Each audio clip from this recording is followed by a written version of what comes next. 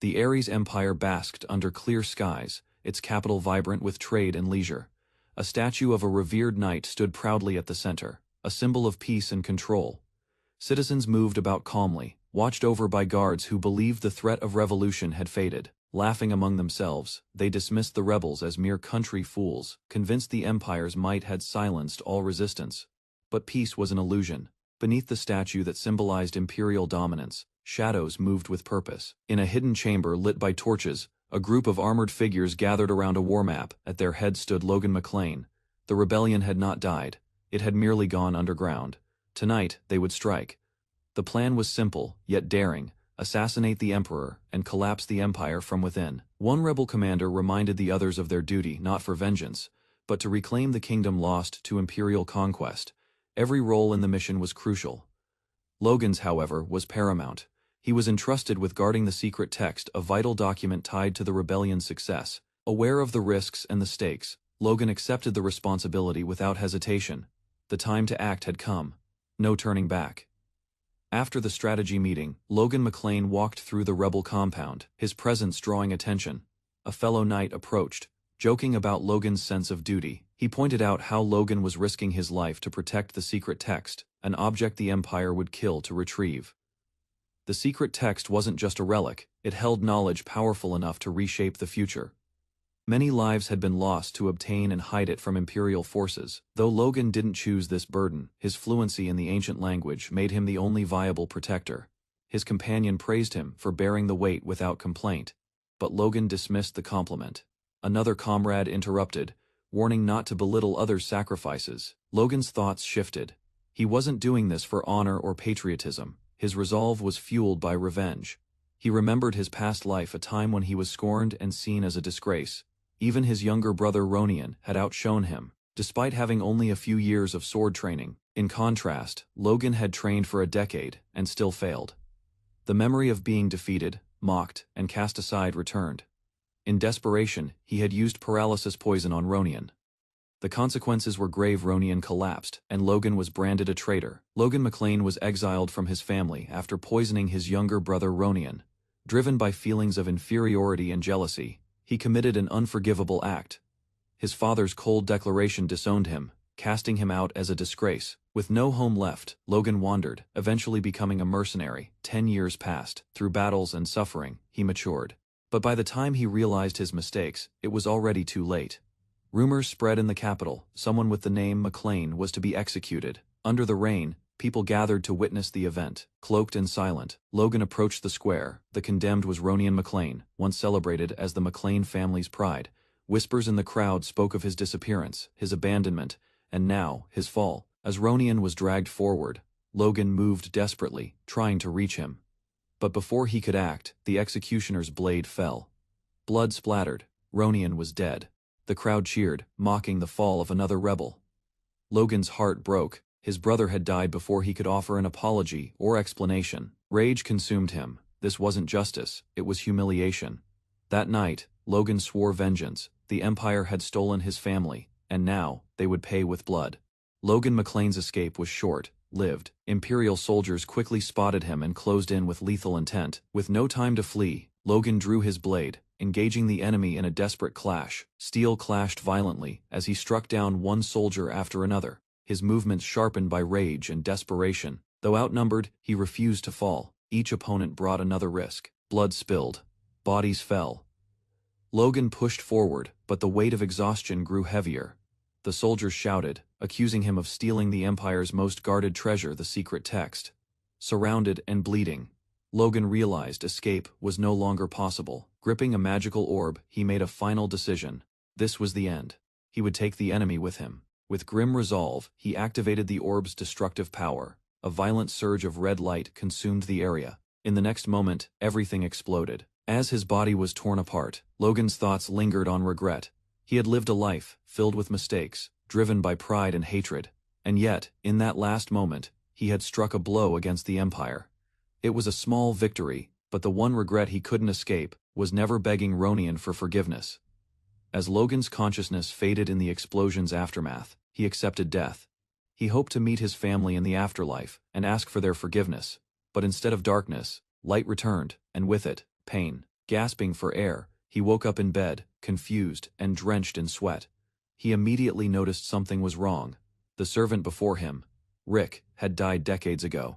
Yet here he was, alive and unchanged. Logan was stunned. He wasn't in the afterlife somehow. He had returned. Panicked, the servants assumed Logan had suffered a head injury. Outside his window, soldiers trained under the McLean banner, unfaded, proud, and whole. Everything around him was as it had been in his youth. Soon, a boy entered the room. Ronian McLean, still young and alive. Logan could barely believe it. The voice, the face, the clothes. Everything was as he remembered. This was the very moment before their first duel, the turning point that led to years of bitterness. Memories surged as Logan watched his brother approach. He remembered the shame of losing, the jealousy that festered afterward, and the anger he had once hurled in response to Ronian's concern. Logan recalled the words he once shouted, words fueled by pride and resentment. He had called Ronian nothing more than a concubine's child. That insult had driven Ronian away. The once eager younger brother, who always sought Logan's approval, stopped visiting him after that day. But now, given a second chance, Logan resisted the urge to push him away again. When Ronian reached for him, worried, Logan held back his bitterness and allowed him close. The servant was surprised by Logan's uncharacteristic warmth, but Logan calmly invited Ronian to sit by his side. Ronian apologized, thinking he had caused trouble. Logan gently cut him off. It wasn't Ronian who was wrong. It was Logan, who had let jealousy blind him. Words caught in his throat, as emotions surged: regret, guilt, love. Ronian remained concerned, but Logan simply smiled and told him the truth. Someone as kind as Ronian didn't deserve what fate had handed him. Logan embraced his brother tightly, whispering apologies. Ronian was confused, even startled, but didn't resist. Logan cried openly, tears, not just of relief, but mourning. He had failed Ronian once, but not this time. In this life, he would protect his brother. After their heartfelt moment, Ronian promised to visit Logan again soon. Logan smiled gently and sent him off with kind words, something his past self would have never done. Left alone, Logan stood in silence, reflecting on the impossible truth. He had truly returned to the past. Outside the window, the McLean banner still flew high. Everything was as it once was. If this was real and not a dream, then he had a chance to change everything, but change wouldn't come easily. When a maid mistakenly entered his room, she panicked and apologized. In the past, Logan would have scolded her without hesitation. But this time, he calmly said it was fine, and requested a pen and paper instead. The butler and maid were shocked by his unusually calm tone. Even Logan winced inwardly, realizing how cruel he used to be. He asked for solitude, sending them away politely. But the butler, confused by Logan's sudden shift in behavior, thought something was wrong. Logan, irritated, shouted for them to leave. The shout comforted the staff. It was a return to his familiar temper. Alone again, Logan sighed. He knew rebuilding trust wouldn't be instant. Logan, now aware of his regression, recognizes the approaching catastrophe, the war with the Empire set to occur 10 years in the future. Having experienced its devastation once before, he is determined to prevent the downfall that ruined not only his family but the entire nation. Knowing how crucial each step will be, he begins documenting every event and detail from his past life. His goal is to change the course of history with this knowledge. However, before addressing the larger war, he recalls another crisis, a smaller-scale attack that will strike just a year from now, one that severely damaged his family's reputation and power. Logan reflects on the brutal ambush, remembering how the enemy's surprise tactics pushed their defenses to the brink. Now seated at his desk, Logan calmly formulates a new strategy. Preventing that first disaster becomes his priority, as it's the starting point of his family's decline. He outlines his plans carefully, aware that each move must be calculated. To initiate the next step, he requests a meeting with the current patriarch. The scene shifts to the imposing figure of the patriarch, surprised to hear that Logan, once considered a failure, has come to see him. Suspicion rises as their confrontation begins. Logan McLean walked confidently through the hallway, his presence instantly silencing the chatter around him. Servants flinched and stumbled out of his path, startled by his sudden reappearance. His sharp aura left a heavy impression, and some, still carrying past memories of his recklessness, responded with visible fear amidst the startled murmurs. Logan's expression remained composed as he passed through the estate he once called home. A maid dropped a tray in panic, convinced she'd be punished. Yet instead of harsh words, Logan calmly helped her up. His gentle demeanor shocked everyone, especially those who had feared him. But his attempt at a reassuring smile came off unsettling. causing the maid to scream in confusion. Logan realized the difficulty of earning trust after a lifetime of failure, determined to change. He internally vowed to show them he was no longer the impulsive man he once was. But the real challenge lay ahead, facing his father, the man who once cast him out without remorse. As Logan approached the grand doors of the patriarch's chamber, his thoughts were filled with past bitterness and present resolve. Finally standing before the cold figure of his father, Logan introduced himself. The man turned slowly and acknowledged him. Logan. Logan stood before his father, Patrick McLean, with conflicted emotions. The man who once exiled him now greeted him with indifference. Logan apologized for his past and requested permission to begin isolated training on the family's plot. Though Patrick responded coldly, Logan remained composed, understanding that regaining trust would take more than words. Logan's true intention was to prepare for a major incident set to occur in 3 months, an opportunity that could bring in a year's worth of income at once. To be ready, he needed to grow stronger, both in martial ability and influence. However, the McLeans were infamous across the kingdom for being broke, labeled as the beggar family. Their current state made any large-scale plan nearly impossible without funding. Still, Logan had calculated everything. Though his father remained skeptical and questioned his motives, Logan clarified that he wasn't running from failure. Instead, he had realized how much he lacked and was finally taking responsibility. Patrick, exhausted by empty promises in the past, ordered him to leave. Yet Logan didn't falter. Admitting his immaturity and past mistakes, he declared his intention to change. For the first time, Patrick paused. Logan's words didn't sound like an excuse, they sounded sincere. Logan proposed a strict 3-month training period to prepare for the upcoming opportunity. When his father, Patrick McLean, questioned the short time frame, Logan clarified that it wasn't about surpassing his younger brother Ronian, but about maximizing what time he had to prove himself. For the first time, Patrick acknowledged his son's growth and gave him permission. Just as Logan was about to leave, Patrick reminded him that spring nights would be cold in the burial grounds, revealing concern beneath his stern exterior. A few days later, Logan arrived at the secluded family plot, a vast, sacred area reserved only for direct McLean blood. Its isolation made it perfect for secret training. Hidden in a secure place, he retrieved a book titled Divine Sword Secrets. The manual contained techniques once used by an ancient hero who had slain a world-ending dragon. Logan had sealed it away in a past life to prevent its abuse, and now he was its rightful wielder. The technique worked by channeling force, a life energy that could reshape the body, activating its power. Logan began transforming his body and refining his control. He knew this method was dangerous, but with relentless focus, even 3 months could yield incredible results if he survived. As Logan concentrated on the divine sword technique, energy surged within his chest, forming the core of the force. It radiated with overwhelming power, and Logan felt as if every cell in his body was awakening from a long slumber. The surge brought clarity, strength, and an unshakable confidence. Holding his blade, he tested the transformation, unleashing a powerful swing. The result was immediate. His speed, precision, and power had evolved. The divine sword secrets had truly reshaped his constitution, aligning his senses for combat. Amazed by the rapid progress, Logan acknowledged how much further he could push his limits within the remaining months. Each training session reinforced his belief. He could grow stronger, faster, better. Days passed with intense practice. The secluded training ground allowed uninterrupted focus, and Logan dedicated himself to mastery. Finally, the last day arrived. Standing before the giant tree once more, he prepared to test the sword's first real technique. The time, space slash, a move, capable of cutting through both dimensions, was his next step. With only one core developed, he could only execute this entry-level ability. Still, Logan channeled his energy, gripped his sword tightly, and prepared to unleash a strike that could pierce reality itself. Determined to succeed, Logan unleashed the full power of the divine sword technique. Energy surged through his blade, splitting the air with violent force. Slashing vein and rippling divide tore through the ground, sending shockwaves and debris flying in all directions. Gasping for air, Logan stood amidst the destruction, exhausted yet overjoyed. His laughter echoed through the trees, not from arrogance, but from awe. The strength he now possessed was beyond anything he imagined. This power exceeded the limits of a beginner.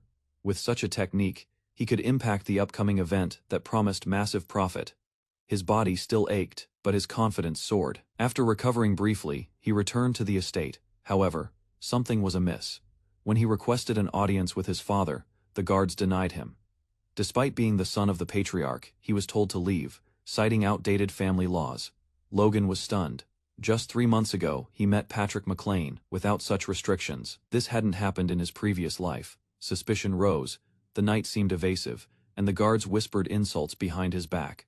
Logan had hoped to quietly prove himself, but now realized others still saw him as a failure. Resigned, he asked for the knight's name. Logan asked for the guard's name, and the man introduced himself as Dominan. Without hesitation, Logan confronted him. Using an ancient, nearly irrelevant family rule as an excuse to deny entry was already questionable, but Dominan's mocking attitude and refusal to recognize Logan's position had crossed the line. Publicly and calmly, Logan declared his intent to pay Dominan back for the humiliation. Then, in front of the other knights and servants, Logan issued a formal challenge to a duel. His voice rang with confidence, silencing everyone around him. Dominan was stunned at first, unsure how to respond. The situation quickly escalated as Logan pressed him, taunting him for backing down from a supposed coward. Others began to whisper. Dominan's pride was on the line. Even servants stared, shocked by Logan's boldness. Pushed to the edge, Dominan accepted.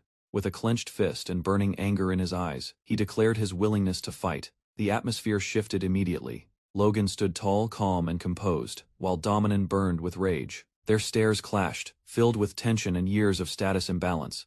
The announcement echoed across the estate. A duel had been declared. The stage was set, and for Logan, it was no longer just personal. It was public reckoning. The training grounds filled with murmurs as Logan and Dominan arrived for the duel. The surrounding knights whispered doubts, mocking Logan's chances. Many recalled his former failures and bet money on how quickly he would be defeated. Despite the ridicule, Logan stood silently, absorbing every insult without flinching. Dominan, amused, taunted Logan while preparing. Yet Logan remained calm, offering a sarcastic warning to his opponent not to hurt himself. Dominan grew irritated. He had expected fear or hesitation, but Logan's confidence unsettled him. Observers, both servants and knights, watched with a mix of pity and curiosity. Soon, the officiator stepped forward, announcing that wooden weapons would be used to reduce risk. Logan, however, questioned the fairness. Even wooden swords in the hands of force users could cause fatal injuries. Yet he had no intention of backing down. The duel officially began. As Logan and Dominan took positions, the tension escalated. Some begged Dominan to go easy on Logan, assuming this would end swiftly, but Logan didn't waver. He tightened his grip and readied his stance. Dominan, already surrounded by a dark aura of intent, charged forward. Everyone braced for a one-sided fight, except Logan, who knew exactly what he was about to unleash. The knights watching the match began to panic when they realized Dominan was preparing to use force. Using force against a non-force user during a wooden weapon duel was clearly excessive. Some spectators gasped, while others laughed at the thought of Logan being crushed.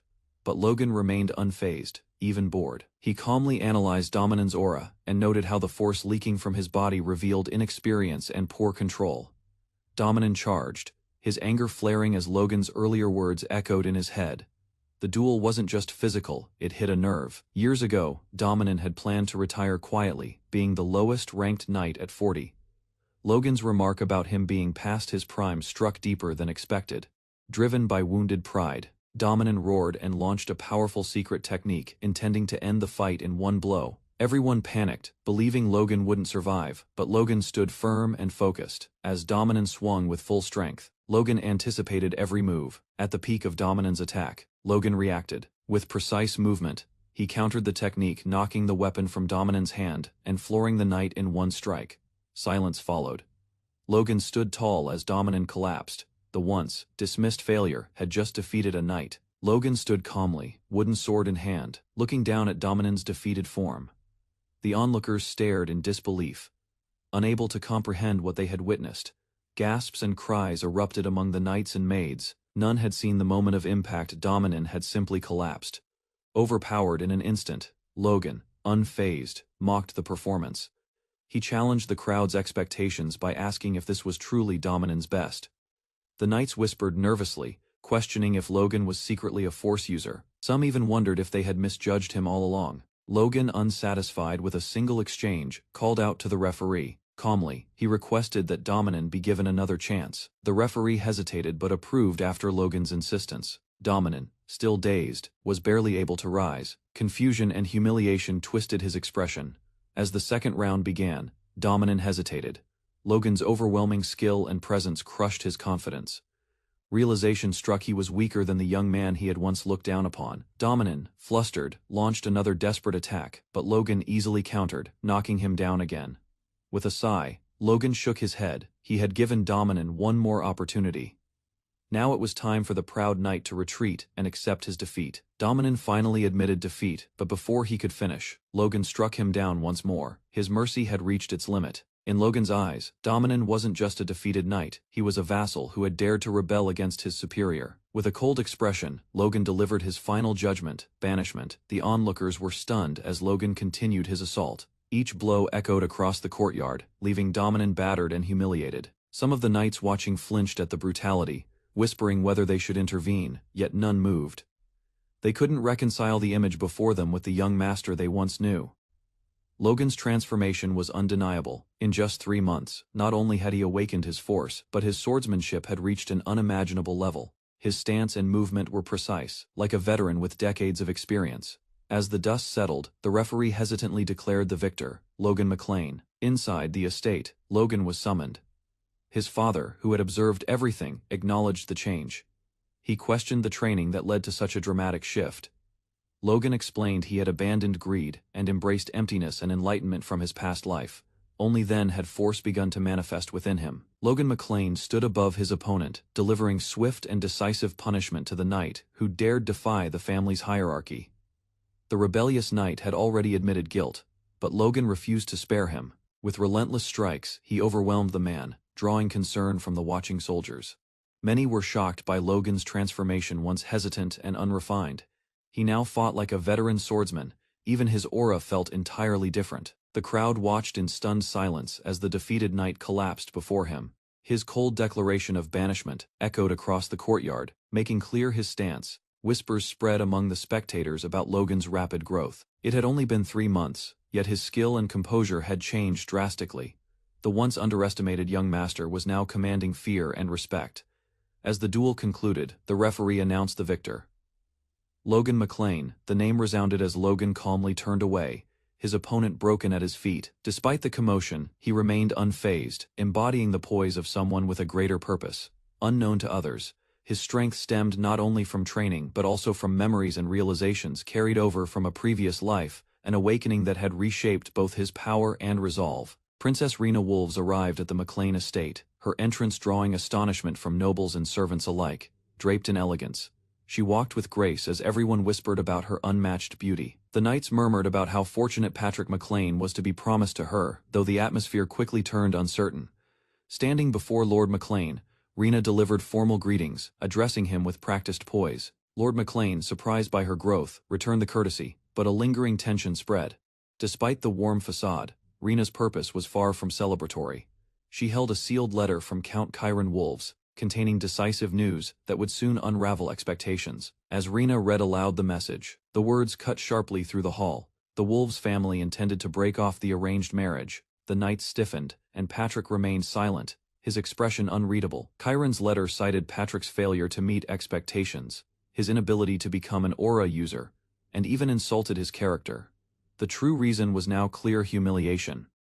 Chiron Wolves had no intention of maintaining ties with a fallen family. Lord McLean, burning with rage, crushed the armrest of his throne, his pride wounded in public.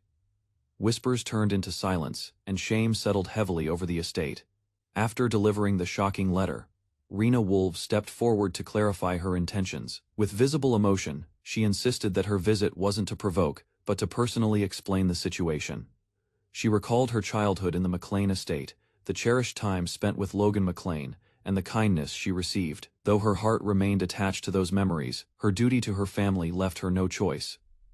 Servants murmured at her sincerity, touched by her graceful demeanor. Even Logan's composure began to crack under the pressure, clearly frustrated but masking it with a tense smile. However, the atmosphere turned hostile when Marion Kairos, representing the McLean side, demanded the true reason behind the marriage annulment.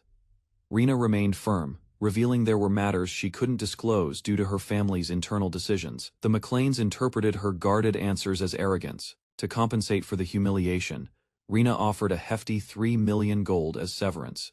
This only fueled the fury of Baron McLean, who saw the gesture as a final insult. Tensions exploded. Guards moved to protect Rena, and Knight Rockfern of House Wolves intervened, shielding her and pleading for calm.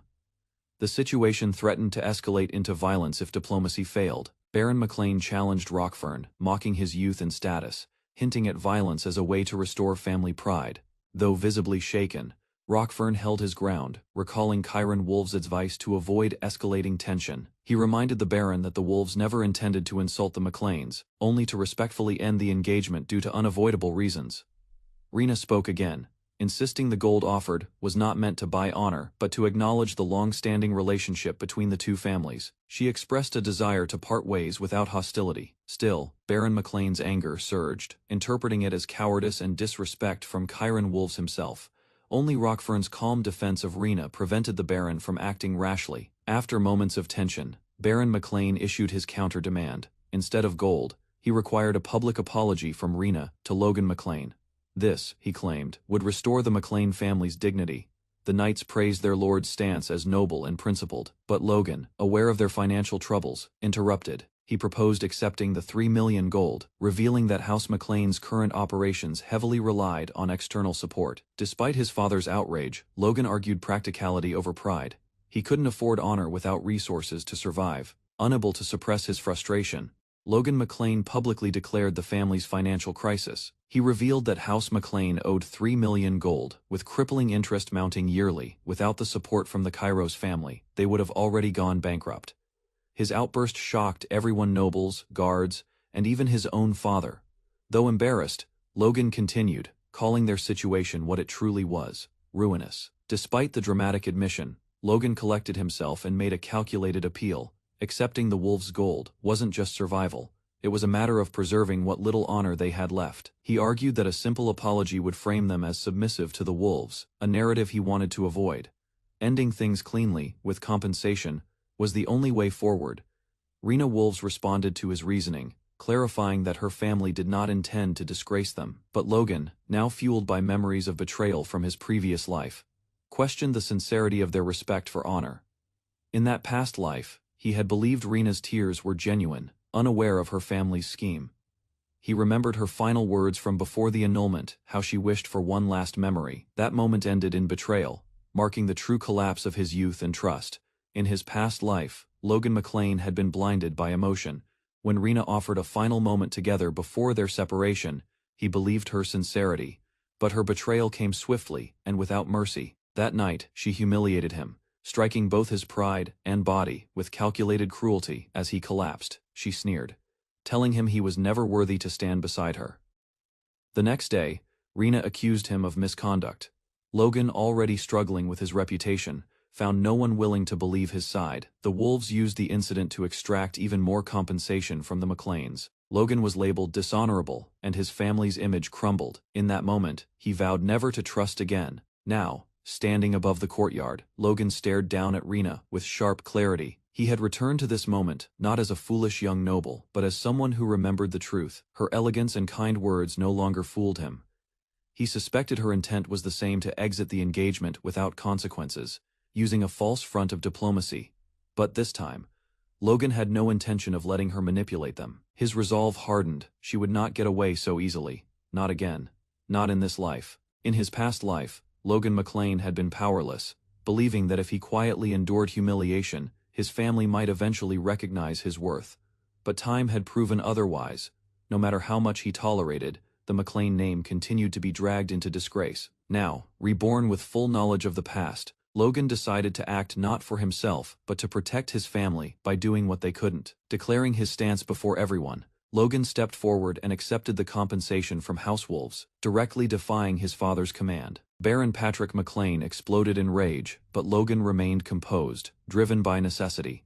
He could no longer afford pride. However, Baron McLean wouldn't let it end with just money. Words, he claimed, were meaningless without weight. He demanded a sincere apology from Rena, not as a formality, but as a public acknowledgement of their insult. Rena, pressured by diplomacy, agreed to obey the Baron's will. As the situation reached its turning point, Rena turned and formally asked what choice Baron McLean would make. Caught between pride and practicality, the Baron finally conceded he would accept a sincere apology. Yet, he left the decision to judge its sincerity to Logan himself. Despite his father's warnings, Logan McClain stood firm and formally accepted the $3 million gold compensation from House Wolves. He acknowledged the cost to his honor, but prioritized the survival of his house. While others saw it as disgrace, Logan understood it was necessary. His words stunned the court. Some admired his boldness, while others, like Rena, were visibly disappointed, expecting a different decision. Even Baron McClain, though seething with disapproval, could not openly refute his son's logic. Logan's conviction was clear. He wasn't doing it for pride, but for the future of their crumbling household. He silently vowed to rebuild everything from the ground up, not by blind loyalty, but through calculated resolve. Shortly after, the gold was delivered. Logan watched the chest gleam, trying to temper his excitement. With the family's debts temporarily covered, the pressure had lifted, if only slightly. But peace wouldn't last long. Dwayne Filsner, the financial manager and his father's most trusted aide, arrived. Logan recognized him immediately. Though Dwayne greeted him politely, Logan could sense insincerity behind the smile. In his past life, he had overlooked these subtle signs. Now reborn, he no longer would. Logan narrowed his eyes. Something was off. Dwayne was planning something. Dwayne Filsner, the financial manager of House McClain, was overwhelmed by years of balancing debts and shortages. With constant demands from the estate staff and no stable funding, he had survived only by pleading with the patriarch's in-laws. He saw himself less as a manager and more like the head beggar of the household. Just when he was about to give up, a glimmer of hope appeared. 3 million gold had entered the family's hands. However, the situation became complicated. The fortune now lay with Logan McClain, the heir Dwayne had always underestimated. Dwayne expected him to foolishly share the money, but Logan's firm stance shocked him. Logan, no longer the naive boy of the past, refused to be manipulated, leaving Dwayne frustrated, desperate. Dwayne attempted to flatter and persuade Logan, hoping to secure a share, but Logan remained unaffected by his words. Watching Logan protect the money for the family's future triggered Dwayne's panic. Memories of past humiliations and desperate pleas resurfaced, shaking his resolve. Eventually, Dwayne broke down, emotionally. Logan, confused by his tears, questioned the reason. At that moment, Dwayne realized the harsh truth. Logan's maturity exposed just how fragile the family's situation had become. Dwayne Filsner, the long-suffering financial manager of the McClain family, had endured years of hardship managing a collapsing estate. Constantly pressured by servants and soldiers for supplies and weapons, he resorted to begging in laws just to keep the household running. Now, with 3 million gold in front of him, he thought salvation had finally arrived. However, the situation shifted when Dwayne realized the money wasn't solely his to command. His opponent was none other than the formerly clueless heir, Logan McClain. Logan's demeanor had changed drastically, now serious, composed, and calculating. Though Dwayne attempted to flatter and persuade him, Logan calmly rejected additional spending on basic operations. Instead, he stated the funds would serve a long-term plan. Dwayne protested, insisting the gold be used to pay off the estate's immediate debts. But Logan remained firm. He explained that patching budget holes would only delay their collapse. Instead, he intended to break the family's cycle of dependency. Dwayne, shocked by Logan's maturity, began to question if this was truly the same irresponsible heir he once knew. When Logan hinted at a strategic favor in exchange for partial funding, Dwayne leaned in, uncertain, yet curious about the future that was suddenly beginning to change. Logan revealed a startling truth about the family's financial situation. They owed Cooper's bank 3 million gold, with an annual interest of 150,000 gold. Despite knowing the burden, Logan calmly addressed the issue, demonstrating unexpected financial insight and awareness. He questioned how using the funds solely to pay interest would improve their long-term condition. The older man, surprised by Logan's grasp on the problem, tried to persuade him to contribute to daily operations instead.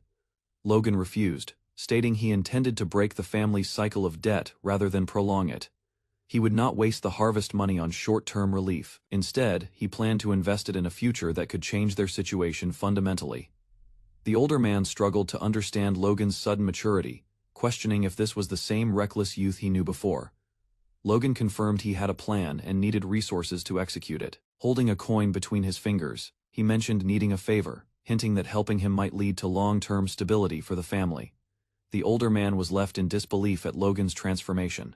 Logan, once thought irresponsible, was now determined to reshape the family's fate with strategy and bold action. Logan, son of a noble house, decided to leave home in secret. Despite objections from his attendant, he packed his gear and prepared to sneak out. His goal wasn't mere rebellion, it was strategy. He understood that with his reputation tarnished, gaining influence from within was futile. To build the power he needed, he had to gather allies from outside. Drawing on the knowledge he'd acquired during his banishment, Logan planned his next move: scout a key figure to aid in his ambitions. Though the family estate still held power, its grasp on the kingdom was slipping. Logan believed that external forces, mercenaries, wealth, and connections would be his tools for reclaiming authority. As he departed, he left a short letter for his father, simply stating he was going to serve, avoiding further confrontation. His trusted attendant could only watch in frustration and disbelief as Logan disappeared beyond the gates. He traveled to the bustling trade city of Kale, known for its wealth and opportunity. His objective was clear: locate the man known as Philip Claude, a brilliant strategist and powerful economist. But upon finding him, Logan was stunned. Philip, once renowned, had been scammed and ruined. Now a desperate wreck, he was barely recognizable. Logan approached. His plan had begun. Philip Claude, once a promising businessman, had fallen into ruin after being scammed. Wandering the streets of Kyla, the kingdom's greatest trading city, he was crushed by debt and despair. One day, a red-haired knight named Logan approached him and asked if he was indeed Philip Claude.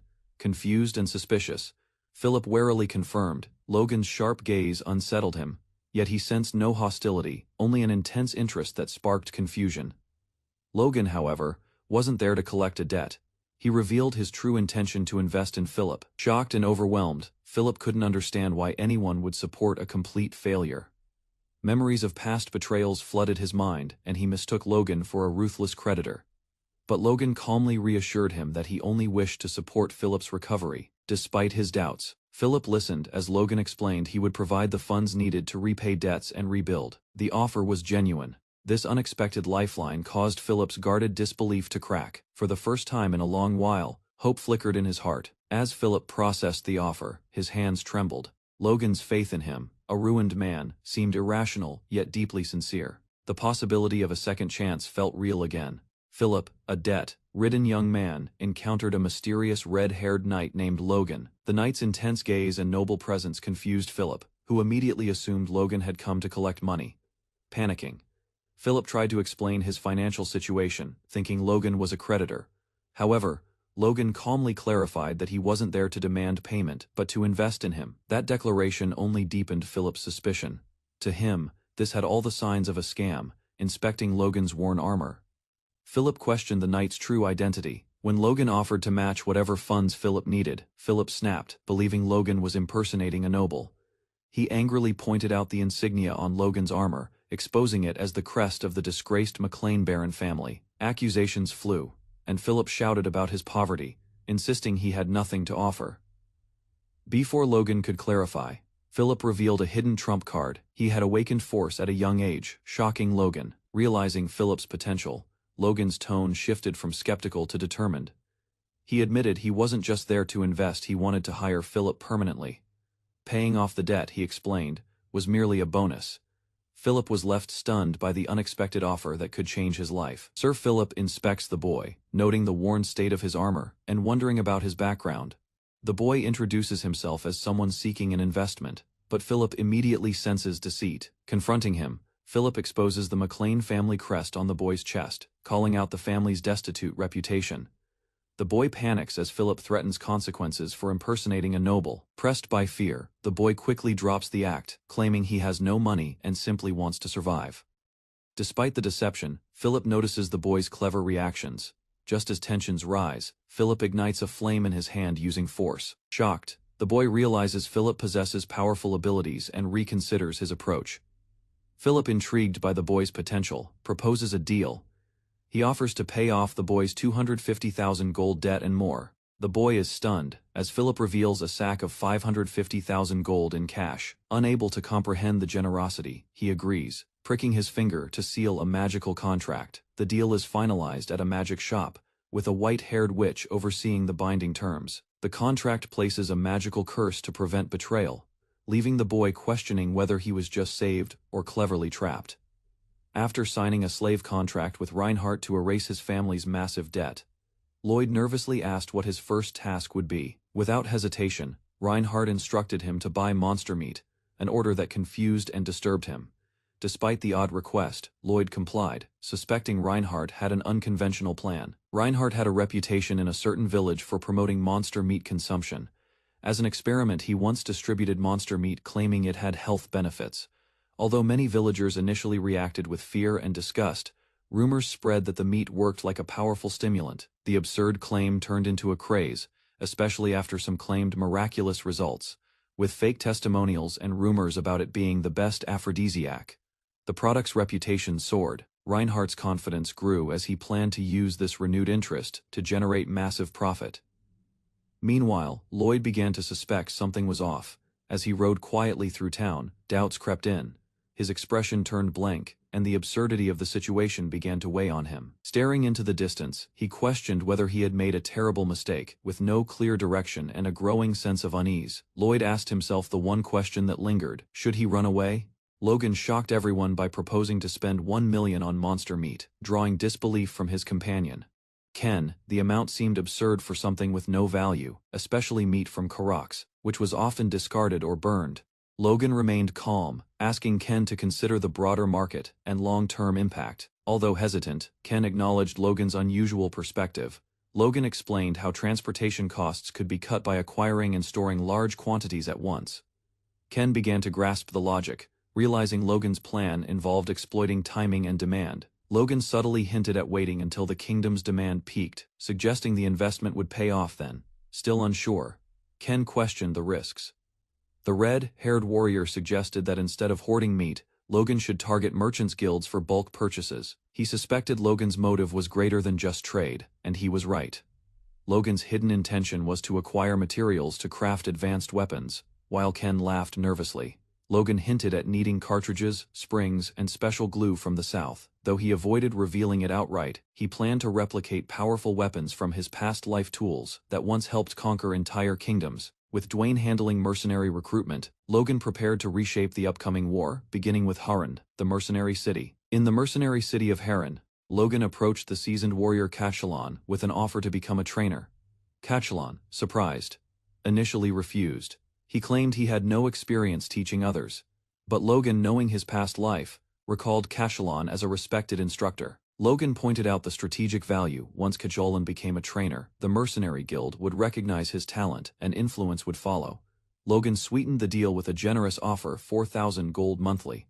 Cachalon was taken aback, knowing that was double the usual rate for a rank, a mercenary. Still, he remained reluctant, repeating he had never formally trained anyone.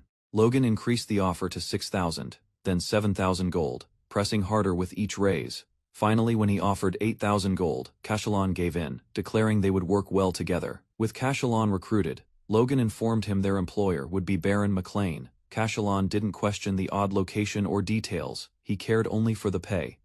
Logan appreciated his professional attitude. As Cachalon joined the training camp, he instantly brought discipline, barking orders, and threatening punishment for lateness. Logan's plan was moving forward. With elite training secured, the foundation for his military force was finally taking shape under the harsh command of Cachalon. Logan entered the heart of Harran, where slaves were marched through the streets under harsh treatment.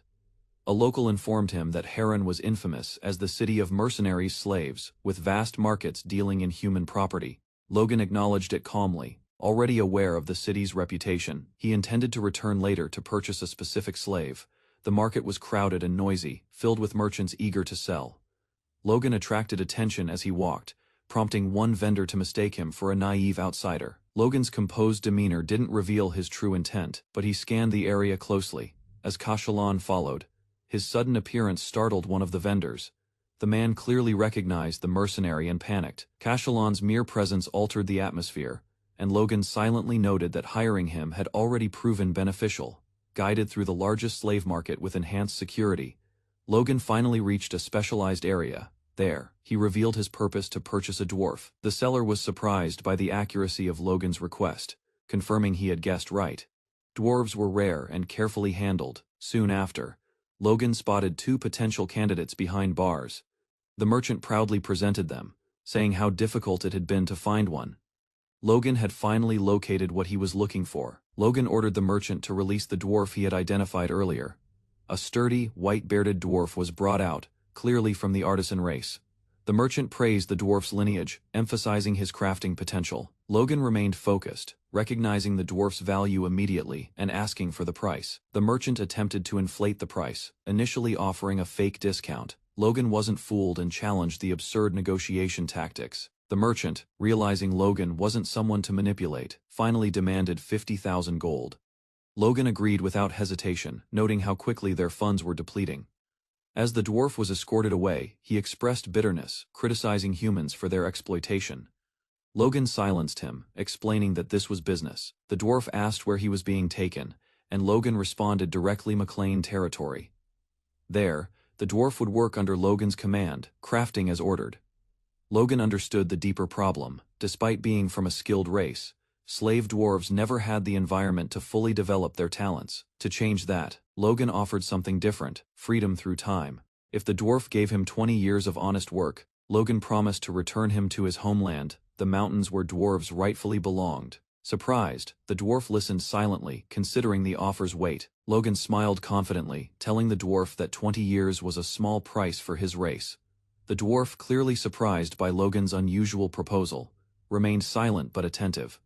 Logan laughed and warned him not to go back on his word. As they began to move, chaos suddenly erupted nearby. From within the slave quarters, a commotion broke out. A slave had escaped. Guards shouted in panic, ordering others to catch the fugitive. The runaway dashed barefoot through the market, his eyes burning with desperation.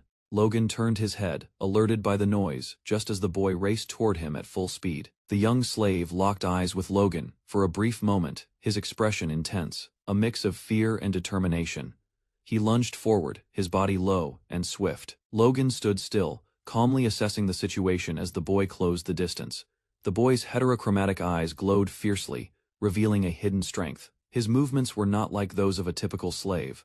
Logan instantly sensed something unusual about this one. This wasn't just an escape attempt, there was intent behind it. With guards in pursuit, the situation escalated quickly. Logan prepared to respond, realizing this boy might be far more valuable than anyone realized. The marketplace erupted in panic as the escaped slave sprinted through the streets. Merchants shouted, and guards gave chase, ordering others to catch him. The boy with azure hair and heterochromatic eyes ran with desperation, weaving through crowds and dodging obstacles. Logan, observing the chaos, noticed the boy's determination and unique appearance. The guards quickly spotted him and resumed pursuit. The boy ran with fierce resolve, but exhaustion set in. As he stumbled and fell, a group of guards surrounded him. One shouted angrily, preparing to strike. The boy muttered something to his younger companion, urging them to flee. Nearby, Logan watched with growing interest. Cachalon suggested ignoring it. They were just slaves, but Logan's instincts disagreed. The boy's traits stirred a memory. The peculiar eyes, the aura of resistance, it all felt too familiar. Then it clicked. Vector, Logan whispered, stunned. Vector was a legendary figure from his past life, a Force user known as the Noble Slayer, who had shaken the world by assassinating key nobles and dismantling corrupt powers. From the shadows, Vector had altered history. Logan could hardly believe it. If this boy was truly the same Vector, he wasn't just a slave, he was a game-changer, and Logan had just found him. As the boy fought back violently, one of the guards was stabbed, prompting angry cries from the others. The slave, now wounded, clutched his side but refused to yield. Logan observed his raw instinct and drive. Despite being bloodied, the boy moved like a fighter with a purpose. Guards moved in to punish him, calling him a wild dog. Just as one raised a club to strike, a sudden blow intercepted it. Logan stepped in. The crowd froze. The merchant, confused and intimidated, demanded to know who dared interfere. Logan stood firm, blade in hand, his presence silencing the square, declaring himself a visitor. Logan offered to buy the two children. The merchant's tone shifted instantly, bowing and smiling, though clearly scheming inside. He tried to exploit the opportunity, citing the children's rare eye colors and setting the price at an outrageous 10,000 gold each. Logan challenged the price, pointing out their poor condition and low survival chance. He offered 500 gold for both, a fair rate considering their health. The merchant, feigning politeness, mocked the offer while seething internally. He couldn't afford to sell to Logan cheaply, but also couldn't ignore him. The negotiation was now a power play. As chaos erupted in the slave market, the red-haired knight demanded answers with a sharp glare. Drawing his sword in quiet threat, he silenced the deceitful trader, making it clear he knew the true market value. The merchant, shaken, stepped back, knowing he couldn't swindle this man. After a tense pause, the knight finalized the purchase, thinking to himself how Vector constantly stirred up trouble. The children, still frightened, were escorted away. One of the traders gave a forced smile and thanked the knight, masking his frustration. The boy, now barely conscious, stirred. The knight calmly noted the boy's unexpected resilience. Silently, he began channeling divine energy through his hand, healing the child's broken body with subtle but powerful magic more potent than any low-ranking priest could offer. Yet something disturbed him. The young girl, with rare silver hair and red eyes, stared at him knowingly. She could sense his power. Even Kaislon hadn't detected it. How could this child, shaking off his unease? He dismissed it as imagination. Suddenly, the boy leapt up, fury in his eyes, charging toward the knight with a desperate scream. Instead of retaliating, the knight calmly caught his punch mid-air, effortlessly halting the boy's attack with a single hand. Vector made a desperate attempt to flee, his bare feet pounding the ground as guards pursued him. Despite the commotion, the red-haired knight calmly stepped in, intercepting him with ease. Vector charged forward recklessly, driven by rage and desperation, but the knight's strength and experience overwhelmed him, slamming Vector into the ground with brutal force. Bloodied and stunned, Vector could only watch helplessly as his younger sister screamed his name. Realizing the danger, Vector shouted for her to run, but the knight mocked his outburst, reminding him that he was no longer facing the same slavers. Towering over Vector like a shadow of judgment, he warned the boy to consider his actions wisely. A second mistake, he said, would not just end Vector's life, but his sister's as well. Later, the knight made his intentions clear.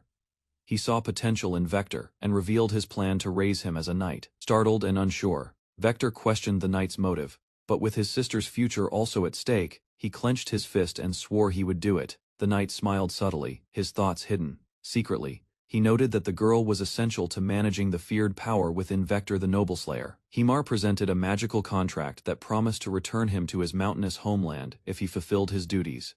Initially skeptical, Himar questioned whether the knight Ray would truly honor such a deal. Ray reassured him with confidence and integrity, convincing Himar to place his trust in the agreement.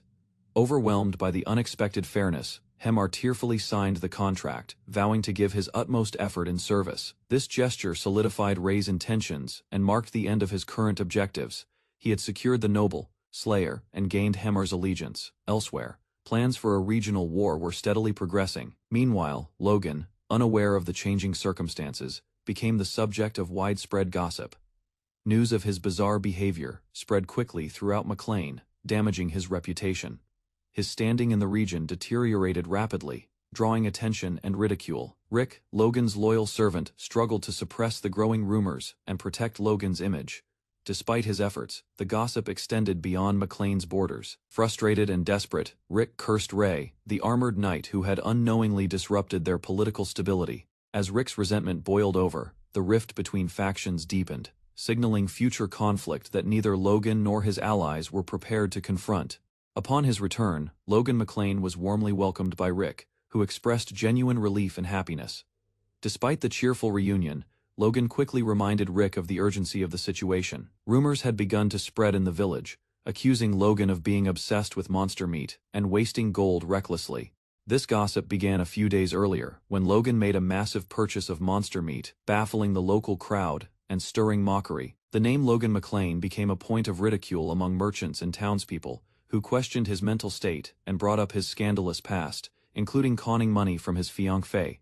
Yet amidst the suspicion, Philip, an opportunistic merchant, saw profit. Despite Logan's poor reputation, Philip recognized a market opening and started buying monster meat for just 1 gold per kilo. Philip's enthusiasm triggered a surge in demand. Rick joined in and began gathering meat aggressively, leading to a rapid spread of business and rumors across nearby territories. Logan acknowledged Philip's efficiency, but his companions grew concerned over the consequences. Rick attempted to calm everyone, though tensions rose when news arrived that the family head was furious. Confronted by others, Logan calmly clarified it wasn't an escapade, just a tour.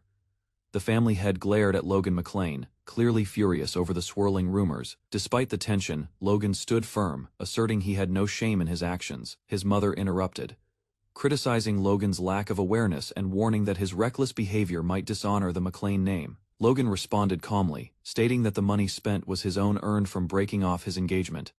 His mother was stunned, and the argument intensified until the family head silenced her with authority. Requesting privacy, the head ordered everyone to leave. Despite the mother's objections, he insisted on handling Logan alone, calling this his final warning. Once alone, he questioned Logan's motives, struggling to understand his son's choices. Logan offered to speak honestly, but warned that understanding would not come easily. The head accused him of appearing unstable, citing how others viewed Logan as violent and money-obsessed still. The family head expressed a desire to protect Logan, pressing him to speak up if he wished the support to stop. Then, for the first time, he referenced Logan's deceased mother. Shocked, Logan reflected that his father had never mentioned her, not even in his previous life. This moment revealed a hint of hope. Perhaps his father hadn't completely abandoned him. Logan McClane stood firm before his father and asked for 1 year, just one chance to prove himself. He promised to explain all of his actions within that time. His request was sincere, and for a moment, his father was silent. As Logan left, the family head sat alone, replaying the conversation in his mind. The word "please" echoed strangely, as it had never come from Logan before. Holding a locket with a portrait of his late wife, Raina, he quietly admitted his confusion over their son's path. Though torn between his role as father and head of the McClane family, he resolved to judge Logan after 1 year. Later, Logan encountered his younger brother Ronian, who had just awakened his force. Shocked, Logan realized Ronian achieved this at only 14, something that hadn't happened until much later in his previous life. Ronian excitedly credited Logan's influence for his early awakening, revealing that he had fought past the guards just to see his older brother again. Logan was taken aback by the devotion. Seeing Ronian's progress, Logan began to feel hopeful. With early guidance, Ronian could surpass his former potential.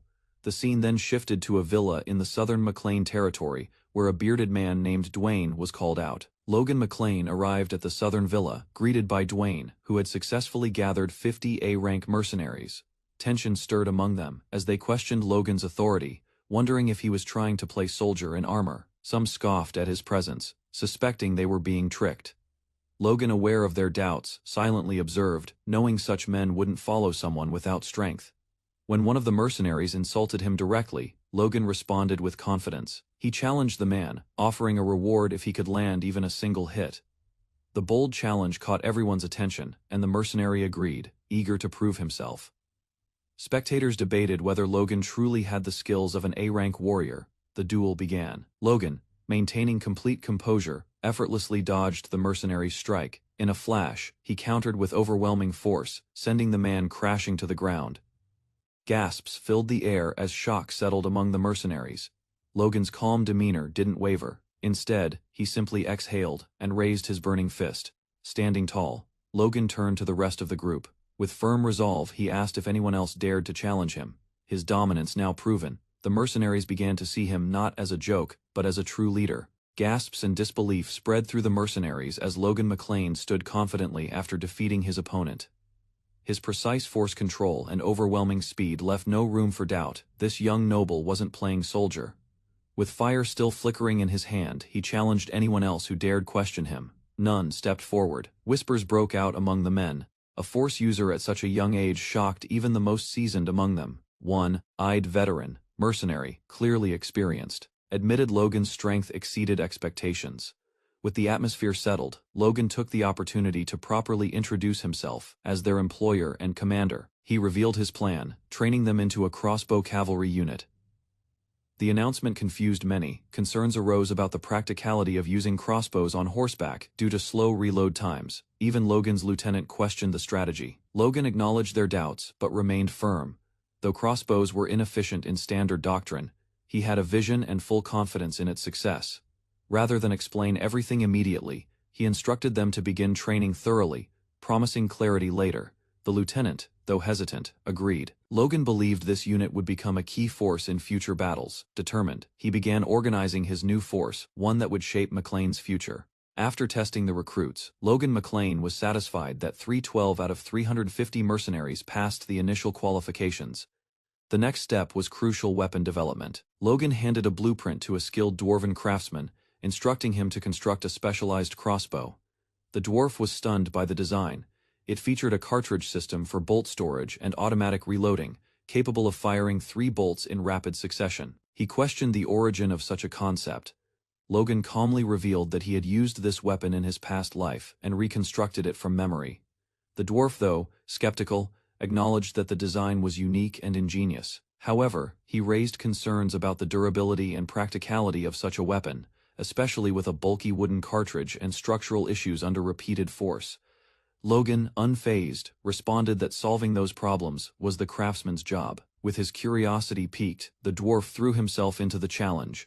Logan then offered solutions: reduce bolt size, shrink the cartridge, and make it modular for reloads. Inspired, the dwarf decided to name it a magazine. Despite believing the weapon defied this era's limits, Logan encouraged him by explaining its futuristic origins. Motivated by the task, the dwarf agreed to build it. Logan McClane asked the dwarf how long the crossbow prototype would take. The craftsman, challenged by the complexity, was initially doubtful, but refused to back down. Fueled by pride, he declared he'd complete a superior version in 1 month. Logan's remark about it being a human-made weapon only provoked the dwarf further, solidifying his resolve. Meanwhile, Logan returned to training the recruits. Among them was a blue-haired boy who had drastically improved since joining, despite his small frame. The boy pushed through exhaustion, running tirelessly.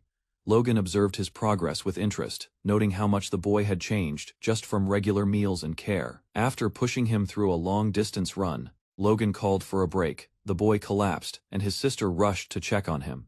Logan reflected silently. This boy, once known as the feared noble slayer in a past life, showed none of that cruelty now. It was clear to Logan that the brutality had been forced on him by circumstance, not choice. Impressed by the boy's effort and talent, Logan recognized potential. Yet his training wasn't over. With no time to waste, he called out firmly, signaling that the next round of drills was about to begin. Logan introduced the next phase of training: Grandian Royal Swordsmanship, a standard for every knight trainee. Holding a practice sword, the boy listened closely, watching Logan's demonstration. Every motion was deliberate, and Logan instructed him to imitate carefully. The boy followed, raising his sword with effort, though exhaustion was beginning to weigh on him. Despite his fatigue, he reminded himself of the rewards: warm meals and rest. Driven by determination and responsibility, especially toward his sister, he focused. His eyes sharpened, and his body moved. To Logan's surprise, the boy replicated the sword form perfectly. It wasn't just his movements, but even his breathing matched the demonstration. Logan was stunned. Not even Roman, another talented trainee, had achieved that. Recognizing the potential, Logan offered encouragement. He told the boy that when he could execute the technique flawlessly 1,000 times, only then could he be called a knight. Hearing this, the boy's bloodied lips parted with resolve. He agreed without hesitation when asked if he needed anything. The boy humbly declined. There was only one request: that Logan continue to look after his younger sister as he had. That alone was enough for him. Despite his talent and growth, his protective heart remained his greatest strength. Hamar, a proud dwarf blacksmith, initially dismissed the red-haired man's request for an advanced weapon. However, after being challenged, his pride ignited, and he vowed to forge something superior within a month. Meanwhile, the red-haired man turned his attention to the training of Victor, a young boy once labeled as the noble slayer in his past life. Despite Victor's small frame and frail condition, he pushed himself to run extensive distances, impressing his trainer. The trainer noticed Victor's remarkable growth, attributing his progress to proper meals and rest, a luxury Victor had never known before. When Victor collapsed from exhaustion, his younger sister rushed to his side, and the trainer acknowledged the boy's unexpected talent and resilience. Victor's past reputation no longer defined him. The trainer began to see a pure-hearted boy shaped by unknown tragedy. Swordsmanship training began shortly after. Victor was introduced to the Grandian Royal Swordsmanship, a foundational skill for knights. Though fatigued, Victor's willpower surged when remembering his warm bed and meals.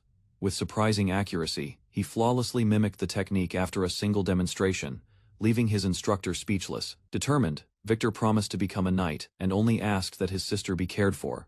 Moved, the instructor planned his next move to join the knights' training himself. Heinkel McClane, commander of the McClane Knights, gathers his men under the trees and announces a major decision. He declares that young Master Logan McClane will officially join knight training starting today. The knights murmur in disbelief, questioning Logan's qualifications, despite his past accomplishments.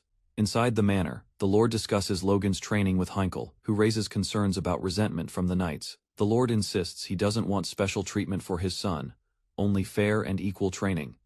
With firm resolve, the Lord commands Heinkel to treat Logan as any other new recruit and push him hard.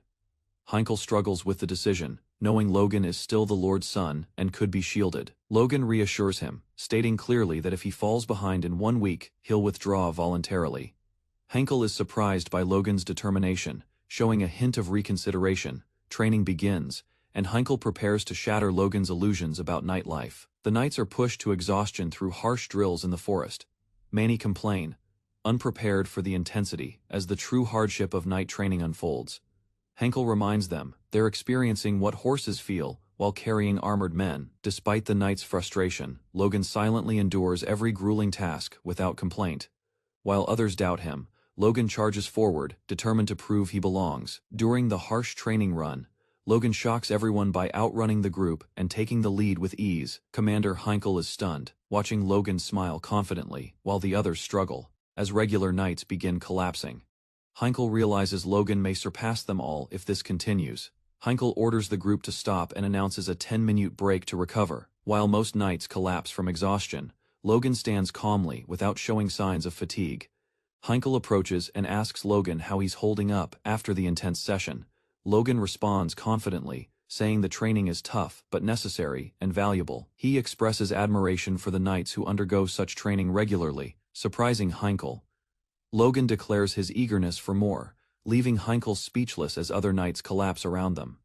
Later that night, Logan notices the training ground is empty and reflects on the day. He recalls that joining the knights was his backup plan if all else failed. Deciding to build bonds with them now, he affirms his commitment to endure and grow stronger. Logan focuses on developing both his physical strength and his inner energy core through training. His force power ignites, boosting his endurance and sharpening his determination. With the core strengthening, Logan barely feels fatigue and continues pushing forward alone at night.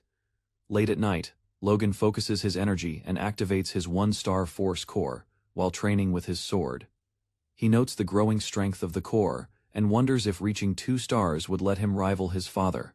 Gripping his weapon, he becomes more determined to push forward toward his goal. Elsewhere, Logan begins rejecting crossbow prototypes. Dissatisfied with each design presented, he criticizes a crossbow that lacks a rapid-fire mechanism and doesn't match his order. Frustrated, he scolds the craftsman, demanding a version that fits his exact specifications. An elderly craftsman tries to defend his work, but Logan quickly apologizes for being too harsh.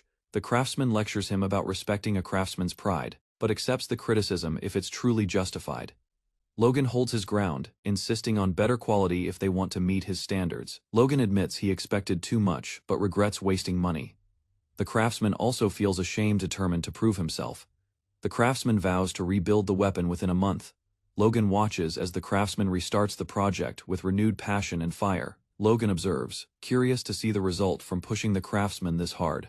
A month passes, and the craftsman finally unveils the completed crossbow with intensity. The result is revealed, suggesting a powerful new creation has been finished. Logan tests the newly completed crossbow, rapidly firing bolts that strike the distant target with precision. Hamar proudly explains the weapon is lighter, easier to reload, and fits cavalry needs, despite firing 1 less projectile. The successful test demonstrates the weapon's speed, stability, and suitability for battlefield use. Logan is amazed by the reload speed, noting it took under 5 seconds to shoot again. Though the weapon is smaller than what he used in his past life, he considers it more practical for mounted troops. Logan praises its potential before the upcoming war, while Hamar tries to get his attention. Logan grabs Hamar, praises his achievement, and calls it a great success for the dwarves.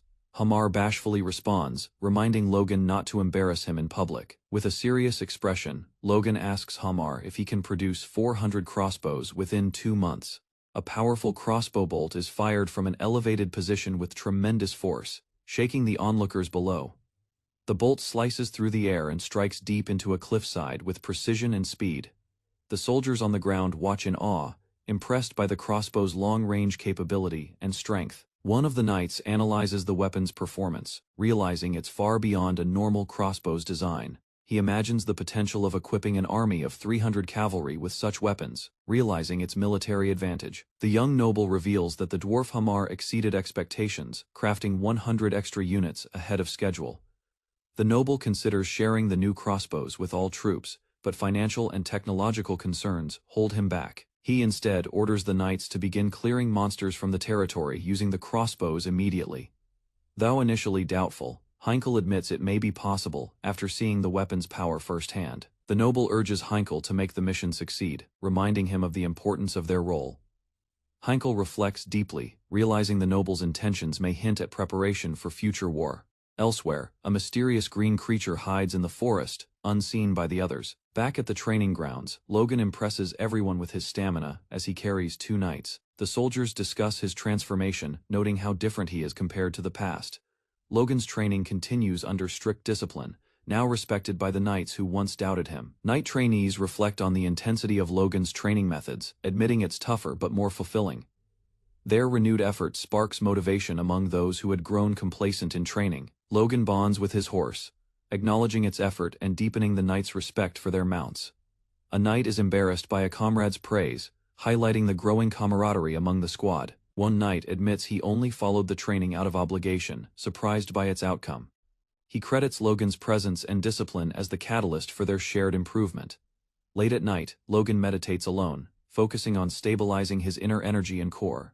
His physical training, swordsmanship, and aura manipulation are progressing steadily. With growing confidence, Logan declares his ability to surpass the monsters from his past life. As he channels energy, a bright core forms in his chest, signaling a breakthrough.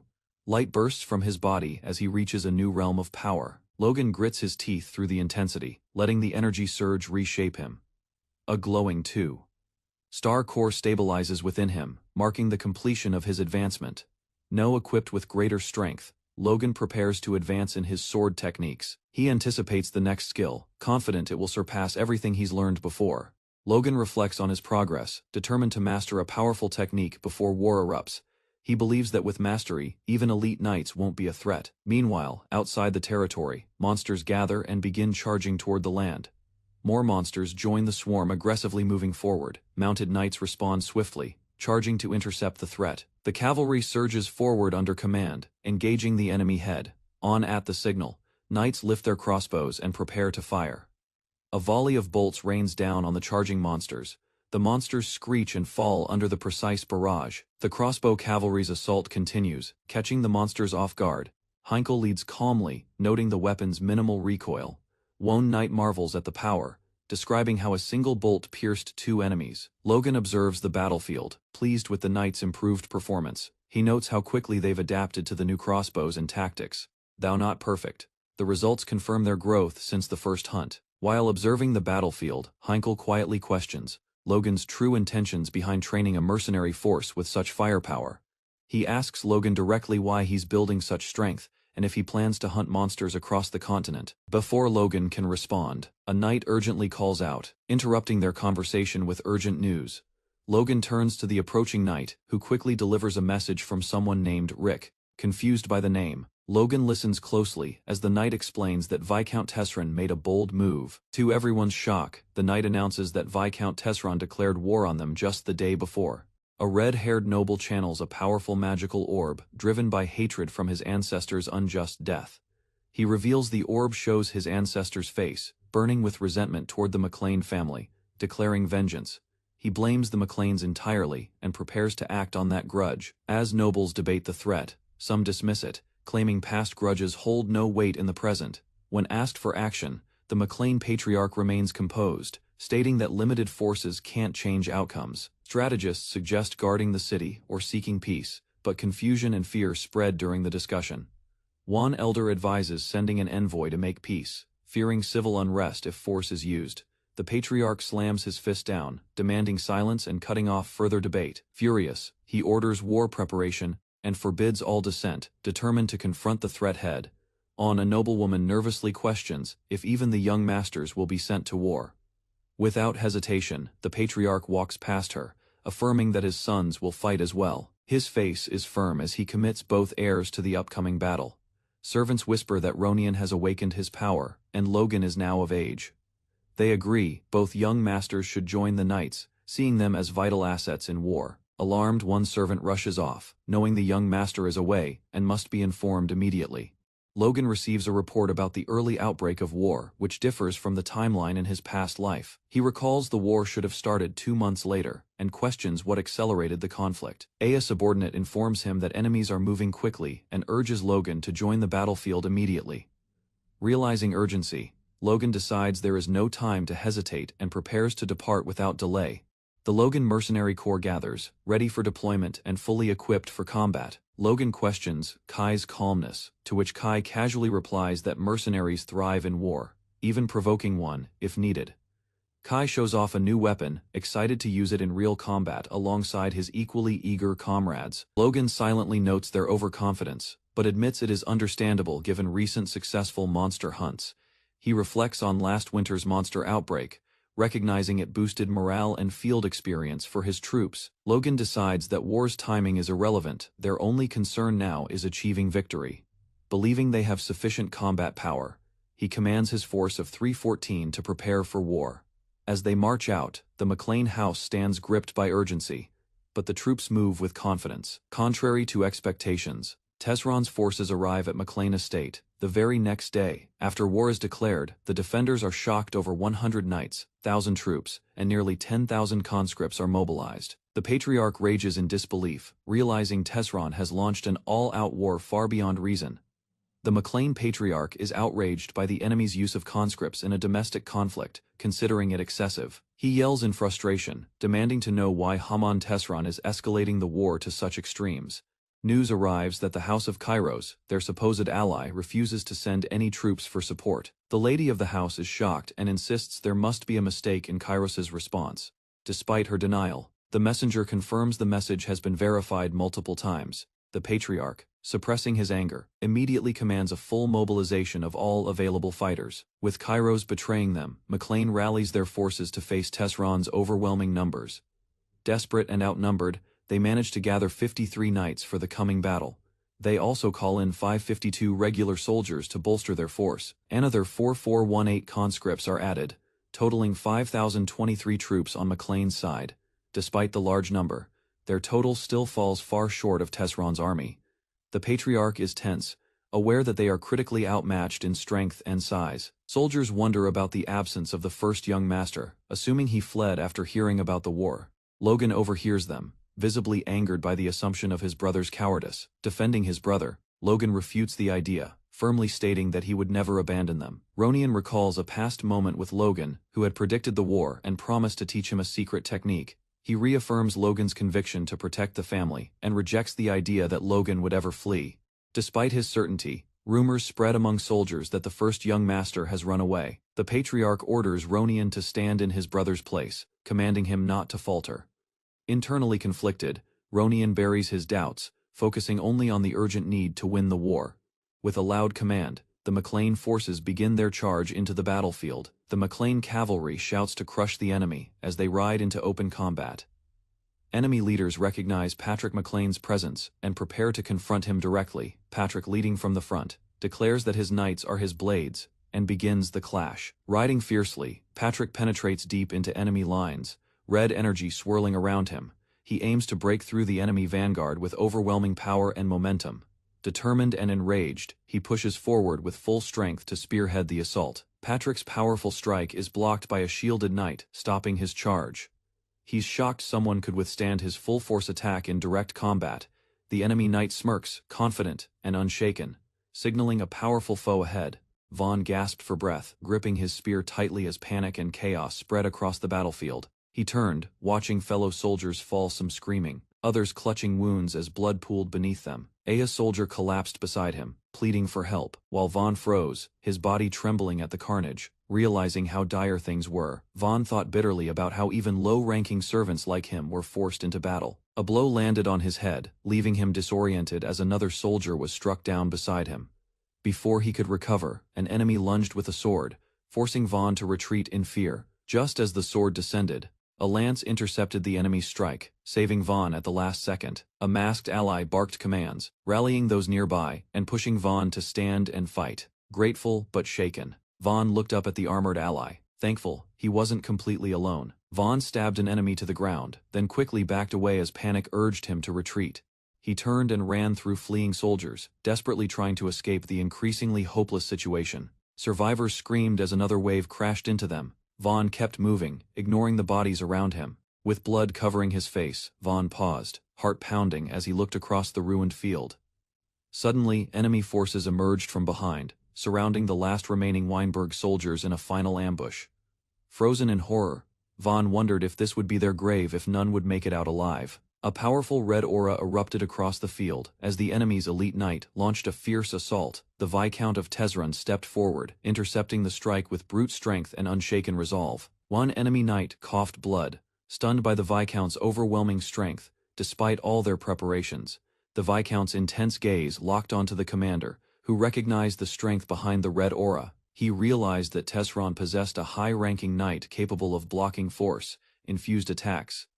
Even the other 4 knights from his side, though intermediate ranked, couldn't match this level of confidence.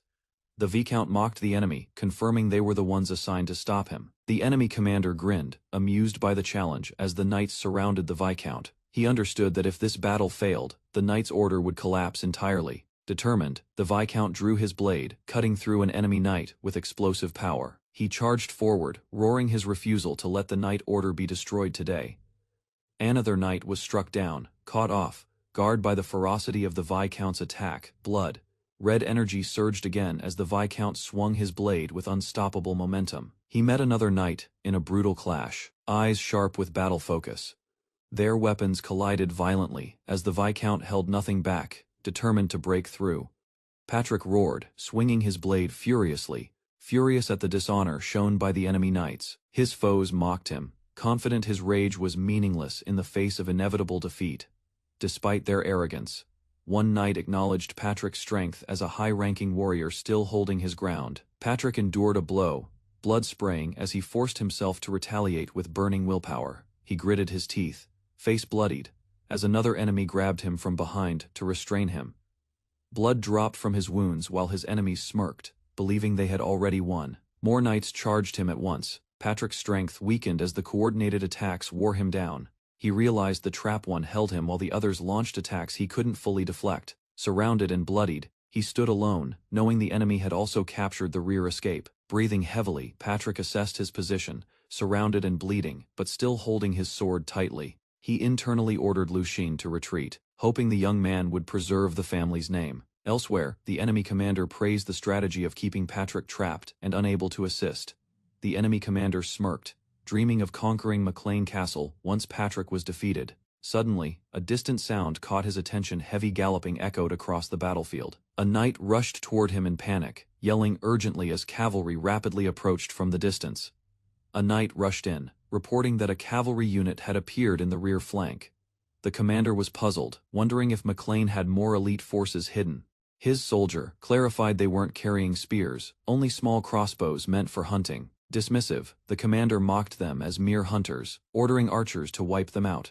Soldiers began moving to counter, underestimating the approaching cavalry as disorganized trash. Arrows flew as the commander grinned, thinking their victory was secured. But the commander froze, watching hundreds of bolts shoot across the battlefield in unison. Leading them was Lucian, calm and focused as the bolts tore through enemy lines. As the crossbows reloaded, the fallen enemy corpses revealed the first devastating impact. Lucian's intense eyes locked onto the battlefield, realizing his attack had paralyzed enemy morale. With fury rising, he screamed for the volley to continue, unleashing relentless firepower. Hundreds of synchronized bolts pierced the air again, darkening the sky with death. The Achanes launched a surprise attack with a vanguard formation, advancing in perfect unison with shields raised. Shock spread through the defending soldiers as they realized these weren't ordinary troops, they were elite and trained. Chaos erupted as arrows rained down. Several defenders fell instantly, caught off guard by the sudden strike. One soldier, barely surviving, realized only those who had raised their shields early managed to survive. In response, archers prepared a counterattack, hoping to halt the enemy's advance with concentrated volleys. Despite their efforts, the arrows fell short, unable to reach the Achane troops across the field. Vaughn appeared at the front, launching a massive spear with such force it tore through the air. The spear crashed into enemy lines, tearing apart shields and knocking soldiers down in a single blow. Stunned, the commanders questioned how such power could exist in a single strike. The enemy general ordered the cavalry to regroup, sending them forward to overwhelm Vaughn's position. Soldiers readied for charge, forming formation and tightening their ranks behind golden shields. They advanced with shouts, determined to retaliate against the spear, wielding threat. Infantry charged first as the cavalry thundered from behind, closing in with full force. The general ordered a full assault, aiming to crush the opposition in one decisive movement. Watching from afar, Vaughn smirked. This was exactly the opening he had planned. Vaughn blocked an incoming strike, gritting his teeth as the force pushed him back. A sudden shock passed through him, but he barely managed to duck under a powerful swing. An allied soldier acknowledged Vaughn's quick reflexes, surprised by the young fighter's composure in battle. Other soldiers argued, unsure whether Vaughn was acting recklessly or seeing something they hadn't noticed yet. Vaughn realized his growth came not from training but from real battle, sharpening his instincts. Determined, he gripped his sword tighter, vowing not to fall, no matter what came next. Vaughn remembered his brother's words, reminding him to carry the burden of both their paths. He spotted enemies exposing their backs, rushing forward to seize this unexpected opportunity. With swift movement, he sprinted through the battlefield, targeting the vulnerable flanks with precision. Vaughn clashed with an enemy soldier and broke through his defense with a single clean strike. Surprised at the ease of victory, he questioned the sudden shift in power around him. Glancing down, he noticed scattered arrows across the field, signaling something more was coming. He continued forward, stepping past fallen foes, as more blood stained the grass. Then, pausing mid-step, Vaughn turned and stared at the incoming mounted figures in the distance. Shock filled his eyes. He recognized someone among the cavalry, changing everything in that moment. Vaughn spotted a familiar figure among the cavalry, his older brother Logan, clad in full armor, stunned. Vaughn called out, realizing Logan had returned to the battlefield, despite the danger. Logan rallied his riders, shouting orders to target the crossbowmen per their lord's command. Facing a massive enemy shield formation, Logan observed their tight defense and prepared a tactic. He instructed the troops to aim diagonally, not at the enemy, but at the ground. Grinning, Logan clarified, target the horses, not the men, to collapse the entire charge. Crossbowmen unleashed a volley, arrows piercing legs and panicked horses screaming in chaos. Riders were thrown off, falling helplessly as mounts collapsed beneath them. Logan smirked at their reaction, confident in the trap they'd set. Relieved, Logan believed he had reached in time to support Ronin during the battle. However, thoughts of their father reminded him his mission wasn't complete. Declaring his resolve, he entrusted command to Kai and rushed forward alone. Kai panicked as Logan charged ahead, abandoning the original plan for a direct attack. Understanding Logan's resolve, Kai rallied the men and ordered full support. Meanwhile, Logan engaged the enemy front line directly, his sword clashing with deadly force. Logan charged into battle, roaring with fury as he tore through enemy lines with sheer force. Enemy knight staggered, shocked that even with armor, Logan's blows left him severely wounded. With a powerful strike, Logan sent foes flying, but sensed something felt oddly off amid combat. Enemies flanked him from all sides, their movements strangely coordinated and unafraid of his presence. Logan realized the enemy was sacrificing soldiers just to stall him from advancing further. His frustration boiled over as he clashed weapons, recognizing the strategy aimed to delay, not defeat. Meanwhile, Vaughn rode into the heart of the battlefield, blazing through enemy lines like a storm. Even surprised soldiers couldn't react fast enough as he passed, momentum unstoppable amid fire and dust. His blade cut down resistance one after another, the battlefield glowing in flames behind him. Logan gasped at the destruction around him, confused by the sudden shift in battlefield conditions. He turned toward the smoke, spotting Vaughn approaching from the inferno, sword in hand. Relieved, Logan stood tall as Vaughn arrived just in time, the battlefield blazing around them. Logan and his ally spotted Vaughn arriving unexpectedly from the rear lines, surprising them with his presence. Logan was stunned. He had seen Vaughn far away earlier. It seemed impossible he got here alone. As he surveyed the battlefield littered with bodies, Logan realized Vaughn had defeated all the enemies himself. Logan, still shocked, acknowledged that Vaughn's strength had turned the tide of battle in their favor. He grasped Vaughn's shoulder, recognizing his effort, and saw renewed hope in their current position. Praising him briefly, Logan looked ahead, preparing for the next phase of their confrontation. Nearby knights observed Vaughn's power with disbelief, realizing he had repelled two intermediate rank knights effortlessly. One knight reflected bitterly he had trained endlessly at that age, unlike Vaughn who surpassed them. Frustration crept in, but he shook it off, focusing on the immediate battle ahead. A high-ranking knight emerged, dark energy surrounding him, vowing to kill Vaughn personally. Logan, assessing the threat, noted Vaughn's ability to handle intermediate, rank knights with ease. He knew this fight required strategy, not just strength. Logan proposed that Vaughn handle the lesser knights while he engaged the high-ranking one. Vaughn, determined, stepped forward, insisting on taking the stronger opponent himself. Logan hesitated but saw resolve in Vaughn's eyes. The battle was about to escalate. Vaughn, confident in his current strength, declared even his father wouldn't stand a chance against him now. Logan hesitated but recognized Vaughn's resolve. He stepped aside, entrusting the battle to his son. He warned Vaughn to be cautious, preparing himself to engage others on the field. Vaughn charged forward with fiery speed, targeting the enemy directly instead of the expected high-ranking knight. The knight was caught off guard, confused by Vaughn's sudden shift in priorities mid-battle. Their blades clashed, the red energy around them intensifying as the fight escalated quickly. Enraged, the knight shouted, unleashing a powerful attack, but Vaughn charged head-on through the flames. His footwork and agility allowed him to dodge swiftly, closing in without hesitation. Vaughn's blade struck with precision, keeping relentless pressure on his opponent. Their swords collided again in a fiery exchange, flames engulfing the battlefield around them. Vaughn landed another blow, forcing a pained reaction as he maintained overwhelming momentum. His eyes focused, determined to end the clash without retreat. Despite his efforts, the knight couldn't understand how Vaughn was overpowering him with such low aura. He sensed no remarkable level, yet Vaughn's attacks hit harder than expected. The knight realized Vaughn was pushing himself beyond limits, creating pressure through sheer will. An explosion shook the field as the enemy knight unleashed a fierce charge, desperate to finish Vaughn. He couldn't understand how Vaughn remained unharmed, none of it aligned with his expectations. Roaring in frustration, the knight raised his sword and lunged forward with deadly intent. The ground split beneath their clashing blows. Vaughn's speed and impact threw the knight off balance. Recovering mid-air, the knight pushed back, forcing Vaughn to meet him head-on again. Steel clashed violently, their battle spiraling into a contest of sheer will and power. Wounded, the knight cursed under his breath, realizing how the injury hindered his full strength. Vaughn's stare stayed fixed, pressing the advantage with relentless strikes that burned with force. Each movement cornered the knight, who could barely block before another explosion tore through the ground. Back-teetling, the knight struggled to find a single gap in Vaughn's unbroken assault pattern. He knew he had to create an opening, even a small one, to strike back. With narrowed eyes and clenched teeth, he resolved to risk everything on one chance. Meanwhile, Vaughn assessed his options calmly, considering how to further press the advantage. He focused not on flashy moves, but on refining the force concentrated within his sword. Determined, Vaughn prepared to end the fight with precise, overwhelming power in a single blow. As Vaughn channeled his power, the enemy knight noticed the energy flowing into Vaughn's sword.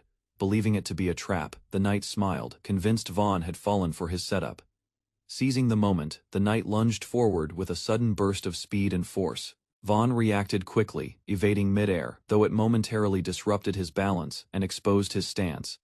The knight recognized the opening, preparing to deliver a counter while Vaughn hovered off-center. He rushed in at full speed, thinking this would be the perfect chance to strike. The knight attacked, but only clipped Vaughn's clothing, surprised by how fast he had moved away. Realizing Vaughn had intentionally baited him, the knight stared in disbelief as the gap widened. He turned to track Vaughn, but the young warrior was already behind him, poised to strike. The knight panicked, questioning if he was simply too slow to match Vaughn's movements. Vaughn invoked a sword technique, igniting his blade and preparing a decisive finishing strike. Realizing the danger too late, the knight turned to flee, eyes wide with fear. With blazing momentum, Vaughn unleashed his skill-slashing wave, a powerful attack enveloped in golden energy. The knight cried out in disbelief as the strike overwhelmed him. Unable to block or dodge from afar, Logan and the others watched, stunned by the incredible force Vaughn had released. A golden explosion marked the end of Vaughn's powerful technique, sending shockwaves across the battlefield.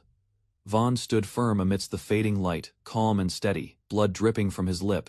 The battlefield was torn apart, dust cleared as he watched the aftermath unfold in silence. Logan mocked the fallen enemy general for relying on tricks. Despite being high-ranking, raising his sword high, he declared victory, announcing the death of the enemy commander. His words spread quickly, filling allies with renewed morale and hope. Enemy soldiers panicked. Both the high-ranking knight and viscount had fallen, their formation now crumbling. Some tried to flee while others debated surrender. Driven by fear of death, disorder spread. One shouted he would rather live as a coward than die in battle. One after another, enemy soldiers surrendered, tossing weapons and shouting for mercy.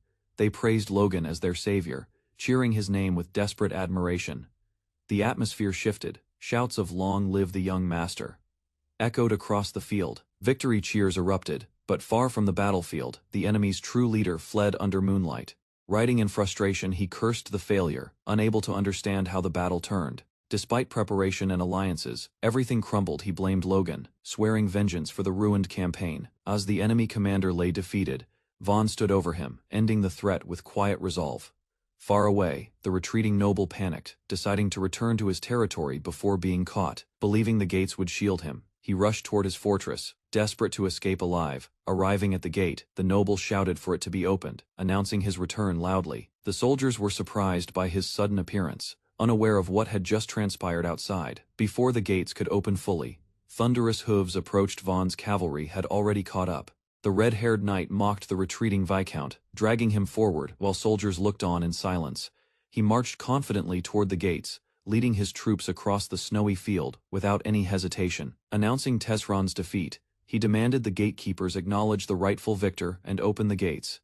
Inside, guards panicked, questioning the sudden claim of defeat and the Viscount's unexpected return. One soldier was scolded for doubting their position just by hearing the enemy's declaration.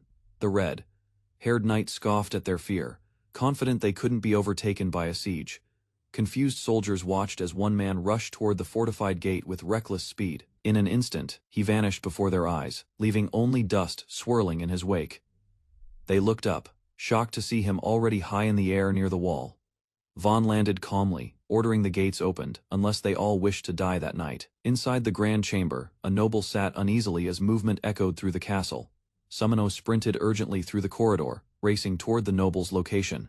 A corrupt knight secretly grabbed coins, hoping to flee with stolen riches during the chaos. But Vaughn appeared suddenly, grabbing him with calculated precision, eyes filled with intent. The noble gasped in terror as Vaughn mocked how easily his servants surrendered. Vaughn mocked Tesron, declaring his failure as a noble, and questioning his right to command. Tesron, visibly shaken, turned to flee the moment he sensed the shift in power. Furious at being betrayed, he shouted in disbelief, only to stumble and beg for mercy. On his knees, Tesron pleaded for his family's lives, offering compensation as per war conventions. Vaughn smirked coldly, scoffing at the sudden appeal to rules after an unjust invasion. He reminded Tesron that he started the war without warning, yet now begged for mercy. Vaughn questioned Tesron's morals, asking if he truly understood noble honor and responsibility. Tesron had broken every principle, yet suddenly tried invoking the laws he once ignored. Feigning mercy, Vaughn said he'd guarantee Tesron's life if he were his father. Vaughn revealed his father's honorable nature, one who would have accepted surrender without conditions. Tesron cried out in panic while Vaughn remained silent, cold and unmoved by his fear. A box of treasures spilled open, and a glittering ceremonial knife caught Vaughn's attention. Desperate, Tesron begged Vaughn to take the jeweled knife, claiming it was masterfully crafted. Vaughn rejected the bribe, uninterested in any token from such a dishonorable man. Tesron panicked again, but Vaughn turned away, his expression unchanged by pleas or gold. Vaughn drove his blade into Tesron without hesitation, his expression cold and final. Tesron gasped, shocked and furious, reminding Vaughn of his earlier promise for mercy, but Vaughn clarified he would have spared him if he were his father. He wasn't. As Tesron bled, he muttered about the honor of nobles, trying to hold on. Vaughn scoffed, accusing him of causing countless deaths with his greed and false pride. Standing over him, Vaughn vowed to end his corrupt life without regret. Vaughn dealt the final blow. Tesron collapsed, barely able to groan through the pain. Calmly wiping his blade, Vaughn expressed relief that Tesron didn't resist or drag it out. With the crisis over, he prepared to move on to the next task. Vaughn straightened up, telling himself it was time to wrap things up inside the castle. He raised his voice, publicly declaring that Viscount Hama Tesron had ended his own life. His tone was firm, ensuring no questions would be asked about Tesron's true death. As the night quieted, Vaughn thought to himself that his part there was finished. A soldier ran up, calling out to Logan, urging him to inspect the prison. Logan turned silently, following the soldier toward the underground prison with cautious curiosity. A few days later, Logan returned and met with Vaughn on the walls of Tesron Castle. Logan was shocked to hear that Viscount Haman had taken his own life. Vaughn responded calmly, claiming despair must have driven Haman to that final decision. Logan looked Vaughn in the eye and asked directly if he had killed Haman. Vaughn hesitated for a moment, then gave a clear answer without regret. He stated he deliberately killed Hammond to end the bloodline and avoid future threats. Logan took a breath, realizing Vaughn had changed, now acting with conviction and resolve. He acknowledged Vaughn's reasons, finally seeing him as a responsible adult. Vaughn quietly reflected on how his father had also changed over time. Logan praised Vaughn, recognizing his leadership as crucial to their victory. Touched, Vaughn smiled faintly, while Logan struggled to express his feelings properly. Though flustered, Logan tried to change the subject with an awkward shift in tone. Logan offered to name Vaughn the official heir to the House of McLean. Vaughn paused, touched by the offer, recognizing the meaning behind it. However, he smiled and refused, confident in his own chosen path. Logan is offered the position of successor but firmly refuses, surprising the bearded commander. As they walk together, the commander questions Logan's reason, assuming it relates to damaged reputation. Logan calmly explains that the McLean family, specifically Ronian, is more deserving of the title. Logan mentions Ronian awakened as a Force user at age 14, 5 years earlier than himself. A brief memory of young Ronian training shows his early potential and skill with a sword. Logan admits Ronian could surpass him once he matures, despite his own strength and experience. Logan states that martial strength alone doesn't define a true family leader's qualifications. He recalls how Ronian once earned the youngest Force user title across the continent in a past life. Rather than competing, Logan chooses to support Ronian's path as the rightful successor. Logan requests the decision be delayed until Ronian reaches adulthood, 5 years from now. The commander agrees and praises Logan for valuing Ronian's future as the next heir, smiling. Logan accepts but also asks permission to choose his own reward for the victory. Inside the city, gates open as citizens react in excitement to McLean's victorious return. Everyone gathers to welcome Logan, whose accomplishments have brought pride and stability to the family. Rumors spread among villagers that Logan played the biggest role in securing their victory. Villagers share stories of Logan's mercenaries, saying they turned the tide using a mysterious weapon. Whispers spread that Logan even defeated a high-ranking knight single-handedly during the battle. Surprised by his feats, the townspeople reflect on how Logan once seemed idle and aimless. They begin to wonder if Logan's past actions were part of a greater strategy. A realization dawns: perhaps Logan's eccentric purchases were tactical moves all along. The townspeople admire him as a prodigy, though Logan himself finds the praise embarrassing. Ronian teases Logan, asking how it feels to be admired by the entire town. Logan responds modestly, joking that the attention is overwhelming and flustering. As Ronian points it out, Logan realizes everyone is simply happy to see him smile. Logan tests this by flashing a mischievous smile, instantly terrifying the villagers. They panic, misreading his grin as a warning of impending punishment. Even his allies grow nervous, unsure of what Logan might do next. Logan is publicly honored as the champion of the war during a grand celebration. Cheers erupt from the castle, as everyone praises House McLean and Logan's achievements. Despite the fanfare, Logan remains grounded, quietly re-entering the castle with his usual calm. Logan is confronted by his furious mother, who demands to know his true intentions. Ronian rushes to calm her, but she lashes out, angry that Logan rejected succession.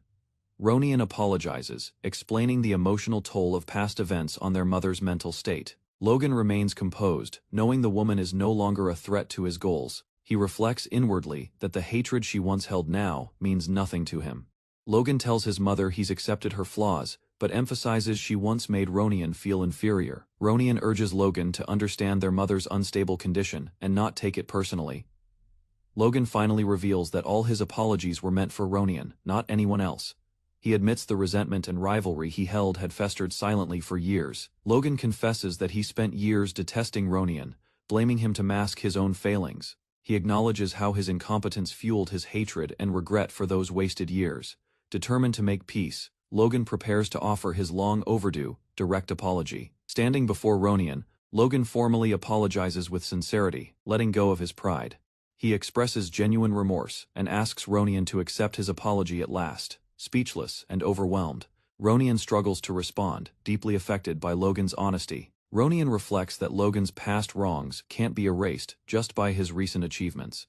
He clenches his fist, still burdened by pain, yet calls out to Logan gently. Seeing Ronian's forgiving expression, Logan is quietly moved by his younger brother's maturity. Ronian admits he always believed kindness could bring back the brother he once knew. Even when ignored, he waited patiently, trusting that Logan's warmth would return one day. Logan is surprised by Ronion's unwavering faith, finally realizing how much it meant. In a heartfelt memory, Logan recalls genuinely caring for Ronion even during difficult times. He confesses his sincere hope for Ronion to become the next rightful successor. Logan asks their mother to withhold judgment and watch what he'll prove from now on. As they part, Logan smiles, vowing silently that for now, this closure is enough. He gazes at the moon, symbolizing clarity after emotional conflict. The next day, Logan and his mentor set off into the forest together. The old man questions where they're headed so soon after returning from war.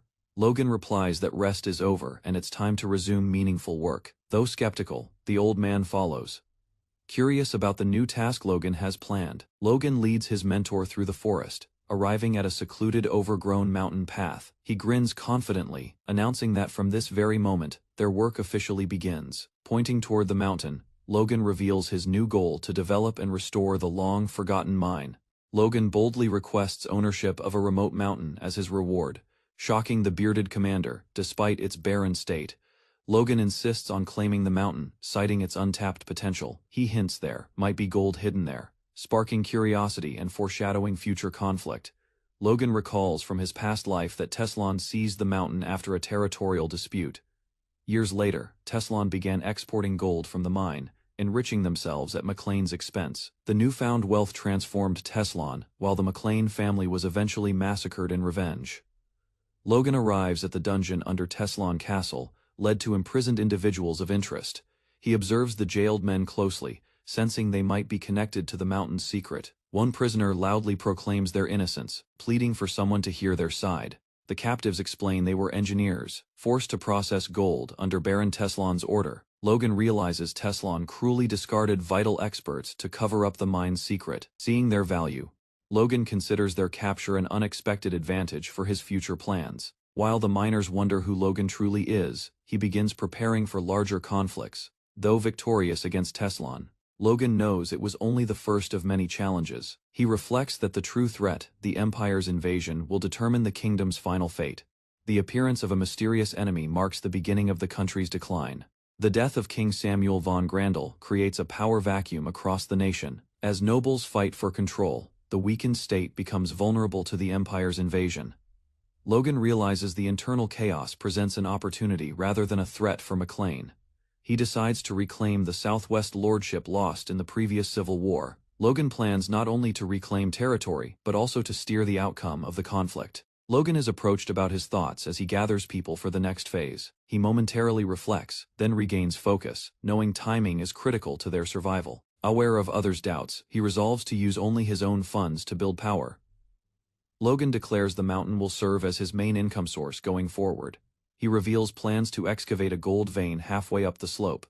Others are skeptical, calling his proposal unrealistic and difficult to finance. Despite their doubts, Logan confidently claims he saw the gold vein with his own eyes. Pressed for proof, he maintains his stance, trusting his memory from the previous life. The elder questions how Logan could have seen it, clearly shaken by the confidence. Logan announces that only 6 people will work on the secret drilling project to avoid attention. Hamar protests angrily, insisting that such a small crew for mining is reckless and dangerous. Despite the dwarves' toughness, even Hamar hopes Logan realizes how extreme the demand truly is. Reluctantly, Hamar admits it is technically possible if the team sacrifices sleep and comfort.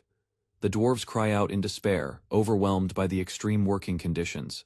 Logan sees their panic as proof of Hamar's strong work ethic, which motivates him further. The engineers estimate 5 million gold is needed initially, with a year for stable development. Logan acknowledges the high cost, but is determined. Knowing Teslan's wealth came from this very mine, he regrets that monster meat isn't yet profitable, which limits his financial resources for now. Logan considers selling the meat himself using homemade antidotes to remove toxicity. He visits the villa where the medicine is prepared with common herbs. With the antidote ready, he prepares to process the monster meat for commercial use. Logan assures it's not suspicious medicine, it's an antidote, and the meat is stored safely. He orders his assistant to accompany him to the warehouse for treatment application. Terrified, the assistant protests, but Logan drags him along to proceed with the plan. Logan drags his reluctant assistant to the warehouse, annoyed by his complaints and arrogance. As they arrive, Logan is hit by an overwhelming stench from the stored monster meat. The smell is unbearable. Logan nearly vomits, realizing the situation is worse than expected. Logan sighs and calmly prepares to start the detoxification process with his assistant. He reveals he's using force to numb his sense of smell, which shocks the assistant. Logan begins applying antidote powder, instructing him to coat the meat until it turns white. He continues by demonstrating how to grind and mix the detoxified meat with other ingredients. The assistant confirms the mixture looks medicinal, despite initial skepticism. Logan offers 100 gold per week to secure his cooperation, quickly winning his reluctant approval. Logan expresses surprise. The assistant didn't agree to work for free. They decide to test the medicine's effects, using rabbits as subjects. The assistant is confused when told the medicine is good for men, not grasping the implication. After consuming the medicine, the rabbit undergoes a dramatic physical transformation. The change stuns the assistant, who finally realizes the medicine's true effect. Logan grins as the assistant laughs awkwardly, finally understanding the product's real benefit. Logan suddenly recalls someone ideal for overseeing the upcoming work involving medicine and distribution. Curious, the assistant asks who Logan has in mind for such a specific responsibility. Logan confidently names Administrator Dwayne, who at that moment feels his ears tingle unknowingly. Dwayne is summoned by Logan and enters the corridor with a mix of caution and curiosity. He politely announces his presence, unsure of the reason behind the unexpected call. As he steps in, Logan's intense gaze pierces through him, signaling this was no casual visit. Startled by Logan's sudden appearance, Dwayne stumbles backward in shock. Logan, calm and composed, mentions the burden Dwayne has carried after the war. Dwayne tries to downplay his fatigue, but Logan points out his visible exhaustion and effort. Dwayne admits the administration is struggling most, having used all funds for war. He's moved by Logan's awareness, realizing he'd misjudged the young master's concern. Logan deflects the praise, but Dwayne insists on explaining further before being abruptly dismissed. Dwayne nervously offers a small box to Logan, unsure how it'll be received. Logan reveals it's a powerful pill, with amazing results though untested. Dwayne clutches it, touched to be the first recipient of this rare gift. Dwayne rushes across the estate, determined and full of purpose. He finds Logan and urgently asks how much the pill will cost. Grinning, Logan declares with satisfaction, his product is a success. Dwayne hesitates as the servant asks if he's paying attention, urging him to give his hand, sweating and anxious. Dwayne reluctantly begins to extend his hand forward. Logan watches silently as Dwayne, overwhelmed by nerves, suddenly collapses on the floor.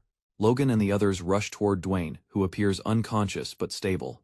The servant beside Logan looks stunned, unsure how to respond to what just happened. After the trial's success, Logan receives silent bows of acknowledgement, and the experiments move forward. Logan confronts Heinkel, teasing him about rumors of arguments with his wife. Flustered, Heinkel denies the claim, but Logan forcefully hands him something to eat. The second experiment begins, with Heinkel consuming the item as heat builds inside him. Heinkel quickly stands and walks away, showing signs of restored vigor.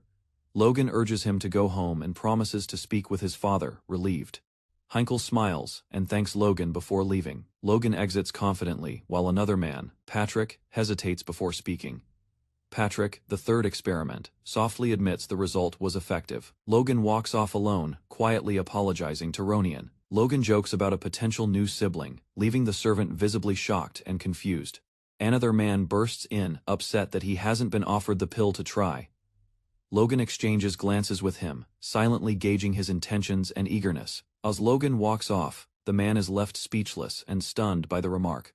Logan glances back, annoyed by the persistent attention and questions. He insults the man and walks away, dismissing him coldly for being useless. Later, Logan discusses the medicine's value with a merchant through a magical communication orb. When told the price, the merchant is shocked, warning Logan not to provoke noble resentment. Logan confidently explains he's selling based on experience from his previous life. The merchant suggests limiting supply for higher value and using rumors for marketing.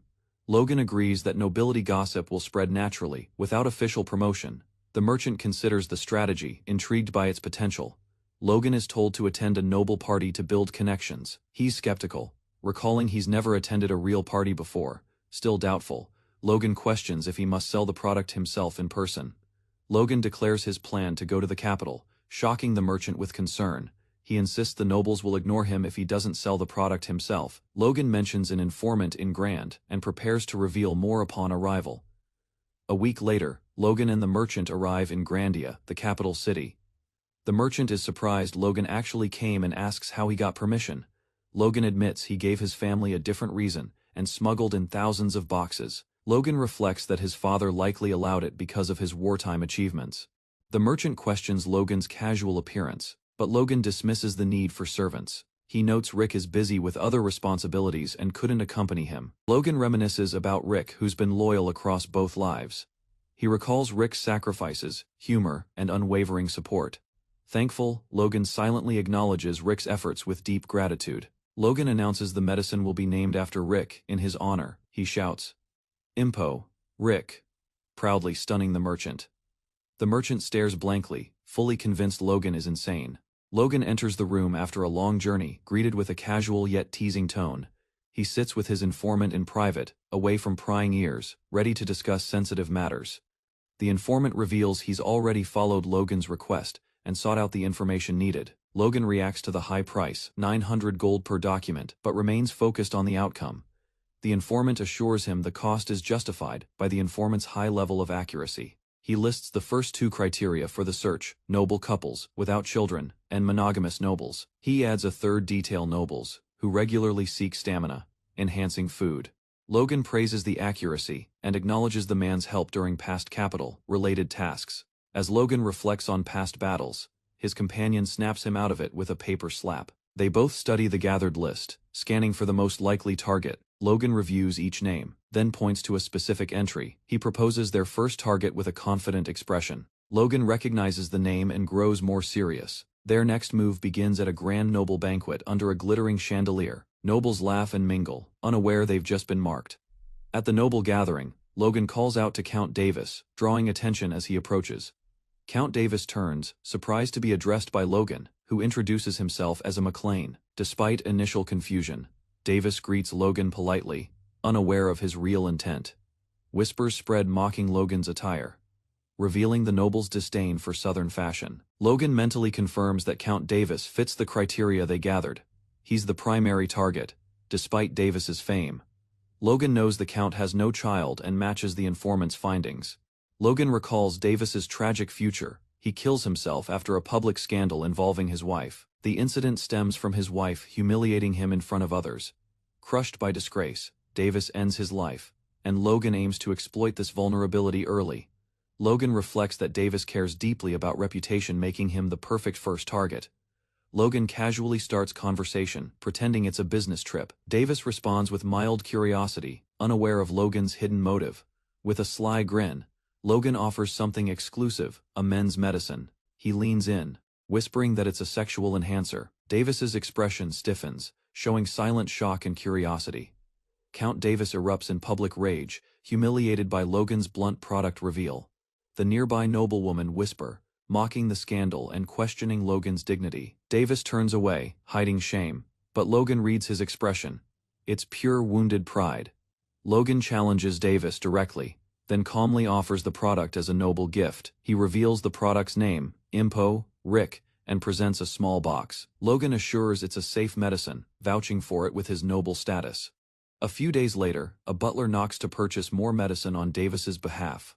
Logan confirms the buyer's identity and celebrates their first success. The butler leaves respectfully, while Logan smiles his gamble paid off. Logan and his partner count their earnings from the first sale. Despite a good start, they note the high capital rent costs. They agree a physical shop boosts credibility and presence in the city. Logan decides one noble isn't enough, they must expand the network. A week later, a disguised man returns, ordered to buy more. He's surprised. It actually worked where everything else had failed. A noble's servant arrives, shocked by the long queue in front of Logan's shop. He recognizes several other butlers from major noble houses also waiting in line, realizing high-ranking families are discreetly buying the product. He joins the queue silently. Logan's partner announces the daily stock is gone, causing panic among the gathered butlers. They plead for a chance to purchase, afraid of facing angry lords empty-handed. Nearby nobles grow curious and send their aides to investigate the crowd and commotion. Logan silently observes. It's all part of his strategy to create demand through scarcity. The crowd is turned away again, urged to return tomorrow for limited restocks. Word spreads quickly. Another complete sellout stirs excitement and anxiety among customers. Frustrated buyers shout in disbelief. Many haven't secured any product for days, Logan's partner celebrates they've been selling out every day for over a month. Logan smirks, mocking the city's desperate nobles, now funding his plan. Despite tripling the price, nobles still beg to buy more product. Logan jokingly questions the nation's future amid such desperation. Bursts of laughter echo Logan's empire of demand is thriving beyond expectations. Overjoyed with their booming success, Logan praises Philip for his contributions to the business. Philip humbly credits Logan's leadership, but Logan promises him 1% of next month's profits. Moved to tears, Philip emotionally shouts his dedication, accidentally lunging toward Logan in excitement. Logan is stunned by the report stating the mine could produce over 10 tons of gold annually. Embarrassed by his loud reaction, he quickly composes himself, clutching the magical communication orb. The informant confirms the estimate, explaining that deeper strata likely contain the bulk of the gold. Logan realizes that even a rough estimate means the mine could be worth over 500 million gold. He smirks, seeing this opportunity as a far greater jackpot than he originally expected. The informant warns of the high mining cost, but Logan confidently promises to gather resources quickly. While walking through the city, Logan calculates the mining investment needed around 5 million gold. Thanks to steady sales of impo, Ricky believes he can earn enough within 2 months. With hundreds of boxes left to sell, Logan plans his next shipment until something catches his eye. A sudden presence alarms him. Logan spots movement and races toward the warehouse. He quickly deduces intruders are inside and draws his sword without hesitation. Charging forward, Logan confirms his fear thieves have targeted his goods. Inside the warehouse, Logan finds no one but senses someone is still present. He's puzzled by the absence of an exit and concludes the intruder hasn't escaped yet. Eyes narrowing, Logan prepares to confront whoever is hiding within the shadows. Logan bursts outside, demanding the intruder's identity as he slashes through the air in pursuit. His blade slices across the courtyard, but the target evades without leaving a trace. Though no one is visible, Logan instinctively feels a presence lingering nearby, unsettling him deeply. Logan reacts with a start, looking toward the rooftops after sensing a sudden movement above. He spots a figure atop a roof and immediately launches himself upward with incredible speed. With sword in hand, Logan closes in fast, aiming to intercept the unknown figure mid-air. The masked man turns, watching Logan approach with unreadable expression under the moonlit sky. They face off silently on the rooftop, neither side revealing intent or identity. Logan demands to know who the man is, but receives no answer, only a quiet stare. Suddenly, the figure vanishes, leaving Logan shocked and alone on the rooftop. He's certain the man was just there, but finds no trace or lingering aura. Glancing down, Logan silently wonders what kind of opponent could disappear so effortlessly. The next day, Logan reports the incident, identifying the intruder as a skilled aura user. Sitting calmly, he explains the man wasn't just strong, he felt like an advanced force user. With a serious look, Logan concludes the stranger operated on an entirely different level.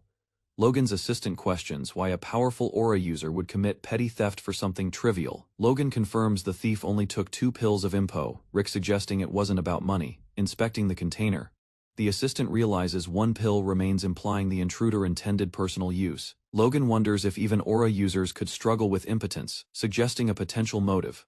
His assistant recalls someone who refused to share personal details, despite requesting information.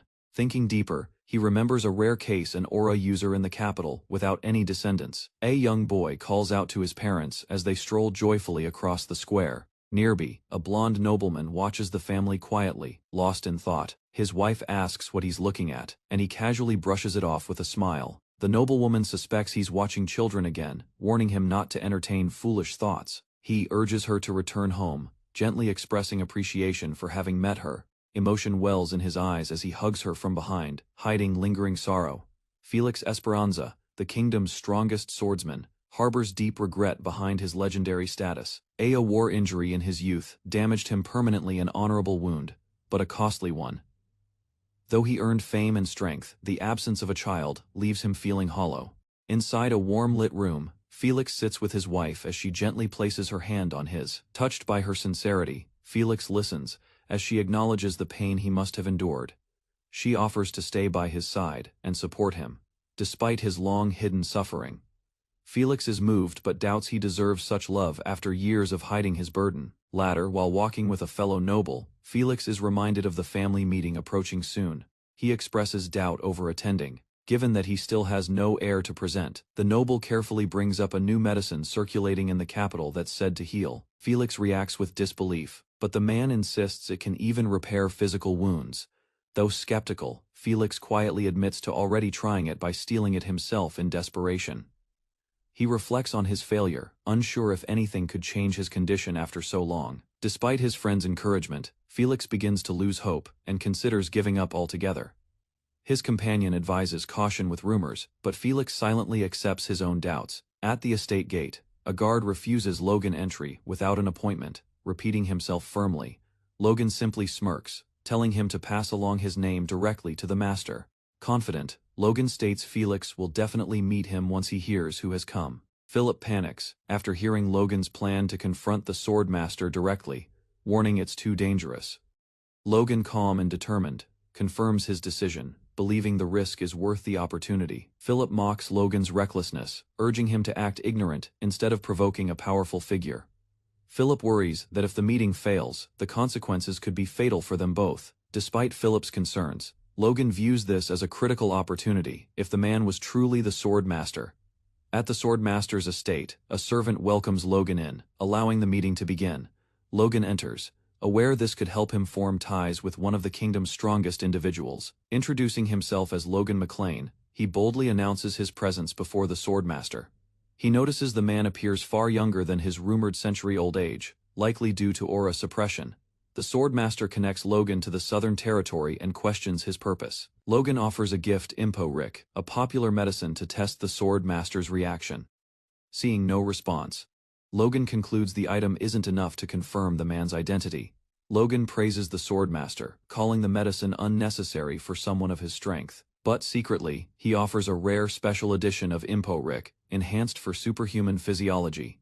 This elicits a subtle reaction. Logan finally confirms the man's true identity and prepares the next move. Felix, intrigued by Logan's offer, admits he's familiar with the concentrated Impo-Rick's effects from personal use. Logan recalls the intense pain he endured when testing it deadly to ordinary people without force core. He assures Felix of a confidential supply if he's satisfied, emphasizing discretion and reliability. The next day, Felix visits Logan with a bright expression, clearly impressed by the results. He openly asks what Logan desires, offering to grant any request within his power. Felix, now confident, acknowledges that only an aura master could confirm the potion's genuine effect. Felix believes continued use could fully restore his condition, resolving a long-held regret. He respects Logan's thoughtful approach, not confronting his mistake, but offering a solution instead. Felix is deeply moved, recognizing Logan as a prodigy both in swordsmanship and diplomacy. Felix admits his earlier anxiety, now determined to repay Logan's helpful gift. Logan humbly requests only a worthless swordsmanship manual in return. Felix agrees, prepared to grant even that simple yet respectful request. Inside the library, Felix leads Logan to a shelf filled with ancient martial manuals. Logan selects one quietly, aware of its hidden value. Felix warns it's dangerous if trained alone, but worthwhile for study. Logan gratefully accepts it. Logan asks for a certificate confirming the swordsmanship book was personally gifted by Felix. Felix agrees without hesitation, and Logan internally celebrates having achieved his true goal. Though it seems underwhelming, Logan knows the real benefit lies beyond the book itself. Felix suddenly offers to teach Logan a swordsmanship technique, directly surprised. Logan questions if the kingdom's strongest swordsman truly intends to train him. Felix admires Logan's modesty and insists on offering more than a low-grade manual. Logan feels overjoyed, realizing he's struck gold with this unexpected opportunity. Felix warns that he is not a gentle teacher and demands full focus. Logan prepares himself, drawing his sword under Felix's command. Felix unleashes powerful aura pressure, overwhelming Logan and rendering him unable to move. Logan can't even hold his sword, shocked by the intensity of Felix's aura.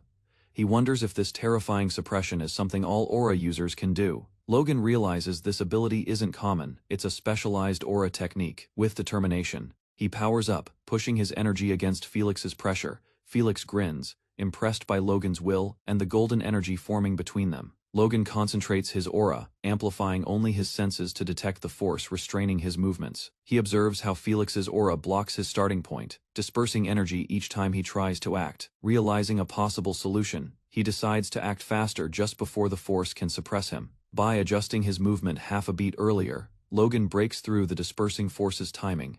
Felix watches closely as Logan swiftly closes the distance, finally landing a strike. Impressed, Felix confirms Logan's innate talent for swordsmanship under pressure. Logan regains composure, narrowing his focus entirely on the aura's flow. As he follows the current, he notices the once restraining aura gathering at his sword's tip. Felix silently watches, knowing this is a critical moment in Logan's awakening. Logan questions if he's forming an aura blade, but realizes this is something more intense. Felix warns him to prepare himself, introducing the next stage of training. A massive red blade materializes. Felix wields the legendary technique, the heavy pressure sword.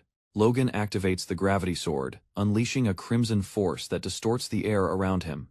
The sword emits overwhelming pressure, moving slowly toward his opponent, freezing the man in place. Despite the blade's slow motion, the opponent is completely paralyzed, unable to react or move. The pressure pierces the man's senses, making it impossible to concentrate or resist the sword's energy. He analyzes the situation, realizing the crimson blade continues accelerating while disrupting his internal balance. Though he grasps the sword's mechanics, he struggles to counter its increasing force and intensity. Logan instinctively senses the attack is unavoidable, but remains determined to find a solution. He channels energy into a defensive stance, ready to endure the coming impact. The blonde swordsman acknowledges Logan's effort, impressed by how he withstood the gravity sword's pressure. The enemy charges forward, sword raised, cloaked in violent crimson energy. His footwork quickens as he prepares to strike down Logan with full momentum. Logan holds firm behind a golden shield of energy, his expression unwavering. The red wave descends. Logan blocks it with all his strength, shaking the floor beneath. Exhausted, Logan gasps while the blonde warrior approaches confidently. Logan collapses as the blade points toward him, defeated, but not broken. Logan struggles to stand, shaken by the realization that the enemy used an aura blade. The older man explains that aura manipulation cannot be copied through observation alone. Despite that, Logan confidently believes he grasped the concept and rises, filled with conviction. Impressed, the Duke admits Logan held his ground against the gravity sword longer than expected. Logan, calm again, silently accepts the remark as the chapter concludes.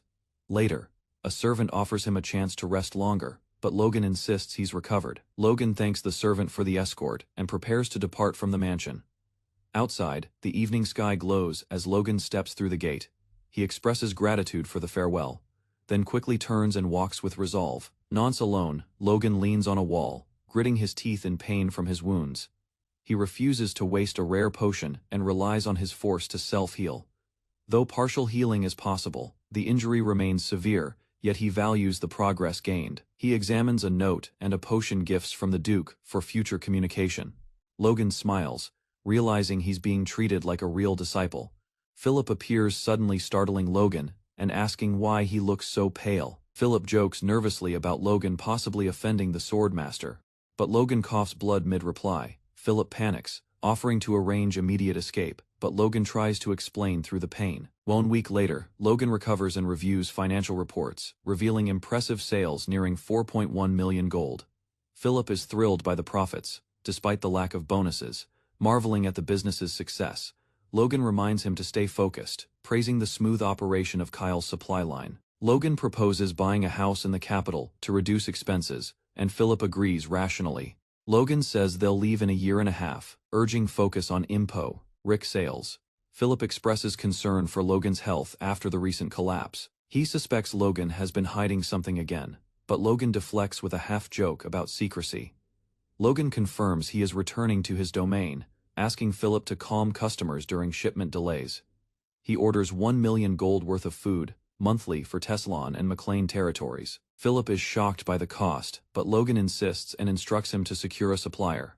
Philip realizes Logan's serious concern for his people's survival. Logan explains McLean's chronic food shortage and need for labor to support future plans. As Logan leaves, Philip assumes another secret is being kept, and he's probably right.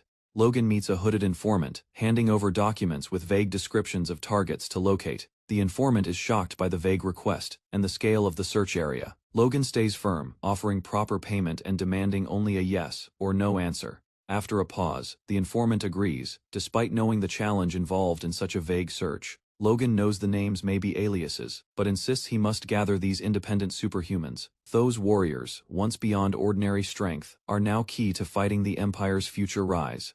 Among them, Logan prioritizes a mercenary still working for the Empire. He halts, realizing his anxiety is driving him to rush decisions unnecessarily. Under the clear sky, he breathes deeply, telling himself there's still time to prepare. Elsewhere, a large beast, like Elder, erupts in anger. Furious his disciples were exploited again. The messenger calms him, revealing the disciple is being sent to McLean territory. The Elder grits his teeth, questioning the reason behind such a long countryside assignment. Learning, it's a 6-month assignment, the Elder grows more agitated. He decides it's time to confront the Tower Master, who ordered this once and for all. With resolve burning, he prepares to leave, ready to settle the matter himself. Logan arrives at the Grandia Kingdom's Earth Tower, a tall structure radiating magical authority. Inside, he walks toward the counter, noticing a clerk dozing off at the reception. The clerk jolts awake as Logan approaches, surprised by the sudden presence of a visitor. Logan confidently states his purpose to purchase scrolls, drawing attention despite his plain clothing. The clerk assumes Logan is a minor noble, here for low-grade magic scrolls. Logan casually requests 150 collapse magic scrolls, shocking the staff with such a bold order. Still in disbelief, the clerk hesitates until Logan presents a verification from the Cooper's Bank, carefully counting the digits. The clerk's eyes widen with each number he reads aloud. He stammers in disbelief, realizing Logan has access to 7 million gold in verified funds. Acknowledging Logan's credibility, the clerk offers to escort him to the upper floor immediately. The chapter title appears, emphasizing the significance of collapse magic and its uses. Collapse magic is explained as an earth elemental spell ideal for mining, though limited in battle. Logan confirms his intent to purchase the scrolls, impressing the old Tower Master. Radio's great. Radios notes how rare it is to receive such a large order, hinting at opportunity. Logan mentions McLean's small territory, but plans to exploit this spell for massive development. Tower Master Radios laughs nervously, covering up the apprentice's earlier mistake with a formal apology. Logan brushes it off, but the other staff member panics, fearing they almost lost the customer. Internally, they doubt Logan's intentions, confused why a noble would waste funds on Earth. Magic Radios hides the tower's poor condition, thinking Logan is an opportunity to cover budget deficits. He decides to manipulate the situation, intending to profit from Logan's expensive request. Radios warns of a difficulty the tower lacks enough high-level mages to make the scrolls quickly. Logan's stern reaction surprises Radios, who expected hesitation, not pressure. When Logan suggests going to the Royal Tower instead, Radios becomes alarmed and tries to stop him. Logan adds he planned to buy 150 scrolls, monthly, shocking everyone in the room. Radios realizes the scale. Logan needs 900 scrolls across 6 months. The female mage panics, understanding any delay could ruin the deal entirely. Radios collapses, quickly assuring Logan they'll fulfill the order without issue. Radios calculates aloud, each scroll costs 10,000 gold, totaling 1.5 million monthly. Across 6 months, the value reaches 9 million gold, sending him into a frenzy. With greed in his eyes, Radios smiles, pleased by such an unexpected lucrative windfall. Logan considers hiring a mage directly, questioning if it would be cheaper than purchasing scrolls. Radios explains that mages avoid manual labor, and renting one would cost more than scrolls. Logan doubts a 4th circle mage would travel to a remote site, lowering the idea's viability. Instead, Radios offers to send 9 2nd circle mages and 1 3rd circle mage as a team. He emphasizes their experience in construction and hints at reducing scroll use for efficiency. Logan, curious, asks to meet the mages. Greek introduces himself, with the others standing behind. Logan introduces himself, and the mages prepare to demonstrate their abilities. Though frail-looking, Radios insists they're the tower's most specialized talents. Logan mentally evaluates their skills, noting that despite looks, they might be quite capable. Suspicious about their deployment, Logan questions Radios' generosity and considers a trial run. He proposes 10 mages and 120 scrolls as a test deal for 1.2 million monthly. Radios eagerly accepts, surprised by Logan's sharp negotiation and willingness to move quickly. Logan reflects that this deal is unusually cheap for the mages' level and utility. Still, he agrees. Realizing the offer is too good to refuse, Radios slams down the contract, urging Logan to sign it immediately before he changes his mind. Logan grows suspicious of the contract's timing and Radios' eagerness to finalize the deal. before things escalate. A booming voice interrupts Clayton. A fifth circle, Elder, storms in furiously. Clayton demands an explanation. Furious, the Tower Master is sending his disciples to distant lands. Radios insists it's for the Tower's benefit, but Clayton accuses him of exploiting only his students. He scolds the Master for targeting his disciples who had just returned from previous assignments. Logan deduces that Clayton, a powerful young elder, threatens Radio's authority within the Tower. Radios hides his insecurities by lashing out at Clayton's disciples. Instead of confronting Clayton directly, Logan observes the power struggle and recognizes an opportunity to benefit from the internal tension. Radios lashes back, telling Clayton and his disciples to leave if they won't obey orders. Clayton activates his aura, charging forward aggressively, calling Radio's bluff. The two elders prepare to clash violently, their power surging across the room. Concerned mages scramble, realizing the situation is escalating beyond control. Clayton roars, challenging Radios to a direct confrontation. Radios responds with equal fury, raising his fist and preparing to strike. Logan watches silently, as both elders stand off, tension thick between their magical flames. As the elders clash, intense magical pressure fills the room, shaking the floor beneath them. One of the young mages watches anxiously, realizing the contract's outcome will determine their future. Logan signs the paper confidently, sealing the deal with a grin. The contract is officially established. The contract was finalized, granting Logan and his group official recognition from the Earth Tower. The Tower Master instructed the 10 disciples to follow, drawing attention from nearby elders. An elder interjected, confirming the contract's validity, regardless of leadership changes within the tower. Despite protests, the elder insisted on joining the mission to support his disciples personally. His declaration caused confusion, as elders rarely involve themselves in such manual efforts. The Tower Master reacted with shock, unable to afford a high-ranking mage for the task. The elder clarified he expected no payment, wanting only to assist and speed up the mission. Another elder demanded a delay, while Logan quickly scheduled the next meeting. The elders' protests were ignored as preparations for departure continued without pause. Logan reflected on the unexpected gain, securing a powerful mage for free. As he planned the next business steps, a familiar voice caught his attention. Reyna appeared. Their reunion was cold, with Reyna mocking Logan's rumored fall from noble grace. Logan brushed off her insults, maintaining composure and downplaying her passive aggression. She continued needling him, referencing their financial history and calling his estate filthy. As Logan walked away, Reyna hinted she knew of his recent military achievements. Reyna showed interest in purchasing the weapon, but Logan politely declined her offer with a smile. As Logan walked away, Reyna clicked her tongue, displeased with his attitude. Logan reflected on his growing reputation from selling Emporic, though nobles still ignored frontier matters. Despite the weapon's flaws, Logan knew Reyna's curiosity meant the wolves already noticed its potential. He realized the crossbow's design was easy to replicate and hoped it could be reused again. Just then, a group arrived at the gate, questioning why Logan wasn't at the meeting spot. Logan brushed off the encounter with Reyna and confirmed the group was ready to depart. Travel began in carriages arranged by Logan, spacious and manned by skilled coachmen. His companions commented on the unnecessary luxury, impressed by the expenses. Logan insisted on respecting powerful mages properly, seeing it as a small cost for great value. As evening came, the group stopped and prepared to rest in the forest. A fire was lit, and the area grew quiet under the moonlight. Suddenly Logan sensed a presence near the campfire, and immediately went on alert. A blade swung at him, but he swiftly dodged, startling the masked intruder. The attacker acknowledged Logan's reflexes, impressed by the young lord's quick reaction surrounded by intruders. Logan faced a group of thieves who mocked his success in the capital. Accused of selling strange potions for profit, Logan remained calm and unbothered by their threats.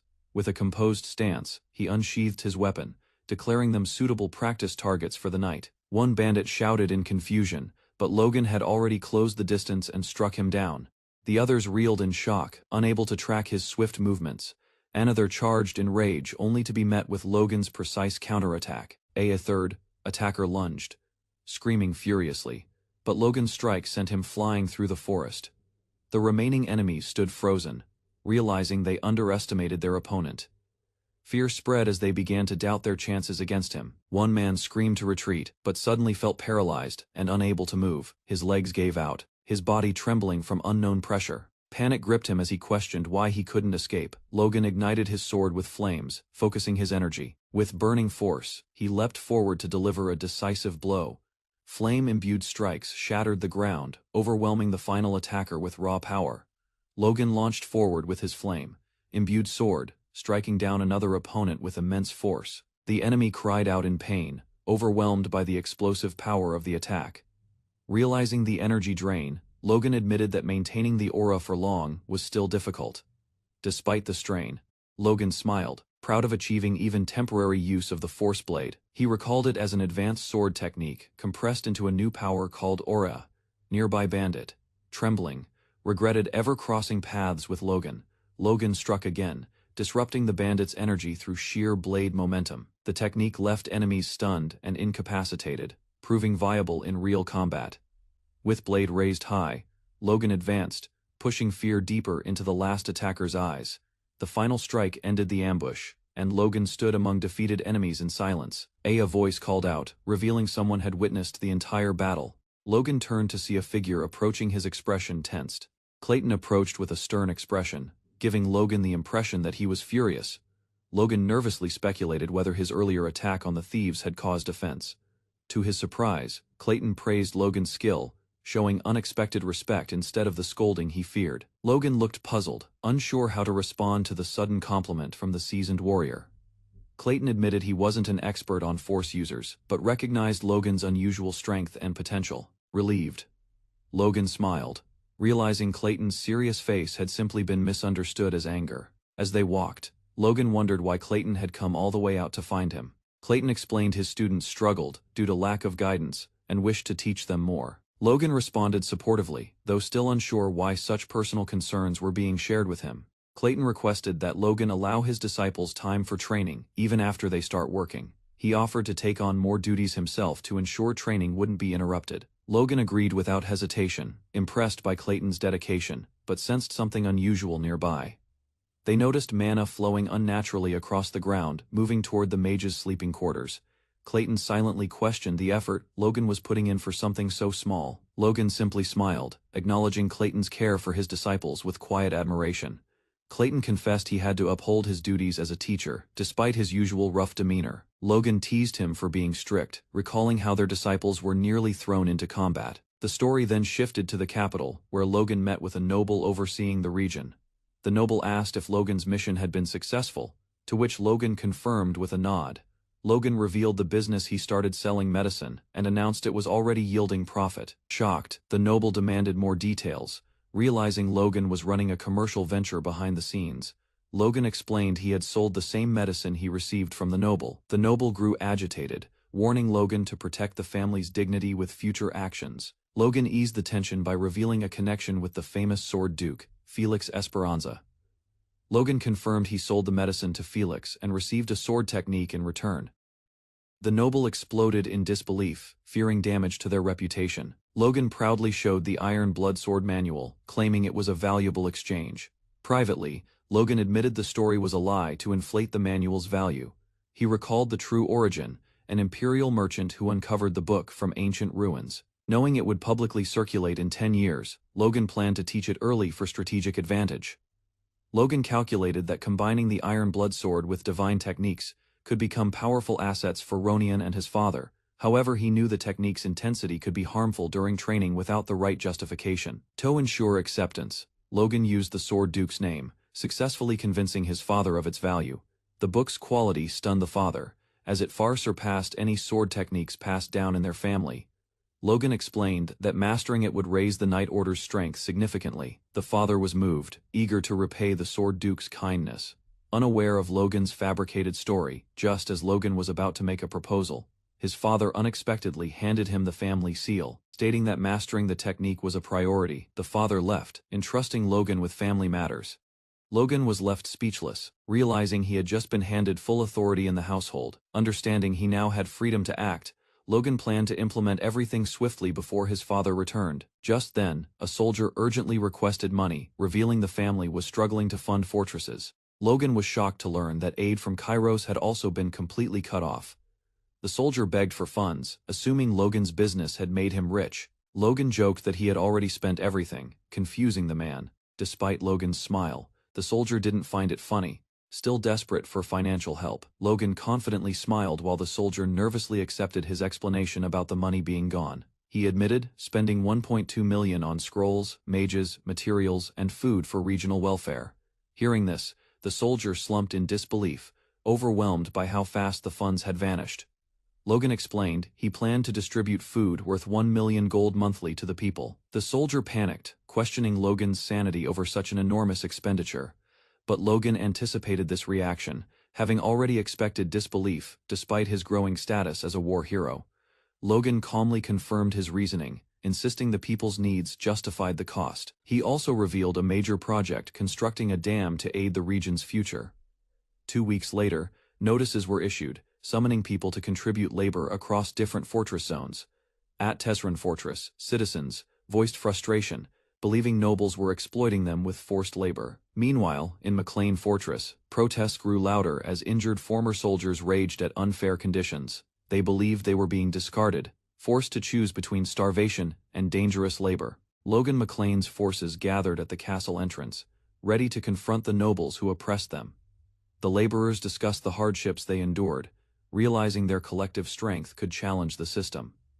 Logan decided it was time to act, giving his followers the signal to seize the opportunity. He gripped his weapon firmly, commanding the group to remove the corrupt nobles from the premises. The massive castle doors began to creak open, under the force of their coordinated effort.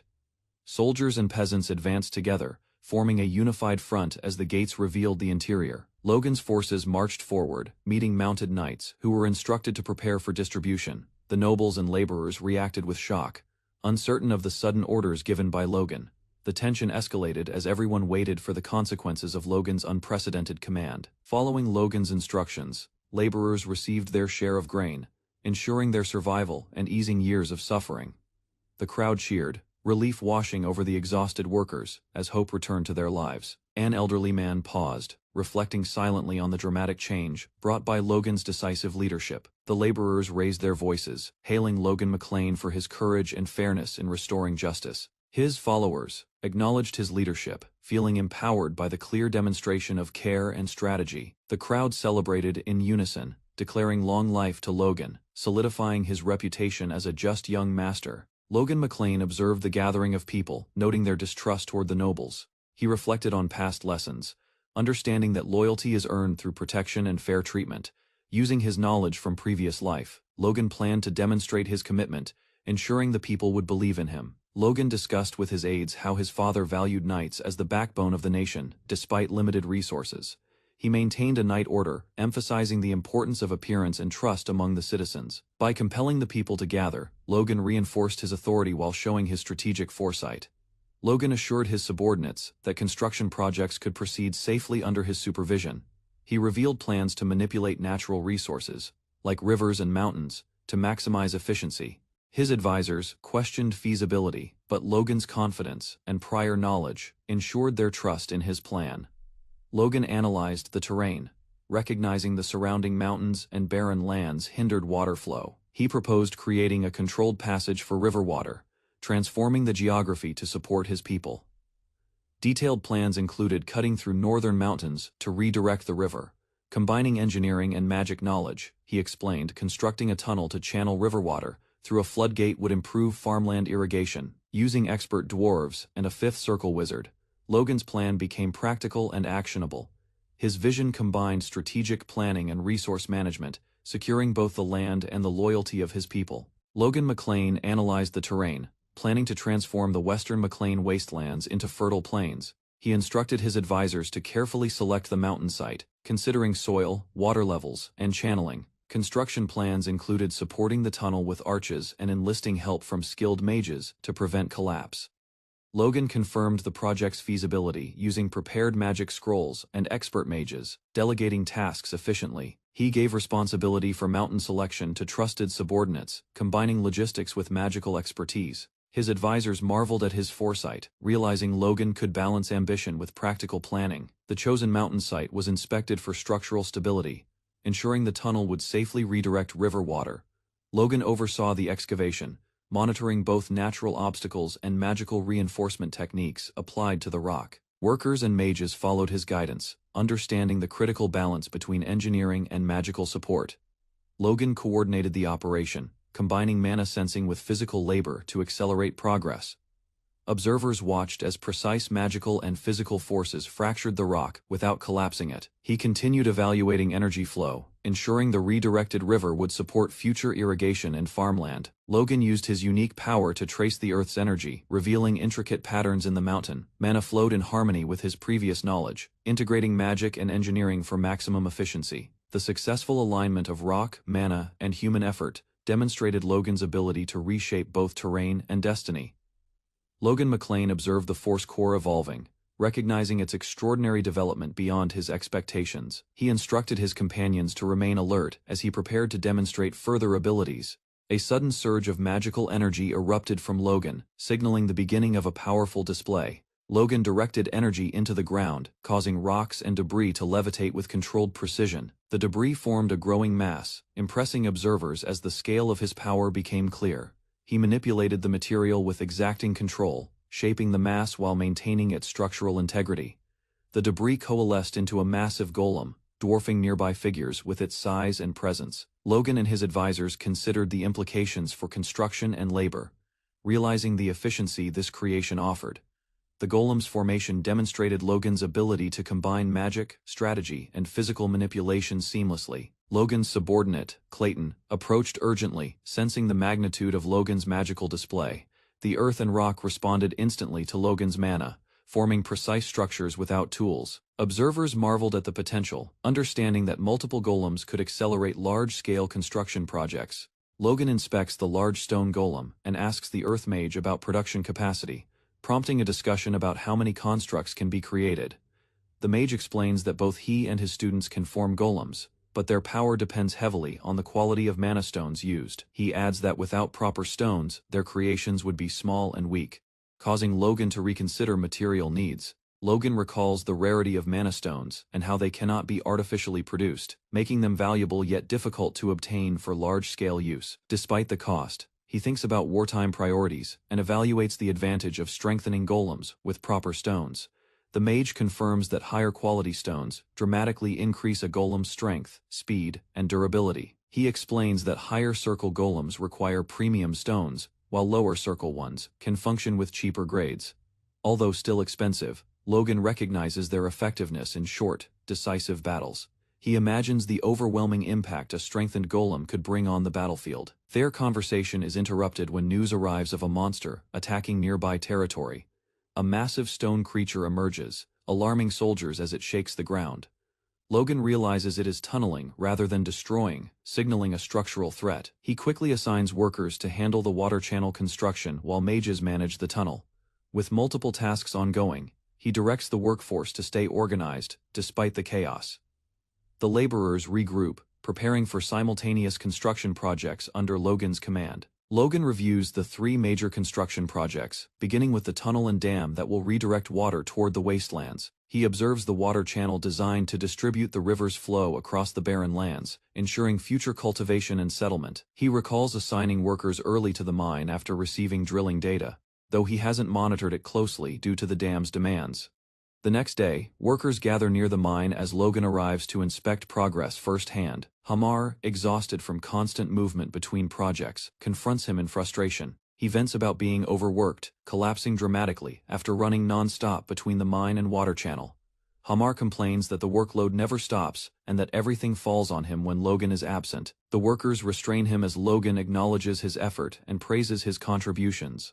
Logan then assigns Hamar responsibility over all site management, asking only for daily progress reports. Hamar protests, realizing Logan is shifting administrative burdens onto him. Logan reassures him with a promise of rest once construction ends, though Hamar resists. They seal the agreement with a reluctant pinky promise. Logan leaves, noting the mine's faster development compared to his past life. He turns toward the dam, determined that the project must succeed despite uncertainties. That night, he prepares logistics, ensuring construction materials will arrive without delay. Logan reviews the incoming report through the crystal, learning that their lumber trade agreement has been secured at a stable monthly cost. His aide explains that once the mine is completed and the land purified, the territory will undergo a large transformation. Logan considers visiting the area himself, knowing future expansion depends heavily on these early developments. His aide then shares troubling rumors about conflict brewing within the royal family, something heard from merchants and travelers. Logan reflects on his past life, remembering that a civil war erupted shortly after similar rumors spread. He realizes that if events unfold differently now, the timing of the coming war might shift, forcing him to prepare accordingly. Logan identifies the McLean family's role in the future conflict and decides they must stock weapons and armor for 1,500 men. His aide is shocked, believing such armament unnecessary for ordinary soldiers. Logan justifies it, recalling how heavy casualties in the previous war crippled their population and weakened the territory. He explains that reducing conscription while strengthening regular troops is essential for survival. His aide reluctantly agrees, admitting Logan has never led them astray. Logan presses forward confidently, pushing the plan to reinforce all soldiers. His aide promises to investigate the royal rumor while managing financial preparations. Logan reviews their progress, funding from the mine, food from the dam, and equipment upgrades all moving ahead, satisfied.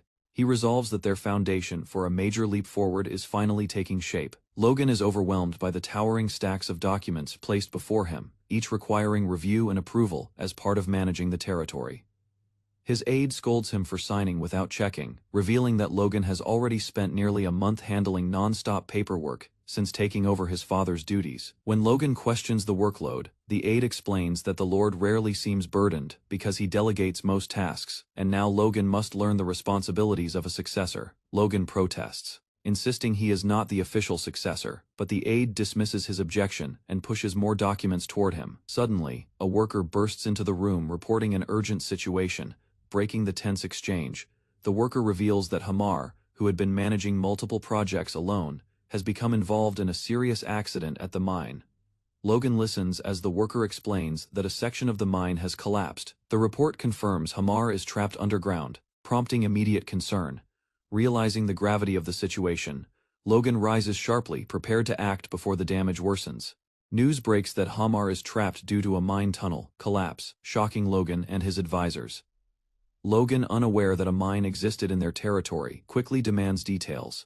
The collapse spans over 50 meters, making Hamar's exact location unknown. Logan wastes no time and rushes toward the site. While others are still confused about the mine's sudden existence, miners gather outside, concerned. As Logan arrives at full speed on horseback, he asks for the location of the collapse. A miner explains it is in the middle tunnel, the deepest of the three. Logan enters the dimly lit passage without hesitation, heading toward the blocked area. Logan advances cautiously through the dark tunnel. He senses something and becomes more alert. He discovers a massive pile of rocks sealing the path, with miners trapped behind. Logan reaches the collapsed area and takes command. He touches the rubble, focusing his power. Magic energy begins to form at his fingertips. Using his ability, Logan senses that Hamar and about 10 workers are alive but trapped.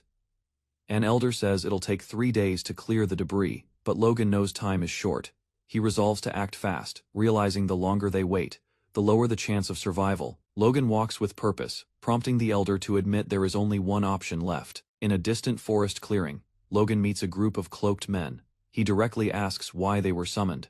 The leader steps forward and listens as Logan explains the mine collapse and requests a rescue. Logan offers compensation, while the man confirms the situation in disbelief.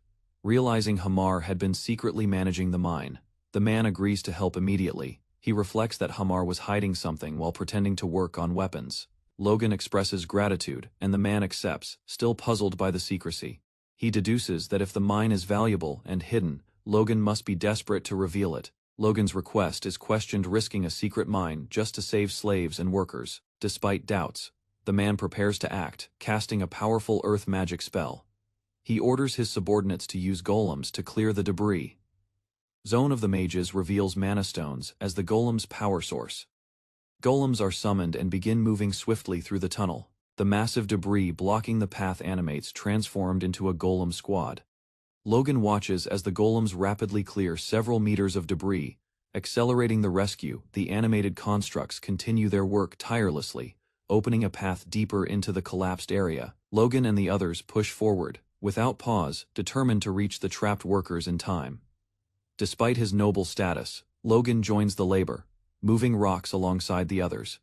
The rescuers are surprised by Logan's actions, witnessing a noble working for commoners. Suddenly, a shout confirms that survivors have been located within the rubble. Hamar is found alive, along with the other trapped workers. They are unconscious but only mildly injured, having survived the collapse. Relieved, Logan silently expresses gratitude as the golems continue clearing the last rocks. Later, Hamar is scolded for overexerting himself during construction. Logan advises him to rest and recover fully before resuming work. Though stubborn, Hamar accepts the advice, realizing his limits. Logan reflects on how magic enabled the entire operation to finish within hours. As he walks out, a man commends Logan's secret mine as a valuable asset. Logan is startled by the compliment, unsure how to respond to the praise. Logan worries Clayton might suspect the mine holds gold, which could lead to trouble if exposed. Clayton questions Logan's decision to reveal the secret mine just to seek his help. Logan explains that saving Hamar was essential, as no one else could replace him, and delays would impact future plans. Logan recalls the pain of being powerless in the past, and vows never to let his people suffer again. He says protecting his own is a responsibility he must uphold to avoid being left alone. Impressed, Clayton offers to build a magic tower in Logan's territory. Logan is shocked by the offer, but listens as Clayton explains his intent to settle down. He believes the territory is fit to support a small tower, and asks for Logan's opinion. Logan is thrilled, realizing this could change the territory's future dramatically. Logan asks if Clayton's disciples would join, and what support is needed. Clayton agrees, trusting Logan's leadership, and they laugh together in celebration. Later that night, under the moonlight, Logan tells Hamar to return to rest, now confident in the future ahead. 1 week after recovering, Hamar informs Logan that he will resume construction work immediately. Logan supports the effort, asking Hamar to do his best to make up for the delay in progress. As Logan enters his office, a subordinate approaches, hesitantly requesting to discuss the mine in secret. Logan confronts Dwayne about secretly developing a mine without informing him, startling the man. Dwayne tries to downplay the situation, but Logan presses him for details on the mine's contents.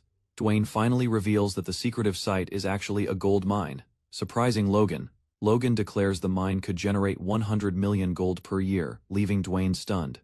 Logan assures him it's no joke, asking if he truly believed he would lie about such a thing. Still in disbelief, Dwayne begins to lose consciousness, overwhelmed by the magnitude of the news. Logan snaps Dwayne out of his daze, then proceeds with the construction despite some delays. The team inspects the completed work, which progressed faster than expected. Logan arrives for a final check, where all key administrators have gathered. Logan reminds the group to stay until the project is fully complete, despite their other duties. One man mocks the scale of the construction, calling it overly extravagant and wasteful. Others question the need for such efforts, unaware of Logan's hidden long-term intentions. While others speculate, Dwayne realizes the true purpose of the dam isn't just water control, but part of a greater transformation plan. He observes that the dam is linked to an underground channel from the Winter River, capable of sustaining the wasteland. Dwayne envisions the barren land turning fertile if water flows continuously through the constructed canals. Logan silently observes the crowd, confirming all involved parties are present, from workers to mages and administrators. Everyone who contributed to the project has gathered. Logan, standing beside Mr. Clayton, gives the signal to begin the operation at the dam site. Clayton questions the need for ceremony, but Logan insists the opening should be memorable. He wants the people to witness the results of their efforts and feel pride in their work. As golems approach the gates, spectators are startled by their sudden appearance. The onlookers panic, mistaking the golems for monsters, causing temporary chaos. An elder calms them, recognizing the golems as familiar magic constructs. Clayton commands the gate to be opened, initiating the final phase. The golems charge toward the floodgates with heavy steps, prepared to open them.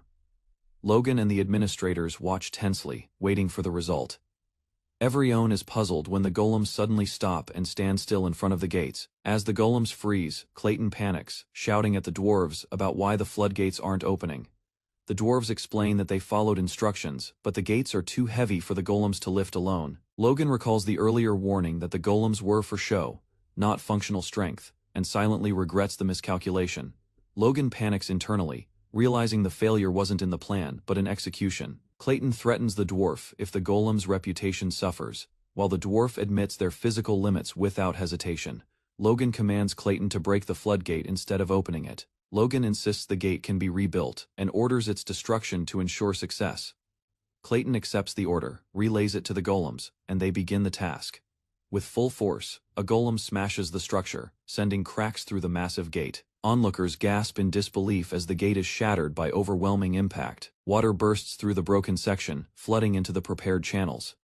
The current flows rapidly, signaling the dam's activation at last. As water spreads, the astonished crowd watches the transformation begin. The successful breach confirms the project's effectiveness beyond doubt. Logan smiles with satisfaction, confident that his gamble has paid off. Cheers erupt as water flows across the land, confirming the project's success and thrilling the crowd. They celebrate having created a river across the barren land entirely through their own efforts. Logan reflects that this breakthrough will ease food shortages during the upcoming civil war. Suddenly Logan collapses, and Dwayne rushes over, apologizing for doubting him earlier. Logan assures him it's fine and teases Dwayne for being so emotional. Clayton offers to rebuild the broken floodgate later, suggesting they take a break before resuming mine construction. Logan agrees, noting they'll soon be busy again with farming preparations. He expects many farmers to arrive, requiring new homes to be built near the fertile land. Thinking ahead, Logan turns to Hamar for the upcoming construction responsibilities. Logan jokingly asks if construction is hard, even for Hamar, feigning innocence. Hamar, provoked, defends Dwarves' construction skills as second only to weapon, making Clayton praises Hamar, while Logan keeps teasing with a playful smile. Logan laughs to himself, knowing he's skillfully manipulated Hamar's pride. He plans to exploit that pride to get Hamar to build a whole new village. Logan grins, satisfied that everything is progressing according to his vision. Logan gathers the workers and publicly announces land cultivation rights for the new McLean Plains. He offers low taxes and tenant rights to encourage settlement and gain popular support. The crowd reacts positively, while Logan notes that such open promises prevent noble opposition. 4 weeks later, the completed village layout impresses the observers. Logan reflects on Hamar's contribution, recalling how the dwarf initially hesitated, but proved reliable. The layout includes cross-pattern roads, equal-sized houses, wells, toilets, and external sewage systems. Logan maps out a planned city from his past life, aiming to establish McLean Town. His goal is to concentrate half the territory's population into this new settlement. While distracted by a foul smell, a servant blames the devil seller for his current suffering. Another subordinate bursts in, informing Logan that Hamar reported progress on the gold mine. Logan is shown raw gold nuggets already recovered, indicating the mine's rich potential. Finding gold without refining surprises everyone, boosting confidence in their future. Logan praises the team and confirms the mine can produce a ton of gold monthly. Despite the success, Logan reminds them that more weapons and town construction are still needed. Hamar reacts in shock, realizing rest won't come soon. Exhausted, Hamar collapses after overworking, prompting Logan to consider hiring another dwarf. Though hesitant, Logan grants him a break, but Hamar flees, vowing to sleep for a month. Logan wonders if Hamar was forced awake, as the dwarf cries uncontrollably. Dwayne bursts into tears, realizing the mine could yield 100 million gold annually. Logan reminds him the mine belongs to the McLean family. Dwayne nervously agrees to pay 30% in taxes, calming down slightly. Logan entrusts Dwayne with handling the mine, confident from past results. He warns about keeping the mine secret to avoid external threats.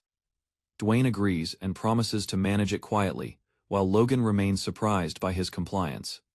Logan reflects on his father's absence, noting how much he's accomplished alone. A week later, his father returns and observes the flowing river in the plains.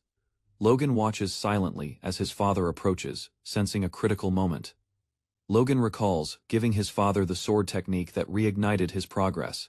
The father praises Logan's efforts while expressing amazement. Touched by the sight of water in the wasteland, he acknowledges its significance. Logan's father reflects emotionally on his newfound strength and the revival of the land. He acknowledges that these changes, including his own breakthrough, are thanks to Logan. Praising his son, he declares Logan is more capable than himself. Logan humbly deflects the compliment, but his father insists Logan's progress surpasses his decades of effort. Proud, he entrusts all lordship duties to Logan and shifts focus to training knights. Logan is shocked by the sudden delegation of full authority. The father admits he doesn't intend to resume his role as lord. During training he realized age had caught up to him. Although he learned the basics of the sword technique, mastering it proved too difficult. He explains that his aged body can no longer form a proper mana core. Now, he sees it as time for the younger generation to lead. He vows to step back and support Logan as a guide. Logan accepts the responsibility, realizing he can't refuse. His father instructs the maid to help Logan fulfill his new duties. She acknowledges the order, ready to assist Logan moving forward. Encouraged by his father, Logan steps forward to face the lady under the parasol. She acknowledges Logan's growth and reveals her past opposition stemmed from concern for Ronian. Logan apologizes, but she insists the fault was hers, and offers her own apology. She admits she once rejected Logan's earlier apology due to her own pride. Now more open, she expresses hope that Logan will forgive her attitude. She brings up Ronian's training, impressed by his progress under Logan's guidance. Logan explains Ronian formed a force core and mastered the first sword form within a week. She expresses joy, having not seen Ronian this happy in years. Thanking Logan, she entrusts Ronian's future to him before taking her leave. Logan runs after her, asking her to speak casually again, like she did in his youth. He calls her mother with a sincere smile. She tears up silently, moved by his words. The family silently parts ways under the warm light. Logan watches them go, quietly nodding to himself. As they walk toward the horizon, Logan stands alone, prepared for the future ahead. Logan oversees the town's completion and plans to begin clearing land for farming before spring arrives. He discusses hopes of restoring the McLean Plains with greater yields than before, aiming to reclaim lost prosperity. To ensure relocation, Logan grants land rights to new residents and starts recruiting potential soldiers for training.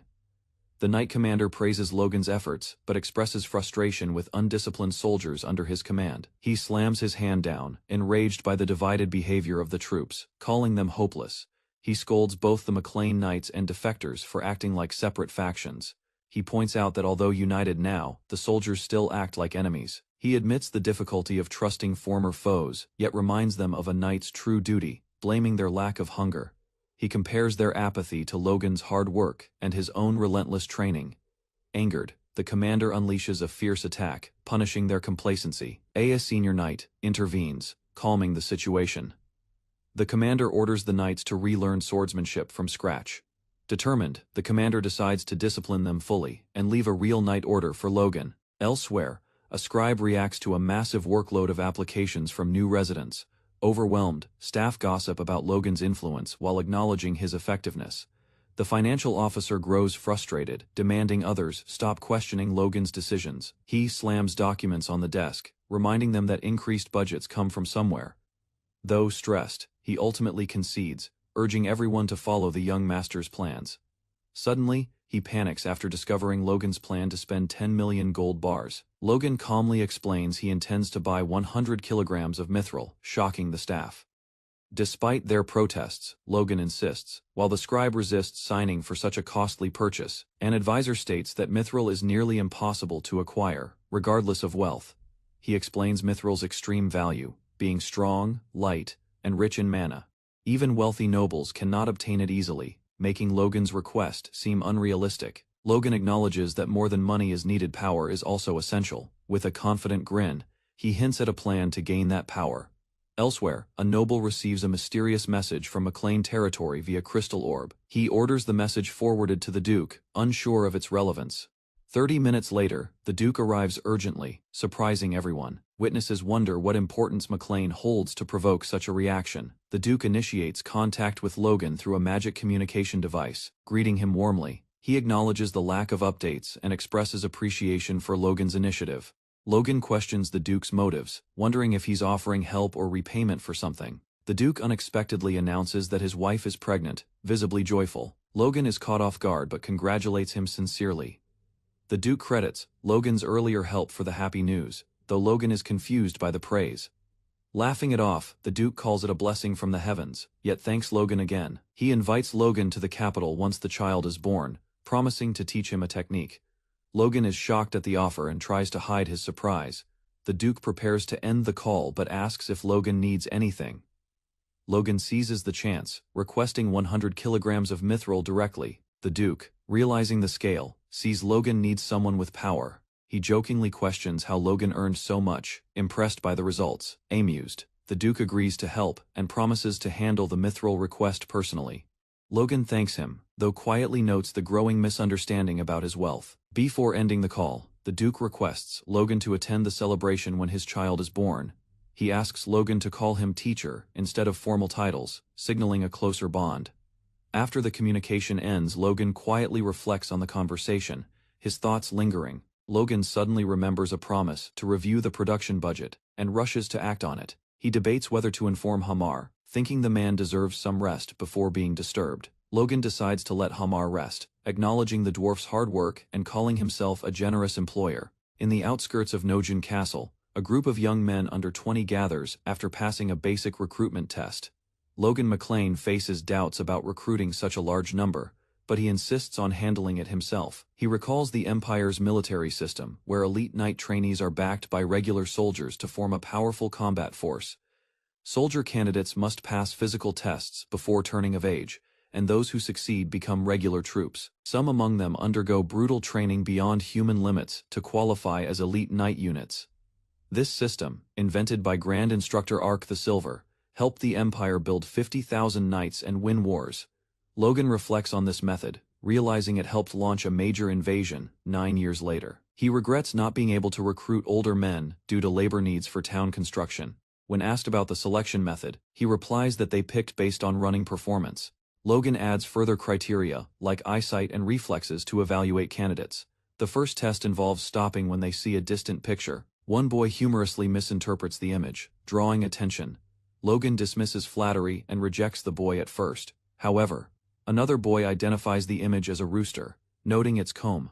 Logan is shocked by the boy's sharp eyesight from such distance. The second test begins, requiring candidates to walk and stop when hearing a specific word from a whispering instructor. Many boys struggle to hear due to the fluctuating voice, but one accurately guesses the word, surprising the examiner. Despite the instructor speaking to himself, the boy responds correctly, leading Logan to select him for his exceptional hearing. Logan reviews the test results and finds 250 recruits passed, based only on hearing and vision tests.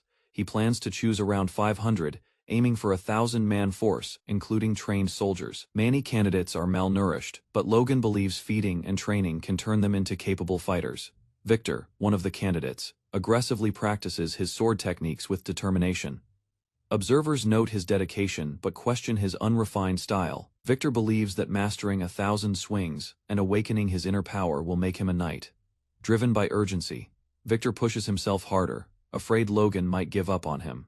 Logan appears, surprising Victor during practice. Impressed, Logan quietly acknowledges Victor's natural talent. Despite being only 16, Victor maintains solid stance, while swinging wildly. Logan notices Victor generates more momentum when not using standard techniques. Logan concludes Victor needs a sparring partner to refine his unique style. Logan informs Victor about his upcoming departure to Tehran to train soldiers during winter and invites Victor to join. Surprised, Victor asks if he can bring his sister Rhea with him. Logan smiles and agrees, as long as Victor talks it over with Rhea first. Logan questions Victor's decision to bring a girl to a male-dominated training camp. Victor insists on taking her along, showing his emotional side when it concerns his sister.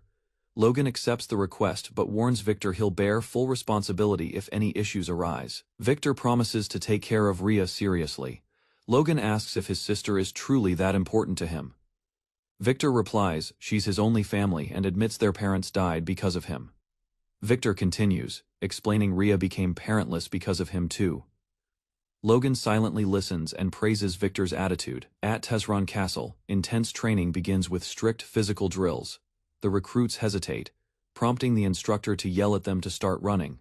As they begin, the drill sergeant praises Logan's decision to keep experienced staff. Logan explains he re-signed mercenary contracts to avoid restarting training from scratch. Logan is asked if he is planning to start a war soon, but he calmly denies it. He clarifies that he's not a warmonger. Yet war is sometimes unavoidable. Hearing this, the drill sergeant calls Logan a monster, overwhelmed by his mindset. Victor charges ahead of the group during training, drawing everyone's attention.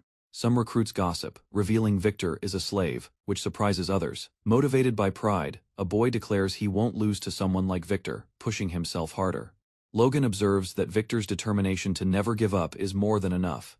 He believes Victor already possesses force and is nearing an awakening. Logan hopes Victor will become the strongest knight, but future events show otherwise as Victor is seen bloodied, holding a weapon after committing murder. At Tehran Castle's barracks, the sun rises as trainees gather for breakfast after training. The kitchen serves warm soup and fresh bread, presented neatly for the cadets. Young soldiers fill the hall, eagerly expressing gratitude as they begin to eat together. Some trainees casually chat, enjoying the consistent meals they've received in recent weeks. A cheerful girl, seemingly part of the staff, kindly hands out bread while offering a warm smile. The boys are captivated by her kindness and admire her appearance as she walks away. One trainee considers approaching the girl, but the mood quickly shifts. A threatening presence erupts as a dark-haired trainee unleashes killing intent. He warns others to avert their gaze from the girl, causing panic among the boys. The girl returns to serving food, unaware of the tension behind her. A cadet quietly wonders whether she even ate before starting her shift. Meanwhile, others grow uneasy under the intense atmosphere. The dark-haired trainee clenches his hand tightly, masking growing anger. Later that night, the girl walks alone outside the castle, carrying a basket of food. Logan observes her from a distance, worried about how far she's gone alone so late. Logan notices something unusual and turns sharply toward the direction of movement.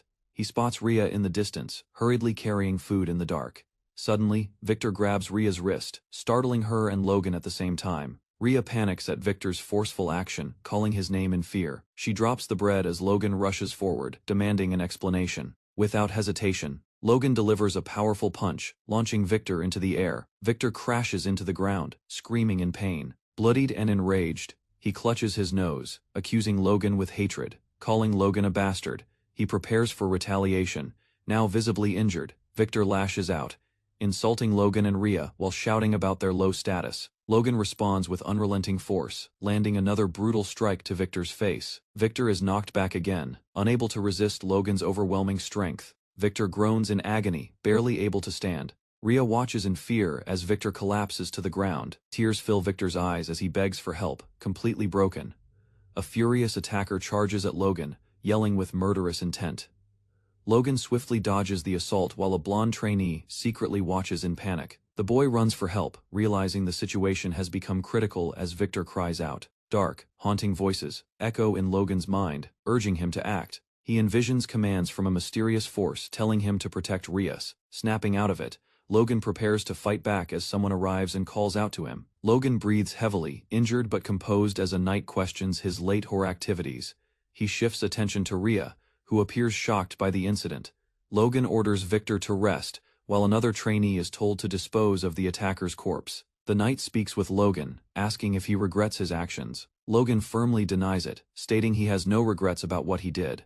However, the knight points out that bringing Rhea may be what Logan truly regrets. Logan realizes the danger Rhea faced by being brought there. The knight emphasizes that risking her safety isn't worth it, despite good intentions. He advises Logan to think clearly and avoid putting her in future danger. The knight explains that he allowed Victoria's presence so Logan would realize the danger firsthand. Internally, the knight reflects that things escalated beyond expectation, but hopes Logan has learned from it. Logan nods silently, and the knight hopes this ends Logan's overprotectiveness. Logan asks what punishment awaits him for the killing incident. He firmly states he'll accept the consequences, but pleads for Rhea to be spared, as she was only a victim. The knight agrees, acknowledging Logan's effort and instructs him to seek permission next time. The knight reassures Logan, calling him a future knight and not someone who should be hindered by filth. Logan is surprised, but accepts the words with determination, ready to move forward. A fireplace glows warmly, symbolizing the knight settling after the chaos. A superior questions if it's right to judge the case alone when a slave killed a commoner. The knight defends his decision, calling Victor his property and revealing the dead trainee's dark past. The superior, satisfied, clarifies that the death was effectively carried out under the knight's orders. Plans are made to publicly disgrace the criminal and use his execution as a lesson to the soldiers. Curious, the superior asks what's being marked on the map. The knight grins and reveals a surprise event monster sighting for the troops. Rumors spread through the camp after Victor killed a fellow soldier, leaving the others in shock. Outrage grows as they learn the victim assaulted Victoria, someone widely adored in the group. Despite the uproar, most feel uneasy about the dead man, and the case is quietly resolved. 3 months pass, and the new year begins with Logan and his companion reflecting on their long journey. Training had lasted 90 days, reducing 1,000 trainees to just 867 who passed. Now, only those with exceptional discipline and preparation remain in the program. Logan confirms the supplies are insufficient for the whole army but enough for training exercises. He proposes conducting joint combat training in the mountain forest. His father agrees, noting that real combat experience is necessary for further growth. Logan and his father discuss how real combat will enhance skills. As tensions rise, they prepare to test their strength in upcoming training. The older knight senses hard times approaching, his gaze turning solemn. Soon after, training begins in the southern mountains under his command. Knights brace themselves as an intense clash erupts. The explosion of power signals the start of serious combat training. After a clean strike, the knights celebrate their success in slicing a giant tree with one blow. Logan and his father quietly assess the power of the iron blood sword technique. The trainees, amazed by the knight's strength, are warned not to lower their guard. Logan reveals they are inside a monster-infested forest, not an ordinary one. Goblins appear and charge toward the soldiers without hesitation. The trainees clash with the goblins, fighting with everything they've learned. One trainee confidently defeats his enemies, impressed by his own growth. Logan commands a ranged attack as the goblins scatter and try to flee. A wave of arrows eliminates several monsters trying to escape. While many goblins retreat, the trainees cut them down one after another. Suddenly, tremors shake the ground as a large shadow approaches. A massive beast bursts through the forest, charging at high speed. The soldiers regroup immediately, sensing a far greater threat. A giant monster charges through their formation with destructive power. One trainee stands frozen as the beast closes in rapidly. Fierce beasts charge through the battlefield, pushing the soldiers into a chaotic melee. A quick-thinking commander orders the crossbow cavalry to be deployed. With a single command, a volley of bolts is unleashed to halt the beast's advance. The arrows rain down, forcing the creatures into retreat. The cavalry circles around to block any escaping monsters. Logan instructs everyone to form up, ensuring no enemies break through their lines. As the formation holds, one soldier bravely intercepts a charging beast alone. With swift swordsmanship, he delivers a powerful blow to stop the attack.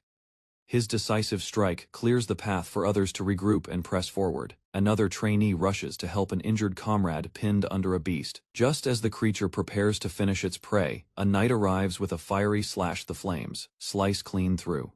Saving the wounded soldier at the last moment, Logan restores order, commanding the panic to fall back with the injured. He notes the weakness of most, but spots promise in the top-ranking trainees. With determination, he watches the capable ones holding their ground fiercely. Among the trainees, Victor stands out as he charges into battle with fierce determination. He quickly realizes he must face two beasts at once without support. Without hesitation, he counters the incoming monsters with powerful, precise strikes. The battlefield calms briefly as Victor stands among fallen beasts, panting from exhaustion. Despite his fatigue, a look of pride appears as he grips his weapon tightly. Bloodied, but smiling, he holds firm, proving his growth in real combat. Later, Victor quietly exchanges glances with other trainees, now seen in a new light. From afar, Logan observes Victor's change, acknowledging his newfound confidence. Logan concludes that Victor has broken free from his shell and will soon rise further. Logan's troops finish clearing the last of the monsters after a month and a half of combat training. They reflect on how lucky they were to discover 3 monster-filled towns before an attack reached the castle. One soldier wonders if Logan predicted all this, but another believes it was more than coincidence. Logan leads the men in tree felling to support town construction, urging them to push through fatigue. The soldiers, though tired from dual duties, carefully move timber to avoid damage. Despite exhaustion, Logan notes the waste of valuable trees due to monster threats and now reclaims them. Logan explains the dual purpose of training soldiers while gathering lumber for infrastructure. Though progress was slower, they identified cadets with innate survival instincts during the training.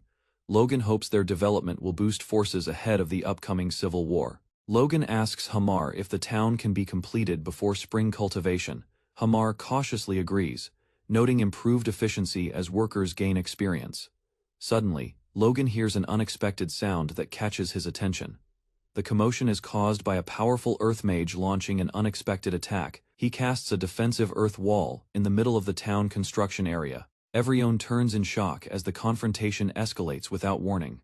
A large pillar is erected as construction advances, rapidly, surprising workers with its size. Logan praises the mages for completing the magic tower under difficult conditions and keeps his promise of financial support.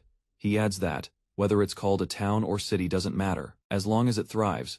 Logan explains the town will become the territory's new center, surpassing even McLean or Tesrin. He emphasizes the importance of accessibility and farming convenience over appearances or prestige. However, a knight warns that large population centers risk rebellion, prompting Logan to highlight the solution: fair treatment. Logan states firmly that rebellion won't occur if the people aren't exploited, earning admiration from his men. He assures them the earthen walls are sufficient because he'll prevent any battle from reaching the town. Logan vows to strike first in war, making sure the town never becomes a battlefield. Hamar praises Logan's care for his people, while Logan downplays it with humility. As snow falls, Logan begins a solo training session under the moonlight. Focused and calm, he draws his blade in preparation. Logan charges forward, sword glowing red with power and determination. He slashes with immense force, unleashing a massive shockwave into the snowy forest. A bright explosion erupts in the distance, and Logan stands silently, observing the result.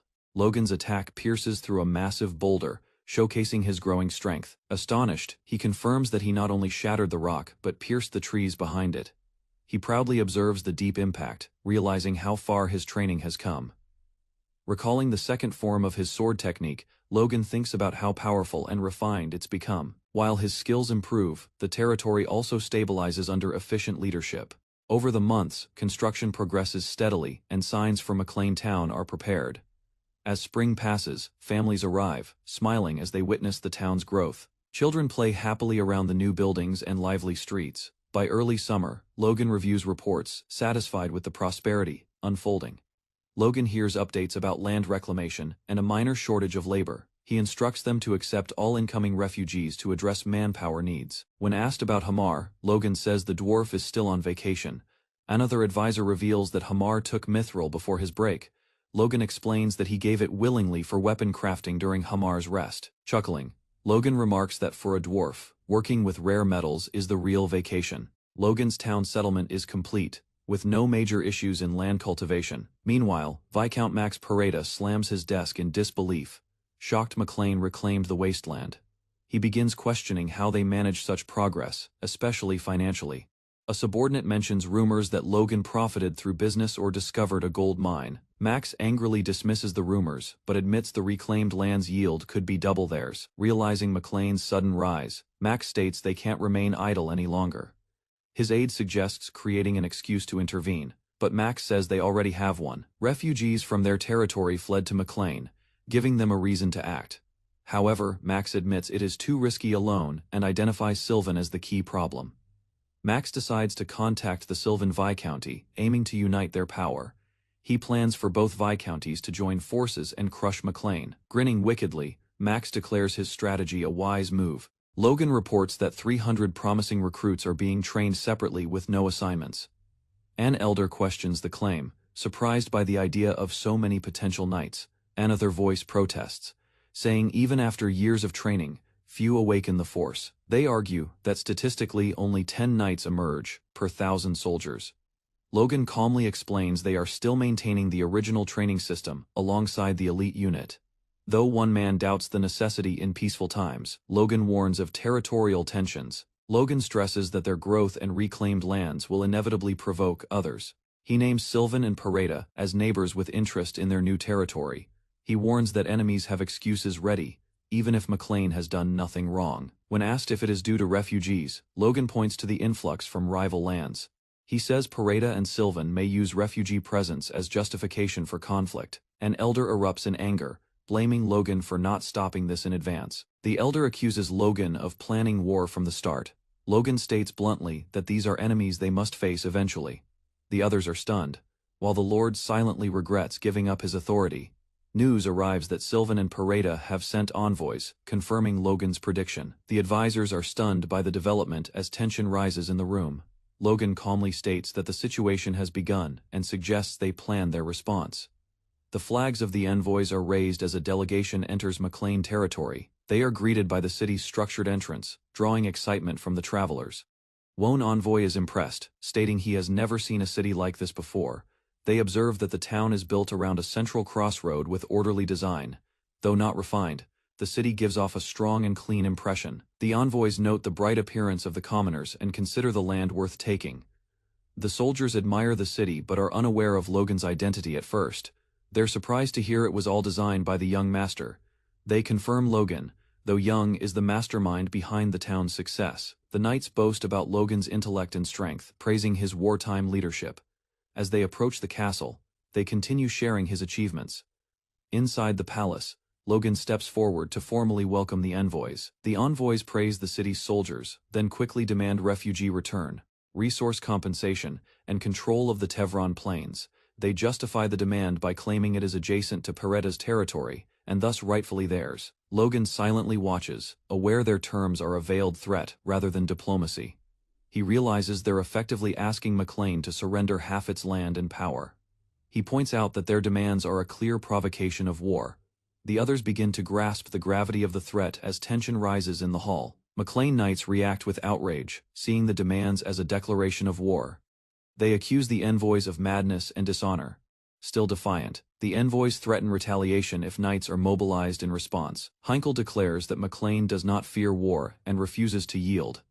The envoy warns McLean will be destroyed, but Logan dismisses the threat.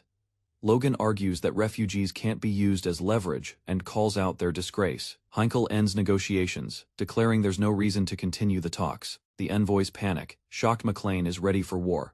As they retreat, they call McLean mad for choosing all-out conflict. The McLean guards step forward as the envoys insult their host, drawing weapons in response. Logan calmly calls them insane for speaking so brazenly in another's territory. One envoy tries to object, but fear overtakes his voice as Logan approaches. The guards charge to stop Logan, but he prepares his weapon without hesitation. His eyes sharpen as he grips the cane, ready to act with full intent, with swift force. Logan strikes forward, overpowering the guards in a single motion. The hall erupts in chaos as the McLean knights subdue the enemies without killing. Logan continues his assault, asserting dominance over the situation. He warns the envoys that fleeing doesn't erase the consequences of their actions. As one envoy tries to flee, Logan slashes near him, forcing him to fall back. The terrified survivor kneels, vowing to deliver McLean's will back to his lord. Logan remains composed as the room quiets in awe and tension. The envoy pleads for forgiveness, while his shaken companion praises Logan's power. Heinkel, now smiling, gives the order to prepare for war. The Knights of McLean raise their weapons and rally for battle. News of the Sylvan envoy's death spreads, shaking political alliances. McLean immediately sends a magical message to Viscount Sod Sylvan and another noble, outraged. Viscount Sod demands answers and compensation for the envoy's supposed insult. Sylvan nobles scoff at McLean's stance, seeing their rise in power as arrogance. Despite mockery, they agree to give McLean one last chance to explain. A.T. Tesrin Barracks. McLean's commanders receive Sylvan's demands through magical communication. The demands include returning a runaway, paying compensation, and giving up a strategic plane. Logan and his aide analyze the message and see an opportunity. Logan plans a swift military strike to silence further provocations. They agree that speed is key to capturing Sylvan before resistance forms. Kaisalon enters with a detailed troop report, confirming full readiness. McLean has 1389 regulars and hundreds more in reserves, ready to deploy. Logan checks weapon supplies and confirms full armament. He's confident even a united Sylvan and Pereda can't outmatch McLean's force. By merging both territories, McLean aims to rival the power of Margraves. While the Empire's first and second princes prepare for the throne, noble factions begin aligning secretly. Logan aims to back the third prince, to avoid detection and maintain neutrality. In his past life, the first prince used McLean, then discarded them, weakening the kingdom's core. The second prince showed similar behavior, despite his impressive skills. The third prince, though from a concubine, showed promise and had once been favored. Logan resolves to support him and win the civil war to crown the third prince. To succeed, Logan must keep McLean's size modest and avoid attracting attention. Kaisalon interrupts, announcing good news about a subordinate. Victor, one of Logan's men, has awakened his force and is ready to report. Logan demands proof. Victor activates his power without hesitation. His force manifests as a rare gray aura, shocking the observers. Logan and Heinkel are stunned by the color and strength of Victor's energy. Logan praises Victor for achieving this level in just 2 years.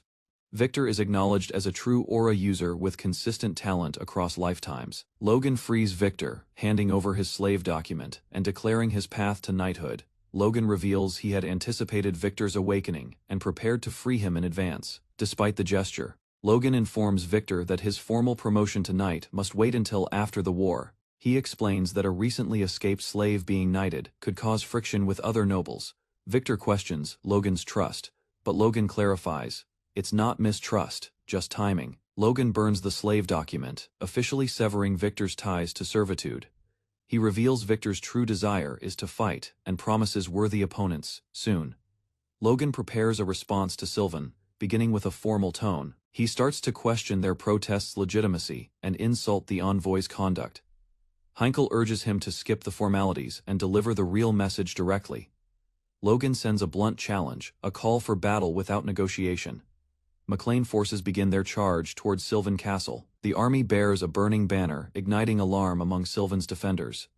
Sylvan soldiers panic as the enemy approaches. Their commander, enraged, orders the knights to prepare for war. Despite hesitating earlier, the Sylvan forces now ready themselves for full-scale combat. Callian, now a high-ranking knight, declares his readiness to rival Patrick McLean in battle. Soto Sylvan receives no word from Pareda, and suspects they're negotiating behind the scenes. Sylvan contemplates attacking McLean quickly before any external reinforcements arrive.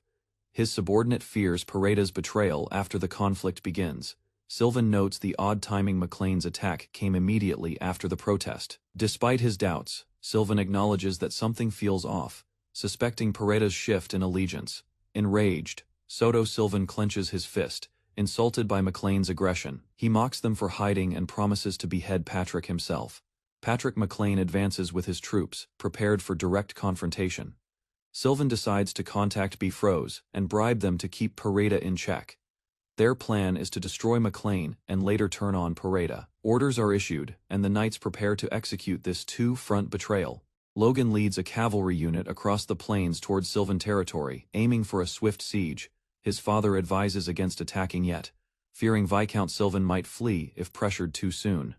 Logan agrees, confident that Soto Sylvan's pride will draw him out without provocation. A knight questions how Logan knows Soto Sylvan, considering Logan has lived in McLean all his life. Inside the castle, gates creak open slowly, revealing Sylvan troops preparing to exit. As cavalry rides out, the enemy prepares to confront McLean forces head-on. Sylvan forces, 3,000 strong, begin mobilizing outside the fortress in tight formation. Patrick McLean acknowledges they are outnumbered 1.5 times over. Soto Sylvan confident, mocks McLean's audacity and commands his men to advance. The McLean cavalry charges forward without hesitation, undeterred by the numbers. Soto Sylvan ridicules them, calling them unrefined mercenaries in proper gear. Despite appearances, Sylvan realizes McLean's troops are better equipped and positioned than expected. Enraged, Soto Sylvan declares he'll prove McLean's weakness in battle today. Heavy crossbows are lifted, an unusual weapon to see in open warfare. Sylvan sneers at Patrick McLean, but underestimates the shocking effect of crossbows on the battlefield. Patrick McLean gives the order to fire, launching a powerful volley of crossbow bolts. A storm of arrows rains down on Sylvan's forces, catching them by surprise. Soto Sylvan raises his shield, but the overwhelming attack forces him onto the defensive. Soto blocks the bolts one by one, realizing these aren't ordinary projectiles. The crossbow bolts strike with incredible power, even shaking his stance. Frustrated, he growls in rage as the force of the attack disrupts his advance. Soto yells that it's no ordinary assault, and commands his men to harden their aura knights. Scream as the crossbows pierce their defenses. Panic spreads. Soto realizes too late how dangerous the weapons are, and vows to retaliate. Blinded by fury, Soto declares he will kill them all, and leads a reckless charge. Patrick orders the troops to spread out, catching Sylvan off guard. Soto is confused by the sudden change in McLean's formation. McLean's cavalry breaks formation, surging through with speed and precision. They bypass the enemy knights, and aim directly for the vulnerable soldiers. Soto clenches his teeth, furious, as he realizes McLean's true strategy. Soto Sylvan briefly considers retreat, but his pride drives him to challenge McLean directly. He calls out the Knights of Sylvan to face their enemy without fear. Patrick McLean recognizes Soto's weapon, alarmed that he wields a force blade.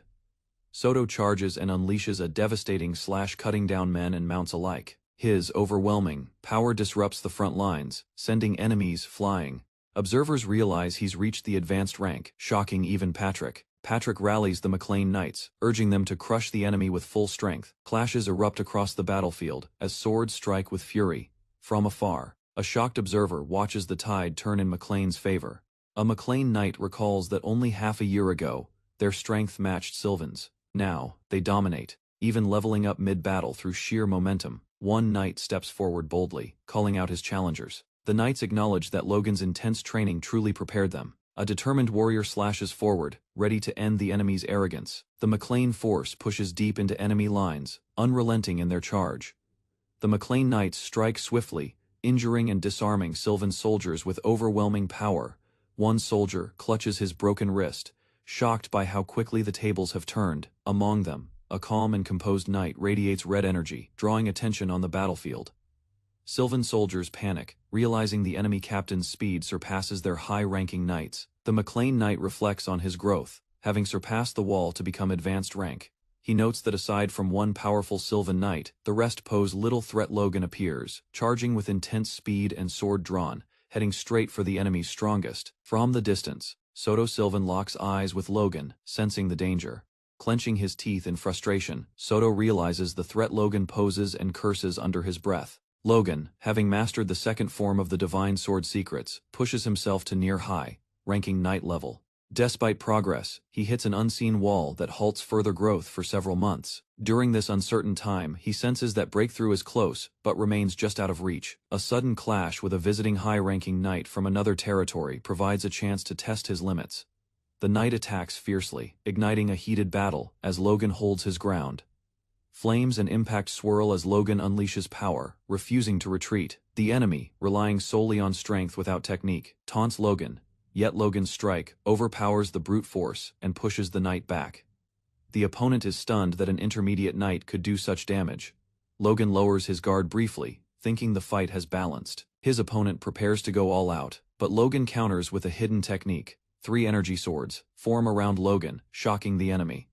The opponent launches forward, evading the floating swords. He focuses on Logan's real weapon, believing it's the only threat. But Logan realizes the plan worked. His opponent fell for the bait. Logan strikes with precision, forcing his opponent to retreat in shock. Realizing all 3 swords are real, the enemy barely avoids a fatal blow. Logan confirms the truth with a smirk, calling it an intriguing trick. The enemy, frustrated, declares he will end the fight and charges in rage. He reveals a hidden 4th sword, planning to overpower Logan. Despite Logan's calm, the man readies to clash with full force. As he rushes forward, the floating swords begin to drift and lose power. He senses something is interfering with them, the closer he gets. Infuriated, he unleashes a powerful attack in defiance. Logan maintains control, sensing the enemy's movements becoming wilder. The man believes Logan's rhythm is faltering and strikes repeatedly, but Logan regains composure, defending with refined precision. Logan repositions, thinking calmly despite pressure. He takes it slow, frustrating the enemy further. Angrily, the opponent mocks Logan, declaring the attacks too weak to matter. The enemy charges at Logan, screaming for death, but Logan remains calm and composed. He gathers energy as time slows in his focus, sensing a shift within. A glowing aura begins to form, signaling a decisive moment. The enemy attempts a strong slash, but Logan vanishes and reappears instantly. Caught off guard, the man's blade is deflected, and Logan moves behind him. Shocked, he realizes Logan's speed surged in a split second. The knight panics, realizing Logan has advanced further than expected. Logan calmly states that he'll repay the opponent for aiding his growth. Powerful attack descends as Logan finishes his statement with lethal precision. The strike hits the ground explosively, forcing the knight to retreat. Stunned, the man tries to act composed, but acknowledges Logan's strength. Logan reflects that the attack must be flashy to boost morale for his troops. Logan launches Divine Sword Secrets, 3rd style Rippling Divide. A massive golden wave erupts from his blade, overwhelming the field. The enemy is caught in the blast, stunned by the overwhelming force. Soldiers from both sides are stunned as they realize Logan has defeated their captain. Logan stands calmly, sword planted in the ground, flames fading around him. He declares the enemy leader has fallen, signaling the end of the battle. Logan announces the capture of Soto Sylvan, shaking the enemy's morale. He offers mercy to those who surrender and lay down their arms. The scene cuts to the aftermath. Sylvan's knights lie dead. 1223 soldiers lost. The McLean side celebrates with no soldier losses and only minor knight casualties. The battle, which began that very day, ended in mere hours. This overwhelming victory is expected to ignite a greater conflict. News of Sylvan's defeat reaches a distant territory, alarming a noble. Tension rises as advisors acknowledge McLean's shocking success. A lord watches in silence, calculating the impact of the growing war. Logan offers Soto Sylvan one final chance. Apologize. Take only the minimum belongings, and leave with his kin. Standing firm, Logan delivers this offer as the sun sets behind him, radiating finality. Soto refuses to yield, declaring Count Bifrost will not tolerate Logan's bold overreach. Logan reflects silently. Bringing up Bifrost in front of his father is tactless. He recalls how Bifrost once rose during the fall of the McLean family, exploiting chaos. The fertile McLean lands became Bifrost Plains, and Bifrost claimed the title of Southwest Lord. Though Bifrost never directly ordered McLean to submit, his name alone angers Logan. Logan threatens Soto again, demanding a decision before death claims him. Soto lunges, but is immediately struck down, collapsing at Logan's feet. Logan respects Soto's desire for an ungraceful death and ends him swiftly. His father acknowledges the decision with a quiet, "Well done." Logan hopes this show of mercy prevents backlash from other nobles, especially Bifrost. Later at Suian Castle, Logan hears Pareda has not made any moves. He trusts Clayton to hold Tesseron Castle if needed. Victory over Sylvan wasn't from strength. Alone McLean had strategic insight and resolve. Logan's forces, using golems, strategically retreat to defend Tesseron Castle from future threats. Logan points out the flaw in managing 3 castles separately and suggests reorganizing command. They decide to station the knights in the central town of McLean for efficient response. Patrick McLean agrees with Logan's proposal, easing his own burden in the process. Logan confirms they've captured 75 knights, including 8 intermediates. Logan offers to persuade them to switch allegiance, confident they held no real loyalty to Soto Sylvan. Logan reflects on the weight of victory and the ease of capturing so many knights. He knows future battles won't be as forgiving and urges caution. Patrick praises Logan's success, but Logan silently holds back deeper concerns. Logan decides not to ruin his father's mood and walks away. Suddenly, an urgent messenger arrives, interrupting the calm. The news is from Count Bifrost, prompting immediate attention. The letter from Bifrost demands McLean cease conflict with Pareda. Patrick is outraged, but Logan suggests they listen to the full message. Bifrost claims disorder was due to McLean's failure to maintain consistency as a lord. Count Bifrost sends a letter inviting all southwestern heirs to a birthday meeting under the guise of peace. Patrick McLean reacts furiously, sensing it as a veiled attempt to assert dominance. Despite the rage, Logan calmly considers attending, seeing strategic value in the invitation. Logan suggests visiting might reveal more than resisting outright. Patrick, though hesitant, acknowledges Logan's reasoning and respects his decision. However, Patrick still firmly declares McLean will not kneel to Bifrost. One Knight dramatically opposes the idea, refusing to submit even in death. Chaos erupts until Logan threatens to bury the overreacting knight on the spot, regaining composure. Logan shifts the tone and prepares to share his strategy. Patrick admits that McLean cannot currently match Bifrost's military might. Bifrost commands over 300 knights, including elites, and watches McLean closely. Logan warns they're walking a fine line after recent victories. He explains that rushing could get them crushed under Bifrost's shadow. Logan stresses the need to regroup, train knights, and master sword techniques. Patrick adds that Bifrost differs from other nobles. He controls the heart of the entire region. Logan reveals to his father that neighboring Lords Percival and Roofman had long pledged loyalty to Bifrost. Patrick is shocked, but Logan explains he saw this future outcome in his past life. Patrick quietly reflects on how weak their family has become, burdened with shame. Logan reassures him, gains permission to act, and begins preparations for the trip. He sees it as a chance to observe the region's state and how their ancestral lands have changed. With resolve, he sets off, carrying armor and determination.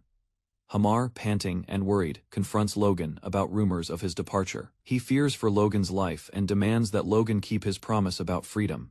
Despite the tension, Logan silently assures Hamar of his loyalty. As Logan departs, he's surprised by Hamar's sudden gift, a mithril sword. The sword gleams with brilliance, stunning Logan.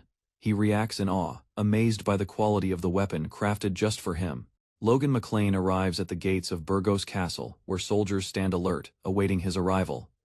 A knight informs a young man inside the castle that Logan is here but must wait for formal reception. The young man, Plone Pareda, heir to the Pareda family, acknowledges this with a calm nod. Logan is escorted into the castle, prompting Plone to react in disbelief upon hearing the McLean name. Plone observes Logan's solitary presence and assumes his weakened state is due to losses in war. He believes McLean's success came only because of Pareda's lack of intervention. Frustrated, Plone complains about being treated the same as a cloaked man who appears unremarkable. He gloats silently, convinced McLean owes everything to Count Bifrost's mercy. But Logan silently endures the insult, his expression unreadable. Plone introduces himself to Logan, mentioning rumors of Logan's feats from Rehalt. He notes Logan's hidden armor and doubts the tale of slaying 6 knights. They shake hands. Formally, Logan introduces himself with composure. Plone comments on Logan's young appearance, questioning the truth of his achievements. As they clasp hands, Logan grips tightly, startling Plone. Logan smiles faintly as Plone winces, realizing this man isn't as weak as he thought. Plone is overwhelmed by Logan's grip strength, realizing the power behind the calm facade. Logan releases his hand politely, claiming he mistook the gesture as a strength contest. Furious and humiliated, Plone curses inwardly and reaches for his weapon in retaliation. Plone draws his sword and charges, intending to punish Logan for his boldness. He boasts about teaching Logan a lesson in manners on behalf of the Pareda family. Logan, unfazed, reminds him that dueling is forbidden in the Burgos territory, exposing Plone's poor judgment, despite the warning. Plone's guards attack Logan, confident in their numbers. Logan moves swiftly, dodging and countering their blows with calculated strikes. In a flash, their swords are shattered, leaving the guards disarmed and stunned. Plone stares in disbelief, unable to comprehend how all the blades were broken. He realizes there was no magical force, only raw swordsmanship. Logan calmly stands victorious, his power undeniable. Plone questions if Logan's sword is a special artifact, but feels no magic from it. Logan shuts him down bluntly, calling the question rude. Plone, still trying to save face, convinces himself Logan just found a rare sword by luck. The tense moment is interrupted when a soldier announces the arrival of Sir Franz, the Knight of Moonlight, the Silver-haired knight enters with presents, instantly recognized by the crowd. Whispers spread. It is rare for such a high-ranking knight to welcome someone personally. Logan identifies Sir Franz as one of the 2 strongest knights under Bifrost. He observes the man's signature silver hair and presence, confirming the rumors. Plone rushes to greet Franz, introducing himself as Pareda's heir. Logan anticipates that Franz may try to pressure him due to McLean's status. Franz asks if Logan is from McLean, his tone probing. Logan confirms confidently, causing surprise as Franz acknowledges his strength for his age. Plone realizes Logan is an intermediate knight, and finally understands his earlier defeat. Logan, hiding his full power, mentally confirms his plan to appear unthreatening worked. He reflects on how reaching a high-ranking level gave him enough control to suppress his energy. Logan intentionally lowered his aura to avoid suspicion and entered alone. He humbly expresses admiration for Sir Franz, hoping to reach his level someday. Franz, impressed by Logan's manners, personally escorts him into the VIP quarters of Burgos. Sir Franz informs Logan that the heirs of Percival and Ruffman have already arrived. Logan agrees to rest until the party the next day as Franz takes his leave. Plone mocks Logan for lacking servants, sarcastically offering to lend pajamas. Logan silently ignores the insult, showing no reaction. He calmly asks for his room, saying he is tired and is guided by a servant. Logan analyzes Plone's earlier decisions, noting his ignorance of the situation and predicting he'll be easy to handle. Logan vows not to remove his armor in enemy territory. As he walks through the familiar halls, he recalls that this land once belonged to his ancestors. Determined, Logan reminds himself to never let his guard down, especially in this place. Logan enters a grand hall, greeted by a mysterious man on a throne. The man calls out his name twice with a smile, masking deeper intentions. Logan braces himself, ready to draw his sword, sensing potential danger in every corner. Kim Siwoo stepped into the corridor, his footsteps echoing under the faint purple glow beneath him. At the end of the hall, flames flared, and a dark creature charged through the void. Siwoo calmly raised his hand, conjuring light to confront the violent force ahead. The beast struck but was overwhelmed by Siwoo's barrier, scattering into magical residue. He observed the lingering energy and sensed multiple summoned creatures nearby. Realizing something was wrong, he questioned the purpose of the ritual occurring below. Earlier he was briefed on purifiers, and their affiliated groups known as altars. Siwoo was tasked with identifying how many were active across South Korea. Underground, frightened captives cried out as a ritual circle surrounded them. He arrived as the altar activated used for offering human sacrifices. A hooded figure stood at the center, drawing demonic power from the victims. Siwoo watched silently as energy surged violently across the chamber. He spotted a demon rising and questioned the summoning of a demon king. Twin beasts burst forth, roaring with red eyes and sharp fangs. Siwoo's expression hardened. Energy gathered as he prepared to counter them. Kim Siwoo's magic clashed violently with the demon's force. The cloaked enemy absorbed the impact, laughing as dark energy swirled around his body. He claimed to have already conquered humanity, boasting that Siwoo was too late to stop him. A memory of Eden surfaced. Siwoo was once a warrior known as the Glaive of Laman. Recognizing his foe as someone who crossed over from Eden, Siwoo's expression darkened. The enemy admitted Eden's defenses would have failed without Siwoo. The demon mocked humanity's divisions, saying their own conflicts made them easy prey. Siwoo, puzzled, confirmed no other demons from Eden had ever appeared before. He demanded to know where he was, lightning flaring as he prepared to kill the enemy. The demon declared his role finished, confident the world would still fall in time. He spoke of greed and war among humans, saying even divine help wouldn't save them. Siwoo realized the enemy exploited his lack of contact with Laman, pressing for answers. The enemy revealed his faith's prophet had foreseen this future, one Siwoo couldn't prevent. He claimed the goddess Siwoo believed in had failed to stop destiny, as darkness consumed the demon.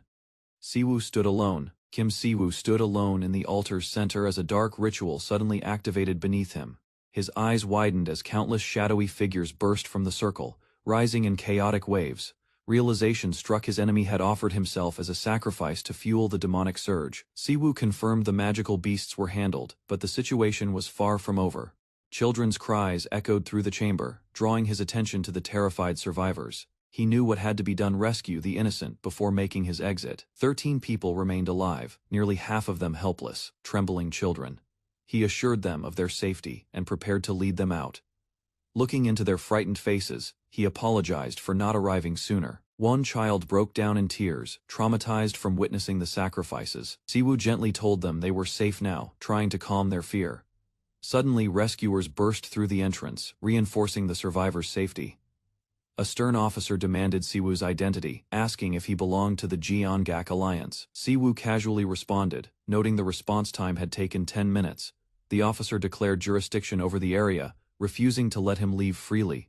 Siwoo calmly responded to the threat, warning that the alliance would bear serious consequences. One of the armed soldiers ordered a subordinate to lower his sword immediately. Their leader apologized for the aggressive stance and formally addressed Siwoo by title. Whispers spread among the group as they realized the identity of the irregular before them. Junwoo, recognizing the situation, admitted disappointment at Siwoo's absence from the temple. Siwoo greeted Junwoo with a smile, acknowledging the familiar presence with ease.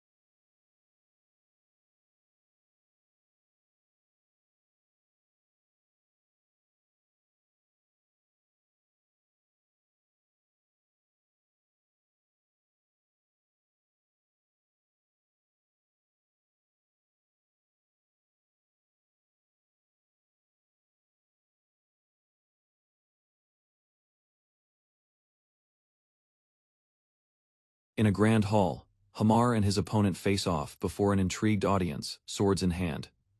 The older man offers Hamar the first move, but Hamar declines, confident in his own strength. The elder criticizes Hamar's arrogance and prepares to demonstrate superior skill. The older swordsman releases a powerful aura, stunning onlookers with the brilliance of his artifact. Spectators marvel at the glow, questioning if all artifacts shine that way. Hamar wonders if the sword was chosen for show rather than practical use, drawing suspicion from others. In contrast, Hamar's sword appears plain, but is noted for its balance and sharpness. He believes that functionality defines beauty, not outward appearance. The opponent mocks Hamar's weapon and charges, sword gleaming. Hamar senses Franz, the knight of Noquila, observing from the crowd. He deliberately restrains himself, aiming to manipulate perception, feigning effort. He clashes with the opponent and stumbles slightly. Hamar lets himself get scratched, selling the illusion of a close match. He times counterattacks carefully, showing bursts of strength. After winning, he ends the match with a humble remark, masking his true skill. To sell the act. Hamar increased his metabolism with his force core, making himself appear exhausted. Ramon panics, blaming the unfamiliar sword for his loss, but the Count silences him sharply. Disappointed, the Count accuses Ramon of insulting his gift, leaving him speechless. The Count publicly apologizes to Logan, acknowledging his subordinate's behavior. To atone, he opens his treasury, offering Logan any artifact he desires. Logan suspects this is a tactic to bind him and refuses politely, aware of the trap. Suddenly, a butler announces that the Sword Duke has contacted the Count for his birthday. The Duke, speaking through a magical orb, congratulates the Count and praises his governance. Logan observes how the Count leverages the Duke's appearance to elevate his own status. The Count pretends to notice Logan coincidentally during the call. Logan plays along, recognizing the timing is convenient for both sides. Calling him teacher, Logan forces the Duke into public acknowledgement. Guests gasp as Logan addresses the Duke as his teacher, shocking the room. The Duke responds warmly, hinting he expected the call and confirms Logan's presence. He declares the Count's offer too good to refuse, solidifying Logan's standing further. The Count awkwardly deflects responsibility, claiming he adjusted his schedule once Logan contacted the Sword Duke. Logan internally acknowledges the Duke's influence, knowing even the Count must comply. The Duke confirms they'll meet at the capital soon, and Logan thanks him with sincere respect. The Count hides his frustration as Logan's plans unfold perfectly. The next day, Logan is escorted to the treasure vault. He is given 1 hour to explore and select a single artifact from the vast collection. Logan notes about 30 treasures present, most of them displayed openly. Despite appearances, each item is worth at least 10 million gold. He activates his enhanced senses to detect energy levels and determine which artifact is truly powerful. After evaluating weapons and armor, Logan dismisses flashy pieces with dangerous enchantments. He feels a strange convergence of energy drawing him deeper into the vault.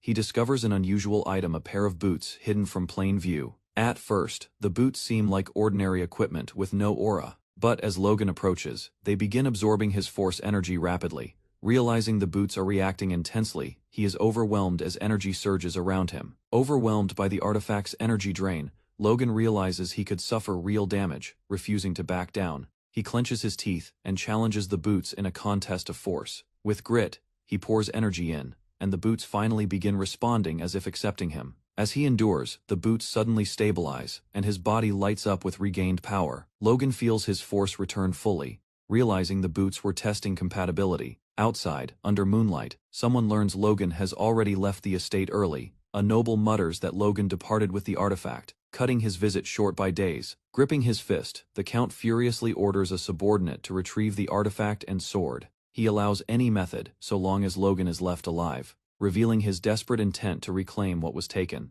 Logan camps in a quiet forest, flames flickering as he rests alone with his horse. Suddenly, he senses a hostile aura, prompting him to rise and scan the darkness.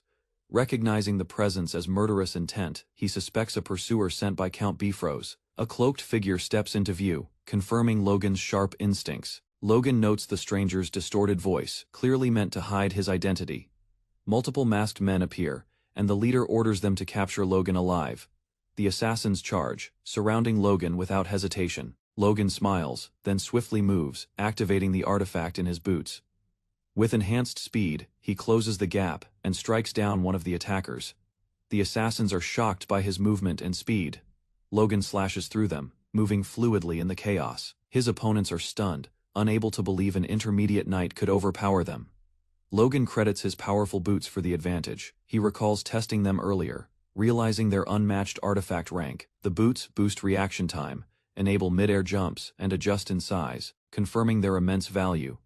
The masked warriors request permission to target Logan's vitals, admitting they can't restrain him otherwise. The leader sighs in frustration, ashamed of their failure. Logan evades a swift strike and is shocked to see a silver force blade used against him. The cloaked attacker lunges with blinding speed, closing the distance. Logan deflects the glowing slash, his body reinforced by his artifact boots. He grits his teeth, realizing the Moonlight title now employs dishonorable ambush tactics. The masked man calls Logan's name, revealing himself as Sir Franz of the Moonlight Knights. Franz claims he's fulfilling a mission and removes his hood, revealing his face. Logan recognizes him and senses the power of a true knight behind Franz's casual demeanor. Franz states he came for Logan to begin harsh training. Logan is stunned by Franz's presence, sensing controlled, hidden power. He's surprised Franz's force blade can bend and move like a whip. Franz unleashes flurries of attacks, filling the air with piercing arcs. Logan analyzes the strange force blade, realizing its high-level control and versatility. Even the masked assassins hesitate, acknowledging Franz is on another level entirely. Logan reacts quickly to Franz's swift strike and flips back to avoid it. He lands firmly, sending dust into the air from the impact. Franz admits the attack nearly succeeded, had Logan let his guard down. Franz questions how Logan dodged it, suspecting artifact support. Logan realizes Franz isn't even hurt and doubts his own attack's effectiveness. He reflects that, without the Mind God's boots, he would have taken the blow directly. Franz laughs and denies Logan's assumptions, challenging him further. Logan asks for a moment to demonstrate a secret technique. Franz, intrigued and amused, allows it, eager to see Logan's true strength. Logan readies his stance, channeling a secret art he has barely mastered, with focused resolve. He reminds himself what's at stake if he fails. His aura ignites, and he prepares to launch the technique with full power. Logan charges forward, unleashing the stored energy. Franz counters instantly, mocking Logan's overconfidence. The force of their clash explodes outward, shaking the surrounding forest violently. Franz steps back cautiously, sensing the overwhelming pressure building from Logan's attack. He realizes that the impact could be dangerous even for himself if it hits directly. As flames erupt in a towering surge, Franz identifies the incoming move and braces. Logan concentrates fiercely, completely enveloped in blazing energy. He unleashes the third form of the divine sword secrets, igniting a spiraling inferno of power. Franz stares ahead, wide-eyed, witnessing the full release of Logan's advanced technique. Franz unleashes a powerful attack, engulfed in a blinding swirl of energy as he charges forward. His fierce expression reveals full determination to strike, refusing to back down. The explosion devastates the battlefield, shocking the soldiers who rush to find him in the aftermath. Franz lies bloodied on the ground, his hand barely clinging to his sword. Though gravely wounded, he mutters that he narrowly dodged the fatal blow. He reflects solemnly that perhaps it would have been better if both had perished together. Riders rush across the forest as Franz silently evaluates his mistakes. He recalls lowering his guard at a crucial moment and seeing the fatal wound pierce his foe. Despite witnessing deception in his opponent's expression, he failed to react in time. Franz admits the opponent's tricks were effective, masking fatal intent. The red-haired man gallops away, confident his artifacts and skills surpass any high-ranked knight. He escapes alone, leaving Franz unconscious in the woods. The red-haired man returns to his estate, faking ignorance to shocked servants. With no solid proof and political tension high, the incident is quietly buried. Confident, he assures his father they will soon overpower the McLeans. Ronian trains intensely, summoning a blazing pillar of energy during his solo session. He unleashes a powerful vertical slash, tearing through the training ground. Despite the effort, his brother warns him to focus on discipline over reckless displays. Ronian reflects on their family's disgrace, especially his brother's humiliation in Befros.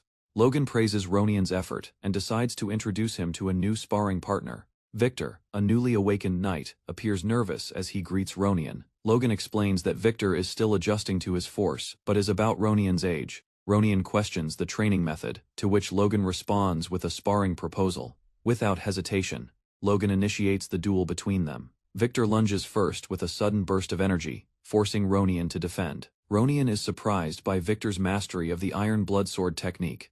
Despite doubts, Ronian realizes Victor's strength is real and underestimated. Ronian counters fiercely, vowing to strike back with full force. Victor prepares for the response, focusing as Ronian dashes in. To Ronian's shock, Victor suddenly attacks from above. Shifting the battle, Victor strikes with great force, overwhelming Ronian with precise swordplay. Ronian is forced to retreat, barely keeping up with Victor's relentless pace. Stunned, Ronian acknowledges Victor's monstrous strength with disbelief. A bystander laughs loudly, teasing Ronian for calling Victor a monster. Embarrassed, Ronian resolves to improve and match Victor's level. Victor, unaware of the teasing, remains calm, while Ronian prepares seriously. As the duel continues, Logan observes how each fighter's style contrasts and balances. He notes Victor's structured mastery and Ronian's instinctive, raw swordplay. Logan reflects that their evolving styles could sharpen each other over time. Logan considers the coming war and Victor's potential as a divine sword successor.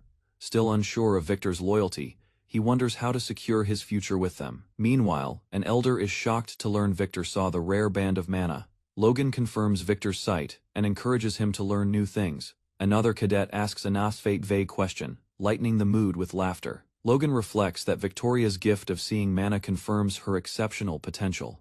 An elder tests Victoria's ability to sense mana flow, challenging her to identify its direction. With focused eyes, she points accurately at the target, surprising everyone. She continues to trace multiple streams, including one linked to another elder, proving her rare gift. Shocked by her accuracy, the elder declares her a true prodigy. Logan reflects on the power of her vision, considering how it could draw political attention. When asked if she wants to learn magic, Victoria confirms her goal to strengthen her doll and help others. Logan agrees with her ambition and entrusts her to capable mentors. The elders realize that both Victoria and Victor are extraordinary talents. Logan notes the growing strength of their group and recalls a promise made to his master. Deciding to act quickly, Logan prepares for a solo mission. However, enthusiastic knights line up, offering to serve him loyally. Flustered, Logan tells them off, refusing unnecessary escorts. Captain Henderson proudly introduces himself to Logan McLean, honored to escort the young master. He passionately vows to serve Logan, believing he's accompanying a future legend. His excitement quickly fades when Logan orders him to gather firewood, leaving him speechless. Logan expresses frustration for not traveling alone, disappointed by the growing attention. He confronts a man named Max, who justifies his presence by citing noble protocols. Logan teases Max about visiting Gran, prompting Max to admit he wants to get married before being shunned completely. Logan, reflecting during travel, acknowledges that he's not just seeking training but pursuing greater goals. He aims to identify future threats and build ties with the third prince for long-term advantage. The narration explains the king had no heirs until his 40s, giving rise to a delicate succession line. The third prince grew up in obscurity and eventually faced a harsh internal power struggle. War erupted shortly after the king's sudden death, igniting the civil conflict. As factions clashed, powerful figures began to manipulate the political landscape to secure dominance. A prominent neutral noble saved the third prince's life with a single declaration. Logan recalls how that prince later ruined the kingdom and used his own brother, Ronian, as a decoy in war. With burning resolve, Logan swears he'll never let that prince ascend to the throne. Logan reflects on the second prince, suspecting the third prince may be no different, and decides to assess him personally. Upon arrival, the guards confirm Logan's identity and grant him entry into the Sword, Duke's Manor. The group walks through the grand estate, with Max expressing awe at its magnificence. Max pleads with Logan for help getting closer to a maid, hoping it will benefit both families. Before he can push further, a knight calls Logan to follow, separating him from the others. Logan is startled as he recognizes a familiar figure, someone significant from his past life. The man introduces himself as Luis Hyan, Duke Felix's overseer, but Logan knows his true identity. Luis was once the captain of the Grandia Liberation Front, a man of conviction and ideals. Logan remembers a moment when Luis handed him a secret document only he could interpret. Luis had urged him to memorize the book and pass it on to someone worthy if necessary. A memory fragment strikes Logan, but the details remain elusive and cause him sudden pain. Luis, unaware of Logan's distress, asks if he's all right as the moment passes. Logan regains composure, attributing the confusion to poor rest, and thanks Luis. Luis reminds him to take care of his body, a phrase he'd said in their past life too. Logan resolves to prevent the tragedy tied to that memory from ever repeating in this life. Logan is informed that the Duke awaits him inside and enters the grand chamber alone. He thanks Luis and walks toward the hall, determined yet composed. A familiar maid welcomes him warmly, expressing her delight at seeing him well. Inside, the Duchess greets Logan, asking him to sit and expressing gratitude for his past help. Logan congratulates the couple on the birth of their child, respectfully greeting the Duchess. The Duke requests a favor. He asks Logan to name their newborn child. Logan is shocked by the request, unsure why they would entrust him with such a decision. The Duke insists the honor is due to Logan's contributions and asks sincerely. Nobles believe a child's name determines their future, and many hold ceremonies just for naming. Logan reflects that he's only met the Duke twice but feels a strong trust between them. Though it's a heavy responsibility, he gladly accepts the task of naming the child. The Duke and Duchess express their gratitude, encouraging Logan to get some rest afterward. Privately, the Duke comments that naming his child benefits Logan politically as well. As Logan prepares to leave, the Duke admits he's not good with words. Instead, he proposes a sparring match, suggesting they speak through their swords. Logan expresses surprise at how much he's grown in such a short time. Now ready to spar with the Sword Duke, they face off. Seriously, swords drawn under bright training lights. Logan charges first, his movement sharp and decisive as he tests his skills. The Duke easily counters Logan's aggressive strikes, showing overwhelming skill. Logan acknowledges his strikes are blocked with minimal effort and sees the gap in their abilities. Despite the imbalance, Logan finds meaning in this fight. He can gauge his limits clearly only against a true master. Unexpectedly, the Duke stops the match with a serious expression, questioning Logan's intentions. Logan stands frozen, caught off guard by the sudden interruption. Confused, Logan wonders if he did something wrong as tension lingers in the air. Logan stands before a knight, hesitant and unsure. The older man scolds him for holding back and demands he show his true strength. Flames burst around Logan as he activates his power, eyes burning with determination. Determined not to fail, Logan charges forward and clashes blades with his opponent in a fierce explosion. Logan unleashes a powerful sword combo, finishing with his special move, Killer Iron Slash. The explosive force lights up the arena, but the opponent remains unfazed. He mocks Logan's effort, questioning if he plans to collapse after only 2 attacks. Struck hard, Logan collapses to his knees in pain. The knight orders him to stand, berating him for wasting energy. He reminds Logan that his technique once wounded a famed knight, urging him to fight smarter. The knight demands to see Logan's real swordsmanship. He warns Logan not to disappoint again. Logan grits his teeth and vows to show proper skill. Logan vanishes with incredible speed, leaving flames behind. The knight is stunned as Logan disappears from sight. He realizes Logan moved too fast to track, unsure where he went. Logan reappears beside the knight with a sudden move, trying to land a strike. The attack is blocked, but Logan immediately follows up with a second swing. He manages to land a hit, catching the knight off guard. Despite the effort, Logan realizes his form is unstable and ineffective. The story marks a new chapter, as Logan tries again but is thrown off balance. Staggering from the clash, Logan clutches his chest and gasps in pain. The knight scolds him, questioning if that display was true swordsmanship. Logan is confused, trying to understand what the knight wants from him. The knight explains that though Logan gained power, his swordsmanship has worsened due to broken fundamentals. The knight teaches that special moves alone are not true strength. Logan realizes he relied too much on his regression and past knowledge. He accepts his weakness and decides to rebuild from the basics. Logan pleads for one more chance to start over. He vows to fix his fundamentals properly from the beginning. Suddenly, Logan collapses and is rushed to the medical ward. The instructor explains that swordsmanship is learned through the body, and pain deepens understanding. Another knight jokes that the instructor seems fond of Logan, who may be wasting his talent. The instructor admits he respects Logan's determination despite his flaws. A nervous servant named Bick arrives, claiming to deliver a letter from Logan's father. He presents the letter, and the instructor opens it with curiosity.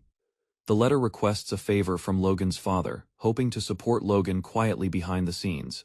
The letter asks for a subtle favor to aid Logan's training without his knowledge.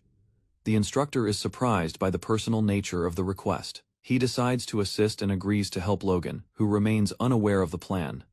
1 week later, Logan is confused upon hearing he's being set up for a date. His teacher insists that a future heir should have a fiancée by now. Logan is skeptical, but listens to the advice out of respect. Though unsure, Logan agrees to meet the girl at least once. He reflects that it might be meaningless, but still respects his mentor's wishes. A girl with red hair appears, greeting him. "Nice to meet you, Logan McLean." A young woman introduces herself as Eileen Floyd, gracefully approaching Logan. Logan is momentarily stunned by her beauty, taken off guard by her elegance. Even Logan, usually indifferent to appearance, silently admits she surpasses expectations. Eileen internally marvels that her potential fiancé is a Force user. Adding pressure to the meeting, Logan realizes her identity, a famed warrior from the recent war.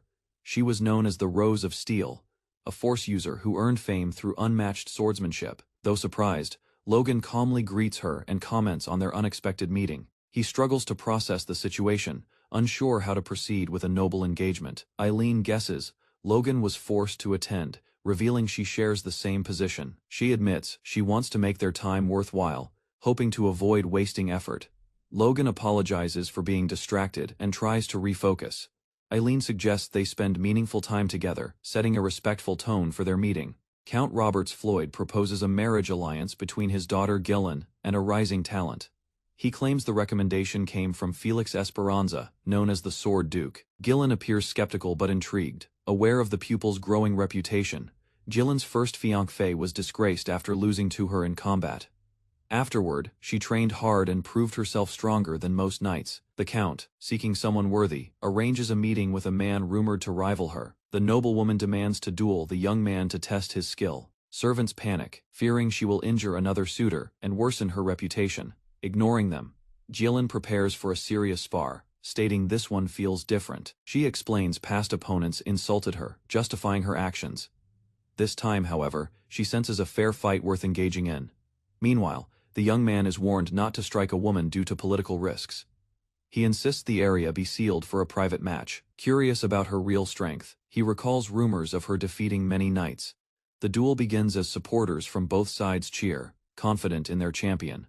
Logan introduces himself and states he has trained alone with the sword for 10 years. Eileen is surprised but insists she has already defeated a knight before.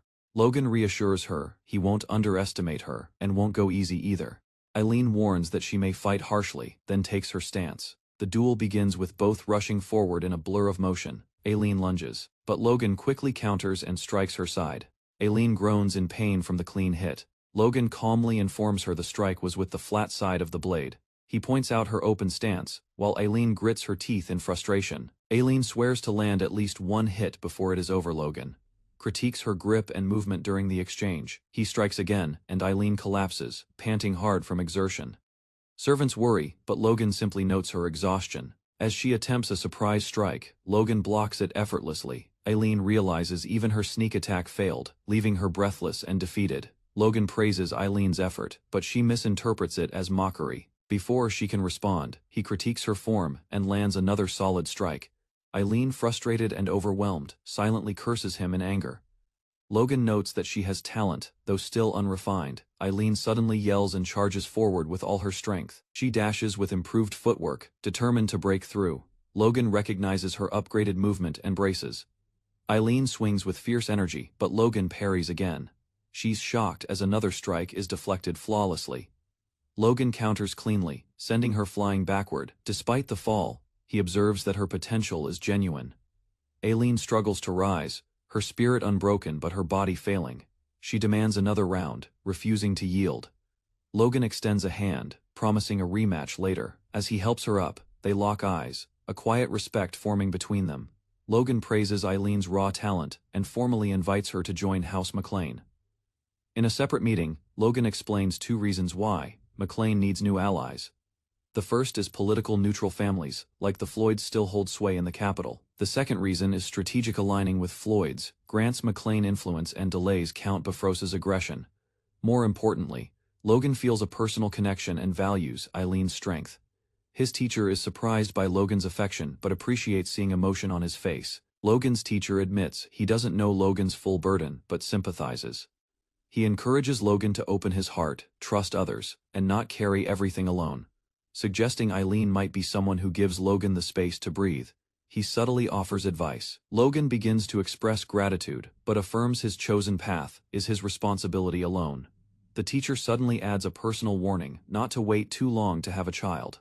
Logan shouts in embarrassment as the teacher laughs, ending the conversation on a light note. Autumn leaves fall peacefully as Joshua begins his day in the capital with focused resolve.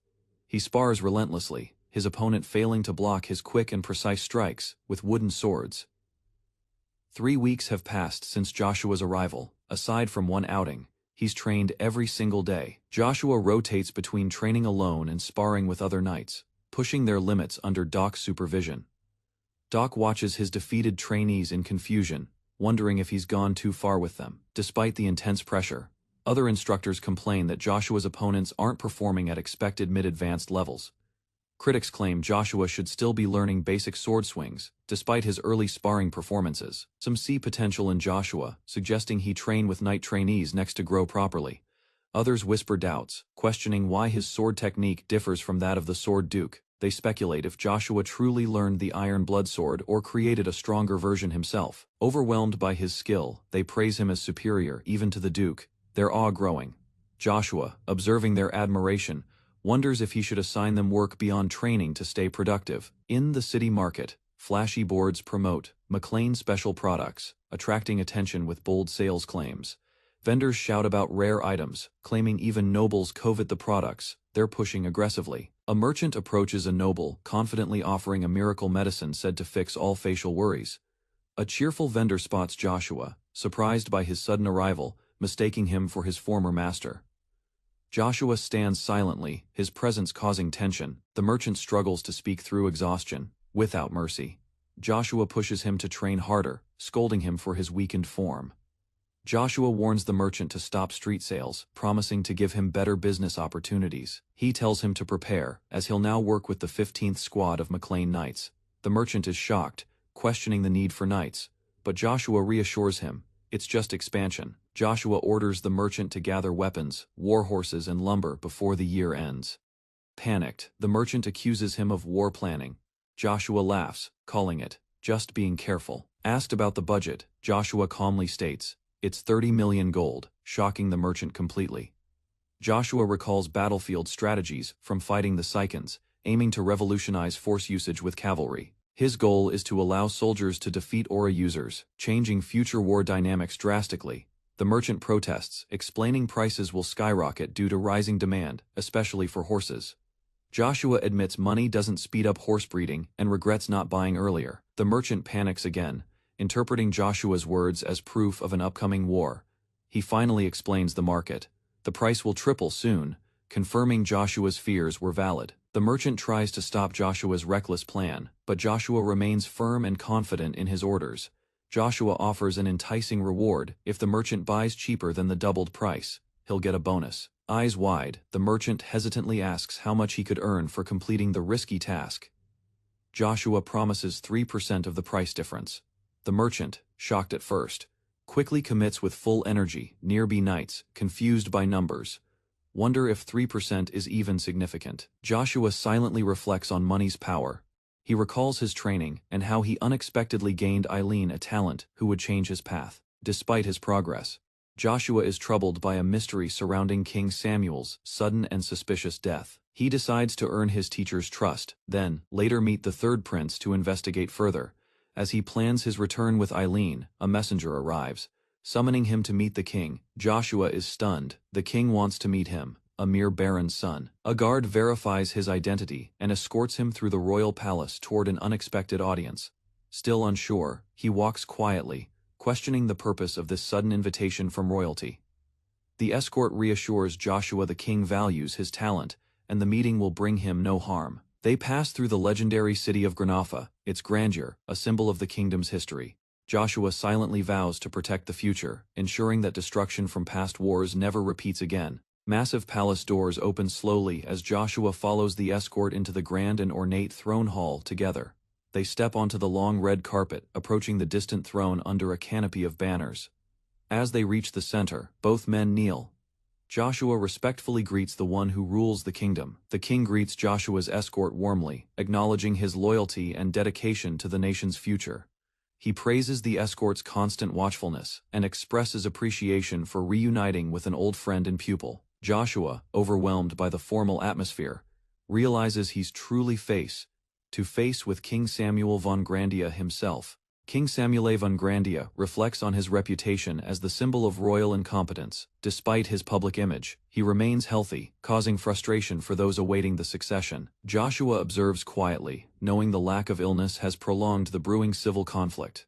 Logan impresses the king with his bold presence, surprising the court with his assertive demeanor. The king admires Logan's spirit and praises his victories in territorial battles with wisdom.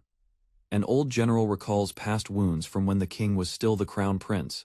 The king expresses surprise at his unexpected connection to Logan through past shared history. Logan, humbled, expresses his gratitude while the king quietly reflects on an old painful debt. He admits his silence came from guilt over a friend's wound he never dared mention. The general expresses thanks to Logan for easing the burden of past resentment. The king, emotional, insists on giving Logan a reward for resolving their long-standing grudge. He gestures for Logan to come forward, declaring it's only proper to show royal gratitude. The king prepares to gift Logan a bracelet infused with powerful divine mana. He hands over the artifact, calling it a reward for restoring peace between them. Logan accepts it respectfully, promising to treasure the king's favor deep within his heart. Logan accepts the king's gift respectfully, but his master reacts, warning him not to take it lightly. Logan acknowledges the gift's value but promises to use it with responsibility and respect. King Samule praises Logan's character and hopes the gift strengthens their bond for the kingdom's future. The king asks Logan to follow his master's path and serve the nation faithfully. Logan, uncertain of his full purpose, firmly vows to stop the empire no matter what. As Logan departs, his master notes the king's unusual warmth and desire to meet Logan. Logan's master reassures him not to worry, saying the king would have voiced any real concerns. He admits he has become anxious with age and surprised by Logan's casual acceptance of a royal treasure. Logan listens quietly, still adjusting to the unexpected attention and responsibility the meeting brought him. The master explains the bracelet is a 5th-class artifact with powerful regenerative healing magic. It's as effective as a high priest's holy spell, capable of healing fatal wounds instantly relieved. The master praises Logan, who humbly thanks him for all the guidance and support. Jokingly, the master says he'll train Logan harder now that healing is no longer a concern. Logan braces himself, knowing this intense training will lead to even greater personal growth. Despite pain and exhaustion, he remains determined to meet expectations and become stronger for the future. Logan collapses again from training. His master stands nearby, recalling how this scene feels familiar. Duke Agnes enters the hall suddenly, drawing everyone's attention with his authoritative presence. A week has passed since the king's audience. Now, something long awaited is finally happening. Nobles gather for the grand celebration, marveling that the Sword Duke finally had a child. Though it's a daughter, the event is large, reflecting the Duke's deep affection. Logan draws attention just by attending, recognized for being the Duke's disciple, and appearing younger than expected. Guests murmur as Logan is associated with the Duke, stirring more interest than expected. Meanwhile, the Duke cradles his newborn daughter joyfully, filled with rare open happiness. The arrival of Crimson Matthew, Bishop of the United Order, elevates the ceremony's prestige. Matthew congratulates the Duke in person, calling it a great honor to bless the child himself. Most nobles hope for blessings from the gods, but the bishop's presence signifies extraordinary respect. Anya, goddess of life and trees, is called upon, as all parents wish for a healthy child. The baby is brought to the altar before the gathered nobles for the divine blessing ritual. As the baby stirs and cries, the bishop begins the sacred prayer ceremony. He prays earnestly to the 9 gods above, invoking protection and divine favor for the child. Logan quietly watches the ceremony, realizing the energy flowing around them is true divine power. The bishop begins the blessing with glowing hands, invoking the goddess of life over the child. He proclaims a sacred prayer, blessing the newborn heir of Esperanza in the goddess's name. The baby radiates with a bright glow, astonishing the crowd with the intensity of the blessing. Guests erupt in celebration, offering congratulations and interpreting the strong light as a sign of greatness. But Logan senses something abnormal. He notices the divine power didn't settle, but instead bounced off the child. A bishop senses overwhelming holy power from a newborn. Shocked by the divine aura radiating from the baby, he nervously brushes off questions, claiming fatigue, and excuses himself while still holding the child. As the family departs, the bishop reflects that the baby's holy resistance is unusual and unsettling. Years later, Logan McLean arrives at a formal event, drawing attention with his confident presence. Count Bifrost greets him sarcastically. Surprised Logan appears healthy, despite past circumstances. Logan replies with composure, returning the mockery as the two begin exchanging veiled insults. Bifrost intentionally spills wine on Logan's hand, disguising hostility as an accident. Logan, composed, wipes the wine, as Bifrost remarks on Logan's fortunate connection to the Sword Saint. Bifrost's tone reveals jealousy and tension, though Logan remains unshaken by the provocation. Bifrost warns Logan that his reputation has reached powerful ears, implying danger disguised as flattery. Logan mocks Bifrost's immaturity, internally acknowledging his miraculous survival and return from death. He prepares to face whoever Bifrost meant, expecting confrontation with someone of great influence. Bifrost announces the name Romain von Grandia, revealing the second prince's interest in Logan. Logan responds neutrally, stating he'll consider the prince's request despite the implied threat. Offended, Bifrost fumes as Logan treats royal command like a mere option. Logan provokes Count Bifrost by asking whether he should side with his own powerful master. Bifrost stiffens at the threat, interpreting it as defiance and a challenge to royal authority. Suppressing anger, Bifrost agrees to arrange a meeting while issuing a warning against betrayal. Logan remains composed, internally confident that the current political unrest limits their actions against him.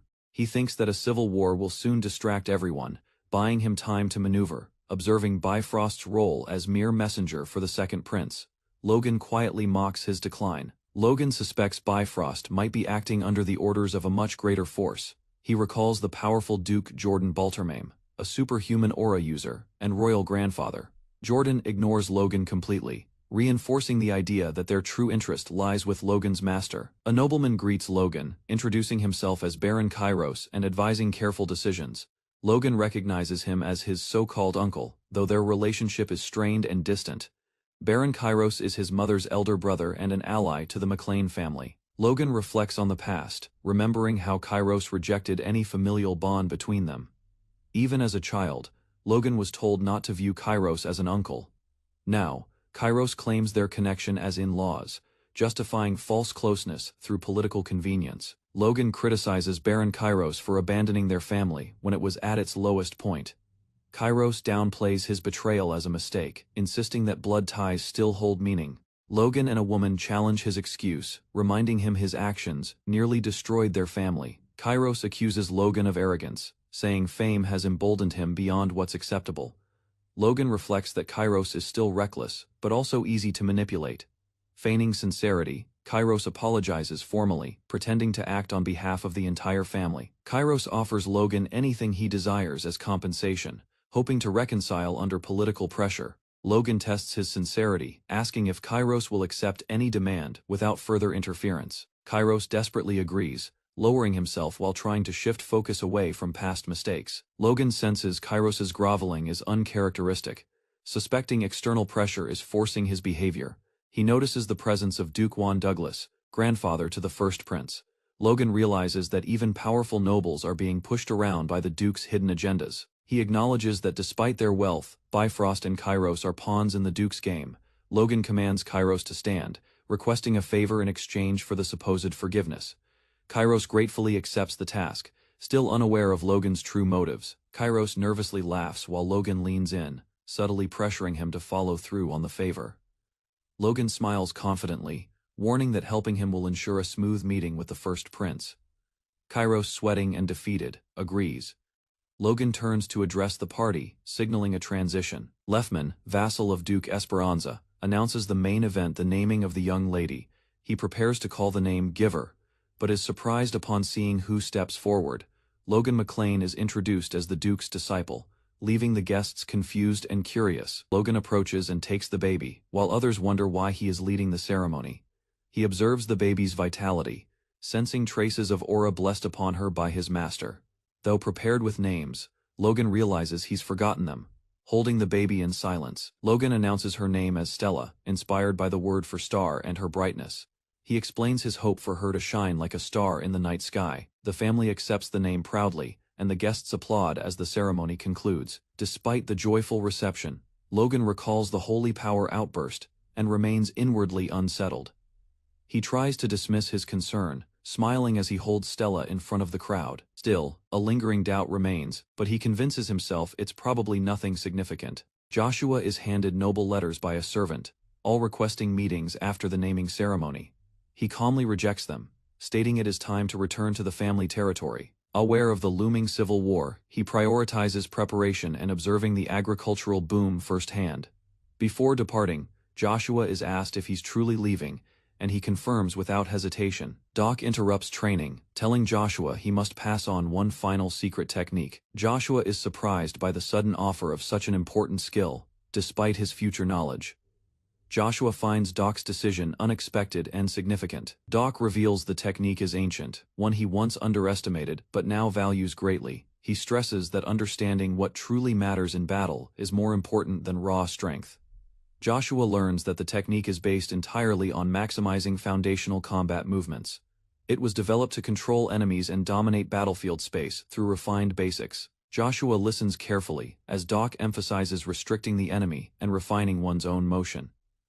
Doc explains the crushing sword embodies this principle as its starting point.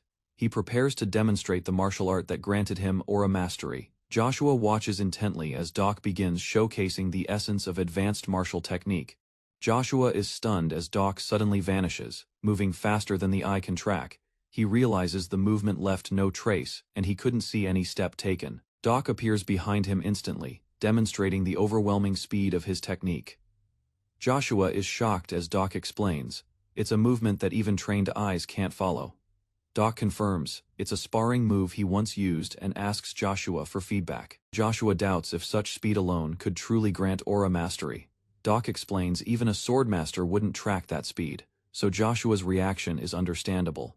He questions Joshua's belief about martial arts foundations, referencing the importance of footwork. He reveals the technique's name, Phantom's Shadow, which elevates him beyond other aura users. Joshua acknowledges the grim name, but is willing to learn if it's that powerful. Doc teases Joshua about past struggles, stating the technique could have changed the outcome. When asked directly, Joshua accepts eagerly, his expression blazing with determination. Training begins with Doc instructing lighter steps and specific heel movements during leaps.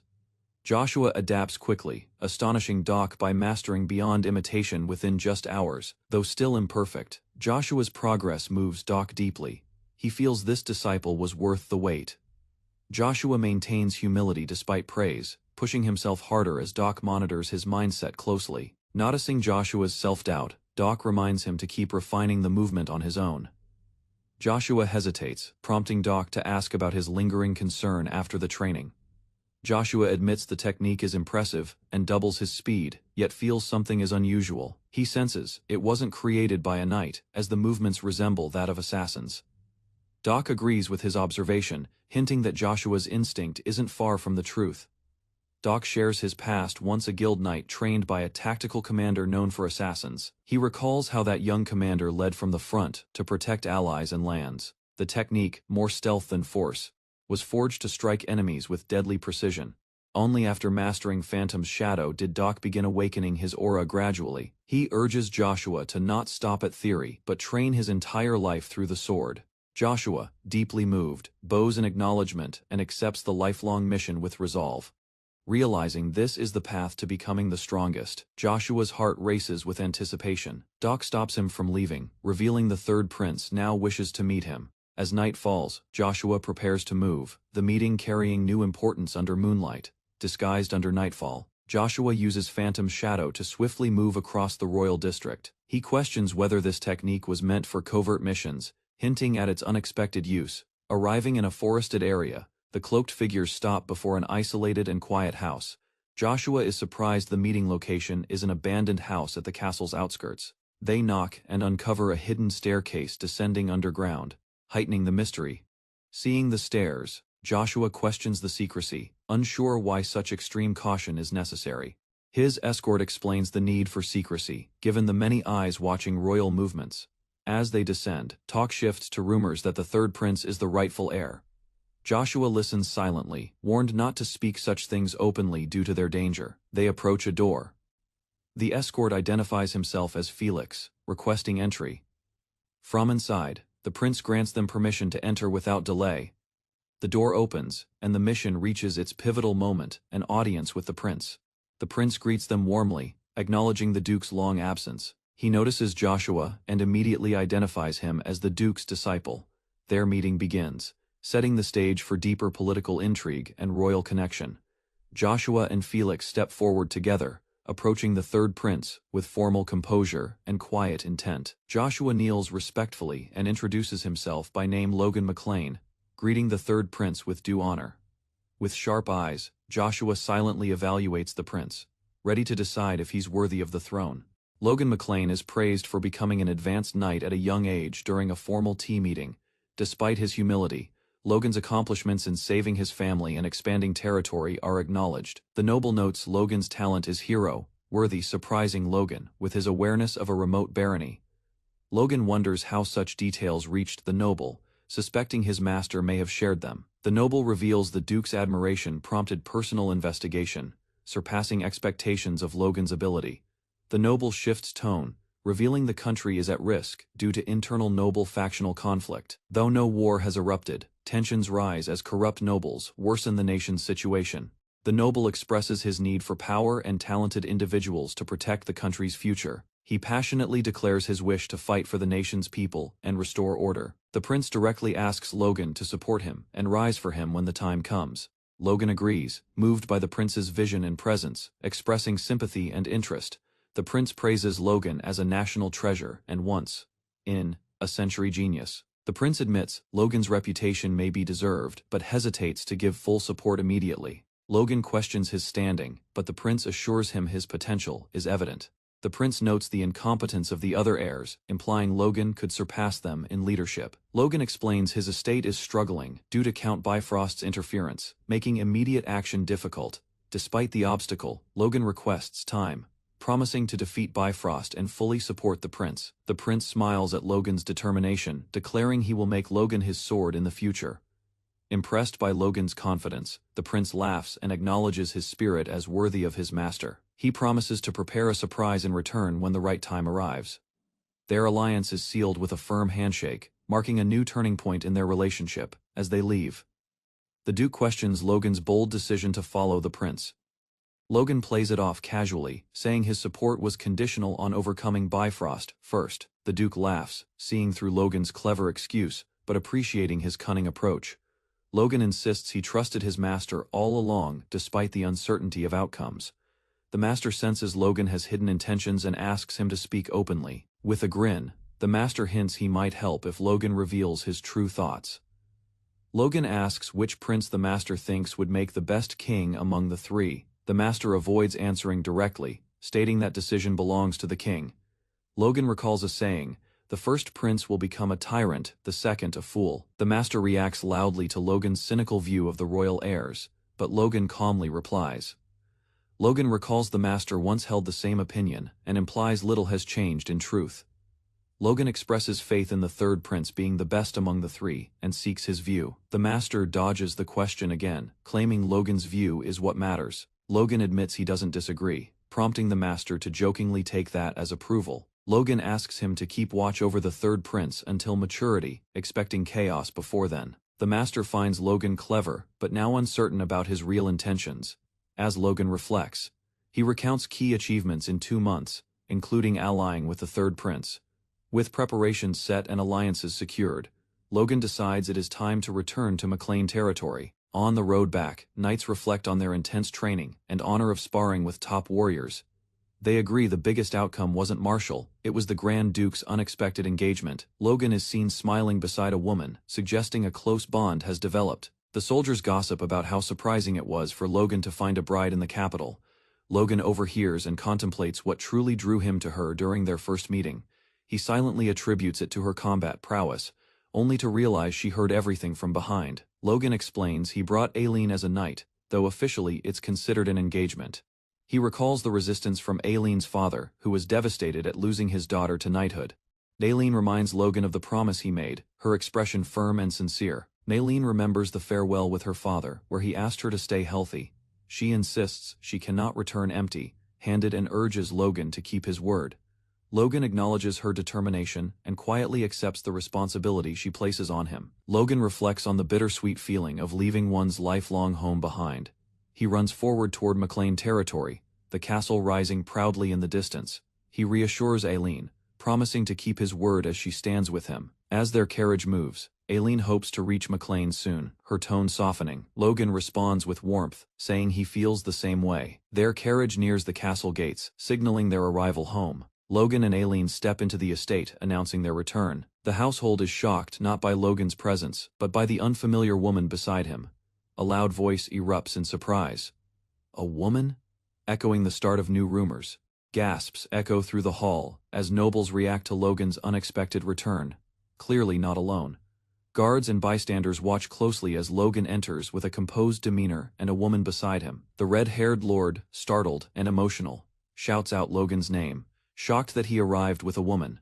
Logan introduces her as Aileen Floyd, his fiancée, causing murmurs of surprise among the noble spectators. The crowd buzzes with disbelief, learning that the future swordmaster brought home a fiancée. The lord laughs with excitement, impressed by the revelation, and proudly welcomes Aileen into their family. Logan declares Aileen will also join the McLean Knights as a new recruit. Aileen confidently introduces herself as both a knight and daughter, in-law swearing to do her best. The lord erupts in shock, while others in the hall react with disbelief over the decision. Logan's younger brother greets Aileen cheerfully, but is scolded by their strict mother. Aileen suddenly hears a mysterious warning to run away and looks alarmed. An elderly woman warns Aileen that she's being deceived, hinting at secrets within the household. Rumors spread through the estate that the Duke is acting strangely again. Servants learn that Logan brought a woman, his fiancée, into the Knights, leaving them stunned. Others assume Logan would be training hard, unaware of how this bold decision will reshape everything. Aileen walks through the Knights, facing skeptical stares from soldiers, unaccustomed to women in armor. She stands resolute among the ranks, silently demanding recognition with her presence alone. Logan confirms to his father that Aileen has awakened her force and is ready to fight. Though hesitant, the Lord admits their army needs capable people, regardless of gender. He questions if a noblewoman can endure McLean Knight's harsh training regime. Aileen, fierce and determined, vows to erase doubt and prove herself worthy through action. Aileen mentally declares she will earn recognition and not be seen as weak. Another recruit silently questions the intensity, realizing this knight order is far from ordinary. Despite pain and exhaustion, Aileen clenches her fist, committed to pushing forward without regret. Logan watches her closely, revealing there are only 2 months until war with Bifrost. He explains his plan to involve her in battle if she can adapt in time. Though hesitant, Logan admits he might regret the decision if she cannot keep up. Aileen expresses her only regret is lacking serious training before this moment. She remembers Logan's promise to let her prove herself on the battlefield. Looking ahead, Aileen resolves to grow stronger so that promise can become reality. Aileen declares she'll earn her knightly reputation through her own efforts, not favors or status. Logan accepts her resolve and promises a battlefield worthy of her determination and growth. As she holds the fruit, Aileen silently vows that her journey as the Iron Rose has only begun. Orders are given to rush a package to the front line, starting an intense field drill. A knight sprints ahead, leaping across a massive canyon as part of the training. Another knight tries to follow but fails, crashing hard during the attempt and crying out in pain. From the cliff above, others observe the gap, understanding the difficulty and danger of the test. The failed knight is carried away, with the instructor announcing his disqualification from the exercise. Trainees whisper how extreme the training is, even for McLean's already brutal standards. Knights wonder who created such a drill, only to learn it came from Logan himself. Despite its risk, Logan insists it trains siege, assault, and defense simultaneously. Aileen is called next, stepping forward as tension rises for her turn. At the signal, Aileen charges toward the cliff with full force and unwavering focus. She launches upward, her leap swift and powerful, defying expectations. Observers admit she's fast, though they doubt she can actually complete the challenge. One knight questions the fairness of the training, noting how climbers are at a clear disadvantage. Despite the imbalance, Aileen continues the climb, facing overwhelming odds from the defenders above. As she advances, one enemy strikes, but she endures, determined not to be outmatched. Aileen deflects attacks with sharp precision, using speed and force to disrupt the enemy's formation. She swiftly incapacitates an opponent with a clean strike, gaining ground during the uphill battle. Logan proudly announces her success, acknowledging her performance in front of the knights. Aileen celebrates her victory, overjoyed to have completed the trial against all odds. Knights begin recognizing her talent despite her noble background, impressed by her endurance and skill. As rumors spread, the leadership reflects on the smooth training progress and troop morale improvements. Logan states there is now only one task left to complete. He approaches his father with a serious expression, requesting a private discussion. With determination in his voice, Logan reveals he has something important to talk about. Inside the McLean estate, staff move quickly under Logan's orders to optimize the internal storage. Logan points out inefficiencies and proposes changes to reduce waste and improve inventory management. He gives instructions on budgeting and payment checks, impressing the administrators with his precision. Logan reports on weapon supply efficiency, noting lower costs through smart purchases in a nearby city. Servants and soldiers whisper about Logan's swift improvements since arriving, surprised by his administrative competence. Suspicion rises as others wonder why Logan has been stockpiling materials and essential resources so rapidly. A red-haired commander reacts with alarm, interpreting the purchases as preparations for war. Logan denies the assumption, clarifying his actions were not about reacting to Bifrost's potential attack. Instead, Logan implies a more proactive approach, hinting that their faction may act first. The commander is shocked by Logan's suggestion that they initiate conflict instead of waiting. Logan reminds him that Bifrost's hesitation was due to the presence of their powerful master. He argues that relying on that deterrent won't last forever. The commander warns, they're still weaker than Bifrost and shouldn't provoke them prematurely. Logan counters that waiting gives Bifrost the upper hand and insists this is the right time. Hearing his conviction, the commander quietly speaks Logan's name, realizing his son's resolve is unshakable. Logan presses his father to trust him, implying he knows about the king's impending death. Shocked by the claim, his father questions Logan's source and intentions. Suspecting treason, Logan firmly denies betrayal and demands his father consider the consequences of inaction. Logan urges his father to hypothetically accept the king's death and predict the aftermath. His father deduces that royal succession conflicts will intensify, especially between the first and second princes. Logan explains that Bifrost supports the second prince, so attacking them implies opposing royal power. To avoid political entanglement, Logan insists they must act before the king dies. He reveals his long-term strategy, using the civil war to elevate the third prince. Though uncertain, his father accepts the logic and questions whether they could simply wait instead. Logan warns that waiting would result in either prince gaining control over Bifrost. This would make reclaiming their lost territory impossible, locking them out of future influence. His father finally admits understanding Logan's logic but remains curious about his strange foresight. Despite unanswered questions, his father decides to trust him based on his consistent achievements. The man reflects that Logan's actions feel like someone who has seen the future. He accepts that Logan may have reasons he cannot yet reveal to anyone. Logan's father asks one final question, why Logan has taken such bold and secretive actions. Logan answers sincerely, stating that every plan and risk was always for the prosperity of their family. He firmly declares that his goal has never changed, seeking only the rise of House McLean. His father becomes emotional, touched by Logan's dedication, and agrees to convince the family's vassals himself. Logan offers to help, but his father rejects the offer, jokingly calling Logan impatient. With pride, he insists it's his duty as a father to fulfill that role alone. Days later, the father gathers all the vassals, declaring they will begin war by year's end. Shocked vassals hesitate, worried because the territory has only recently begun to recover.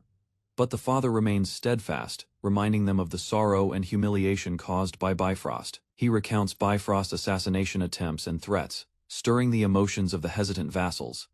Logan reflects that appealing to their hearts was the only way, since he couldn't reveal the future. He knows timing is everything, and believes they must push forward no matter the uncertainty. 2 weeks later, their army assembles 152 knights, 1,000 cavalry, and 153 infantry, ready before the final day. From horseback, the father commands the troops with confidence, declaring the beginning of their march. Thus, the McLean family rides to war, determined to reclaim what was once theirs. The McLean army charges across the plains, their cavalry moving with synchronized precision under Logan's leadership. Logan and his father ride together, their expressions sharp and focused as they approach enemy territory.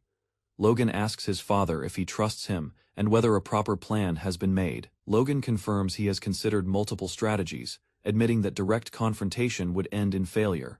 Instead, he reveals a bold alternative: they won't officially declare war on Bifrost at all. Smiling confidently, Logan hints that a declaration would draw unwanted political attention and complications.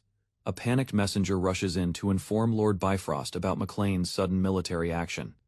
He explains that McLean's forces are claiming to act in revenge over a past insult. Lord Bifrost is stunned by the news, unable to understand McLean's intent as cavalry approaches fast. A noble declares that the McLean family has officially gone to war against the Paredes. One of his subordinates confirms the Paredes requested aid, prompting the noble to strategize calmly. Confident in their superior forces, he sees this move as a perfect excuse for an attack. The noble calls for Aslan and Franz, demanding to know if their forces are ready. They confirm preparations are complete, standing firmly in the shadow of his command.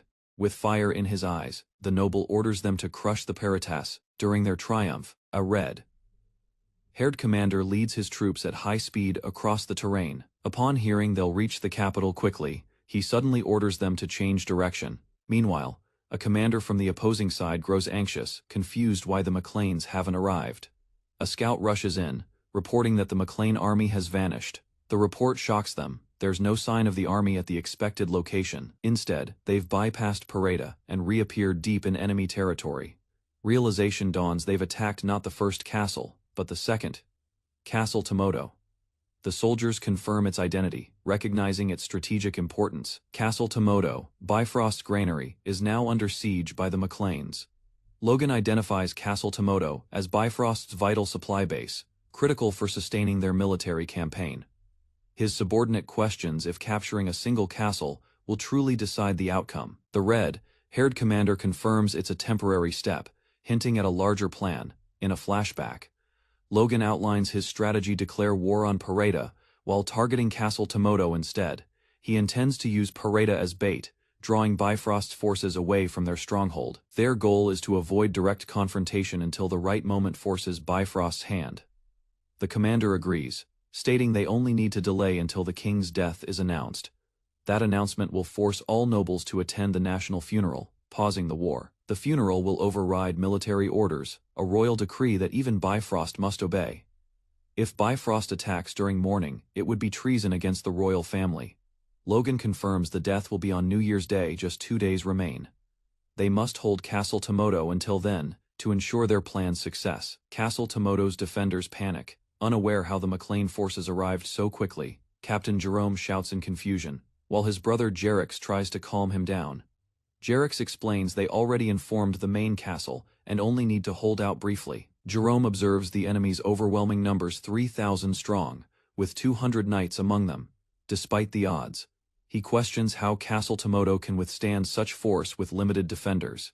Jerix urges unity, insisting that guarding the ramparts together for 1 day is their only option. Troops discuss how Gale, Therese, and Typhon are advancing from different directions to seal the escape. With a loud command, the McLean army is ordered to launch a full-force advance. The cavalry charges forward as defenders begin firing arrows from the ramparts. As enemy riders close in, defenders raise their weapons and unleash a synchronized volley. Flaming projectiles rain down, shaking the battlefield with explosive force. One soldier reacts in panic at the enemy's fast approach. Despite their speed, the enemy's weapons fail to scale the tall ramparts. Jerome gains brief confidence, ordering a counterattack from atop the wall. Defenders return fire, filling the sky with a barrage of arrows and bolts. Missiles land with power, but fail to breach the walls. Crossbow limitations become clear. Logan notes that no matter the force, they can't reach the rampart's top. He refuses to cease fire, recognizing the value of suppressing enemy momentum. Logan assures his men they won't run out of arrows. Hamar has produced a vast supply. Pleased, he jokes about giving Hamar a vacation once the battle is over. Logan turns to Sir Clayton with a request, hinting at involving unexpected reinforcements. Sir Clayton commands a group of children to prepare for departure with serious expressions. As the castle flag waves, defenders remain confused by the enemy's stagnant position. Jerome grows suspicious, noting the enemy only fires from a distance without advancing. A strange noise unsettles the defenders, prompting confusion and concern. Suddenly, the ground trembles, and a massive figure erupts from the earth. A golem crashes into view, shocking the defenders as debris flies across the battlefield. The soldiers confirm it's a golem, proof that a magician is aiding the enemy. With explosive force, the golem slams into the ground, shaking the walls. Uncertainty rises as they try to understand the golem's objective amidst the chaos. Logan visits a tower facility to discuss a strategy involving golems in the coming war. The old researcher is surprised by the suggestion, but listens as Logan proposes using golems as shields. Logan explains they could block arrows and destroy enemies, offering mana stones to power them. The researcher hesitates, stating firmly that such an operation isn't possible, despite Logan's enthusiasm. Logan tries to offer more mana stones, but the researcher interrupts, revealing a more serious concern. He warns that the issue isn't resources, it is a risk tied directly to their survival. Logan questions the danger, prompting the researcher to reveal a hidden truth about the golems. He explains that when golems take critical damage, the caster suffers the same harm. Though they're researching solutions, the transfer of damage remains a fatal flaw in their design. Despite the risks, Logan still dreams of commanding a golem army to change the battlefield. The researcher presents a new concept that disrupts mana flow, possibly solving the problem. Logan, overwhelmed by the possibility, struggles to process the breakthrough while the researcher seeks his attention. A prototype golem activates violently, launching forward with immense force. The golem slams down, causing massive shockwaves and debris to explode outward. As the dust settles, the golem stands tall, showcasing its power before a silent test audience. Two knights monitor the battlefield, noticing that the golems and mages have gone underground. They speculate about a tunneling strategy and express concern about the enemy's silence. Zone reassures the other that reinforcements will arrive before the golems finish their digging. Suddenly, the wall shakes violently, throwing the knights off balance in surprise. They realize the ground is unstable, and panic grows as one yells for Jarek. A knight urgently questions the probability of the entire wall collapsing from beneath. Jarek denies the possibility, insisting the wall won't fall despite the tremors. His brother argues they must act now, fearing the silence hides an imminent threat. Although tense, Jarek advises caution and refuses to move without certainty. The situation escalates. A knight slams his fist, demanding a counterattack on the enemy mages. He volunteers to lead a strike team underground, asking for a few knights. Jarek agrees, giving him permission while staying back as captain. With permission granted, the knight departs, reassured by Jarek's calm demeanor. He admits he overreacted and sets out swiftly with his team. Riding through the forest, the strike team heads toward the enemy position. Jarek leads the strike team through the forest, aware that time is running out. They navigate around the forest's southern edge, aiming to flank the enemy base. Upon arrival, they spot 5 enemy knights already positioned and ready. Jarek senses an overwhelming presence from one of the enemy knights ahead. Realizing the opponent is a high-ranking knight like himself, he becomes eager to engage. Despite warnings of a trap, Jarek refuses to retreat, determined to take the chance. A knight insists they focus on destroying the tunnel, rather than fighting head-on. Jarek internally reflects on his and his brother's prestigious status among knights. He recalls their noble background and elite recognition, shaping his current confidence. However, Jarek acknowledges his brother's frequent panic and errors during critical moments. Despite trying to support him, Jarek knows their current battle might be their last. He rallies his team, charging forward with resolve to secure a decisive victory. Suddenly, the squad is ambushed from behind, caught off guard by enemy reinforcements. Jarek watches as the enemy flees to the tunnels, realizing it's a tactical bait. Though they outnumber them, Jarek suspects a deeper trap set by the enemy knight. Jarek urges his squad to keep chasing the fleeing enemies without hesitation. Determined, he leads the pursuit on horseback, drawing his weapon as they close in. With swift momentum, he prepares to strike down any resistance in their path. Jarek spots the tunnel entrance, suspecting an ambush from within the darkness. He assumes arrows won't be a threat to a high-ranking knight like himself. However, as he advances, numerous arrows suddenly rain down from the tunnel. Despite injuries, Jarek pushes forward, planning to disrupt the attackers directly. One of his men is struck and thrown from his horse as chaos erupts. The tunnel is bombarded, and several knights fall under relentless enemy fire. Jarek curses, realizing the situation is spiraling out of control. He shouts for knights capable of blocking arrows to handle the defense. Outnumbered and surrounded, he sees no path forward as panic spreads among his squad. A powerful mage erects an earth wall, sealing off their exit completely. The knights are now trapped inside the tunnel with enemies ready to strike. Suddenly, the ground begins to shift another spell. Swamp is activated beneath their feet. Jarek panics as he realizes the ground beneath them has been transformed into a swamp. Struggling to move, he sees their horses fallen and escape routes completely blocked by magic. The enemy calmly explains their situation: trapped, disarmed, and surrounded on all sides. The opposing knight taunts them, preparing to enjoy the slaughter now that they're cornered. Jarek stares in disbelief, knowing the trap has worked perfectly against them. Realizing defeat is imminent, he urges the others to regroup while he holds the line. He yells for his men to break through the wall while he delays the attackers. Suddenly, debris falls from above. Another force is preparing to charge from outside. From beyond the barrier, a massive army launches a full assault, catching everyone off guard. Logan appears with reinforcements, rushing toward the battlefield with unwavering momentum. Jarek looks up, eyes wide, recognizing his brother's arrival in their darkest moment. Overwhelmed by emotion, Jarek braces himself, muttering a curse as hope suddenly returns. Logan's brother sneaks through the corridor, waiting for the moment. Logan isn't present to act. Realizing the trap was planned for when Logan left, he panics, knowing this was intentional. Logan arrives calmly, exposing his brother's fear and warning him not to lose control so easily. Logan orders the archers to fire as enemy forces approach the defensive line. Arrows rain down on the battlefield, while enemy cavalry charges forward through the hailstorm. Despite the attack, 2 armored knights ride forward, seemingly unaffected by the defensive volley. One knight grips their weapon tightly and surges ahead without hesitation. The red-haired female knight races toward the fortress wall, moving faster than expected. With a shout, she leaps high, aiming to breach the wall and break enemy lines. The knight recalls training on cliffs to prepare for this critical wall-scaling moment. She launches upward, soaring past stunned enemies atop the wall. Confident, she sees the wall as nothing compared to the height she once climbed. As she lands, she locks eyes on the enemy commander, standing nearby. With a fierce swing, she aims directly at him, determined to finish the assault. The blade pierces through, ending his resistance with a swift, bloody strike. After delivering the fatal strike, Aileen breathes heavily, but her expression begins to shift in silence. The moment settles, but she's startled by the weight of the act she committed.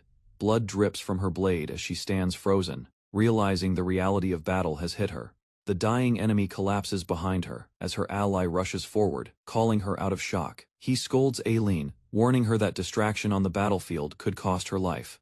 Aileen questions her feelings, realizing for the first time that she is afraid after killing someone. Her comrade shouts her name again, concerned by her stillness during battle. She apologizes quietly, ashamed of showing weakness in such a critical moment. He thanks her sincerely, acknowledging her courage while she silently regains composure. He smiles, saying he too seeks glory and strength to contribute to their side's victory. His true motivation is not to fall behind Logan, whose progress terrifies him. He declares he must grow faster or risk being left behind by Logan's overwhelming potential. Aileen gives a determined look as she joins the front once more without hesitation. Her comrade unleashes a roar, charging fiercely into battle with burning resolve. Both now fight with clear-eyes fear, turned to focus, driven by purpose and pride. Knights climb the enemy walls with ropes and sheer determination, ignoring the danger from above. From below, Pedrick watches their daring ascent with mixed feelings of worry and pride. He mutters to himself, surprised at their spirit, yet proud to see them charge ahead. Pedrick hesitates, sensing it is still too early for him to join the fight directly. Despite his inner conflict, he charges toward the wall, determined not to be outdone. He leaps with all his might, catching the attention of defenders on the wall above. Landing amidst enemies, Pedrick immediately begins slashing with burning momentum. The enemy soldiers panic at his bold entrance, shocked by his sudden arrival. Flames wrap around his blade as he prepares to strike, drawing more attention to himself. Pedrick roars his name proudly, challenging the Knights of Bifrost to face him directly. With powerful swings, he tears through enemy lines, forcing them back step by step. His charge shakes the front line, and his name echoes through the chaotic battlefield. A knight yells, swearing to take Pedrick's life and clashing swords with fury. Pedrick analyzes his opponent, recognizing him as the castle's captain, and prepares for a decisive duel. Gripping his sword tightly, Pedrick believes he can win and charges forward with full strength. Pedrick unleashes a powerful sword strike, engulfed in red energy, aiming to end the fight decisively. His opponent is knocked away violently, body spinning midair from the overwhelming force. Pedrick readies himself for the next clash as reinforcements climb the wall in the distance.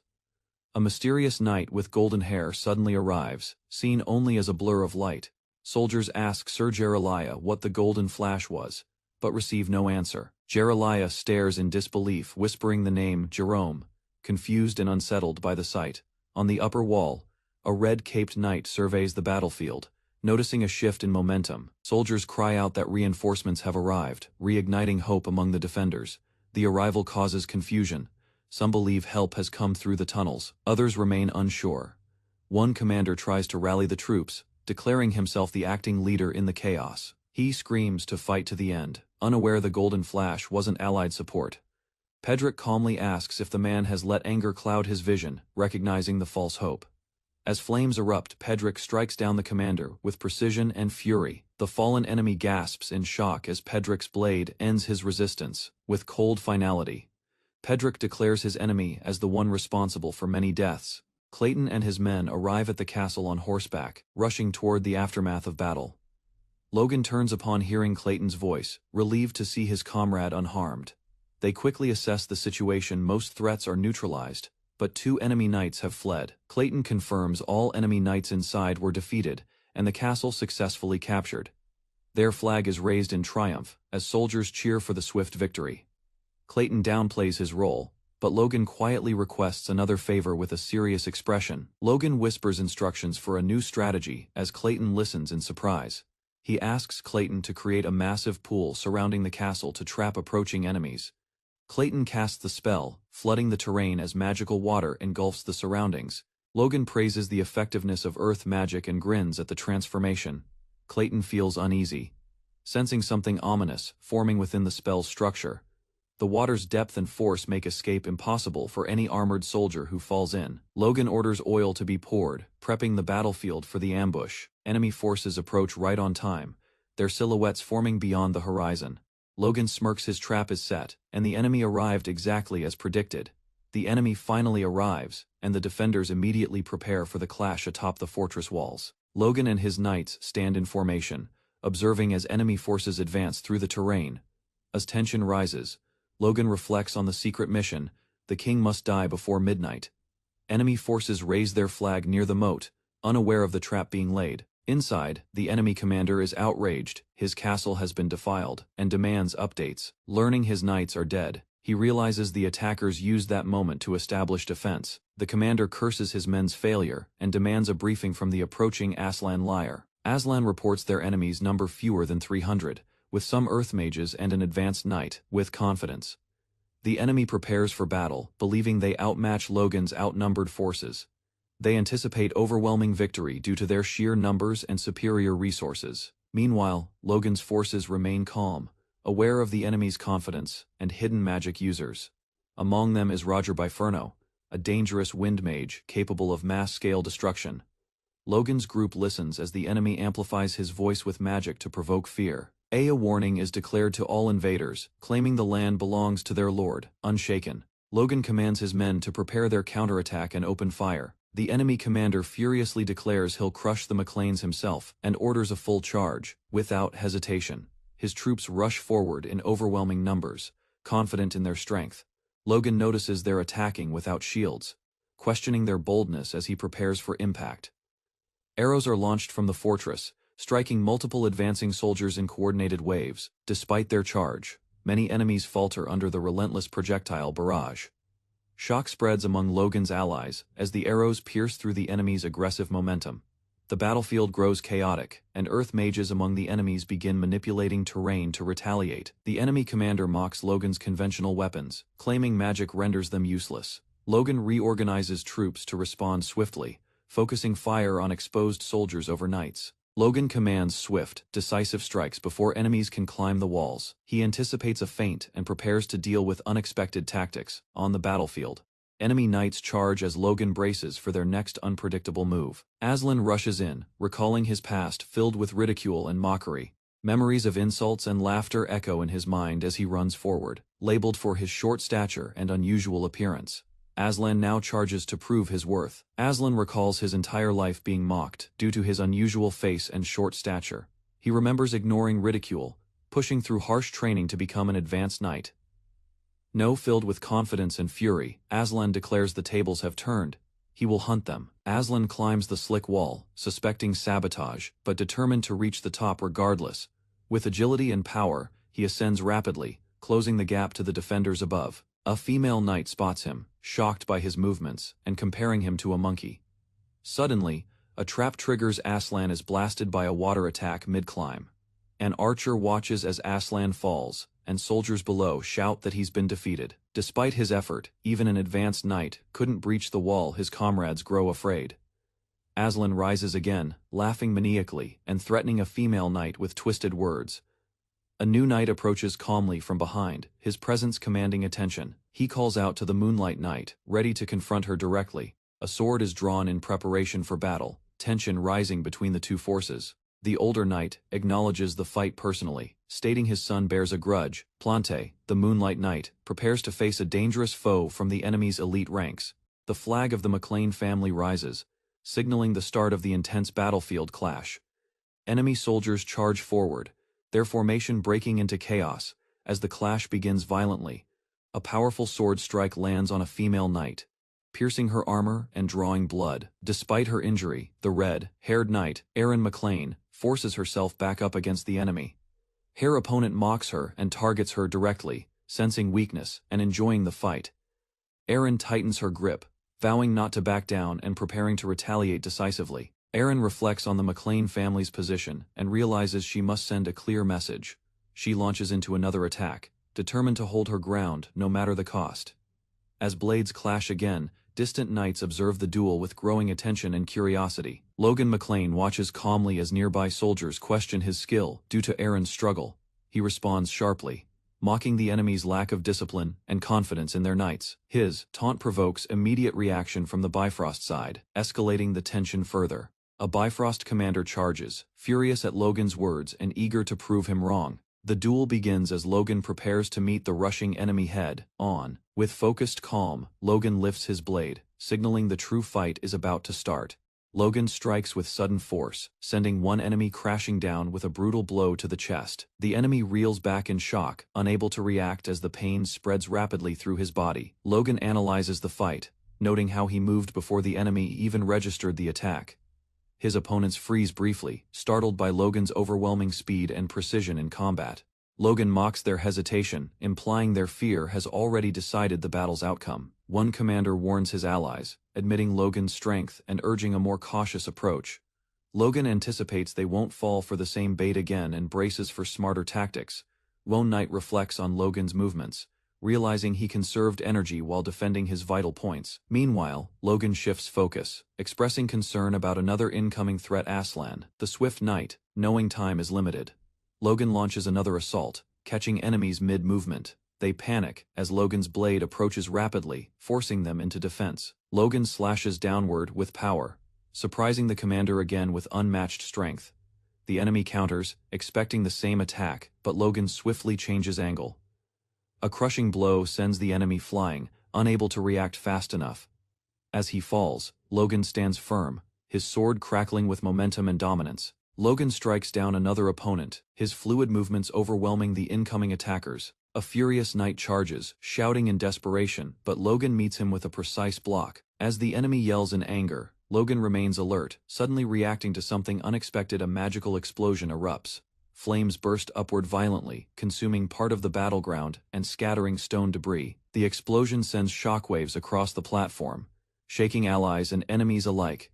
Logan charges forward through the flames, sword drawn, using the chaos to his advantage.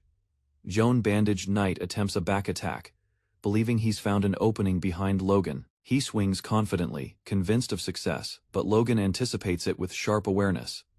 The man grins until Logan counterattacks with perfect timing, leaving him stunned. Logan breathes calmly, having dodged and countered with minimal movement. Anather Knight steps back in fear, shaken by Logan's inhuman movements.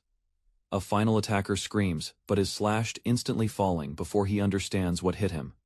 Logan's brother Ronian arrives, relieved to find Logan unscathed. Ronian proudly claims he helped, though Logan corrects him with a smirk. The two brothers share a brief moment, confident in their overwhelming victory together.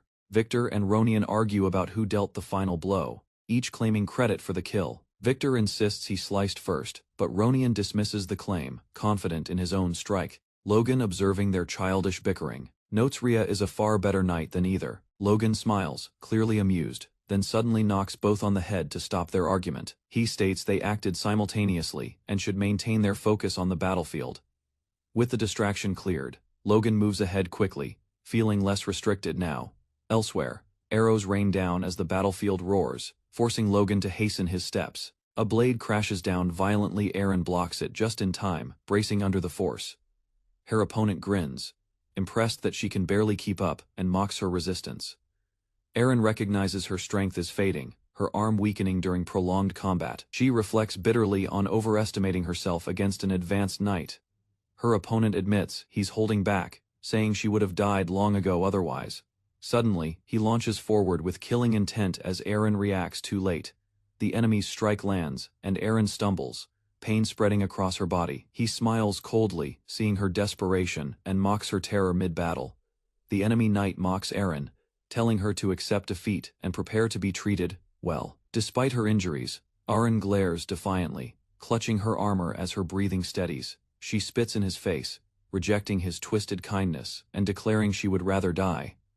The man laughs maniacally, believing Eren has no choice in the matter. He boasts about dragging her through hell, excited to prolong her suffering. Eren clenches her teeth in pain, still restrained, while the enemy prepares to break her. The enemy raises his weapon with a sadistic grin, fully confident in his control. Suddenly, Aren's ally crashes through the battlefield, sword ignited by flames. Caught off guard, the man barely reacts as a blazing strike nearly cleaves through him, forcing retreat. Logan charges through fire and debris, targeting the enemy with a swift, precise strike. His blade arcs violently, igniting shock and panic in the attacker's eyes just before impact. A massive explosion follows, consuming the battlefield and shaking the ground beneath everyone's feet. A masked enemy notices Logan's presence and prepares for a confrontation. Tense but alert, Logan helps a wounded ally retreat, urging her to seek the military doctor for treatment. With urgency, the woman nods and limps away as Logan turns back to face the threat. A grinning enemy mocks Logan, irritated by the interruption, and eager to resume his twisted game. Logan's eyes narrow, recalling how he ambushed the man earlier, but failed to finish the job. Recognizing the opponent's strength, Logan prepares himself, aware this fight won't end like before. Logan clashes violently with the enemy, both unleashing powerful strikes across the open courtyard. Observers express surprise Logan's speed and precision rival, those of higher-ranked knights. Despite expectations, Logan keeps up, displaying refined technique and relentless momentum. The enemy comments on Logan's artifact, recognizing its role in enhancing his agility. Logan confirms it was a gift from his lord, just before launching another counterattack. They separate momentarily, both now acknowledging each other as equals in combat. Logan watches as the enemy boasts, claiming all knights eventually fail, once they can't keep up confident. Logan calmly studies the enemy's movements while the opponent charges, flames igniting around him. The enemy closes in at full speed, unaware that Logan has already predicted his attack. A furious strike is launched toward Logan, shaking the ground and creating a burst of pressure. Their blades clash violently midair, as Logan blocks the strike, countering with precise strength. The enemy steps back briefly, shaken that Logan is matching him blow for blow. With a powerful upward swing, Logan narrowly avoids a fatal hit and regains his stance. The enemy charges again, forcing Logan to retreat, but keeping his balance in the chaos. Breathing heavily, Logan tightens his grip and focuses his resolve to end the fight decisively. The enemy recognizes Logan's stance as a hidden sword technique, confirming earlier suspicions. A blazing strike follows, but Logan counters again with a perfect block and unyielding strength. Surprised, the enemy clenches his teeth, frustrated at being stopped again by Logan's technique. Logan calculates each movement, deciding to defeat his opponent before losing control of the fight. The enemy senses the pressure, realizing Logan is trying to corner him into a trap. Both lock eyes, their next move certain to decide the outcome of the duel. Logan swings upward fiercely, his blade crackling with power as his stance shifts mid-combat. His enemy counters with a sharp red arc, but Logan narrowly evades, eyes sharp with focus. Turning quickly, Logan notices the impact behind him and silently assesses the result of the clash. The enemy pauses, wondering if Logan's successful strike was luck or a calculated opening. Frustrated, he blames himself for underestimating Logan's technique and allowing a weakness to show. Seeing an opportunity, the enemy regains composure, believing he can manipulate Logan's predictable response. Logan suddenly leaps backward, causing confusion as the enemy hesitates, questioning the sudden maneuver. Darting forward again, Logan disrupts his opponent's rhythm, forcing a wild reaction. The enemy starts to realize Logan might be setting a trap rather than retreating. Logan dashes forward with full intent, ignoring danger and closing the gap recklessly. The enemy panics, accusing Logan of wanting mutual destruction, unable to read his calm eyes. Unfazed, Logan confronts him head-on, his pressure unsettling the previously confident warrior. Refusing to lose control, the enemy roars and strikes forcefully, attempting to turn the tide. Logan flies back but quickly recovers, stunned yet determined to continue the assault. Now face. To face again, the two prepare for what might be their final exchange. The enemy grins despite being wounded, laughing as if the battle is already his. He mocks Logan, claiming the desperate strike only grazed him and failed to deal real damage, declaring victory. He shouts that Logan's final effort was meaningless, and the duel is over. Suddenly, Eren appears behind him, shouting to Logan and drawing the enemy's attention. Realizing her arrival, the enemy turns in surprise as Eren joins the fight with fierce resolve. With firm intent, Eren vows to handle the enemy herself, calling out to her young master. Noticing Logan's sword still embedded in his side, the enemy questions how he's still standing. A glowing light from Logan's bracelet begins to shine, confusing the enemy. Realizing its divine energy, the enemy panics. He recognizes only priests should wield such magic. Determined, the enemy lunges toward the bracelet, aiming to destroy the source of recovery. Eren intercepts, locking blades with him to prevent interference with Logan's healing. Though struggling, Eren fights back with one arm, refusing to retreat despite the disadvantage. The enemy grabs Eren's wrist, attempting to overpower her and break free of her guard. She resists fiercely, but he maintains his grip until a sudden voice distracts him mid-motion. A blast of energy erupts behind him, as Logan's power is fully unleashed, overwhelming the area. Logan's power fades as he staggers slightly, recovering from the burst that drove the enemy back. Coughing and wounded, the enemy struggles to breathe, staring in disbelief at Logan's endurance. Logan approaches calmly, his expression firm. He draws a new weapon and prepares to finish it. Logan declares a rematch, this time with different weapons, signaling the start of a serious duel. He swiftly disarms his opponent, knocking the enchanted sword from his grip mid-combat. The opponent panics as his weapon falls to the ground, realizing he's suddenly at a disadvantage. As Logan advances, his opponent struggles to understand how he was outmaneuvered so easily. Logan explains that injecting mana into the sword enhances his senses, slowing the world around him. He reveals the artifact's true power, noting it allowed the opponent to become a super-speed knight. Logan claims the artifact's sword for himself, eyes glowing with new determination.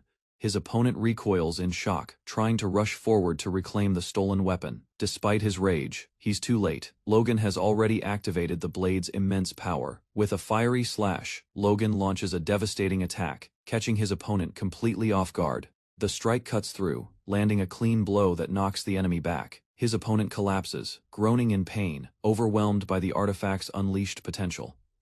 The enemy stumbles back, surprised Logan survived the earlier blow meant to pierce his heart. Logan, unbothered, stands confidently with the artifact glowing on his wrist. The man shouts in disbelief, unable to accept how Logan recovered and acquired such a relic.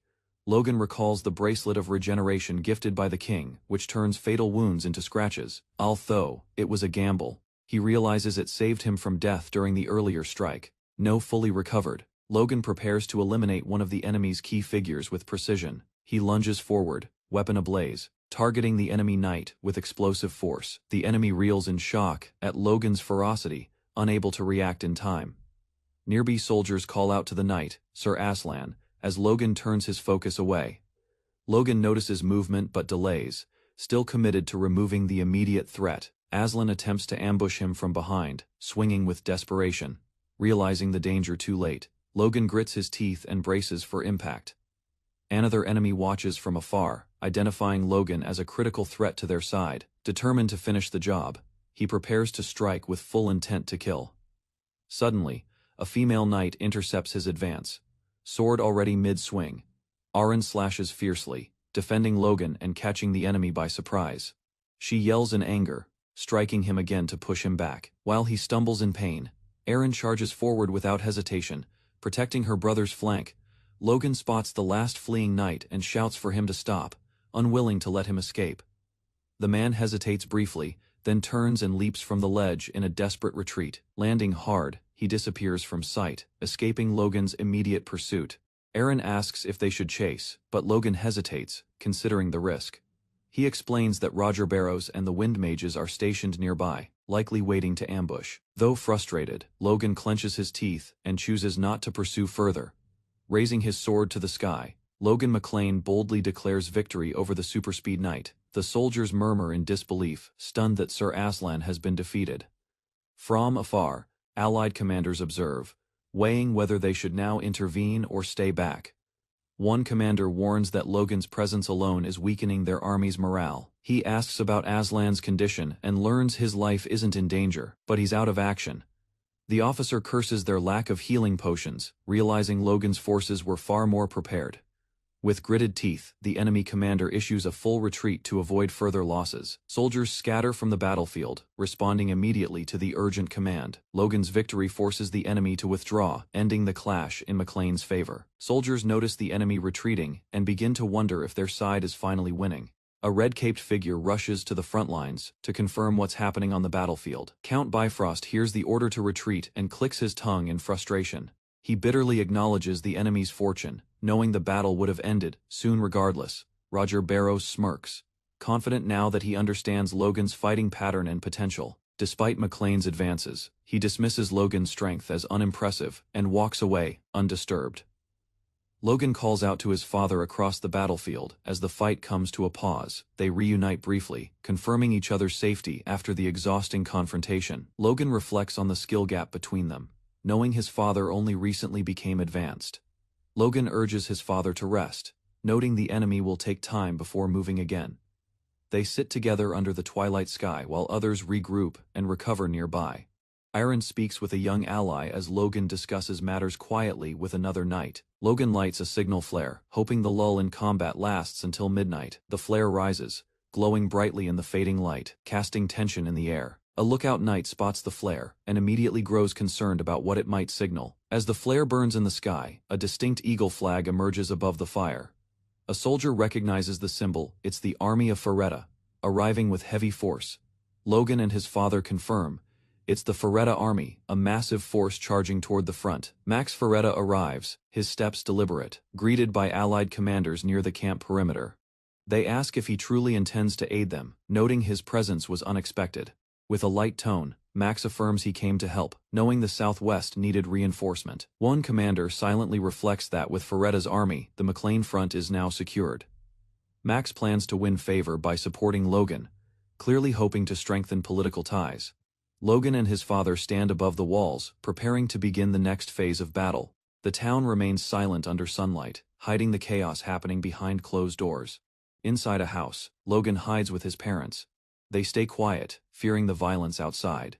As Logan trembles, his mother holds him close while his father suggests they pray together. They bow their heads, praying for peace, unaware the war outside is escalating rapidly. A commander declares the battle's climax, shouting to bring the heads of the McClanes. Soldiers charge toward the fortress as enemy archers prepare to defend against the assault. A warrior is struck down by crossbow fire, signaling the intensity of the defense. Despite losses, the enemy commander urges his men forward, determined to breach the walls. He pushes through with resolve, ordering the charge not to stop until they reach the gate. The enemy begins climbing the walls, using grapples, led by a white-haired warrior. A red-haired defender spots them and commands his unit to repel the invaders. The enemy leader hurls a glowing spear to clear a path onto the wall. The spear explodes, shaking the wall, catching defenders off guard with its force. The white-haired warrior leaps forward amidst the smoke, landing inside the castle walls. He faces the red-haired knight directly. The siege having officially breached the McClane stronghold, the white-haired commander charges with fury, vowing to end the fight personally this time. He unleashes a devastating magical slash, lighting up the field with explosive force. The red-haired knight braces against the shockwave, refusing to fall as the enemy closes in. Their blades clash fiercely, surprising the white-haired commander with the red knight's speed and power. The greatsword named Velocitas glows with power, a gift passed down by Logan's father. Aglin, the bearded knight, watches from afar, confident the blade suits Logan better than him. Aglin urges Logan to fight, acknowledging his own limits compared to the Moon Knight. Logan accepts the burden, knowing this sword carries the hope of their family's survival. The white-haired commander recognizes the blade, mocking Logan for taking Aglin's sword as his own. He rushes forward, determined to reclaim the weapon and defeat Logan in one strike. Logan counters midair with a fiery leap, declaring his trust in his father's belief. He crashes down with power, ready to prove himself worthy of wielding Velocitas in battle. Logan advances forward, eyes focused, refusing to back down from what's coming. Another warrior intercepts, a dark-haired swordsman swinging his blade in a powerful arc. The blue-haired knight lands, joining the battlefield as the clash of wills intensifies. Logan crashes to the ground from above. Lenny rushes over, concerned for his condition. Logan quickly recovers and confirms he can still fight despite the impact. He orders Lenny to eliminate any enemies climbing the wall and hold the line. Lenny processes the instruction and prepares for action while Logan watches the enemy forces. Logan calmly plans the next phase, allowing enemies to climb and enter the walls intentionally. On the opposing side, the enemy commander senses something unusual about the lack of resistance. An enemy knight notes that climbing has become much easier and questions the defender's weakened effort. Another guesses they may simply be tired, but the commander suspects a trap. Logan silently monitors the situation, eyes sharp, prepared for the moment to strike. He notices the area below the wall is now nearly empty of enemy forces. Logan immediately dashes off and yells for everyone to retreat from the walls. Below, a massive explosion erupts, consuming the battlefield with overwhelming force. The explosion shocks the McLean defenders, forcing them to retreat in panic. Logan's allies turn around in disbelief, confused by the sudden call to fall back. The enemy commander repeats the word retreat, in stunned confusion, realizing something has gone wrong. The ground shakes violently as cracks spread, alarming the enemy forces near the base. Wone commander assumes it's an earthquake, but quickly dismisses it, realizing the tremor is unnatural. As realization dawns, glowing energy flows through the ground, revealing the start of a massive spell. A brilliant magic formation activates beneath the battlefield, emitting light and shaking the entire fortress. The enemy general curses in disbelief, recognizing the catastrophic spell as a reckless act. Panic spreads as knights shout for retreat while confused soldiers question the sudden collapse. From within the glowing cracks, the enemy forces fall. As the ground splits apart violently, magic lines surge upward, exploding through the walls, sending chunks and soldiers flying into chaos. The enemy watches in horror as the entire structure begins to crumble around them. Walls collapse completely as soldiers scream, unable to escape the debris raining from above. One knight shouts in panic while another stares, horrified by the scale of destruction. A commander demands to know what power caused this overwhelming devastation. From afar, the ruins collapse as the commander curses the enemy's tactics in rage. Logan and others run through the dust, spotting the mage responsible for the spell. Clayton calmly confirms he used nearly all his magic to bring down every fortress wall. Logan's allies regroup as he praises their efforts, acknowledging many enemies were buried by the collapse. Though aware that enemy knights likely survived, Logan accepts this, focusing on what comes next.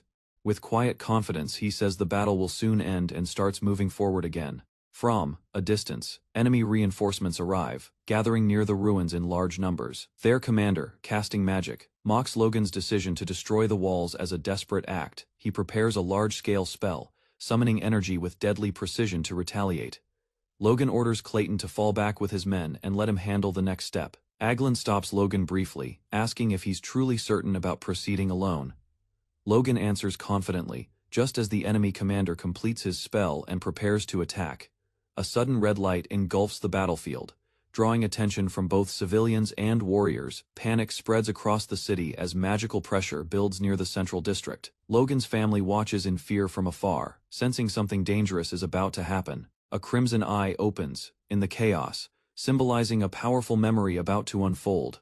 Logan recalls the day vividly, surrounded by confusion, fire, and overwhelming magical force. On that day, the tragedy began, a memory seared into his mind with pain and resolve. Red beams of light erupt from towers across the nation, piercing the dark skies simultaneously. These lights serve as a warning signal, alerting the population of urgent national-level danger. As the crimson glow spreads, panic grows. Those who understand its meaning react with immediate dread. Twin beams of red light erupt from the palace towers, casting panic across the capital. Soldiers freeze as the unnatural glow dominates the night sky, signaling danger from the royal palace. Two knights stare toward the lights, realizing something critical has occurred involving the royal family. A commander shouts, demanding to know if the others understand the significance of the light. He quickly orders the army to halt the war and open communication with the capital. Privately, he curses the timing. It was the perfect chance to eliminate his enemies completely. After a brief hesitation, the commander steels his resolve and addresses his men. Channeling mana into his hand, he casts a spell, rallying the soldiers into formation. With his weapon drawn, he commands them to prepare for combat, despite the uncertainty. A red-haired knight questions the decision to fight after seeing the ominous palace signal. Despite recognizing the risk of treason, The commander insists they continue the battle. Determined, he yells for all soldiers to fight to the very end without hesitation. A loud order echoes. The red-haired knight is to be executed without mercy. The commanding voice shocks the soldiers. It's unmistakably Count Bifrost, giving the ruthless command. As one figure runs, Logan watches with clenched fists, bracing for what's coming next. Clayton rushes forward carrying a communication orb, desperate to halt the battle immediately. He sends an urgent message to the Minister of Defense, reporting Count Bifrost's refusal to retreat. The minister listens grimly and questions whether Bifrost is truly planning to commit treason. A public broadcast announces the king's death to the entire kingdom, shaking the battlefield. The nobles are ordered to attend the royal funeral and cease all fighting as part of protocol. Despite the shocking news, Bifrost's expression darkens, while others begin to accept the command. A powerful light confirms the royal will, forcing all to recognize the legitimacy of the decree.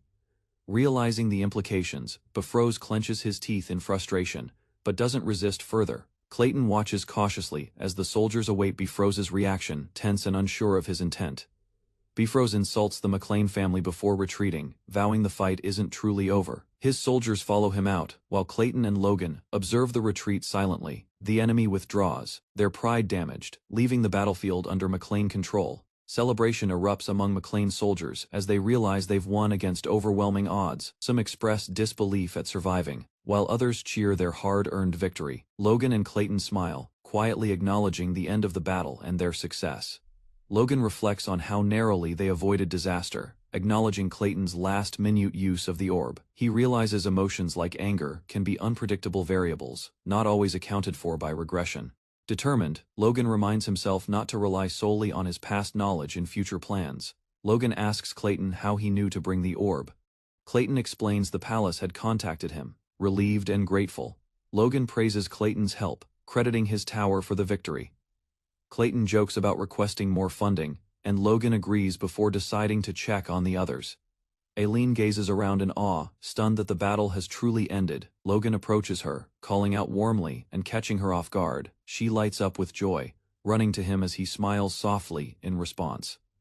Logan questions if she felt fear during her near-death encounter with an advanced knight, though flustered. Aileen replies, "It's something all knights must experience." Logan watches her silently, admiring her honesty and strength. Aileen admits she was terrified, but at least she didn't run away. Logan shares how his own first battle ended with him frozen in fear. Encouraged, Aileen beams with pride after hearing his sincere praise. Logan formally addresses Aileen, praising her performance and expressing high expectations for her future.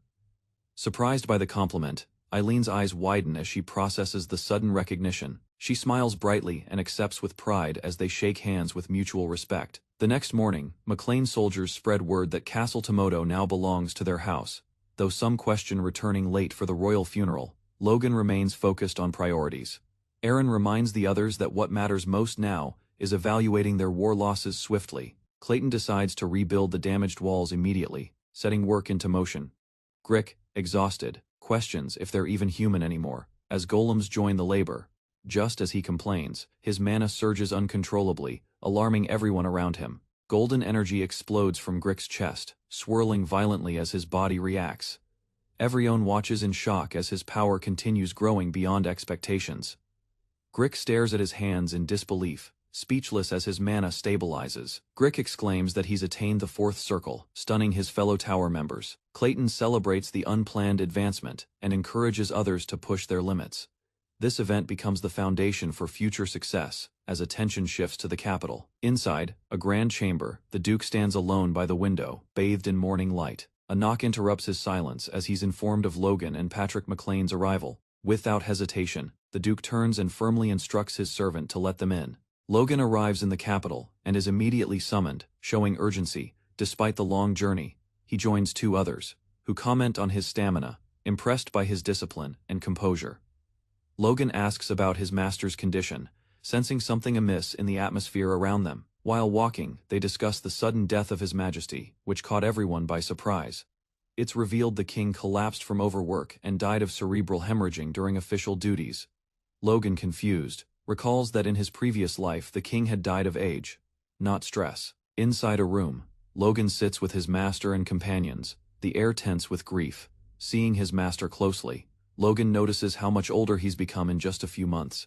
The man before him seems aged by sorrow, burdened by responsibility, and the loss of the king. The master tries to act composed but admits his body has aged due to stress and grief. Luis appears, apologizing to the Duke, while Logan observes the deep emotional toll on everyone. Logan quietly notes how devastated his master is, realizing the king's death changed everything. The master apologizes for his lapse in manners, overcome by emotion upon meeting the Baron. They exchange respectful greetings, the Baron expressing gratitude and admiration, despite the grim circumstances. The master reflects on his body's decline, admitting it has never felt this powerless before. Logan questions the capital's current state, prompting a grim expression from the older man. Tension rises, as he explains that internal strife has worsened following the king's death. Logan identifies Juan and Jordan as key figures behind the capital's destabilization and growing chaos. The master laments that the country may fracture, the noble factions descending into infighting. He reveals they even targeted the third prince, crossing lines once considered unthinkable. Logan realizes it's because the prince hasn't come of age, making him a political target. Logan warns that continued refusal to comply could endanger the prince's life. Though killing the prince would draw suspicion, Logan knows such assassinations happened in his past life. Overwhelmed, the master breaks down, whispering that he cannot bear to see it repeat again. He orders Luis to escort the prince away for safety, hoping to protect him directly. Logan disagrees, noting his master can't stay near the prince forever in a factional war. He explains the true threat is not neutrality, but the fear of Logan siding with the enemy. Logan's brother confronts him, confused by the sudden shift in priorities. Logan clarifies his actions aren't personal, they're a response to national danger and looming war. The master, humbled, thanks Logan, realizing he had been blind to the greater crisis at hand. The master gazes out solemnly, stating the nation's fate rests in the will of the heavens. Unlike the past, he's choosing a side of his own accord instead of being forced. Logan notes this decision is strategic. It grants the master leverage and security for the future. The master admits he can't help Logan's family now but offers his support for future needs. Logan tests the offer, surprised when the master agrees to fulfill any request within his power. Stunned, Logan hadn't expected such an open promise, realizing the weight of what was just given. The master clarifies he has no request yet, but wants Logan to seriously consider it when asked.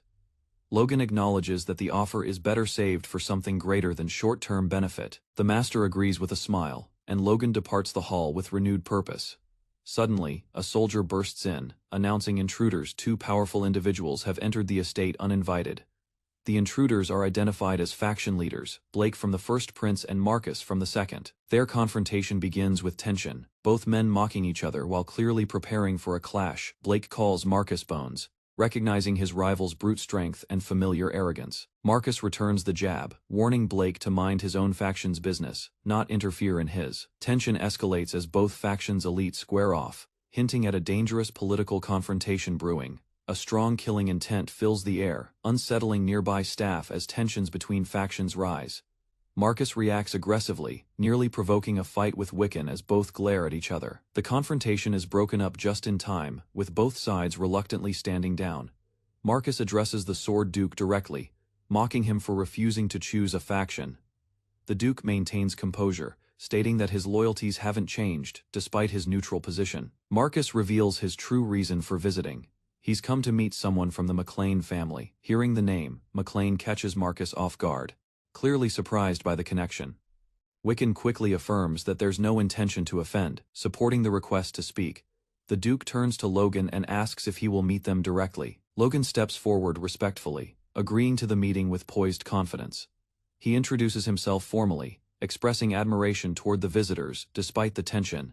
Marcus and Wiccan exchange glances, sizing him up as Logan's presence leaves a strong impression. Logan receives praise as the Duke's disciple but quickly learns the visit isn't about him. Marcus clarifies that he came to meet Logan's father, not Logan himself.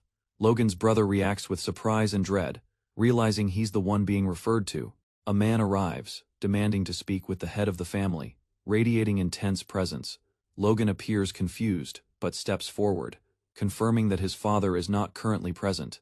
The elder greets them respectfully, stating that Logan now handles the household's affairs. Impressed, the guest notes Logan's strength and responsibility despite his young age.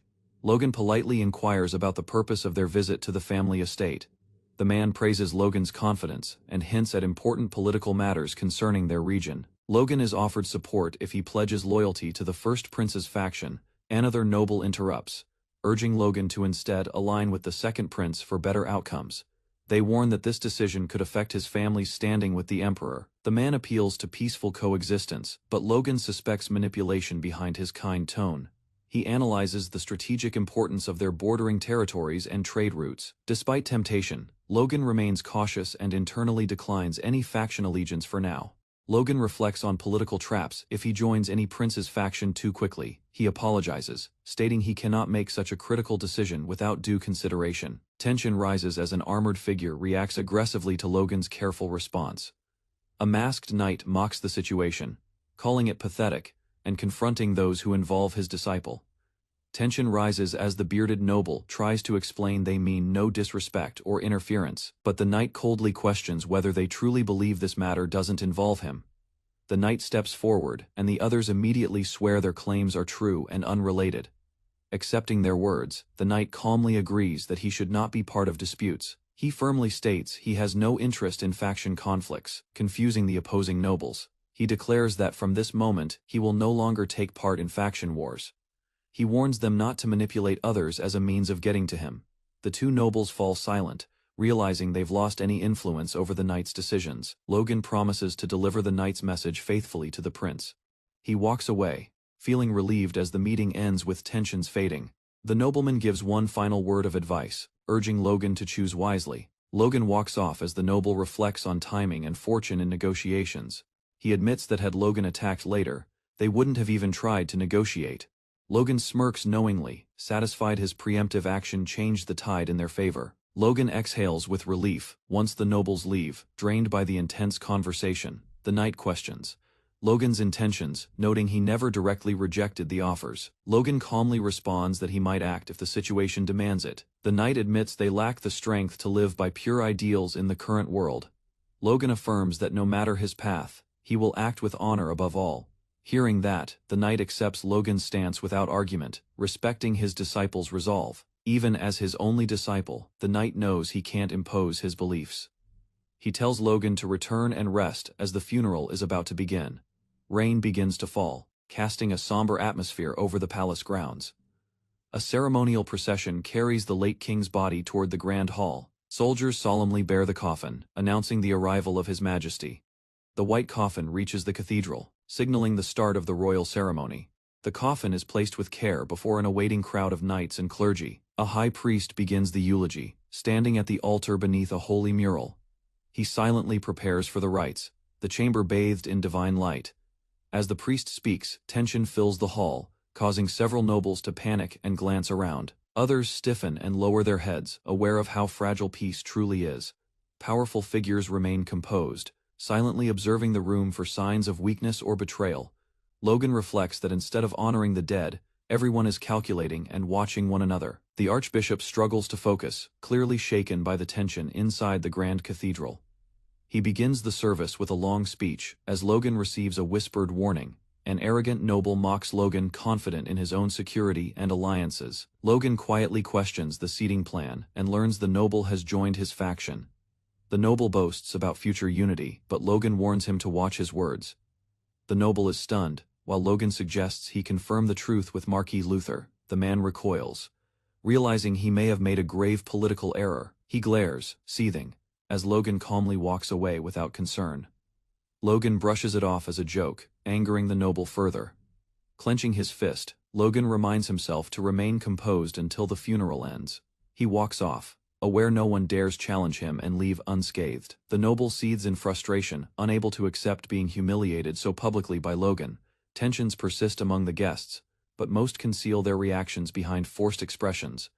The archbishop solemnly declares the conclusion of the first day of the national funeral rites. Rain falls as the first day of the national funeral ends, marking a solemn closure. Inside the room, Logan stands with key members, tension lingering after a long day. He recalls how faction envoys persistently targeted him for allegiance, complicating the day. The older man sighs, weary from rejecting endless proposals during the ceremonies. He questions Logan's refusal to engage with either political faction amid rising pressures. Logan answers calmly, While the man warns their family may face consequences, Logan explains his stance, stating the family must stop the approaching Bifrost invasion.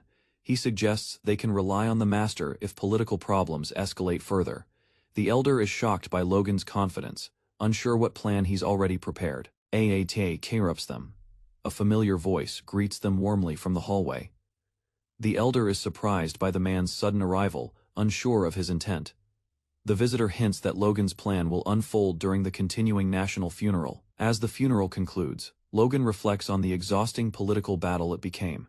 He notices someone approaching and senses tension behind the man's polite demeanor. The man admits Count Bifrost was right, acknowledging Logan's strategic maneuvering in silence. Logan watches a man leave, realizing he is the reason faction envoys didn't show up today. He smirks, thinking the man is spreading word that Logan won't align with any faction. Confidently standing alone, Logan reflects on how he never intended to join a faction. Logan is approached by his future father-in-law, who greets him unexpectedly in public. They exchange formalities while discussing the absence of other family members. The older man hints at arranging a wedding soon to solidify political bonds. The man insists that a union between their families could help resist Bifrost's influence. Logan tries to avoid direct response while pretending to misunderstand the conversation. The father-in-law clarifies he's referring to the assembly of nobles, not just the wedding. Two noblemen comment on how long it's been since the last noble assembly was held. They note how even low-ranked nobles were invited, revealing the gravity of the emperor's death. Suddenly, chaos erupts as a man is knocked over, drawing everyone's attention. The fallen noble shouts angrily at Logan, demanding to know what he's doing. Logan apologizes and offers his hand politely, maintaining grace, despite the crowd watching. The man refuses help, walking away bitterly while Logan remains composed beside his ally. Logan brushes off the angry noble, acknowledging his irrationality and focusing on the bigger picture. He notices something strange as the assembly begins earlier than it did in his past life. Due to Master's declared neutrality, both factions are now forced to reveal their intentions. In his previous life, the noble assembly spiraled into violent disputes and factional breakdown. A noble from the First Prince's camp lost control, launching verbal attacks against an opponent. The victim of his insults, Jordan Valtername, glared back with chilling, deadly resolve. The chaos escalated when medium nobles joined the clash, fueling an uncontrollable riot. This moment, later known as the slip of the tongue that felled the country, sparked war. Logan recalls the Viscount who caused it all now about to speak again, without restraint. As nobles look on, Logan fears someone may trigger conflict before anyone can stop it. He remembers the war began shortly after the assembly, with little time for preparation. Logan decides this time, the conflict must come sooner before enemies can organize. The Bifrost faction used that preparation window in the past to dominate and crush others. Logan concludes war must come faster, giving them no time to act or gather strength. Meanwhile, the same Viscount begins another provocative speech, echoing the same arrogance from before. The Viscount boldly declares Prince Romaine's superiority, igniting support from others in the chamber. Opposing nobles rise in objection, questioning Count Clet's judgment and political motives. Caclet smirks confidently, reiterating Romaine's achievements to justify his claim to the throne. Suddenly, Clet reacts in confusion, noticing blood dripping from his hand mid-speech. A growing sense of panic spreads as he clutches his head in pain and fear. The assembly watches in confusion as Clet begins to visibly deteriorate before their eyes. Caclet collapses with a scream, causing chaos and fear to ripple through the noble hall. He tumbles violently down the seating rows, alarming the gathered lords and aides. Nobles shout for a priest as Caclet lies unconscious, bloodied, and motionless on the floor. Logan observes, recalling the poison known as letha grass, which causes fatal brain hemorrhages. He notes its effects are intensified through a drying process, turning medicine into silent death. This method was secretly used by the Grand Liberation Front to assassinate high-ranking imperial targets. The truth about letha grass was discovered years later through intelligence from an underground agent. The parasite agent embedded within nobility was Roger Bifrost, the Front's primary assassin. Logan glares across the room, preparing to confront the man behind the chaos. Roman storms into the assembly as chaos rises, reacting to the sudden collapse of Count Clet. Rotier steps forward, startled by the accusation directed at him as nobles turn their attention. Roman seizes him, furious, claiming Rotier attempted to poison his own subordinate during the proceedings. Rotier protests the accusation, insisting he has no reason to kill someone he calls a traitor. He counters by pointing at Roman, questioning his sudden anger and motives toward Clyte's condition. Rotier reminds everyone that Roman first accused him, escalating tension as nobles grow unsettled. A spokesman steps in, noting that Roman's reaction appears excessive, considering the unclear circumstances. He highlights that Roman was the first to speak of poison, shifting suspicion back toward him. Roman erupts in rage, shouting at the spokesman and forgetting the solemnity of the assembly. The assembly members recoil as Roman and Rotier begin unleashing mana, shaking the entire chamber. Observers whisper that both family heads possess knight, level and mage, level strength, heightening the danger. Roman challenges Rotier further, his aura exploding while Rotier responds with equal hostility. An elder rushes in, begging both to stop before violence desecrates the assembly's authority. Despite his plea, both sides' followers step forward, prepared to intervene if conflict ignites. The hall fills with rising energy as knights and mages gather behind each leader, awaiting the next move. The presiding official panics as the escalating confrontation disrupts the chamber, unable to control the rising tension. A duke steps forward with authority, shouting for the nobles to stop before violence breaks out. His command echoes through the vast hall, silencing movement as everyone turns their attention toward him. He urges the assembly to calm down, stressing that the situation must be investigated properly. Logan observes silently, recognizing the duke is speaking sensibly, but doubting matters will end easily. Roman rejects the call for procedure, claiming the truth is already clear and requires no delay. Rotier supports the duke's stance, accusing Roman of manipulating events to eliminate a powerless subordinate. Roman erupts again, accusing Rotier of attempting assassination while refusing to accept further inquiry. The duke moves to intervene, but guards step forward, as tensions push both sides toward open conflict. Two powerful nobles, Jordan and Juan, block the duke, warning him not to interfere further. They insist even he cannot challenge both of them simultaneously, deepening the standoff. Logan watches in disbelief as the kingdom's three dukes stand divided in the assembly. Juan Duke questions the purpose of continuing such a pointless gathering amid rising hostility. An author admits that reaching a blunt conclusion may now be unavoidable given the circumstances. The hall settles into tense silence as all sides brace for the decision that must follow. Rotier mocks the hall, declaring everyone irrational as the conflict reaches an irreversible breaking point. Roman's fury intensifies, resentment toward his brother surfacing after long-buried tensions. Roman renounces their bond, vowing to settle succession rights directly through confrontation. Rotier answers by proclaiming his own claim to the throne, no longer hiding ambition. He calls for all loyal nobles to gather behind him, signaling open rebellion. Roman responds by declaring he will no longer tolerate betrayal, preparing to enforce his stance. Rotier orders his faction to ready themselves for war, making the chamber tremble. His supporters pledge their compliance, demonstrating absolute loyalty despite the consequences. The assembly dissolves into silence as both factions separate, fully committed to conflict. A duke meets with another noble afterward, discussing the urgent need to handle the McLeans. The noble demands additional time, claiming he requires it to fully resolve the matter. The duke questions the request, warning that war could erupt at any moment. He reflects on the growing instability, knowing a single mistake could shatter the kingdom. The noble insists he needs only 10 days to finish his preparations against the McLeans. The duke rejects the idea, arguing the most efficient path is absorbing the McLeans into their faction. The duke explains that he once attempted to recruit the McLeans but was dissuaded by warnings about their supposed corruption. The noble responsible for that advice panics, bowing desperately and claiming he acted out of misplaced greed. The duke orders him to abandon selfish motives, promising to personally deliver the McLean forces after victory. The noble apologizes, accepting the reprimand while acknowledging tension between their factions. The duke assures him he will give only a light warning, instructing him to summon elite troops immediately. He reminds his subordinate to focus on the larger picture as war approaches the kingdom's borders. Several days later, in Castle Timdu, the messenger addresses Baron Frey, emphasizing the importance of remaining neutral. He warns that any provocative action will lead to severe punishment under the duke's authority. Baron Frey agrees to comply, acknowledging the gravity behind the duke's message. After the messenger departs abruptly, Frey and his aide discuss the situation and its implications. Frey reasons that the duke's forces are focusing on the capital rather than attacking them. With current tensions, he concludes they may remain safe for a short period. However, new reports reveal that recent decisions triggered physical confrontations within a single week. As both factions maneuver their troops, unexpected clashes occur where paths intersect on the march. The pattern signals that a full-scale war is inevitable, with even nobles like Haitian forced to prepare.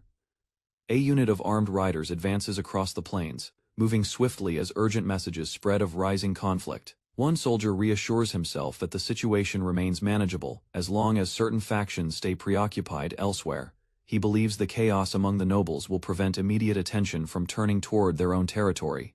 Logan proposes occupying Bifrost, seeing it as a strategic opportunity amid the civil unrest. Heinkel objects, warning that Duke Valterman had advised against provoking a superhuman-level threat. Logan affirms the risk, knowing the action will be interpreted as opposition to the second prince.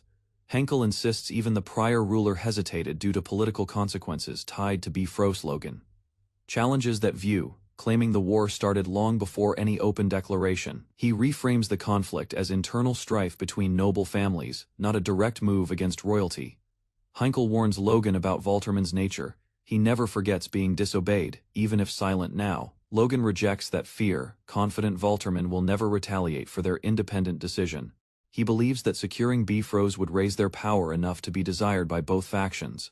Logan dismisses Dwayne and Heinkel, seeking a private conversation with another advisor. The advisor questions Logan's logic, revealing a critical flaw in his assumption. Logan is taken aback when asked if he's certain the civil war will last long. The advisor argues that Logan's plan only works if the civil war continues without end. Logan freezes, realizing his confidence had ignored how short civil wars often are. The advisor solemnly states that this war's unusually long duration was already an exception in history. Logan listens to his advisor, who assures him of trust, but warns of his blind spots. The advisor confirms his belief in Logan's intentions to protect the family above all else. Logan accepts the advice, then shifts his focus toward reclaiming the ancestral land of Bifrost. Troops advance toward Bifrost, prepared to seize the strategically vital and symbolic stronghold. The castle gates stand open as a distant force approaches unnoticed by the distracted guards. A soldier spots the movement too late, alarmed by the sudden and unrecognized arrival. A surprise. Enemy charge sparks panic. Bifrost is under sudden attack by McLean forces. Defenders scramble to organize, realizing the assault is being led by Logan's faction. Despite planning to wait for reinforcements, the defenders are forced into rapid engagement. The attackers launch a direct assault, aiming to capture the castle before aid can arrive. Logan advances on foot, determined to lead by example in reclaiming his family's land. A high-ranking knight named Lentor challenges Logan to a formal duel to defend the stronghold. Logan prepares calmly, facing Lentor's provocation and demanding justice for the war's victims. The duel begins swiftly. Logan counters with precise strikes, overwhelming the opposing knight's defense. With a decisive blow, Logan defeats Lentor, reinforcing his resolve to lead from the front. Lentor collapses after the duel, shocking the soldiers who question his worth as a high-ranking knight. Logan observes Bifrost's weak leadership, noting how easily its commander failed to defend the castle. He turns to his father, reporting that their task is done, but his father remains silently reflective. Logan's father gazes at the reclaimed land, stunned by the emotional weight of the victory. He speaks of their ancestors who were driven from Bifrost 2 centuries ago, amazed. He admits he never imagined reclaiming the land would come so swiftly and successfully. Logan quietly smiles, but his father reminds him that the achievement was far from easy. They approach the gathered soldiers who await their next orders with solemn pride. Logan's father gazes at the troops, recognizing the importance of their role in the conquest. He expresses deep gratitude to his men, acknowledging their tireless dedication, declaring the McLean's return. He honors their triumph as a collective effort.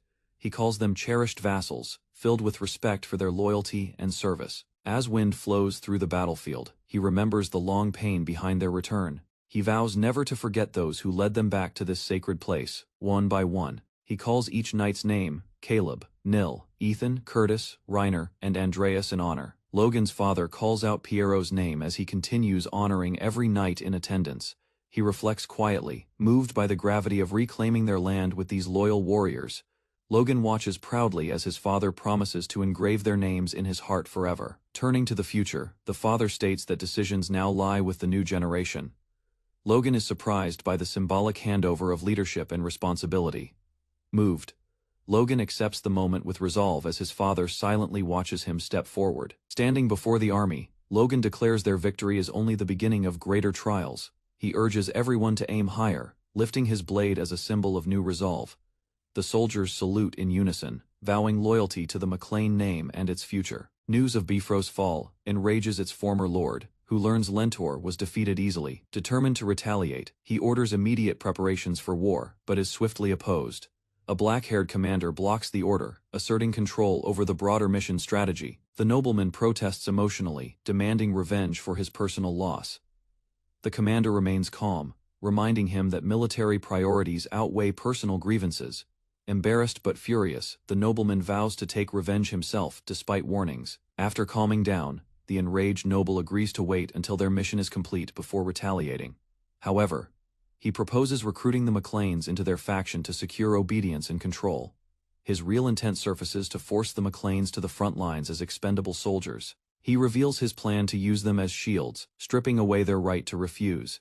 Logan appears smiling, sarcastically accepting the offer, as if persuaded by the threat. But in truth, his expression masks a surge of rage as a glass shatters in his hand. Logan strikes first, rejecting threats and forcing the opposing noble to declare allegiance to the first prince. Angered, the elder noble calls Logan insane for defying tradition and disrupting royal negotiations with violence. Despite his reckless image, Logan's actions shock others as he openly challenges authority without hesitation.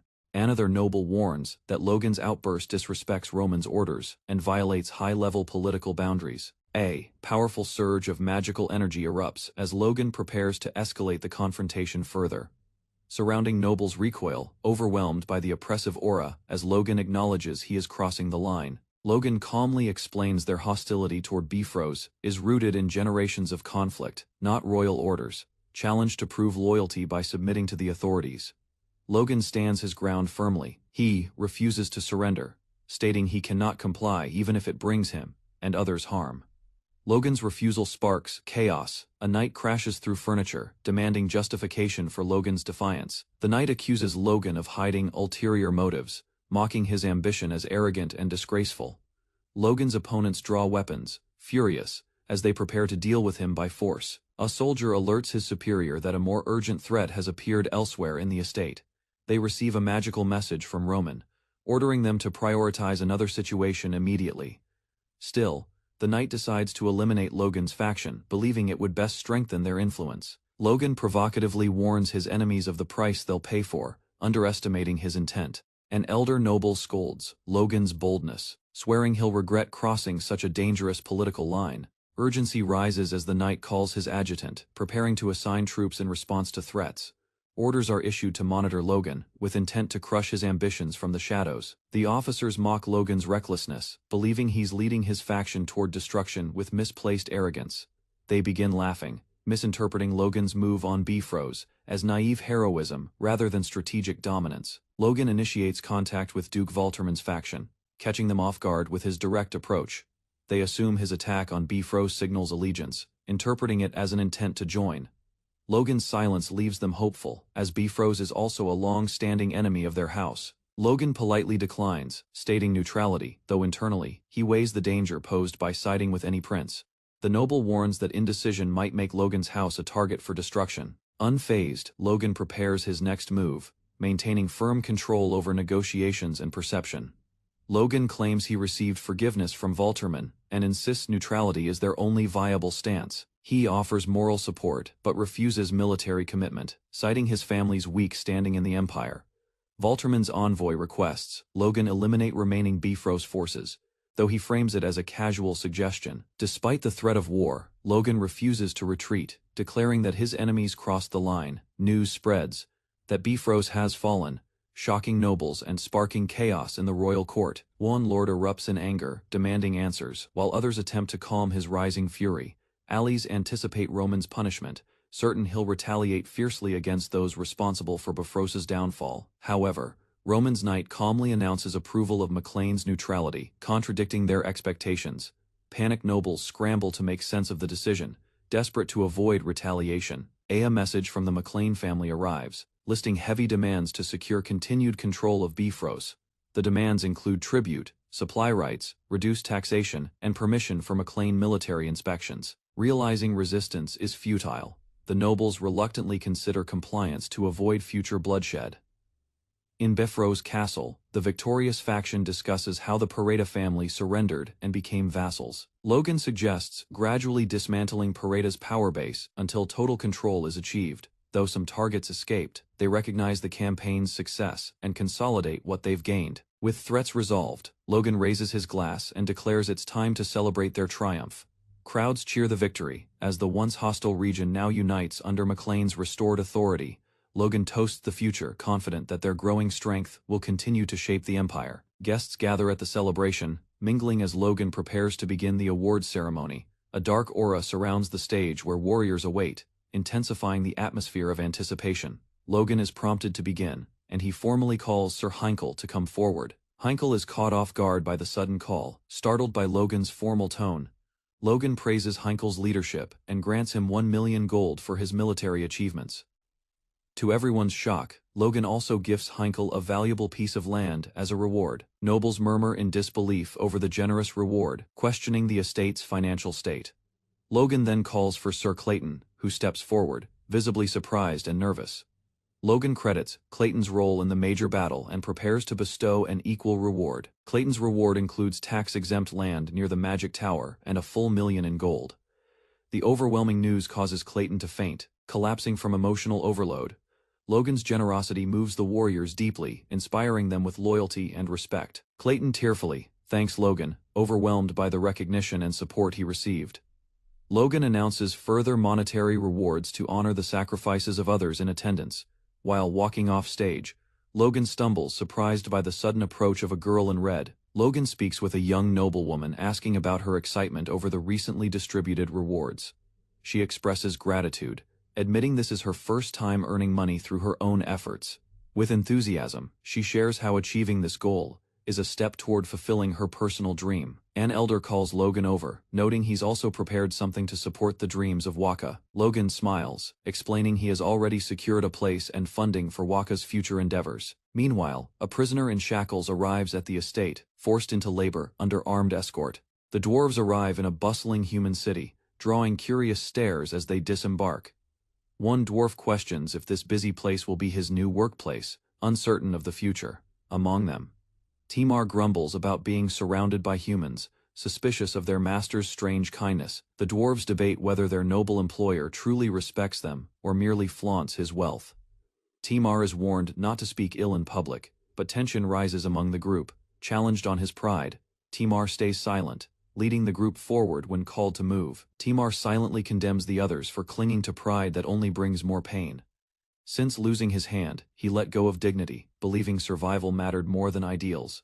With hardened resolve, he leads the dwarves as they march toward the unknown facility. Timar walks behind the guard, burdened by his past and fear of what lies ahead. A dark thought creeps in, wondering if dying would be easier than enduring this life. Suddenly, a cheerful man greets them, praising their arrival with unexpected warmth. The man counts 10 dwarves, confirming the correct number before notifying someone named Sir Hamar. Hearing a human refer to a dwarf as Sir shocks Tamar and the others. Tamar urgently asks if the man truly knows Sir Hamar, surprised by the honorific used. A worker praises Hamar as the greatest blacksmith in the region, whose innovations reshaped their future. Timar reflects, stunned by the idea that a human could respect and even admire dwarves. They are led inside where Hamar greets them proudly, calling them his brethren. Seeing them healthy, Hamar jokes about how hard he plans to work them in return. His aura flares with confidence, shocking the dwarves with his overwhelming presence and unspoken power. Timar realizes with awe that this truly is the legendary Sir Hamar he'd heard of. Days later, Hamar meets his master, who inquires about the dwarves and production progress. Hamar proudly reports that crossbow output has increased and all dwarves are working steadily. Inside the workshop, Tamar and others silently labor like precise, disciplined cogs in a machine. The master observes their assembly line method, amazed by its efficiency for mass production. Though resistance arose, Hamar's persuasion silenced complaints and motivated the workers. Timar jokes about becoming an inspector, masking his pride behind casual sarcasm. Despite appearing peaceful, doubt still lingers about what they truly want for themselves. Timar claims he is just a cog, but fears of demons and war resurface in his mind.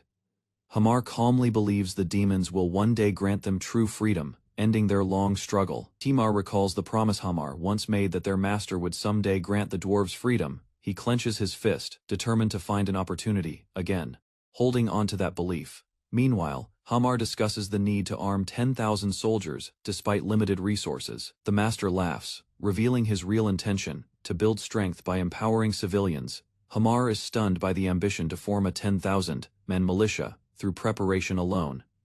The master believes this war will not be won by elites, but by preparing common people. He warns of the brutal cost of uprisings, saying the battlefield will be hell on earth. Though Hamar doubts the idea of arming civilians, the master insists on protecting livelihoods. If people have food and income, he claims they'll stand and fight when necessary. He tasks the dwarves with building a special bomb for their defense. One dwarf realizes he's referring to a delayed explosion device, an advanced magical weapon. They begin theorizing the internal mechanism, unsure but intrigued by the challenge. The master lists features needed: vibration alert, impact, trigger, color change, and time delay. He sets the production cost target at 50 gold, while demanding a magic-scale explosion. With confidence, he smiles and asks if they can deliver such a deadly invention. A dwarf questions if the explosive device truly exists, and Logan insists he has used it before. Hamar presses for details, doubting the vague materials Logan mentioned are enough to replicate it. Another dwarf explains that altering the ratio of ingredients could drastically change the outcome. The cost, performance demand shocks the dwarves, as Logan insists it must match a second circle spell. They suggest searching for the item's original creator instead of developing it from scratch. Logan realizes he might not actually know who made it, despite having used it before. Logan reveals the weapon he wants, Liberatio, used by resistance forces in ancient rebellions. He was not part of those developers but recalls its effects with uncanny clarity. Suspicion arises whether Logan truly remembers it, or if something deeper is influencing his knowledge. Logan reflects his memories of Liberatio are abnormally vivid, making him question their true origin. Still determined, he refuses to give up, prepared to explain the design again. Meanwhile, a frustrated dwarf slams the table, furious over the state of the nation. In a distant tavern, locals argue about the spreading war, fearing loss and destruction. One man questions why elite forces retreat while civilians are left vulnerable to chaos. Another agrees the ruling faction uses citizens as shields while avoiding direct conflict themselves. A nobleman laments how local houses like his are being crushed amid growing national instability. He fears his family might be the first to fall in the coming civil war. Overwhelmed with guilt, he confesses to fleeing, unable to protect even his family's corpses. Just then, a hooded figure approaches and addresses him by name, Damien Nathal. Startled, Damien demands to know who the cloaked woman is, and how she knows him. She identifies herself from the Information Guild, delivering a message sealed with the Mark of Fire. Logan's attendant is shocked by the sudden arrangements and questions if Logan is hosting a party. Logan calmly explains that the letters are meant for those who lost their homes in the war. The attendant realizes Logan plans to recruit them, surprised by the young master's insight and intention. The attendant doubts famous knights would come from fallen lands, questioning the practicality of Logan's idea. Logan explains, these people are now just poor wanderers, but they have untapped potential. With a confident smile, Logan believes these individuals are hidden gems based on his past life. He continues writing, explaining that most future Force users began with no power like these recruits. One person in particular holds special value, and Logan writes to him with personal sincerity. The letter is addressed to Damien Nathal, asking him to join the McLean family's growing cause. Elsewhere, Damien reads the letter, recalling past struggles as Logan's words spark something within him. He walks past bustling cities and armored patrols, contemplating his response. Damien sets off, his resolve firm as he heads toward the McLean estate. Arriving at the gate, Damien confidently announces his presence, holding the letter tightly in hand. A guard recognizes the seal of McLean, confirming the legitimacy of the letter. Damien steadies himself, mentally preparing for the new chapter awaiting him. A guard silently questions how someone like Damien could receive a personal letter from Logan McLean. Damien follows quietly, aware of the skepticism and whispers surrounding his presence at the estate. Looking at the busy courtyard, he wonders if McLean is gathering outcasts to strengthen his lands. Damien walks past merchants and villagers, doubting if he was chosen intentionally among so many. He worries it might have been a mistake, wondering if the letter was sent by accident. But Logan welcomes him warmly, introducing himself with sincere gratitude for Damien's journey. Caught off guard, Damien nervously responds and is invited to sit for a private conversation, still uncertain. Damien questions internally if Logan truly meant to send the letter to him. As they begin talking, Logan offers him tea, easing the tension between them. Damien sips the tea while silently trying to recall if he knows Logan from the past. Logan smiles, recognizing Damien as the genius behind the Liberation Front's encryption system. Damien's reputation precedes him, yet Logan finds his demeanor surprisingly humble and unassuming. Logan remembers Damien's brilliance in information management, safeguarding secrets of the Resistance for 2 decades. Though impressed by his talents, what Logan admired most was Damien's sense of justice. Logan proposes Damien lead the Department of Administration, shocking him with the weight of the offer. Damien nervously questions why he was given such an important position, despite his humble background. Logan cites Damien's poetry as a sign of deep insight and potential administrative talent. Though confused, Damien listens as Logan praises his understanding of nuance and structure in written works. Privately, Logan admits the poetry excuse was nonsense, but needed a way to approach him. He reflects on the small size of their family and the urgent need for capable leaders. Logan sees Damien's abilities in information management as vital to their future government. 1 week later, the staff praises Damien's efficiency, amazed by how quickly he adapted and excelled. Philip and Damien outperform 10 men, prompting curiosity about where Logan found such skilled workers. Logan explains he seeks out those with potential, regardless of status, to build the future. With the town growing, Logan suggests accelerating plans for a second settlement to meet demand. Philip calculates their resources, but warns that lumber prices are high due to the Civil War. He explains their budget will suffer until construction ends and the harvest is collected. Logan questions the shortfall, and Philip reveals they've been exporting excess supplies from their fiefdom. Shocked, Logan asks why, only to learn rations were sold due to surplus production. Philip clarifies they profited by selling leftover rations prepared in anticipation of the war with Bifrost. The team reviews their situation. The war has ended quickly, but ration prices continue to surge. Philip suggests that selling even half their rations would resolve all financial concerns immediately. Logan considers investing the profit into logging to prepare for mass-producing carbon cavalry units. Logan notes their exhausting supplies and realizes production infrastructure will be necessary for long-term success. He approves the plan, entrusting Philip to manage sales and lumber acquisition efficiently. Logan assigns Dwayne to begin constructing the second town, vital for their expansion strategy. Philip delivers a letter that was mistakenly sent to their office, addressed to Logan.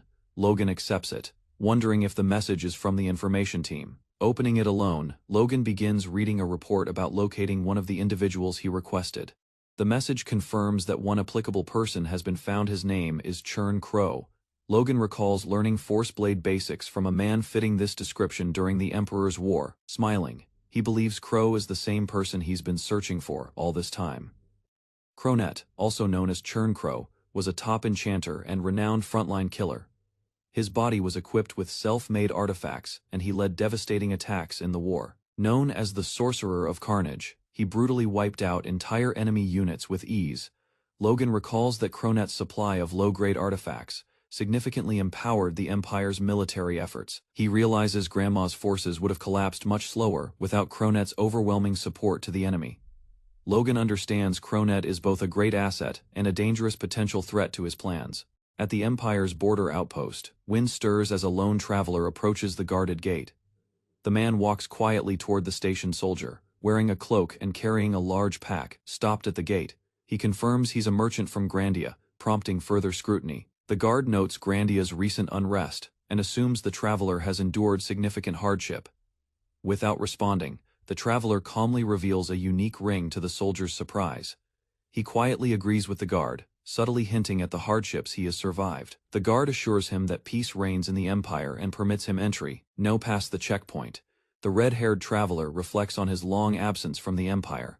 He recalls his future enemy lives deep in a province, not the capital, and sets off. To avoid suspicion, he magically altered his hair and eye color before entering the Empire. As sunset nears, he wonders where he's ended up while walking alone. Suddenly, someone shouts behind him, alerting him to danger. 3 thugs emerge, mocking his pace and targeting his red hair. The leader demands his belongings, brandishing a weapon with clear intent. Unfazed, the traveler threatens back, warning them not to push further. The group finally reaches the city gate, where tension visibly lifts from the thugs' expressions. Won nervously asks to leave, and the red-haired traveler casually allows them to go. Relieved, they flee while he calmly proceeds toward his objective with focused determination. He walks through the bustling streets, blending in among the city's merchants and travelers. As he passes market stalls, people advertise their goods and draw crowds with their pitches. Nearby, nobles prepare a carriage, discussing finding a suitable place for quiet conversation. The traveler notices whispers about him, realizing someone may have recognized his identity or hair. He pretends to ignore them and reflects on how the city has changed over time. Using a map, he pinpoints the target's home, oddly isolated from the rest of the city. He arrives at a large estate, questioning whether this impressive building is truly the right place. Recognizing the seal, he confirms the residence and prepares for potential confrontation. Silently, he gathers his thoughts and steels his resolve before entering. Analyzing the target, he wonders if the man is already a superhuman-level magician. He suspects the man has slow activation speed, making him vulnerable, despite high potential. Realizing recruitment is wiser than assassination, he shifts his plan toward gaining an ally. The traveler knocks firmly on the estate door, choosing to suppress his past life's grudges. He calls out loudly, trying to get the attention of anyone inside the residence. A gruff voice responds, annoyed, as a man emerges muttering about unnecessary visitors. Suspicious, the man admits he's never seen the visitor before and questions his business. The traveler politely introduces himself and requests time to talk with Mr. Churn Crow. Churn reacts harshly, rejecting him with magic and yelling, leaving the traveler speechless. Suppressing anger, the traveler contemplates killing him but quickly restrains his violent impulse. He knocks again, requesting just a moment of the man's attention to explain. Suddenly Churn attacks with lightning magic, proving he'd been prepared for a fight all along. The traveler dodges and retaliates, shouting for Churn to stop and listen. Churn, surrounded by magical spheres, realizes the traveler isn't an ordinary person. Acknowledging the traveler's power, Churn prepares for a serious confrontation. Inside, magical orbs reflect Churn's high artifact affinity and unique potential as a superhuman. Despite his power, Churn had once been feared for massacres, making him a notorious figure. The traveler grins, stating it was impossible to ignore such a person and not meet him. The traveler throws a pouch of gold, watching it bounce down the stairs toward the man. The pouch opens, revealing a hefty pile of coins meant to repair the door damage. Tempted, Churn quickly changes his tone and agrees to hear the traveler out briefly. Inside, Churn sits surrounded by magical spheres, asking bluntly why the traveler came. The traveler smiles, explaining he heard rumors and came specifically to meet the reclusive magician. Churn, confused, asks what rumors, prompting the traveler to gesture toward the artifacts around him. Churn flinches, suspecting the traveler may know more than he lets on about his secrets. The traveler compliments his artifact mastery, saying it is obvious from the magical items on display. He claims the Information Guild mentioned Churn while searching for powerful mages across the empire. Churn grows wary, asking which guild, but the traveler refuses to reveal his source. He politely deflects, while internally preparing to judge Churn's moral character and future usefulness. Though skilled, Churn's suspicious behavior makes the traveler question if he can truly be trusted. Upon closer inspection, the aura of slaughter around Churn seems weaker than in his past life. Confident he could kill him if needed, the traveler weighs the option carefully. Instead, he calmly asks if Churn has ever heard the name Cronet, triggering a visible reaction. The traveler utters the name Cronet, watching closely as Churn's expression shifts in recognition. Magical energy swirls violently as Churn's body tenses, clearly disturbed by the mention of that name. Overwhelmed by emotion, Churn unleashes a sudden magical burst, triggering a vision of a blood-soaked memory. A large estate stands quietly as a storm approaches, leaves swirling through the air. Suddenly, a massive explosion tears through the building, debris flying in every direction. A dark figure emerges through the dust, entering the destroyed mansion with lethal intent. Inside, red orbs float around the enemy as chaos unfolds. Civilians flee in fear. One man reaches for an orb, its energy swirling ominously as he braces to attack. The bearded attacker bellows in fury, power gathering around him for a deadly assault. A fiery blast erupts, but Logan narrowly dodges the attack, stunning the enemy. Mocking him, the enemy claims victory is inevitable and unleashes more of his orbs. The ground ignites as Logan prepares for a counterattack amid the overwhelming magic. Flames swirl as Logan raises his sword, unfazed by the enemy's taunts. Mocking continues until Logan's force strikes unexpectedly, breaking through the enemy's formation. Shocked, the enemy watches his orbs fall, momentum shifting violently in Logan's favor. The orbs scatter, damaged, and Logan lands among the wreckage with controlled precision. The bearded man panics, realizing his precious artifacts are now useless. Logan approaches coldly, condemning his opponent's greed, and calling him by name Cronet. Cronet rages at Logan, demanding to know how he recognized the artifact and its name. Logan silently assesses Cronet's strength, remembering his pre-superhuman days and gauging his opponent's limits. Cronet becomes agitated, shouting wildly, and trying to physically overpower Logan in frustration. Seizing one of the red orbs, Cronet claims it, releasing unstable energy in desperation. The orb explodes, uncontrollably, causing a massive blast that scorches everything in the vicinity. Logan watches calmly as the chaos settles, now certain Cronet is losing control of himself. He discovers a hidden laboratory filled with notes, potions, and suspicious magical documents. Logan suspects dark experiments were conducted, moments before sensing energy erupting behind him. Cronet reappears, infused with chaotic magic, his mind unhinged and body radiating violent power. A destructive beam fires toward Logan, forcing him to respond with calculated defense. Logan doubts Cronet's power stems from chaos magic alone. It seems artificially enhanced. He notes that Cronet's magic output is unstable, despite its dangerous appearance and wild force. Drawing his sword, Logan prepares to counterattack, as red energy surges uncontrollably from Cronet's body. Logan's counter-magic disperses Cronet's energy, leaving the artifact master shocked and disoriented. Flames erupt around Logan, as his overwhelming energy radiates through the crumbling building. Cronet stares in disbelief, struggling to understand who this mysterious and powerful young man is. Cronet lunges, but Logan strikes cleanly, slicing through his guard and staggering him backward. Cronet crashes against the floor, his body trembling from the devastating blow. Logan approaches calmly, stating that Cronet's downfall was the result of his own actions. Consumed by rage, Cronet rises once more, unleashing a final desperate magical attack.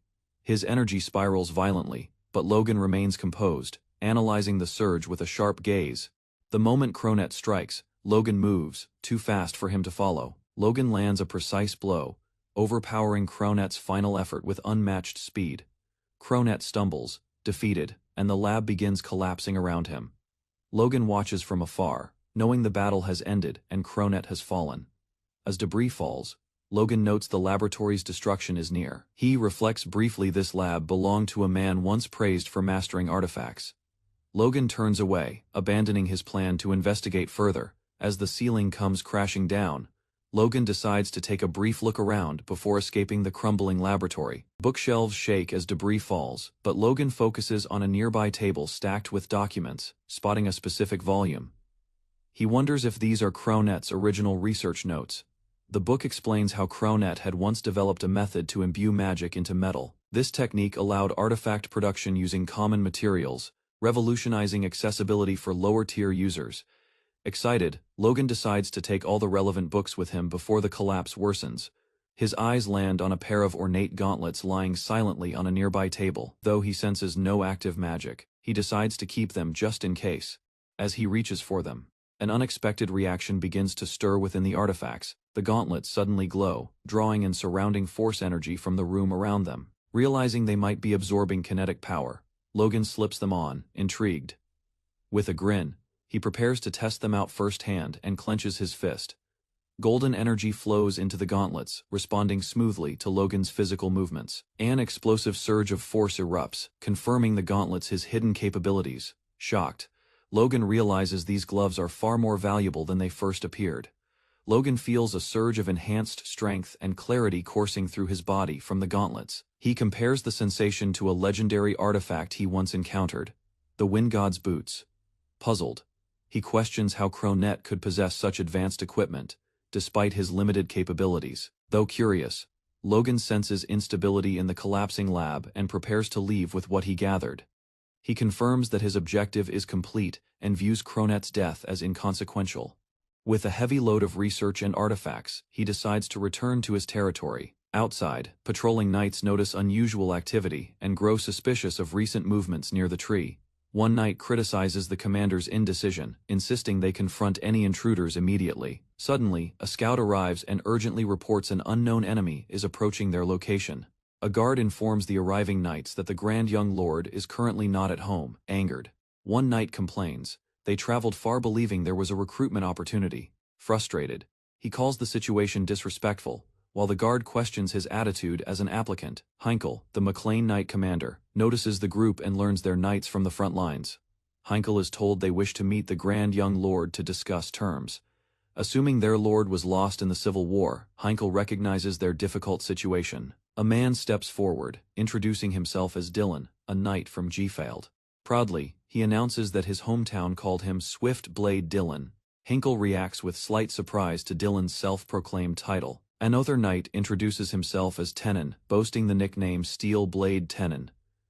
Jacob adds he's known as Mighty Jacob, and they joke about rural nicknames. Heinkel praises their skills, noting he doesn't even have a nickname himself. Heinkel suddenly stops the chatter and demands seriousness from the group. He states Logan values ability above all and rewards it fairly. He ends by telling them to prove their worth if they seek good treatment. Heinkel challenges the knights to prove themselves through action, rather than boasting titles and words. He asks if they can demonstrate real strength, pressuring them with his demand. Dylan confidently agrees, eager to show his capabilities without hesitation. Moments later, Dylan lies on the ground, stunned by how quickly he was defeated. He wonders why he's on the ground, confused about the sudden outcome. Reflecting, he recalls approaching the young lord casually, expecting an easy fight to gain favor. But the situation changes when Logan appears, radiating fierce energy and commanding him to stand. Panicked, Dylan rises, realizing they had barely exchanged blows before collapsing. Logan questions whether Dylan had underestimated him and gone easy on purpose. Dylan denies the accusation nervously, startled by Logan's presence and strength. Others laugh, teasing that he must have assumed Logan would be weak. They agree, it's more humiliating to go easy and lose to a young lord. Dylan suspects the others are faking respect, but realizes they misjudged Logan's appearance. Logan reflects on his own weakness and how he's still not strong enough. He vows to grow stronger to avoid becoming a burden to his brother. A nervous recruit declares he's ready, overwhelmed by Logan's fierce presence during the training match. Panicked trainees shout, one being ordered to grab his sword and join the fight. Hesitating, the man is scolded, reminded that Logan called him Yunsim and expects effort. Those who challenged Logan begin to fight, but are quickly overpowered by his swift strikes. Zone opponent is decisively taken down as Logan maintains pressure and calls for another. Fear spreads as Logan silently signals the next to come forward. A blast erupts violently, shocking onlookers as Logan's strikes shake the ground. The rookies scream, realizing Logan is heading their way with no signs of stopping.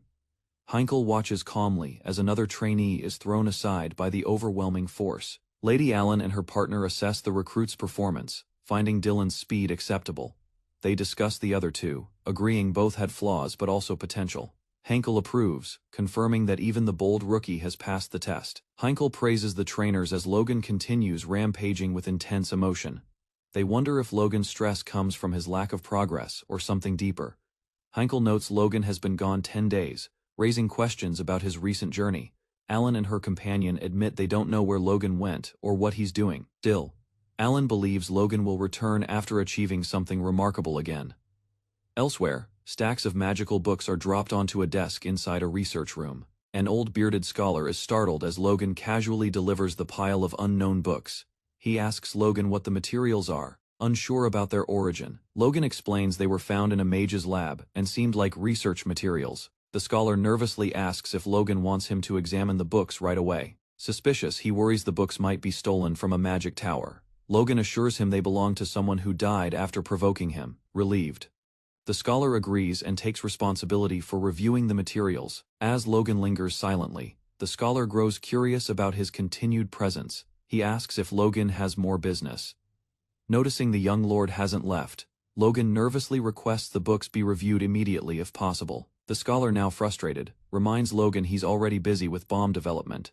He emphasizes that Logan himself assigned him the explosive task, and he is overwhelmed. Logan insists the material is urgent, forcing the scholar to reconsider delaying his bomb work. Despite being overwhelmed, Logan stands firm, unwilling to back down in front of the scholar. He requests just one book to be checked first, hoping it holds something critical. Reluctantly, Clayton agrees, offering to skim it while Logan rests in the guest quarters. Just as Clayton starts reading, something in the material catches his attention instantly. Logan notices his reaction and asks what's wrong. Sensing a breakthrough, Clayton is stunned by the content, questioning if the source was truly unaffiliated with any tower. Logan confirms confidently that the dead mage wasn't tied to official institutions. Clayton grows more serious, sensing deeper implications in what he is reading. Logan asks if anything useful was found, hopeful for a major discovery. Clayton reveals it's a study on converting raw mana into usable energy for objects. Overjoyed, Logan realizes it's the foundation for the bomb system he envisioned. A group of men gather secretly to discuss an upcoming operation targeting the northern estate that night. Despite initial concern, one man reassures the others. There's no reason to hesitate. He claims only a top-ranked lord could threaten their mission, showing complete confidence. One member recalls a rumor about a young lord defeating Bifrost's twin blades in combat. Others laugh it off. Skeptical that a mere 20-year-old could pose any real threat, they debate his strength, noting tales of him leveling up mid-battle like an anomaly. A man silently considers the rumor, unsure whether it holds any truth. He admits he'd like to challenge the young lord himself, curious about the truth. The moon rises over the estate as the household remains unaware of the looming danger. Inside, the young lord calmly handles paperwork while updates about town development are shared. An attendant excitedly mentions a new market and increased goods entering the town. The conversation stays casual, with no hint of the danger approaching that very night. The attendant talks about visiting the market with his girlfriend during the upcoming break. He imagines her joyfully unaware of the plot against the estate. The young lord listens quietly, concealing his suspicion behind a polite smile. Jokingly disappointed, the cheerful aide receives unexpected spending money from the young lord with gratitude. Overwhelmed by the kindness, he clutches the gift tightly, nearly moved to tears. He shouts affectionately and hugs the young lord, who reacts with annoyed embarrassment. The aide encourages the young lord to relax and go on a date himself. Logan ignores the suggestion at first, distracted by paperwork and responsibilities. Alone again, he considers the idea briefly, reminiscing about normal joys like dating. He recalls a vibrant memory of a beautiful woman in a red dress. A sudden realization strikes him, disrupting the daydream. Refocusing, Logan reminds himself that now is not the time for distractions. Logan reflects on Arian's dedication to training after the war with Bifrost. He studies reports showing the shifting power dynamics between noble factions. The data reveals their side must act soon to end the civil war decisively. Despite growing strength, Logan knows it's still not enough to guarantee success. He vows to complete the upcoming operation quickly before it's too late. Suddenly alert, Logan senses something unusual and rises from his seat to respond. Logan instantly senses a presence, grabbing his sword as tension fills the room. Certain an intruder is nearby, he steadies himself and prepares to act. With focused eyes, he heads toward the window where the disturbance originated.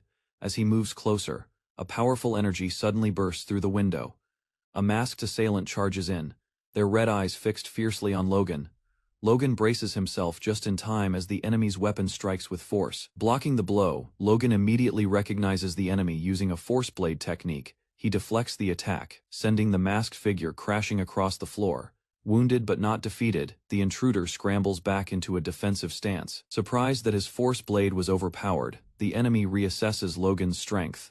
Logan launches a counterattack, pushing the intruder back again with overwhelming energy. While observing closely, Logan suspects the attacker is only testing his defenses. Just as Logan gains the upper hand, another enemy appears from above. He realizes too late there was a second intruder targeting him from behind. Startled, Logan prepares to counter, caught in a sudden 2-on-1 assault. The second intruder lands hard beside his partner, acknowledging the young lord's unexpected resistance. Both masked attackers regroup, realizing this fight demands full effort to succeed. Frustrated by the warning, the white-haired man prepares to strike again with more force. Logan taunts the masked enemies, criticizing their ambush tactics and lack of pride. Unmoved, the intruders declare the attack as punishment for supporting someone they oppose. Their swords drawn, they charge again, determined to finish the job without mercy. Logan questions their vague threat, growing curious about the person they referenced. He swiftly dodges their coordinated assault, showing sharp footwork and awareness. One attacker comments on his agility, beginning to understand the difficulty of their mission. Logan counters with powerful strikes, keeping both enemies under pressure. Despite their speed, the masked men struggle to keep up with his offensive rhythm. They mock his strength, but admit his strikes lack deadly precision. Surrounded by debris, the white-haired attacker narrows his eyes, sensing a shift. Logan scolds their ambush, frustrated but unfazed by the 2-on-1 odds. The intruder dismisses Logan's force blade as weak, calling it a mere imitation. Logan declares the mission will proceed, analyzing the situation while staying composed. He deduces that only someone like Valtermain would have the resources to order this attack, realizing it's a coordinated assault. He suspects more intruders are scattered across the estate. As predicted, chaos spreads throughout the estate, with bodies lying where guards once stood. A noblewoman hides, trembling behind a door, as attackers slaughter without mercy. Onotherman, furious and grief-stricken, roars Valtermain's name, vowing revenge for the carnage unleashed. A dark figure breaks through a tall window, entering the room amid falling debris and tension. He lands powerfully, creating shockwaves as his presence overwhelms the atmosphere with deadly intent. Without hesitation, he launches a fierce red attack, sending his opponent flying through the air. The red energy spreads, catching a swordsman by surprise as he quickly tries to counter. Despite reacting fast, he's hit directly, crashing into the ground from the explosive force. Groaning in pain, he struggles to recover while his opponent's force blade looms dangerously near. The swordsman analyzes the enemy's technique, noting the unnatural reach of the force blade. As the second enemy charges, he finds himself trapped between two unpredictable attackers. A sudden realization strikes he is being targeted in a coordinated ambush from both sides. Blood spills as one enemy strikes him from the shadows with precise, ghost-like movements.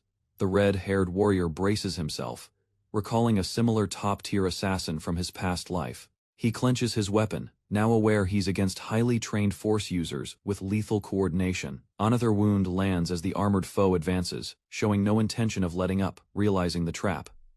The warrior labels the situation a full-blown crisis with no backup. Facing two top rankers alone, he accepts the grim reality this battle may cost him everything. Though wounded and overwhelmed, Logan feels an odd clarity. He truly doesn't believe he'll lose. The enemies grow uneasy as his determination radiates, despite exhaustion and injury. One assassin curses his stubbornness, tightening grip on the weapon to finish the job. Logan charges at the enemy, driven by sheer willpower and combat instinct. The assassins dodge, leaping into synchronized movement to overpower him through technique, realizing their rhythm. Logan focuses on defense, preparing to wait for a mistake. He recalls that timing is key, an opening will eventually reveal itself amid chaos. As one opponent begins to overheat, the red energy strains their body's limits. Logan recognizes it. They're recklessly pushing power with no concern for the aftermath. Surrounded by beams of energy, Logan weaves through attacks with desperate momentum. The two assassins keep pressing, but cracks appear in their coordination. He senses their stamina failing and braces for a final counter. Logan notes their energy flow faltering. If he stalls longer, they'll burn out. One assassin lunges in a last gamble, declaring the fight's end. Their eyes widen in realization. Logan has endured longer than expected, and still stands. Logan clashes blades with the assassin, blocking repeated strikes under the red glow of power. Despite exhaustion, he maintains form, holding off the relentless assault with burning determination. The assassin acknowledges Logan's persistence, but prepares to counter with another crushing attack. Logan retreats briefly, attempting to reset his stance amid the shifting battle. The silver-haired assassin mocks him, confident Logan's resistance is coming to an end. Dismissing Logan's reputation, the assassin rushes in, claiming he's seen many overrated warriors fail. Declaring Logan just another arrogant brat, the assassin prepares to end the fight. But Logan's expression hardens, fire awakening in his eyes as he channels deeper strength. The assassin flinches as unexpected energy surges from Logan, catching him completely off guard. Logan's inner power ignites, fire wrapping around him as raw strength begins to awaken. His spirit surges resolve, rage, and instinct fused in a moment of transformation. The explosion of force shakes the room, pushing back the assassins with overwhelming heat. His flaming sword gleams, burning brighter than ever before, as realization dawns in his enemy. They recall the rumor Logan levels up in battle, defying logic with every swing. With calm resolve, Logan grips his sword tightly and charges into the final strike. A calm breeze flows past the estate as officials gather to discuss the aftermath of battle. They confirm 13 intruders were killed, though the McLean side suffered 5 deaths and 12 wounded. Logan reveals that his father was seriously injured while protecting his mother during the attack. A flashback shows Logan's father collapsed in bed, wounds severe but alive. The commander notes the damage was light considering the strength of the attackers. Logan agrees, adding that the intruders were powerful but unrecognizable, no known identities or affiliations. They question who could send elite killers without leaving any trace. Logan suspects Jordan Valterman, drawing immediate concern from loyal retainers. He's warned that opposing the Duke could invite war with the Second Prince's entire faction.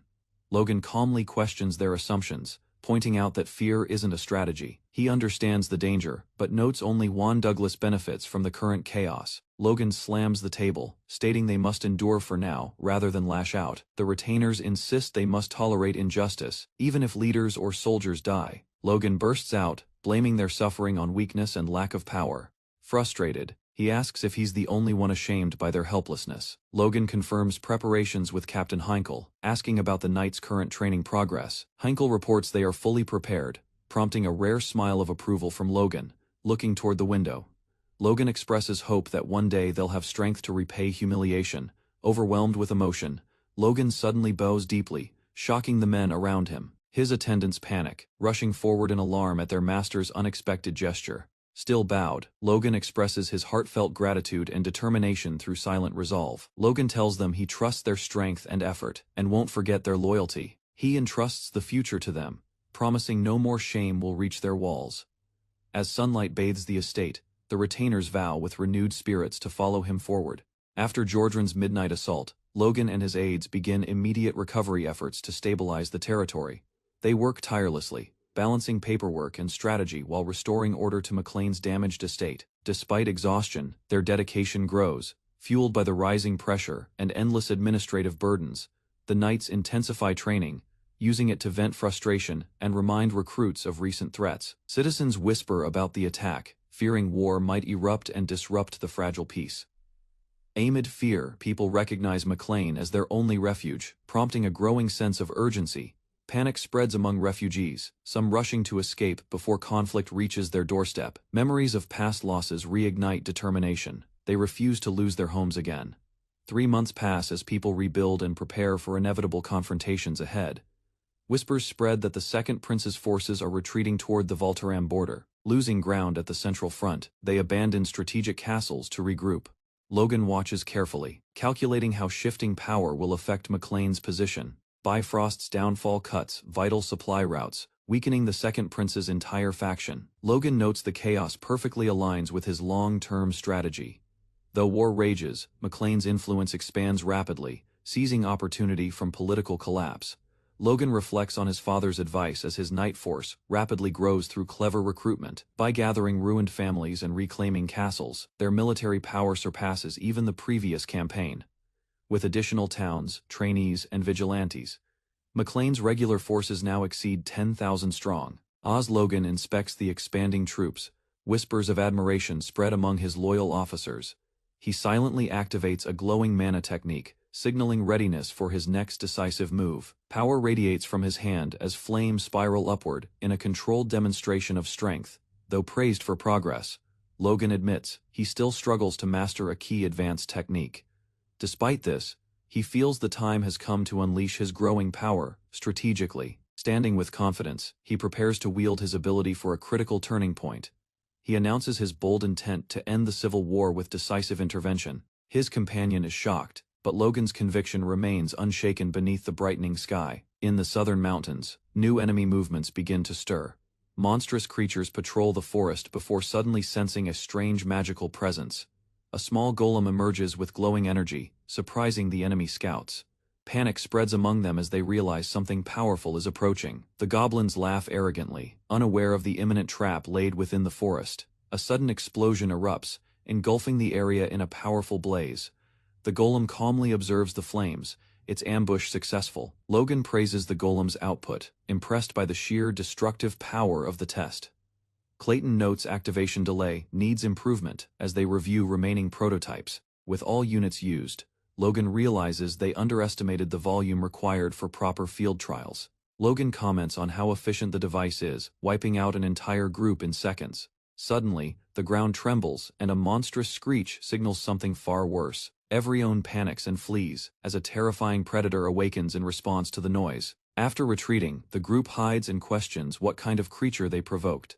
Clayton suspects the explosion disturbed a native beast of the demonic zone. Logan confirms the southern mountains are infamous for housing such threats. Despite the chaos, Logan commends everyone for a successful test. He's satisfied that the bomb exceeded expectations compared to his previous life. Clayton concludes the Liberatio bomb rivals the destructive force of a second-class spell. The Liberatio bomb's cost is shockingly low, just a fraction of a first-class scroll. Clayton credits Logan's research for the breakthrough, while Logan reminds them it's all tied to the blueprint, because replication is impossible without it. They agree to keep the production method strictly protected. Only Hamar and Clayton know the complete formula and mana ratio required to produce the weapon. Logan, satisfied with the secrecy, rewards them, boosting the Magic Tower's funding by 30%. He also reduces Hamar's contract by 3 years, shocking the old man into grateful disbelief. Logan warns that if the formula leaks, all privileges will be revoked without question. Clayton reassures Logan of their loyalty, introducing a new project born from previous trials. They reveal a new rapid-fire crossbow, an artifact, enhanced version, catching Logan by surprise. A massive golem stands in the forest as a target for testing the prototype weapon. Logan swiftly loads a bolt into a new crossbow enhanced with mana resonance. The shot releases with explosive power, striking the golem and triggering a fiery detonation. Spectators cheer at the successful test, impressed by the weapon's destructive force. Logan discusses the crossbow's function, noting each bolt has devastating power and extended range.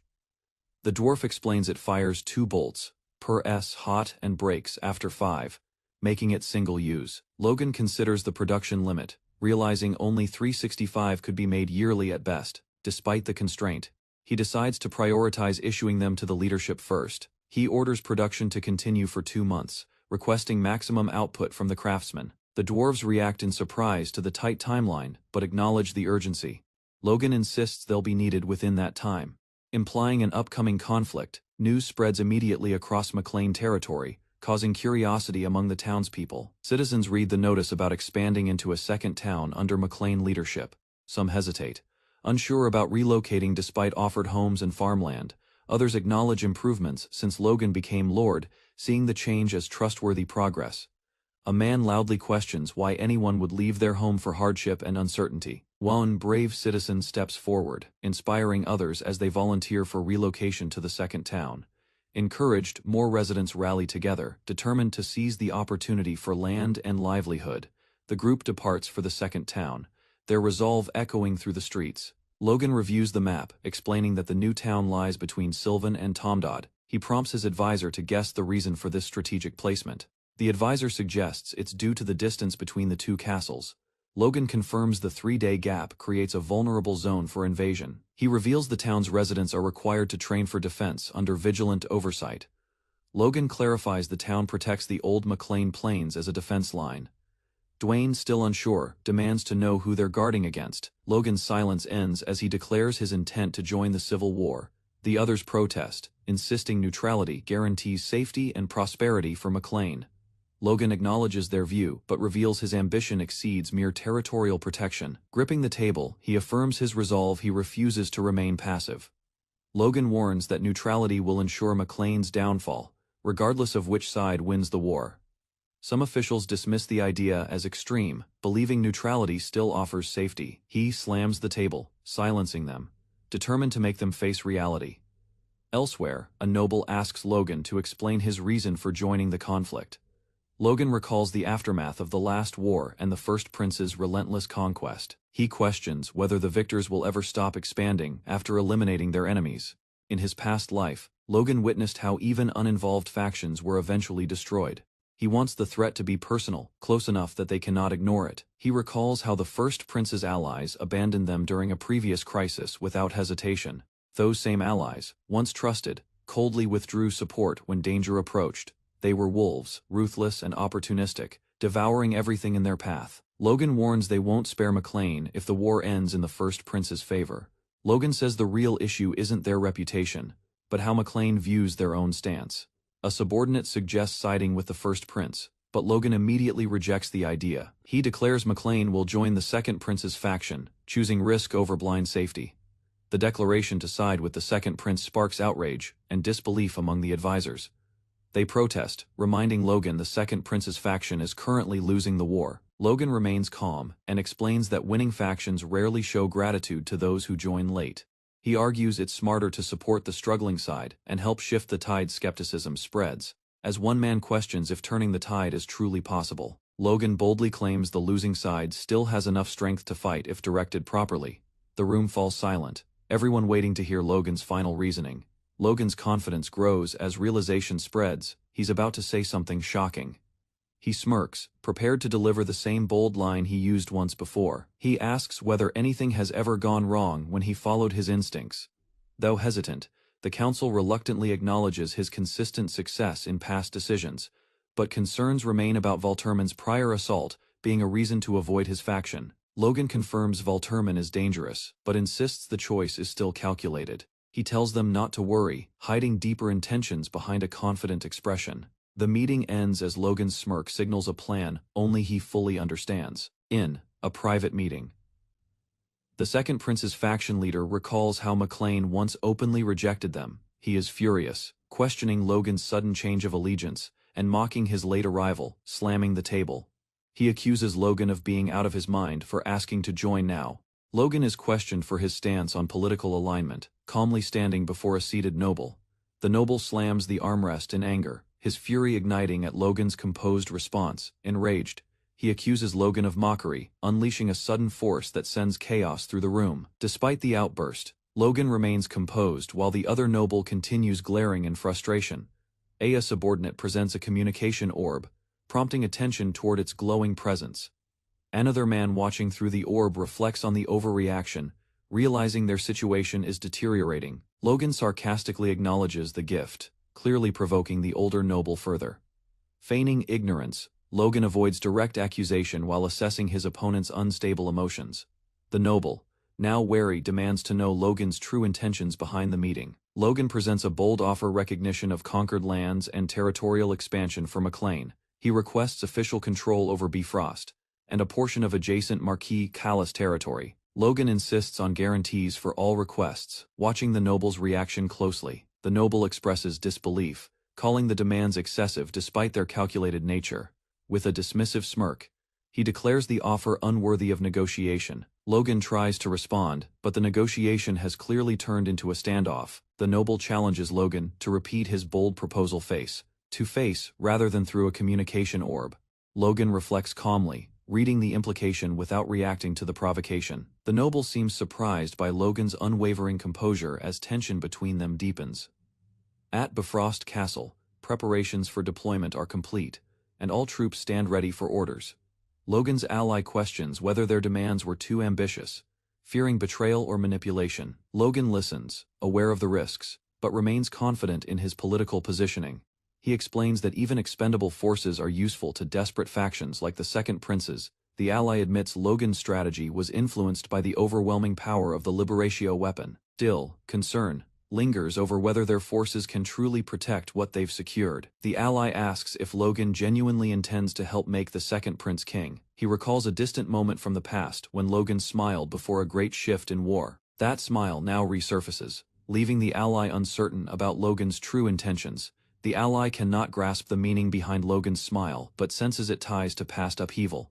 He reflects that, in these chaotic times, today's enemies may become tomorrow's allies. Likewise, those trusted today could quickly become tomorrow's greatest threats. Logan calmly states that between alliances and betrayals, they must focus on maximizing gains for McLean. His bearded companion reflects on his age and growing tendency to worry unnecessarily. As the gates open before them, they march forward with hope for glory at the end. With a commanding voice, the red-haired warrior orders the gates to open. The heavy doors begin to part as sunlight spills into the path ahead. Soldiers and cloaked figures march forward, ready to confront any darkness that lies ahead. Logan silently prays for divine guidance as they begin the long-awaited military operation. He then gives the official order, commanding the full march to commence. Their forces spill out of the city, banners raised high beneath a clear sky. From Castle Alun, scouts observe the incoming army from a distant watchtower. They identify the emblem. McLean's forces are confirmed and rapidly approaching. The lookout sounds the alert and runs to report the enemy's arrival. A surprised knight confirms Logan's army has truly arrived. He's stunned by the size knights, cavalry, crossbow units, and even mages are among them. The total force is estimated at over 4,000, a clear show of overwhelming strength. A knight dismisses Logan's army as disorganized, doubting they had time to recover from earlier defeat. Another noble disagrees, noting the disciplined formation and upgraded gear of Logan's troops. He warns that underestimating them could be dangerous, hinting at a deeper threat. The opposing commanders argue, one accusing the other of letting emotions cloud judgment. Lucian, confident and amused, suggests they may be underestimating McLean too much. He believes if Logan's army is serious, they pose a real threat and perhaps more. Lucian slyly reminds the others that Logan once humiliated a count in open combat. The others grow bitter, blaming Lucenthalos for inaction and complicating matters without contributing. Frustration mounts as they wish he weren't protected by blood ties to a powerful duke. Eventually, one leader concedes and agrees to inform the prince that they'll accept McLean's forces. The outburst from another reveals frustration at this unexpected turn. Still, unease remains on their faces as tension builds beneath the surface. A general urges Roger to think beyond pride, hinting they could use this alliance strategically. They intend to shift blame to the first prince's faction while secretly turning the situation. Lucian grins, already plotting behind the scenes with quiet amusement at the unfolding drama. From the castle walls, a commanding officer gives the order to open the gates for McLean's forces. The large iron doors creak open as the cavalry begins moving steadily into the stronghold. Logan watches alertly as a messenger rushes down to greet them with urgency. Among the enemy, a bearded commander notes the impressive reception prepared for McLean's arrival. Logan rides at the front of his troops, sensing the cold welcome and suspicious gazes. A castle guard, recognizing Logan, voices his disdain, surprised he came after declining past offers. The man recalls when Logan refused his personal recruitment and mocks his late appearance. He jumps down from the platform in anger, refusing to honor Logan's current show of force. Logan and his bearded ally remain composed, realizing this reception was never going to be warm. Logan reflects on the second prince's unknown nature, but doubts the first prince was any better. He remembers how both factions were criticized and blamed for the empire's decline. Logan finds it slightly reassuring that others have noticed the worsening political climate too. Nearby nobles discuss the empire's state, blaming both princes for their lack of strong leadership. One man jokes that even a baron could grasp the consequences of their incompetence. Logan watches silently as others explain further, confused about what they've actually accomplished. Ada Noble greets Logan's father respectfully, acknowledging his courteous behavior. He subtly insults Logan in comparison, prompting Logan's father to defend his son's demeanor. The man responds skeptically, still doubting Logan's character. Logan approaches Count Riemann, offering a calm greeting and extended hand.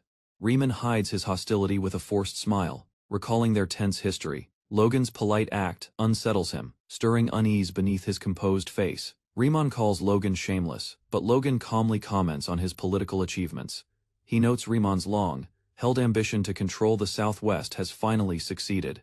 Riemann's expression twists with shock as Logan exposes his concealed motives. Logan provokes Count Riemann with sharp remarks, testing how easily the noble loses composure. Riemann nearly draws his sword, prompting guards to step in and de-escalate the situation. A senior knight calmly urges Riemann to control himself before the matter spirals further. The older knight mocks Logan's presence, equating him with filth unworthy of standing beside.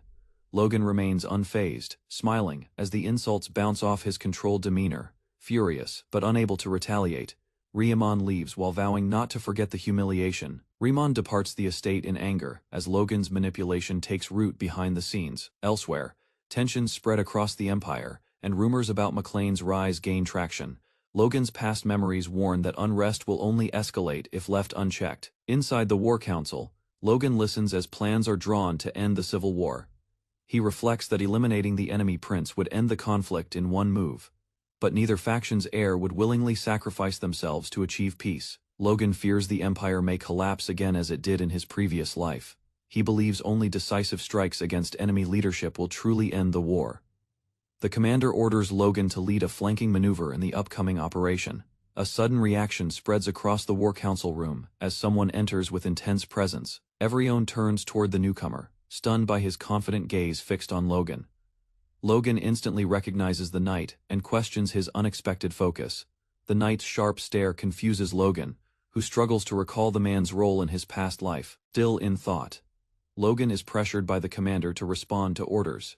He quickly complies, avoiding conflict over perceived insubordination. The commander clarifies Logan's mission: infiltrate enemy lines and eliminate their leader. Logan confirms both sides know the plan, making him the unpredictable factor. He realizes the commander is deliberately placing him in mortal danger. Logan concludes that he's being used to weaken enemy forces through high-risk distraction. Despite its recklessness, another knight surprisingly volunteers to carry out the suicide mission. The group reacts in disbelief at the sudden shift. Tension breaks as murmurs ripple across the hall following the unexpected offer. The volunteering knight politely requests permission to devise the operation details himself. Logan watches carefully, curious about the man's intent and capabilities. The commander clenches his fist, silently accepting the proposal made by the volunteering knight. He admits he planned to break the man's army apart to seize crossbow production. Had the man refused, he would have been sent to die on the front lines. Another officer suspects the knight might have his own hidden plan. Riemann, recalling his past betrayal, is unable to fully trust the situation. A calm voice assures him not to overthink, suggesting the outcome matters more than motive. The knight reflects that obeying reckless orders without question comes from pride or foolishness. Despite the risk, he offers no resistance, baffling the watching commanders. Logan explains it is due to the man's presence that the enemy will act urgently. Douglas wonders if the man intends to betray the McLeans. Logan counters that either the knight is a fool or he'll produce valuable results. Even if he dies, his sacrifice still benefits their side. Logan grins, knowing the mission has no downside, regardless of outcome. Elsewhere, the first prince's faction learns the McLeans aligned with the second prince. Duke Juan Douglas questions whether Jordan has lost his mind. As news spreads, Chiron coldly remarks that more enemies simply mean more targets to eliminate. A noble chuckles at Chiron's ruthlessness, teasing that he's become too cold-hearted. He brings up the past engagement between their children, hinting at personal ties now strained by politics. As morning light breaks, fluttering leaves mark the calm before the storm outside the stronghold. The fortress gates burst open, and soldiers charge out, their march echoing against the stone path. Despite the appearance of chaos, their formation reveals a planned ambush, initiated by the second prince's faction. Across the field, a massive cavalry unit advances with determination under the Valtermain banner. They number 5,000, split between infantry and cavalry, each soldier hardened from prior skirmishes. Their enemies, however, are no less formidable, commanded by the great mage Juan Dublas and 100 mages. Among Logan's ranks, tension builds as they prepare to face overwhelming magical opposition. Worse, allied soldiers from the second prince's side maintain distance, wary of committing too early. A single mistake would lead to total annihilation, yet Logan and his officers remain resolute. Logan declares this operation the turning point. Victory would swiftly end the war. His men ignite with purpose, readying for swift extermination of enemy forces. Meanwhile, opposing leaders watch from afar, unaware of Logan's bold strategy unfolding. The enemy commander signals the advance, unleashing dark magic as the cavalry rides. Warhorses stampede as mana surges, their charge synchronized with precision. Amid the thunderous clash, Logan leads from the front, unwavering as battle erupts violently. Logan commands his troops to charge, raising their banner as cavalry races forward without delay. The McLean forces gallop across the battlefield, undeterred by risk or overwhelming odds. Observing their bravery, an enemy soldier comments on their resolve. Despite impossible odds and past humiliation, Logan is warned to monitor their allies closely, unsure of their true loyalty. The prince responds that sincerity will soon reveal itself in the heat of battle. Elsewhere, enemy soldiers mock McLean's maneuver, misjudging it as reckless and foolish. A different noble recognizes McLean's interception route and questions their worth. Count Terrain protests the decision, but the commander entrusts the task to a group called the Wolves. Confident, he believes they'll perform well due to the reward promised for success. The noble smirks, recalling Logan's royal lineage as reason for his rising influence. He laments that losing ties with McLean cost them a powerful potential ally. Logan's golden hair and blue eyes confirm his undeniable royal bloodline. Though born of a lower-status mother, Logan surpassed all expectations through strength and effort. His defiance made him a threat, likely marked for elimination by his enemies.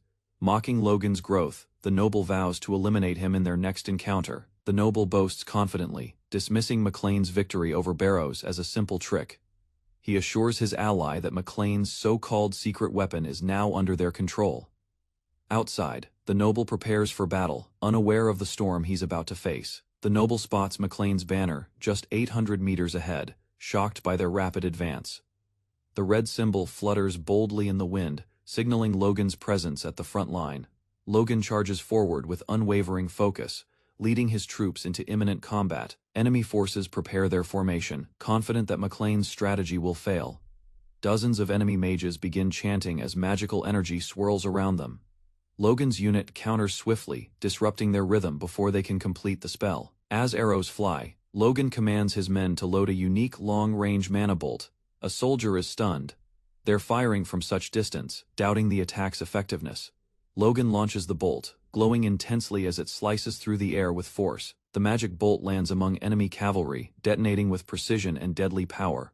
More bolts follow, disrupting enemy ranks before they can close the distance.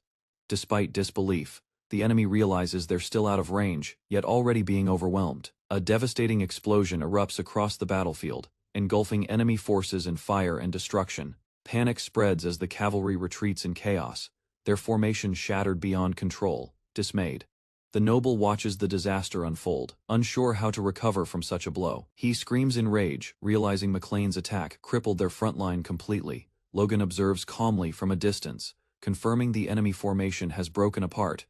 Calling for Sir Clayton, Logan prepares the next phase of the operation to push the advantage. Clayton roars for his team to move, signaling the assault with commanding presence. His unit responds instantly, charging into the chaos, lit by the fading blaze. Clayton questions if the moment is real, but Victoria confirms it, standing ready with golden magic. A soldier panicked upon seeing the enemy wielding automatic crossbows technology that shouldn't exist on this battlefield. The older knight recognized the weapon's origin. Though it was expected to leak someday, he hadn't thought Biros would be behind it. From a distant room, a noblewoman watched. She realized when the betrayal must have happened.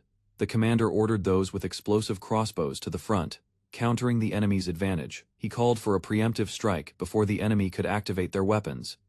Explosions erupted instantly, disrupting enemy lines with flames and shrapnel. Golems marched onto the field, summoned for war, shaking the ground with each step. One golem carried a container filled with magical liberato stones. The elder mage assured his allies there was enough to support an all-out offensive. Young mages responded. One girl took the lead, filled with resolve. She believed in her training and her power. For her brother's sake, she launched her spell. The golem threw enchanted projectiles, powered by liberato. Enemy soldiers looked up in confusion and fear. A chain of explosions struck, consuming everything in fire. Explosions tore through the enemy line. Screams echoed as soldiers were consumed by fire, the magical barrage overwhelming their defenses. A knight recognized the attack wasn't physical, it was magic, strong enough to break through organized formations. Realizing the opportunity, he ordered a cavalry charge. With the enemy in disarray, momentum shifted. The opposing commander, noticing the cavalry's advance, devised a counter. If their allies were nearby, large-scale magic couldn't be used. He shouted for the soldiers to reload. Timing would decide the clash. Fast coordination was key. Crossbows fired simultaneously, sending another wave of bolts raining across the battlefield. Knights endured the bolt storm. The projectiles bounced harmlessly off their armor, failing to penetrate their defenses. An experienced knight reflected true knights, no longer feared arrows. Their training surpassed such threats. With confidence, the front line advanced. Their morale didn't falter under fire. A young commander barked orders. He split the crossbow cavalry to exploit openings in the enemy's broken formation. The riders responded swiftly, coordinating their assault with tight precision. Enemy soldiers, under fire, began to panic.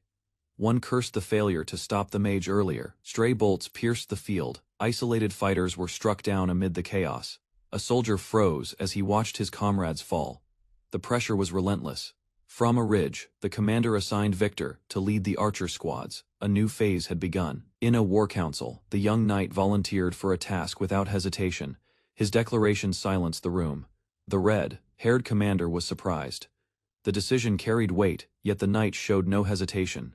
The bearded warrior stepped forward. He begged only one thing: protect his sister no matter the outcome. The younger knight clenched his fists. Just the thought of losing her brought uncontrollable emotion. The elder calmed him down, assuring that Sir Clayton would protect Rhea with his life. He told him to survive not just for the mission, but for his sister's sake too. With a nod, the knight accepted his responsibility. the gravity of their roles was clear. He reflected inwardly this kind of conversation was only possible because of Lord Logan's guidance. The young mage still needed protection from both her lord and her brother. As Logan stood silent, the blue-haired mage made a decision of his own. He resolved that their safety mattered more than his role was to defend. With a sharp command, he ordered the cavalry to strike the enemy's rear lines. Another commander acknowledged the movement. Victor was leading the cavalry to reposition. He rallied his own troops, signaling the knights to follow into the next charge. Among the soldiers, fear still lingered, but orders were clear. Battle had begun.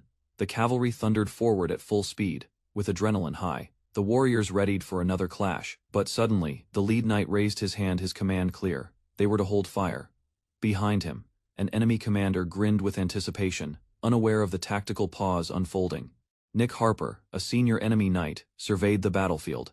His instincts sensed something off. The pause in enemy fire confused him. He wondered if they had exhausted their ammunition.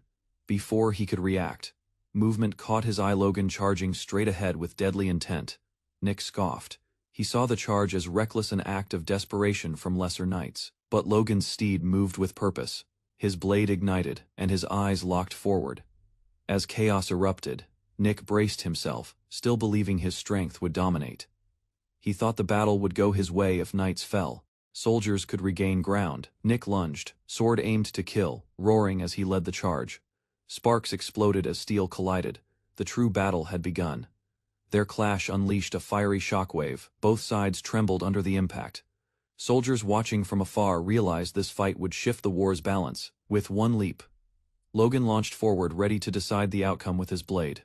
Victor, wielding flaming energy, launched an attack without hesitation. His power extended far beyond crossbows. A massive energy spear crashed down, erupting in a shockwave that split the battlefield open. The explosion caught the enemy off guard. Nick Marcel turned with a shout, stunned by the force.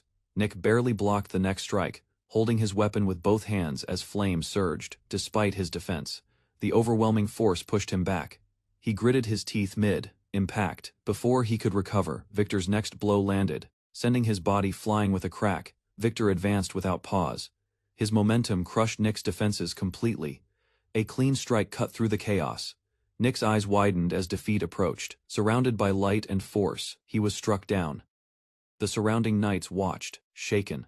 Logan's gaze remained sharp, unshaken by the surrounding violence. One soldier confirmed the impossible. Nick Marcel had fallen to Logan McLean. Panic spread. The enemy questioned everything, their morale broken in an instant. Logan McLean stood triumphant, having eliminated the enemy knight captain in a single strike, shocking the battlefield. The opposing commander, overwhelmed by the sudden loss, struggled to comprehend the chaos unraveling before him. Amid the smoking wreckage, Logan's presence alone reflected the overwhelming losses inflicted in just one battle. More than months of civil war. Panic erupted as the enemy troops, now without leadership, were ordered to retreat in haste. Banners lowered and horses surged away, signaling a full-scale withdrawal across the field. Watching them flee, the enemy leader realized he couldn't afford to sacrifice more men just to delay the inevitable advance. In desperation, he launched a final attack, striking a fleeing soldier as a distraction. But Logan's interception shattered the effort, and the projectile missed its mark, falling uselessly to the ground. The enemy fled into the distance, leaving behind only corpses and silence as Logan surveyed the aftermath. Logan commanded his troops to hold formation and avoid pursuit, maintaining control of the battlefield. He calmly noted how swiftly the enemy collapsed once their captain was gone, with their command broken and top knights eliminated. Future resistance would be minimal. A subordinate reported light injuries and only minor casualties, emphasizing the battle's efficiency. Praising Logan's leadership, another knight called it a complete victory against the Count's forces. Logan, however, kept his composure, knowing this was just the beginning and staying focused on what lay ahead. Logan listened silently as his subordinate spoke, but his gaze was fixed on the distant city, knowing all eyes were on him, beyond the battlefield. The capital stood in view, a silent witness to the chaos that had unfolded. Logan's thoughts turned to Duke Jordan Valtermeim. His victory was a message, a warning not to underestimate House McLean.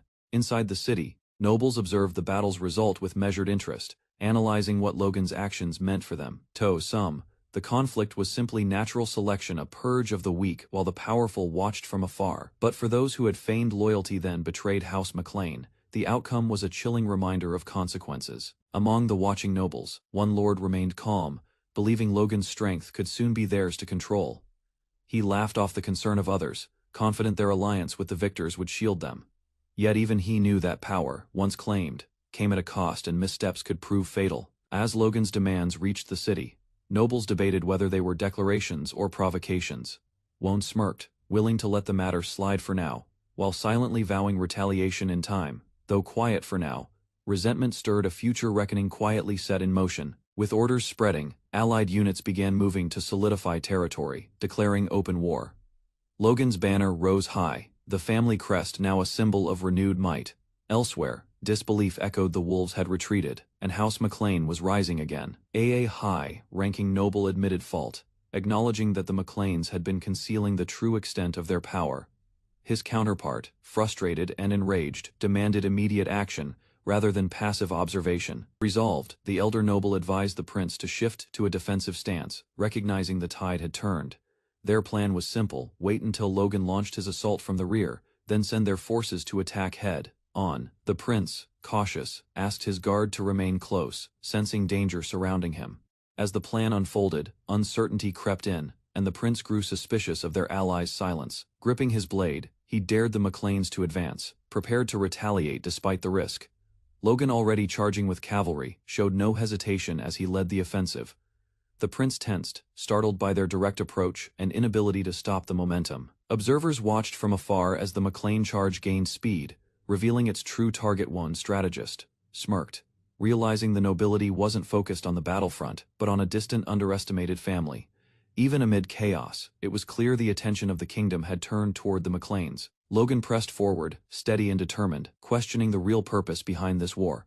His cavalry stormed ahead, overwhelming formations and confusing enemy command. Panic set in as the enemy nobles, caught off guard, scrambled to make sense of the McLeans' strategy. Logan's cavalry advanced further from the rear lines, prompting confusion from nearby allies. Won Knight asked if it was wise to proceed, wondering how the maneuver would be perceived later. Logan calmly explained that striking deep into the enemy's rear was unexpected and would throw their plans into disarray. Instead of being fodder in a frontal clash, Logan planned a meaningful strike that would cripple enemy logistics. The soldiers realized this wasn't retreat, it was a calculated raid meant to destabilize supply routes. Logan stated bluntly, they were about to rob an empty house, a decisive blow without resistance. 1 week later, enemy commanders gathered to discuss the silence surrounding the McLeans' whereabouts.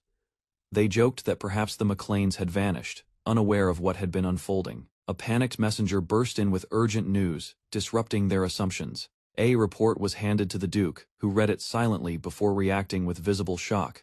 The king's advisor demanded an explanation as tension filled the chamber. The Duke revealed it was about Touraine Castle, their first major loss. The news worsened, not just Touraine, but all major supply bases had been torched. The room exploded into panic as the weight of McLean's strategy became clear. A goblet shattered to the floor, blood pooling beneath it, a symbol of the Empire's bleeding front. The enemy fortress was engulfed in flames as McLean forces silently watched the destruction unfold. Logan observed the blaze, satisfied that his strategy to strike during the nobles' absence had succeeded. He recalled how he learned their schedule from a former ally, knowledge that allowed for precise, devastating timing, with the nobles away at a gathering. The capital's defense was minimal. Logan exploited the opportunity, launching a swift and decisive raid. As flames spread, he smiled coldly, acknowledging the victory was made possible by betrayal long past. Chapter 87.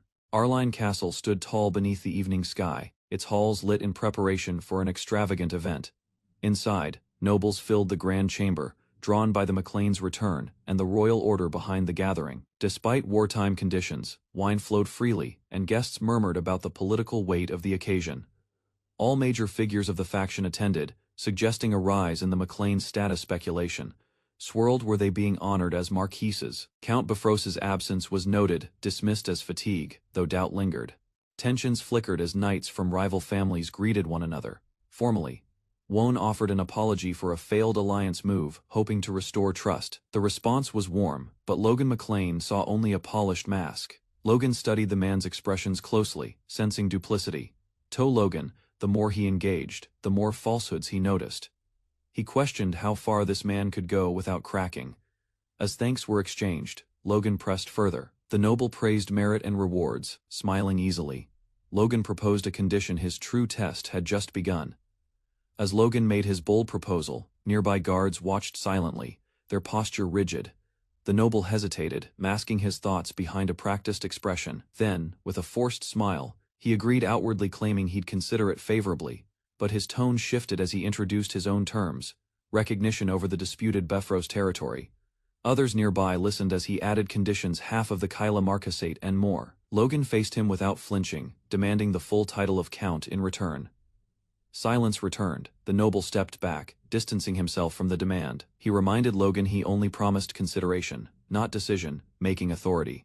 A strange sensation crept over Logan: unease, pressure, something unnatural. The noble smiled, praising Logan's energy, yet subtly mocking his ambition. As Logan struggled to respond, a grip on his shoulder tightened, deliberate, dominating. Logan realized it was a tactic, a psychological force designed to control the conversation. The manipulation was invisible, but precise. Logan nearly fell under its weight. Apologies followed, feigned humility, masking triumph. Yet Logan smiled inwardly. Despite the exchange, he had already achieved his true goal. The noble's demeanor shifted as he praised Logan's weapons, suggesting they be shared. Logan stiffened. The request wasn't mere admiration. It was a veiled demand wrapped in flattery. Feigning regret, the noble claimed there were no reserves left to offer, ending with a sly smile. Logan sensed deceit and pressed the issue, but his voice faltered under invisible pressure. Forced into submission, he offered a quick apology, masking his frustration. The noble's grip remained firm, an unspoken message: dominance through diplomacy. Releasing him slightly, the noble dismissed the tension with a smile and polite words. He advised Logan to rest, hinting at an upcoming battle. Logan silently thanked the Force Corps protecting his mind. Without it, he'd have been broken. Lucian Talos joined the conversation, casually proposing blueprints be shared instead. Logan realized even allies sought to strip value under friendly terms. He confronted Lucian directly, questioning the faction's true intentions. Lucian played along, suggesting production was too slow to matter now. Still smiling, he hinted that with focus, results could come quickly. Cornered, Logan agreed, reluctantly, outnumbered, but not unaware. Logan accepted the agreement with a handshake, knowing the blueprints were a hollow concession. Internally, he was certain Lucien wouldn't live long enough to act on them. Days later, the battlefield came alive. Logan stood ready, the enemy's knights shaken by his presence. His opponents stammered, overwhelmed by the unexpected might of Logan's forces. Confused voices questioned the unfamiliar unit. Doubt clouded enemy judgment. Captain Allen of the Kairos Knight Order led the charge, his men thundering forward with fierce resolve. The enemy hesitated. Kairos was once seen as mere mercenaries. Now they charged like veterans. Mockery turned to urgency. One soldier aimed to strike down Allen to end the advance. But Allen's thoughts weren't on glory. He rode to defend his honor and clear suspicion. In a flashback, Kairos' leadership discussed how accusations had fallen on them. They were suspected of leaking supply routes to the McLeans. To survive politically, they had no choice but to fight on the front line. Orders were given: prove loyalty with blood. There would be no retreat. The commander promised protection for the knight's family if he gave his life without hesitation. With no other path, Allen charged forward, grief and rage igniting his final resolve. Allen charged forward with renewed resolve, leading the Kairos Knights into the heart of the battlefield. A fierce enemy rider met his path, unleashing a brutal attack powered by dark energy. Allen was struck, his body convulsing under the red aura's violent impact. Suddenly, blue light erupted around Allen, clashing with the enemy's power and reversing the momentum. A massive burst of freezing energy expanded outward, engulfing all nearby forces. The explosion spiraled into a blizzard vortex, overwhelming the battlefield in a flash. Logan and his allies watched in shock as the temperature dropped rapidly around them. The enemy cavalry was caught in the sudden freeze, halted mid-charge. One knight realized too late, it wasn't just cold, it was a total freezing spell. The front lines shattered into chaos, horses and men immobilized in ice. A commander back at base sensed something had gone terribly wrong. He shouted in fury, recognizing the frozen bloom as the work of Juan. Ice projectiles burst from above, striking enemy lines with brutal force. The impact sent warriors tumbling across the snowy terrain. Explosions followed, scattering entire formations. Shards of frost embedded deep into the ground, freezing soldiers mid-charge. From the rear, stunned knights witnessed the magic and ancient scrolls activation, unleashed devastation. Logan identified the origin. The scroll's craftsmanship matched that of Juan Douglas, a 6th Circle mage. Such scrolls were rare, materials were priceless. Its detonation wiped out high-ranking knights without warning. The impact left chaos. Officers failed to restore order as panic spread across the battlefield.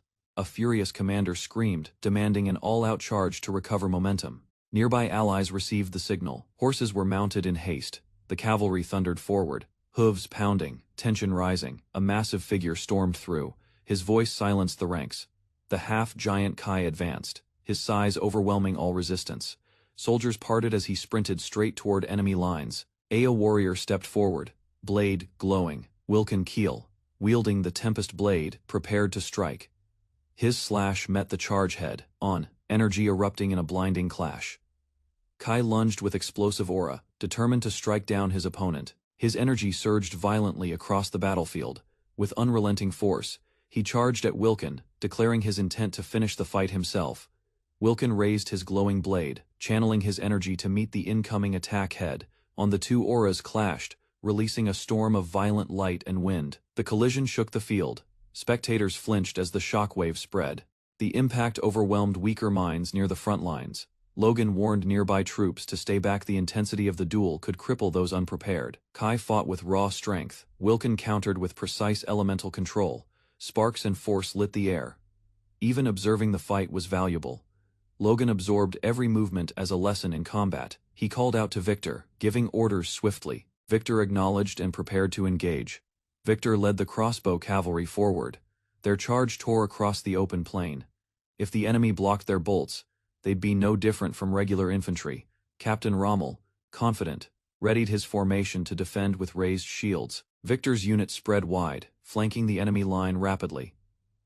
Rommel noticed their maneuver too late. They weren't attacking, just bypassing, confused. Rommel watched as they rode past, leaving his forces untouched.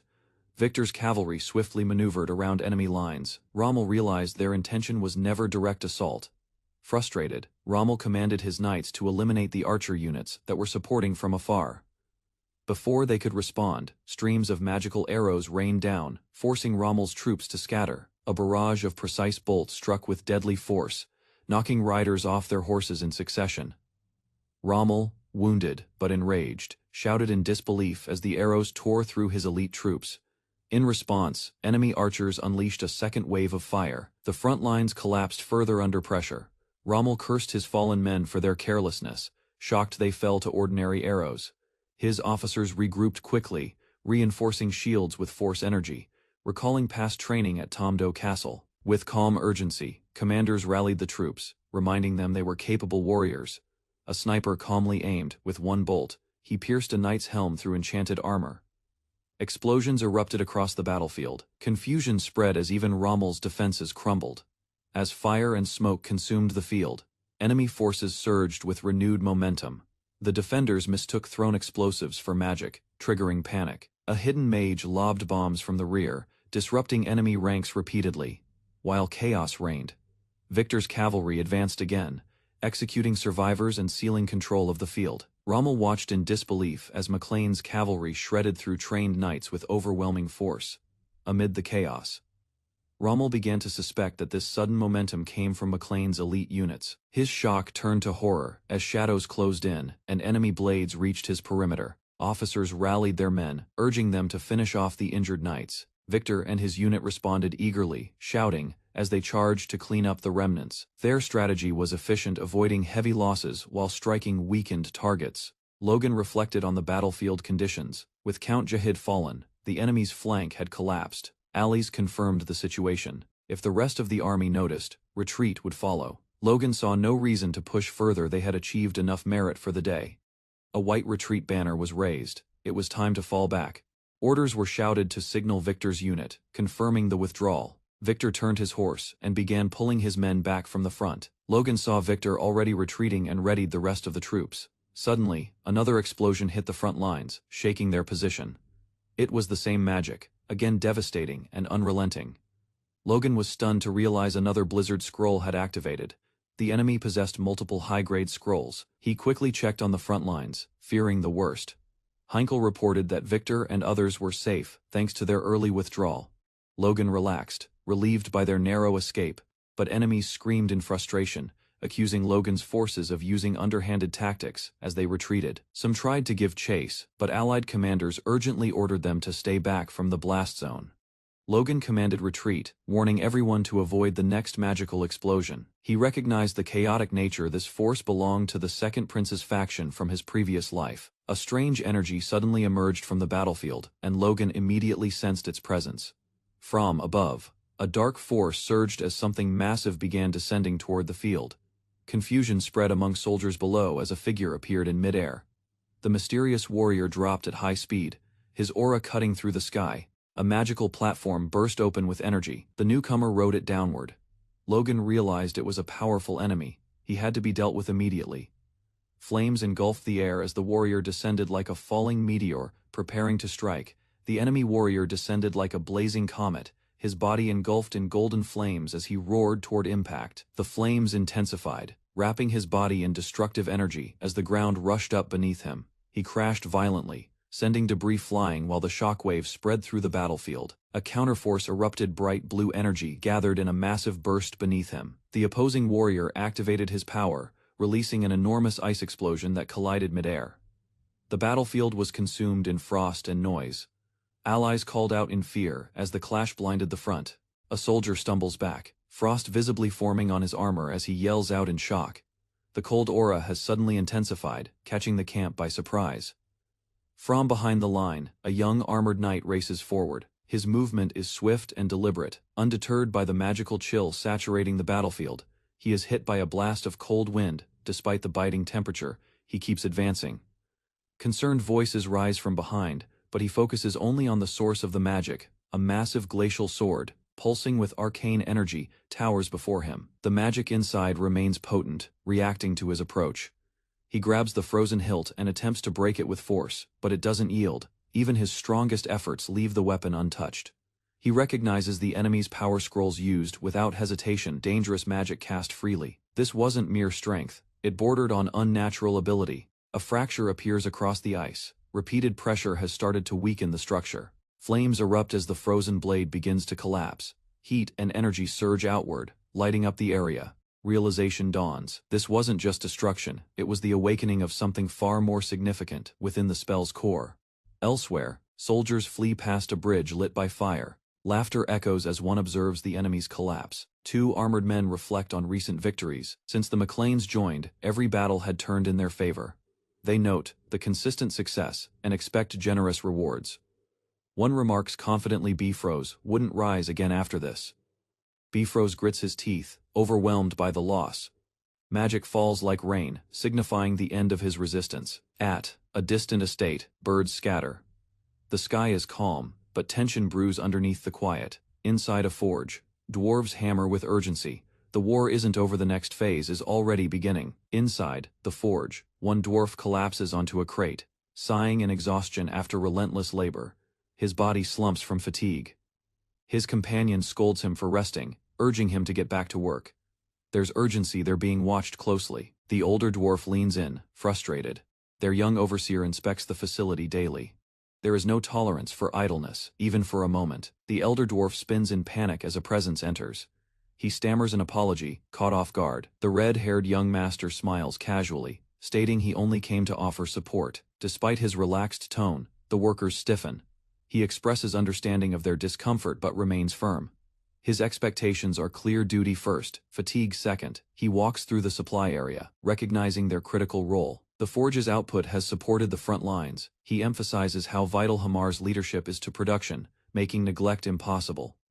Gratitude is voiced with sincerity, embarrassed, but proud. The dwarves stammer their loyalty. They insist their efforts are solely for the betterment of the fiefdom. Laughter fills the forge yard, tension easing slightly. The young master observes them with warm eyes, noticing their exhaustion. He finally offers them a break. The war has slowed, now is the time to rest. The dwarves freeze in disbelief, wide-eyed. Relief and joy ripple across their tired faces. He even suggests they visit the market, take time to enjoy food and life beyond the forge walls.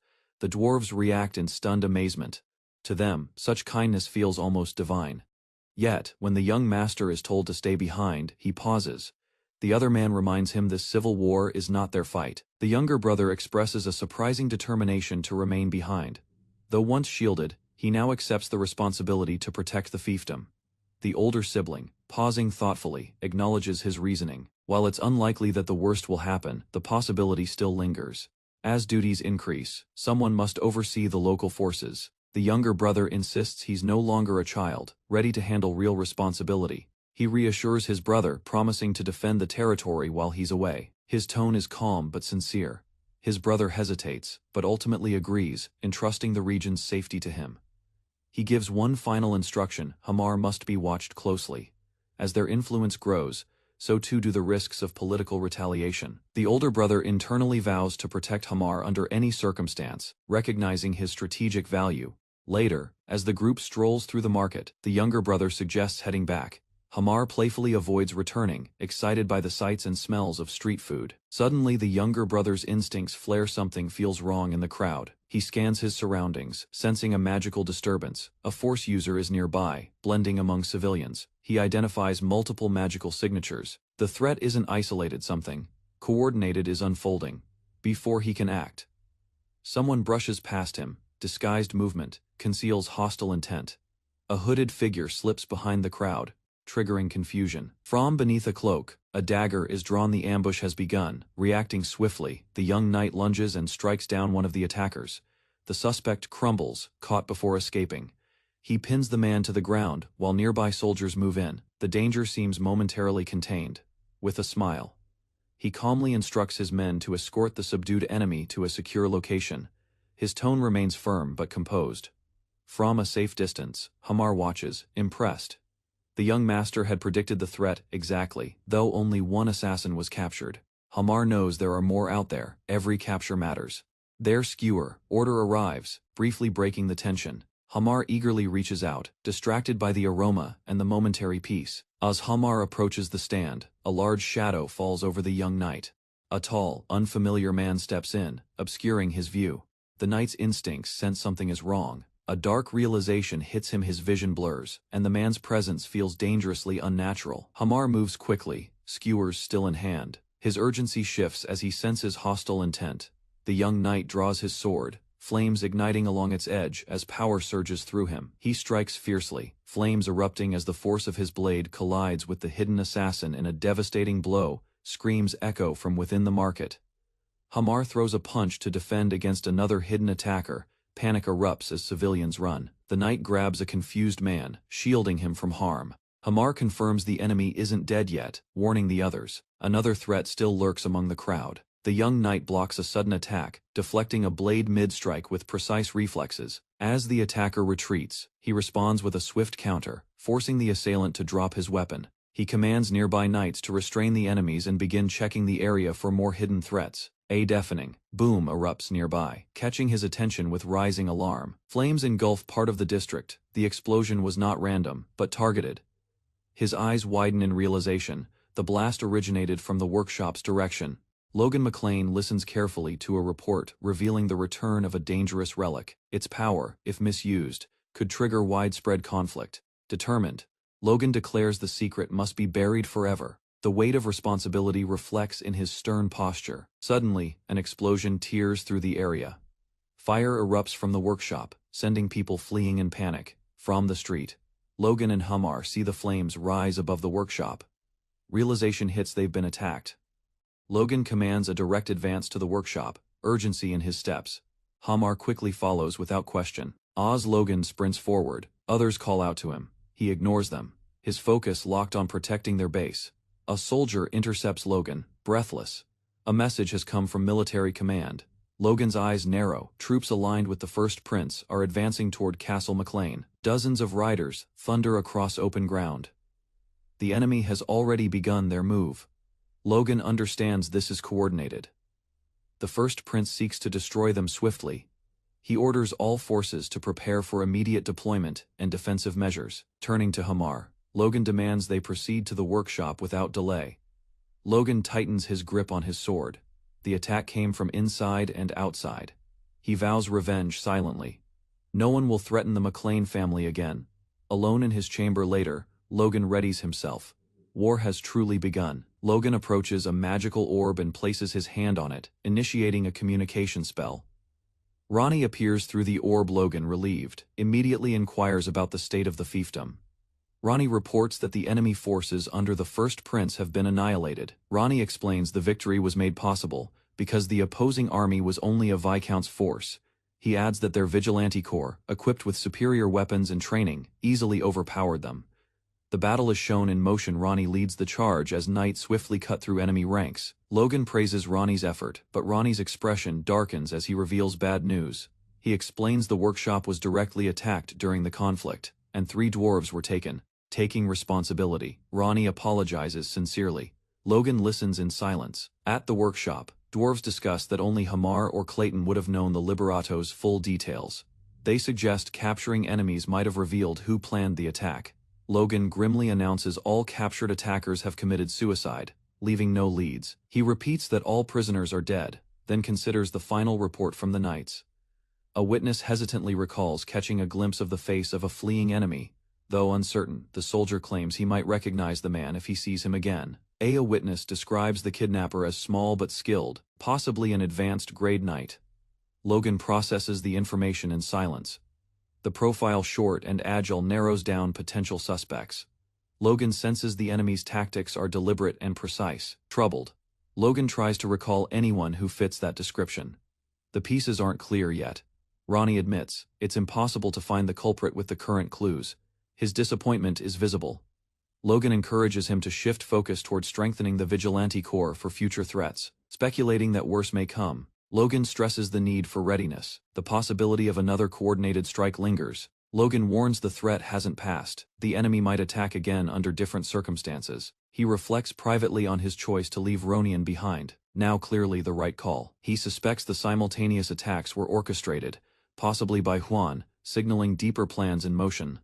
Logan realizes the war is dragging on. The First Prince faction has stalled behind castle walls. Their forces retreated to Haroon Castle after losing key supply lines to the McLean's scorched earth tactics. Now dug into their stronghold, the enemy has shifted to a purely defensive posture. The First Prince's army focuses on holding Haroon Castle. They can't afford more retreats. Logan stands at the window, wondering if anyone is willing to risk their life to breach the fortress. The war could end quickly, but no one wants the burden of sacrifice. Not even Valterman. In a tense war room, anger erupts. One noble slams the table, furious that the McLeans possess advanced explosive technology. The command meeting escalates. Members demand that Logan share the Liberato's weapon manufacturing method for faction-wide use. Despite ongoing battles, some nobles seem more interested in replicating the technology than understanding the threat. Another noble aggressively questions Logan about the source of the materials used in the explosives. Logan explains he gathered the materials himself for testing, but all trials failed. He's asked whether those failures stemmed from flaws in the method or his own incompetence. The accusation enrages the noble, who lashes out at Logan in front of everyone. He shouts about his magical rank, asserting superiority, until another official intervenes. The commanding officer reminds everyone this is a formal council. The noble reluctantly apologizes. Another senior knight speaks up, acknowledging the noble's history but suggesting Logan be tested.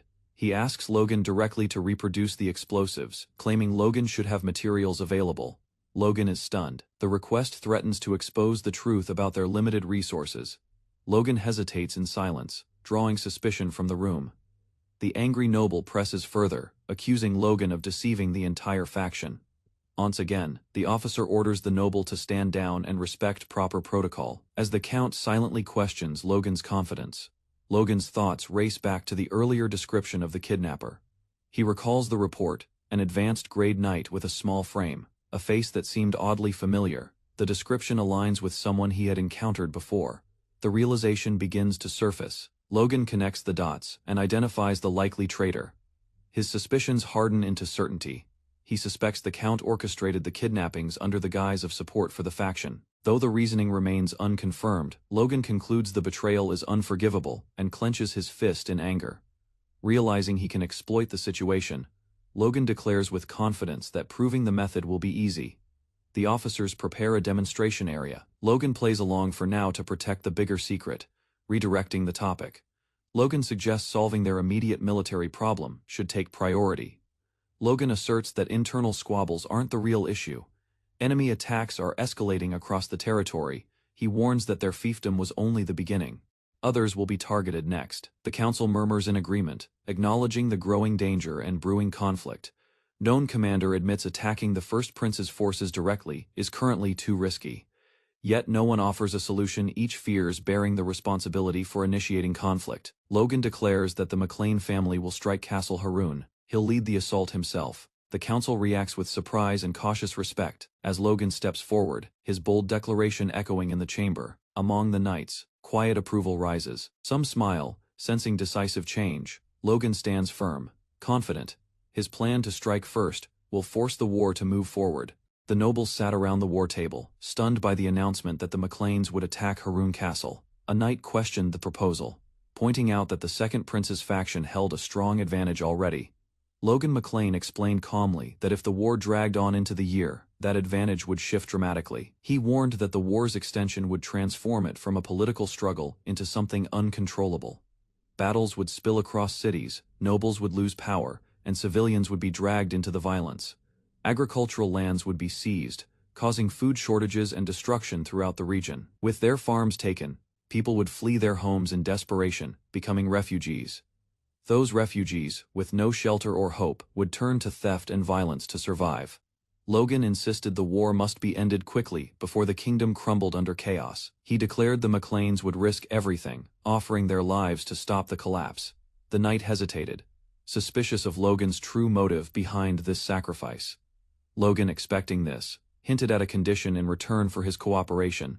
He requested additional compensation beyond their existing agreement. Specifically, Logan demanded the McLeans be elevated to a marquisate and granted Kalia's territory. The bold demand silenced the room, leaving the nobles to weigh the cost of war. Logan proposed a written guarantee from both the prince and the duke to secure the promised reward for his sacrifice. He declared his full commitment to the mission, even if it meant sacrificing the entire McLean household. The demand was excessive, but Logan's unwavering expression left the nobles unsettled, questioning his intent. One noble scoffed at the written demand, taking offense at the implied distrust of his word. Logan deflected smoothly, stating he needed proof to convince his family of the dangerous task. His composed tone contrasted with the visible tension, pressing for formal acknowledgement without provoking direct offense. Logan requested understanding, while doubt stirred in the duke's mind. Was this ambition or recklessness? After a long pause, the duke relented and gave his approval with quiet suspicion. But even as he agreed, he remained wary of Logan's true intentions and readiness to proceed. The duke placed a condition. 3 wagons of liberatio must remain at headquarters. Logan accepted without resistance, hiding his inner calculations behind a calm smile. He knew the liberatio would be irrelevant, they wouldn't be around to witness its use. As tensions eased, Logan clenched his fist, signaling readiness for action. He announced boldly that the Bifrost household would join the assault on Haroon Castle. With the room stirred again. The operation had shifted. Now it was no longer just a risk, but a movement. Logan's declaration caught the room off guard, especially as Bifrost volunteered to join the assault. The Duke questioned Roger's decision, warning that it might be overreach beyond what was necessary. Roger, smiling confidently, denied any selfish intent and claimed it was an act of noble sacrifice.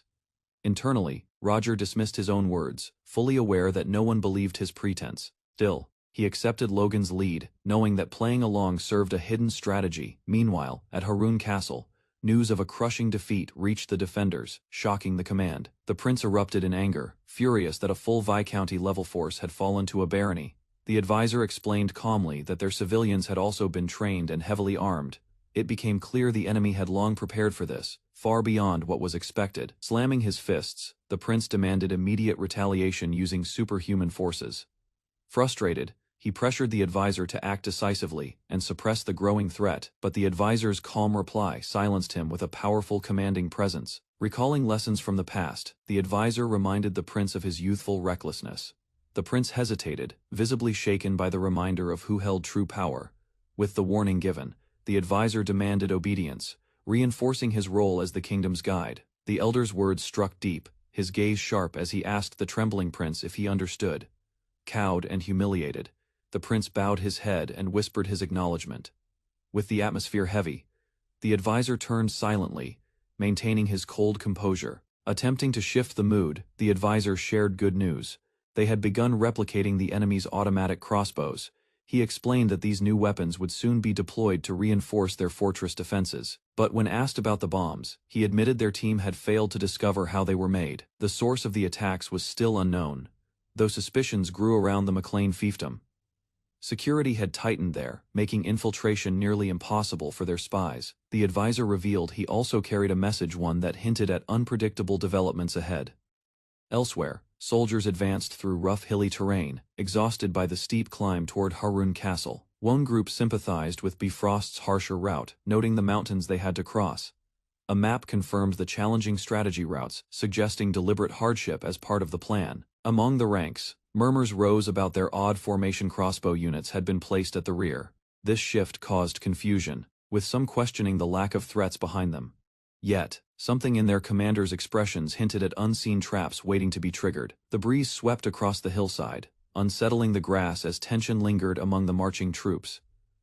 A scout reported enemy movement in the rear mountains, triggering immediate alert in the ranks. As dust rose, the approaching force was identified. Bifrost's army had appeared from behind. Confused by their presence, soldiers questioned why Bifrost was not at the southern gate as planned. Realizing the ambush, commanders ordered all units to pivot and defend the rear flank. The army scrambled to reposition, their lines shifting urgently across the terrain. The McLean soldiers prepared for confrontation, forming ranks as the enemy approached fast. Whispers spread among them, suspecting Logan had anticipated the betrayal all along. Logan confirmed their suspicions, having shadowed Roger to expose the hidden threat. The ambush had backfired. Roger's forces were now the ones surrounded from behind. Logan seized the opportunity to lead a counterstrike, aiming to decapitate the command. With his sword raised, he declared the moment to reclaim their path to victory. Leaves scattered across the plain as the wind blew through the open field. The land stood quiet before movement broke the silence. A mounted unit surged forward, galloping with discipline. Armor reflected sunlight as their formation cut through the grass. Logan McLean led the force, halting as another group appeared ahead, blocking their advance across the open route. The opposing commander explained his army's position, claiming strategic necessity to avoid detection by the enemy. Logan's aide raised concern, warning that this detour would disrupt their coordinated plan and timing. Logan proposed leading his troops forward instead, stating his ability as a Circle 5 mage and emphasizing their nearby objective. The opposing commander questioned Logan's intent, sensing hidden motives behind the polite request. Logan maintained composure, stating it was only if permission was granted. The atmosphere grew tense. After a pause, the commander smirked and agreed. Logan nodded as both forces prepared to move. The commander mocked Logan's courtesy and ordered his troops to overtake McLean's force immediately. The McLean unit held position as soldiers marched ahead without restraint. One soldier observed the movement calmly, awaiting instruction. Logan dropped a hidden blade from horseback as the enemy passed. He watched their backs in silence, unmoved by their advance. He repeated the commander's own words, concealing his true intent. Logan issued a sudden command to retreat, catching both his allies and rivals off guard. Confusion rippled through the formation. His troops followed orders without hesitation, turning their horses as Logan ordered a full withdrawal to headquarters. The opposing commander, taken aback, questioned the move. But Logan's intent was to expose the enemy's deception. With rising tension, Logan warned that he could report the betrayal to the Duke. The veiled threat landed sharply. The enemy commander reacted with anger, unwilling to risk his reputation being ruined by his own misjudgment. He reversed course, preparing his army for immediate battle. Logan also readied his forces to respond without delay. As weapons were drawn, determination hardened on both sides. Magic forces gathered at the center as Roger Bifrost raised his wand, signaling the start of high-level combat. A shockwave burst out as his magic struck the field, and mages began forming into coordinated ranks. Energy surged. A sphere of wind magic swirled around the enemy's formation, catching attention immediately. Logan quickly recognized it wasn't for defense. It was a wide-range protection spell, far beyond basic spells. It covered the entire unit, forming a massive barrier powered by strong elemental control. Logan's soldiers questioned the magic scale. It exceeded typical expectations for a battlefield. Clayton explained Roger's wand was an artifact, making the feat possible, despite its inefficiency. Even so, he noted the magic couldn't last long. At best it would hold for an hour or two. Logan considered the enemy's magic. If the barrier only lasted hours, then Bifrost might plan to finish the battle quickly. The scale of the protection raised concern. Logan questioned whether more was hidden beneath the surface. Observing Bifrost closely, Logan chose caution, instructing his troops to maintain defense and monitor the situation. Suddenly, red energy erupted. Logan's gaze shifted upward as streaks of magic tore into the sky. A barrage of glowing projectiles surged toward the heavens before curving back down toward McLean's army. Bifrost smirked with confidence, revealing his plan. The magic wasn't for defense, it was for a massive strike. Liberato's eyes widened. She realized the danger too late as the sky filled with descending magic. She hesitated, doubting her ability to counter the spell's scale. Explosives rained down in clusters. She braced for impact, alone against overwhelming numbers. Lightning cracked across the field. Magic collided with the earth in a blinding wave. The blast spread fast, igniting the ground in a net of electric destruction. A soldier watching from afar muttered in disbelief, witnessing a full-scale magical bombardment. The shockwave hit the front lines. Lightning engulfed everything in its path. McLean forces scattered, struggling to withstand the impact as it tore through their ranks. Liberato held her ground, shielding her head.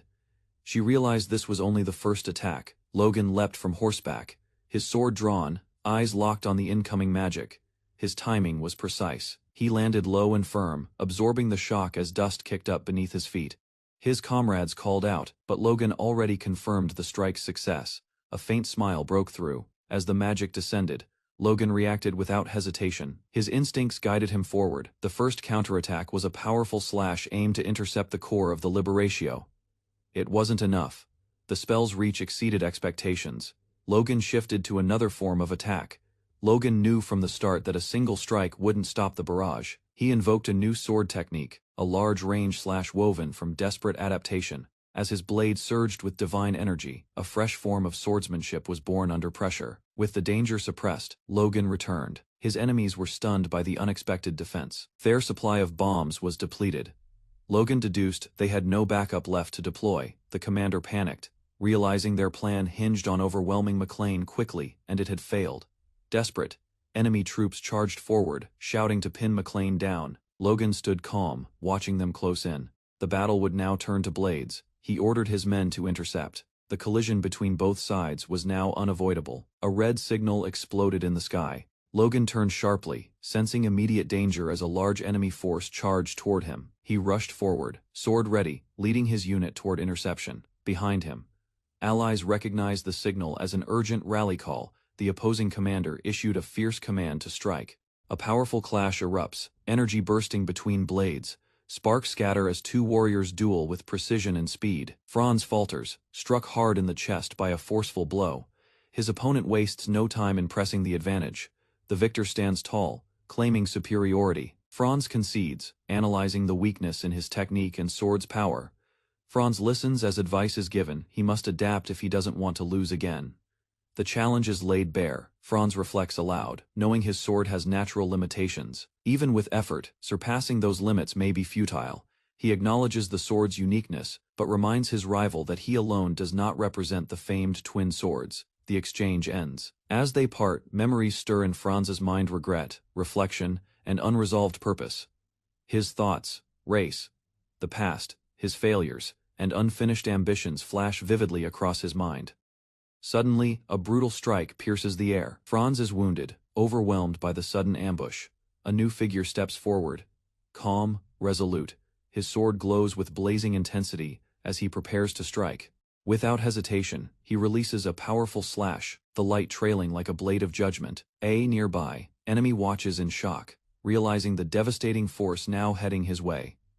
A scream echoes. Franz's name is called from afar, urgency heavy in the voice. The battlefield opens wide, chaos unfolding as swordsmen race across the field to aid fallen comrades.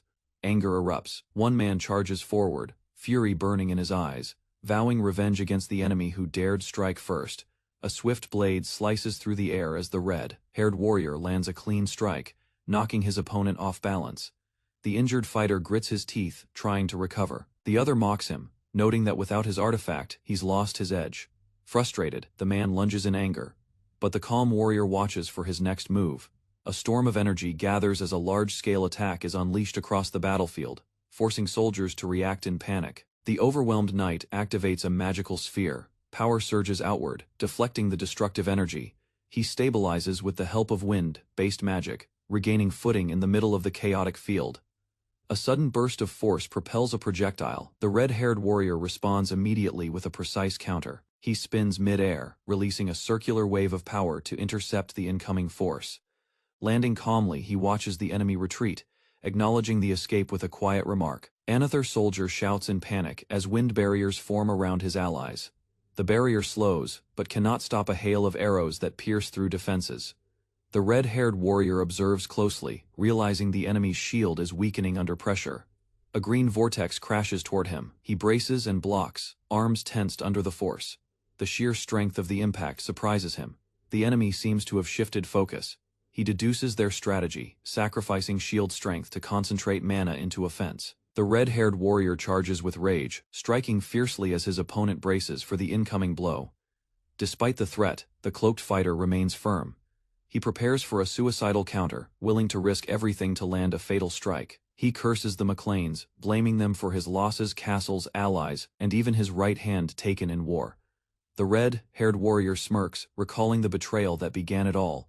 He mocks the enemy's downfall as deserved. Without hesitation, the enemy lunges with killing intent. Both warriors meet mid-air in a violent exchange. Another soldier watches in frustration, blade ready, but unsure when to act. A spell explodes beneath their feet. Magic pressure and melee combine in an overwhelming assault. The red-haired warrior recognizes their strategy, forceful attrition, designed to exhaust him through endless waves. Still, the robed fighter stands composed, aware he's hiding something crucial until the final moment. The warrior pauses. An idea sparks. He considers using a dormant power sealed in his weapon. Flames ignite along the blade as his grip tightens. He commits to the choice without hesitation. With a burst of light, he channels mana through the sword, preparing for one decisive attack. The blade arcs, golden flames surging violently as energy tears through the enemy's green shield. Barriers crack. The fiery strike slams into the target, breaking through their last line of defense. The warrior grins. His gamble paid off. The technique worked. The tide has shifted. The red-haired warrior unleashes a long-range force slash, his flaming blade crackling with controlled power. He recognizes the technique, a style mirroring the Moonlight Knight's whip, like energy, but now amplified. Recalling earlier training, he realizes that intercepting bombs taught him how to master this precise execution. Channeling the fourth form of the divine sword secrets, he strikes again. His opponent erupts in rage, charging recklessly. The enemy refuses to accept the insult dealt to Franz's technique by this younger fighter. He's stunned. The young knight had not only copied Franz's form, he had surpassed it entirely. He reflects bitterly. A mere viscount had risen to advanced knight status, and seized noble territory with ease. Confusion deepens. How could the boy grow this fast? Surely, effort alone wasn't enough. He recalls his own painful journey. Humiliation, hatred, and brutal perseverance shaped him into a warrior. Haunted by the past, he remembers struggling alone, fighting back against ridicule through sheer determination. He had built his strength from nothing, enduring mockery and hardship with unshakable resolve. But now before him stands a boy, deflecting his every strike with divine technique. Rage swells, screaming. The knight bursts into a berserk state. Red energy flares violently around his body. Logan McLean watches cautiously. His opponent isn't just overexerting, he's burning away his very life to win. The man roars. This isn't training, it's suicide, masked as vengeance. Logan observes his opponent's madness, realizing the man has bet everything his life for this one battle. With precision, Logan strikes a wide arc of flame. The attack stretches, forcing the berserker back, but the enemy lunges through the blaze. Confident he's already analyzed and memorized the flaw in Logan's technique. Suddenly, Logan's movement slows. The air thickens, pressing against his limbs. He quickly deduces that Roger Bifrost is manipulating the surroundings to restrict him. Despite the restriction, the enemy prepares to finish him with a technique Logan had yet to overcome. Blazing with red energy, Roger declares his endgame and charges, sword raised for a final strike. Logan, unfazed, responds with calm determination. He too has staked his life on this clash. He surges forward, slashing upward with force and clarity. Roger hesitates, shocked by Logan's sudden acceleration. Logan's technique tears through the field, elegant, but still lacking ultimate power. Despite its reach, the technique remains vulnerable against someone of equal level. Roger's sword trembles. He stares at it, stunned, unable to understand why it failed him. His body flings backward from Logan's counterstrike, crashing to the ground, clutching his blade. Roger rises in rage and desperation, screaming Logan's name through gritted teeth. Logan McLean stared into the void, haunted by memories of his former glory. Once a noble heir, now he was surrounded by ruin. His family's crest, once a symbol of strength, now flew under enemy control. The land he protected had been taken. Bodies of his comrades lay lifeless. Defeated but breathing, Logan clenched his fist, unwilling to accept the end. Nearby mages panicked as their mana was drained. One gasped, stunned by the force pulling energy from their cores. A red aura exploded outward. The enemy absorbed magic wildly, becoming stronger with every second. Logan watched. It wasn't casting, it was direct mana absorption. Unnatural, dangerous. The enemy surged forward, flames swirling. Logan's name was spat with rage. Logan gasped. Around him, allies collapsed, choking. The air grew heavy, warriors struggled. The pressure felt like being crushed by a mountain.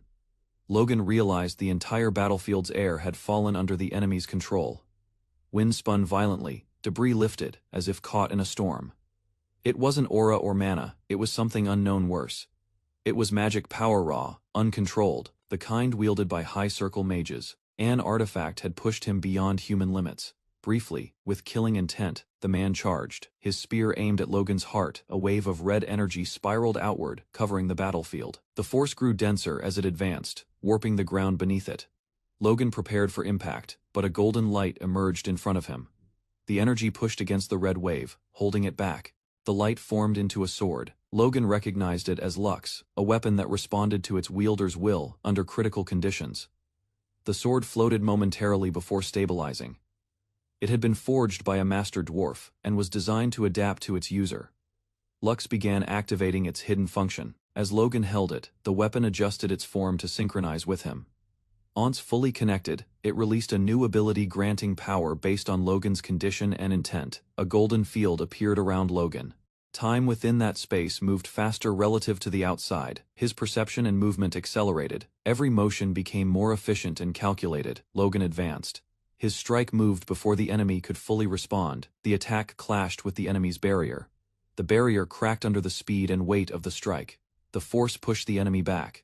Dust and fragments scattered from the point of impact. The battlefield pressure dropped. Logan's allies recovered control of their movement. A nearby mage stumbled. Her body failed to maintain the spell's output. Other enemies experienced disruption. Their magic lost stability and began collapsing. Their leader sensed the shift in power. Logan remained steady, fully in control. The enemy raised his weapon as Logan approached. Behind him, his subordinates regrouped after the magical pressure had lifted.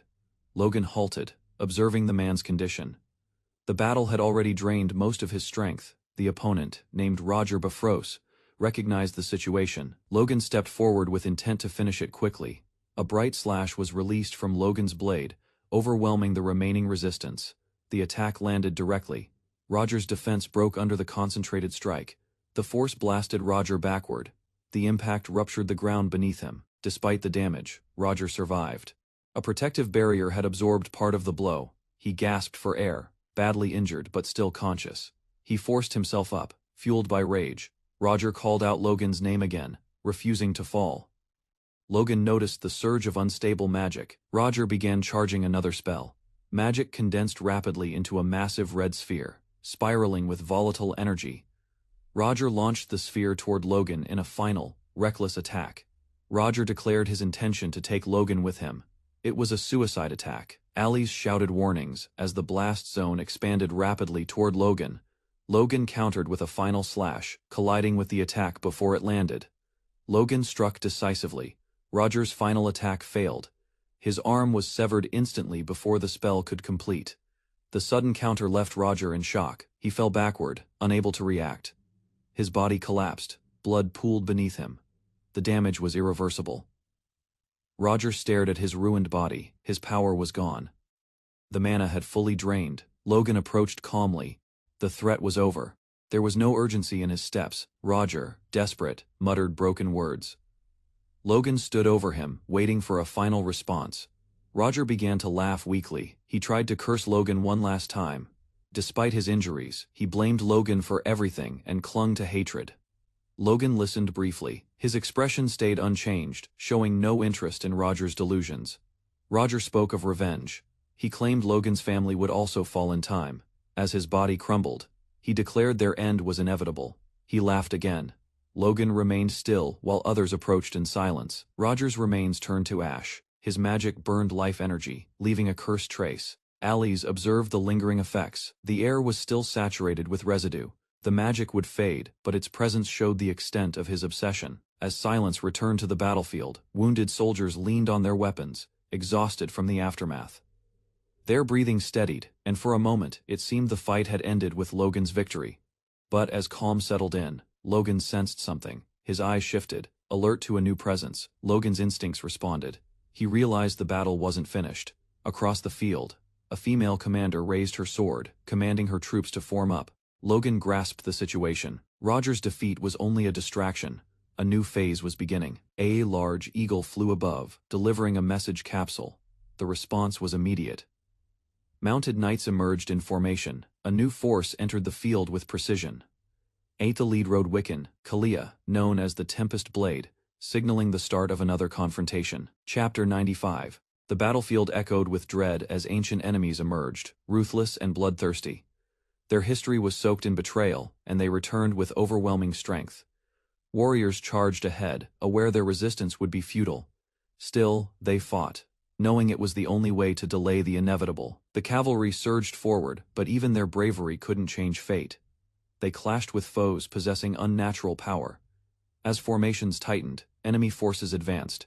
Riders attempted to reposition, but chaos spread through their ranks. The frontline commander, Kalia, led a desperate push, determined to turn the tide. Before they could react, a deadly volley of arrows descended, blotting out the sky with lethal precision. Kalia narrowly avoided death, urging his horse through the chaos. The enemy's accuracy was merciless, but Kalia wouldn't retreat. A sudden gust, summoned by an unseen force, swept across the field. Wind blades followed, piercing barriers, and carving into the ranks below.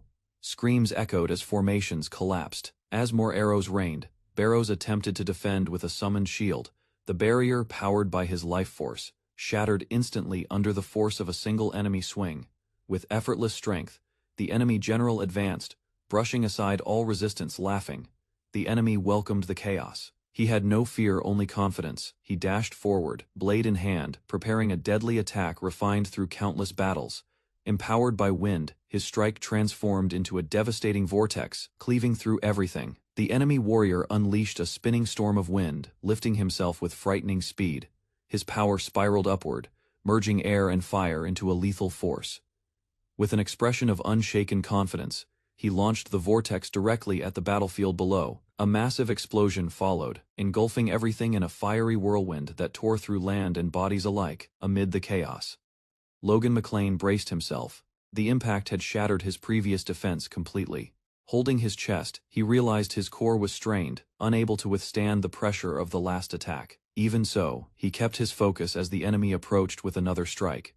He met the blow head on. A fierce clash followed, energy ripping through the earth. The attack was meant to kill. Logan's father stepped in, absorbing the brunt of the blow to protect him, coughing blood. The father stood battered but alive. Logan rushed forward, yelling in panic. Eyes wide. Logan realized their opponent was no ordinary foe. He was a superhuman. Using wind elevation, the enemy launched countless blades down from above. With a shout, Logan countered with his own technique. Killer iron slashed. The two powers collided, sending sparks and heat through the sky. Logan caught only an afterimage. The enemy had dodged mid-air with terrifying speed, landing calmly. The enemy smiled, impressed by Logan's strength. But the battle was far from over. Logan stood tense, his breath shallow. In front of him, the enemy remained unreadable, confident. A sudden gust surged again. He instinctively braced for an attack, but the pressure vanished. It was only a breeze. His expression hardened in confusion.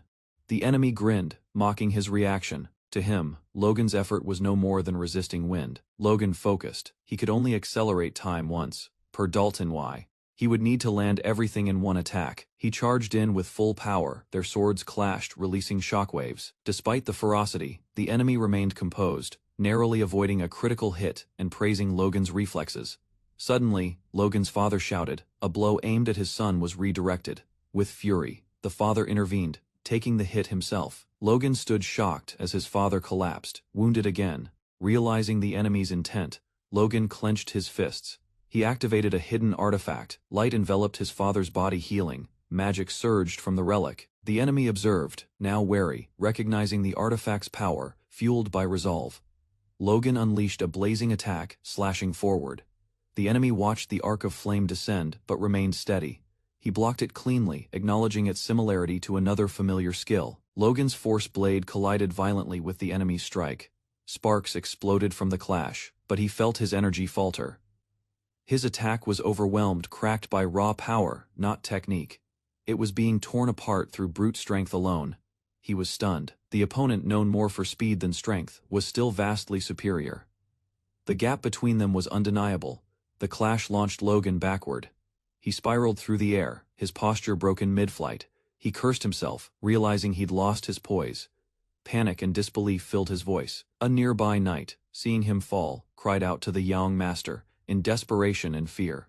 Logan steadied himself and spotted Heinkel nearby. Shock crossed his face. Heinkel shouted, urging Logan to recall the basics of his original training.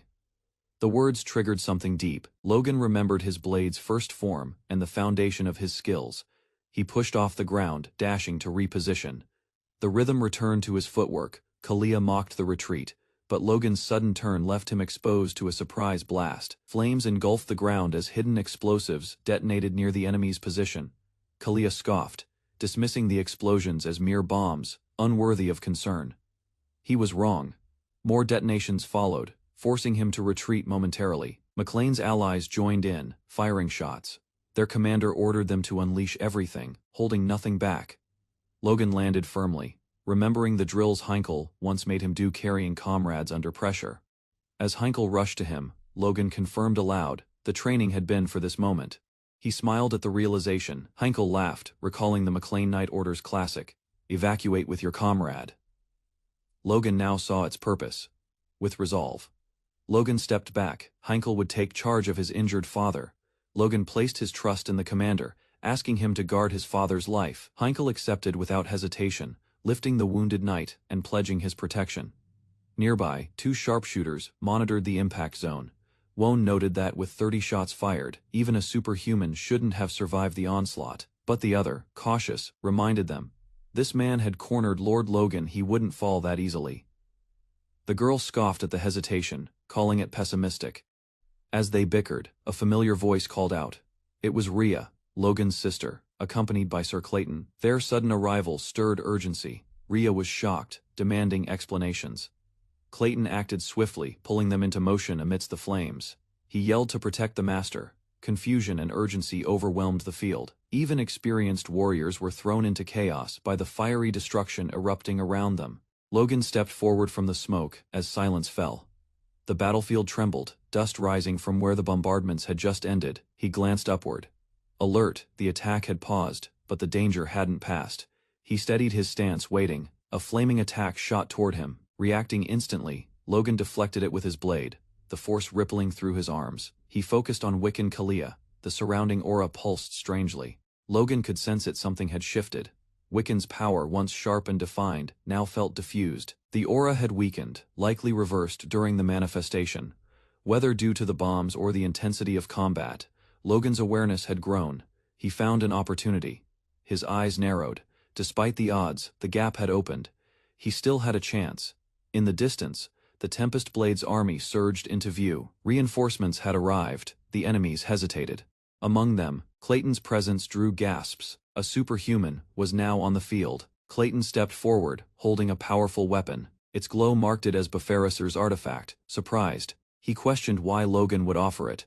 This relic wasn't given lightly. Logan accepted that it reached him abnormally. In this crisis, normal rules no longer mattered. With a shout, Clayton activated the artifact. Flames exploded around him. He clashed with the enemy again, his strength doubled by the weapon's power. His allies looked on. The battle had turned. Logan wasn't fighting alone anymore. Clayton gripped the artifact tightly, feeling the surge of overwhelming energy coursing through him. The weapon magnified his natural strength. With the artifact's boost, his body could now withstand spells previously beyond his ability.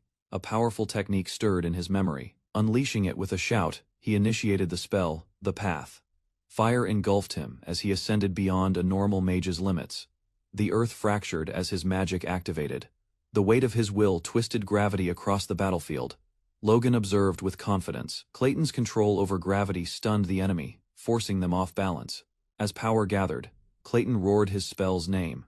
His opponent's expression twisted in shock at the overwhelming force. Clayton landed like a meteor, triggering shockwaves. The ground cracked violently under the pressure. The enemy struggled to remain upright. Even a knight commander couldn't fully endure the crushing energy. Realization dawned. This was advanced magic, possibly Sixth Circle, far beyond normal battle spells. Their enemies reeled. No one expected a McLean sorcerer to appear on the front lines, let alone one this powerful.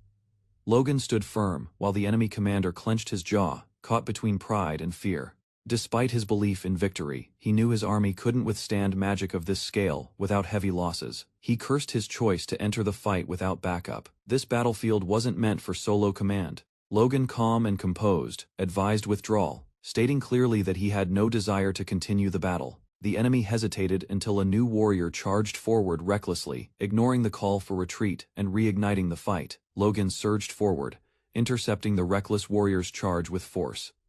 Flames and energy clashed in a wave of heat. He unleashed a powerful arc, hurling the opponent back through sheer momentum. The attack overwhelmed the battlefield's balance. The commander stumbled, surprised by Logan's aggression.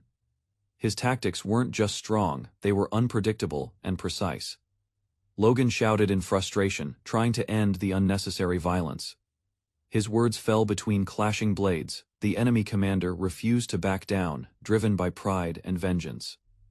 He swore retaliation the moment the sorcerer was located. Logan roared, demanding attention.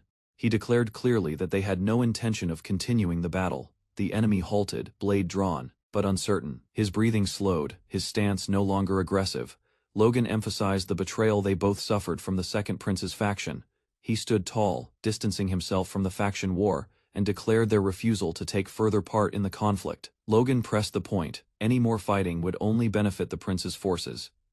Though hesitant, the commander wavered. Doubt crept into his thoughts. He clenched his teeth, suspecting manipulation but couldn't deny the logic behind Logan's words. Logan made his final decision. His voice cut through the tension, commanding order. He ordered his knights to stand down. The war wasn't worth more lives, facing both armies, he declared. No more bloodshed. This war was no longer theirs to fight. Logan's command to attack Wiccan Kalia caught everyone off guard. His forces responded instantly.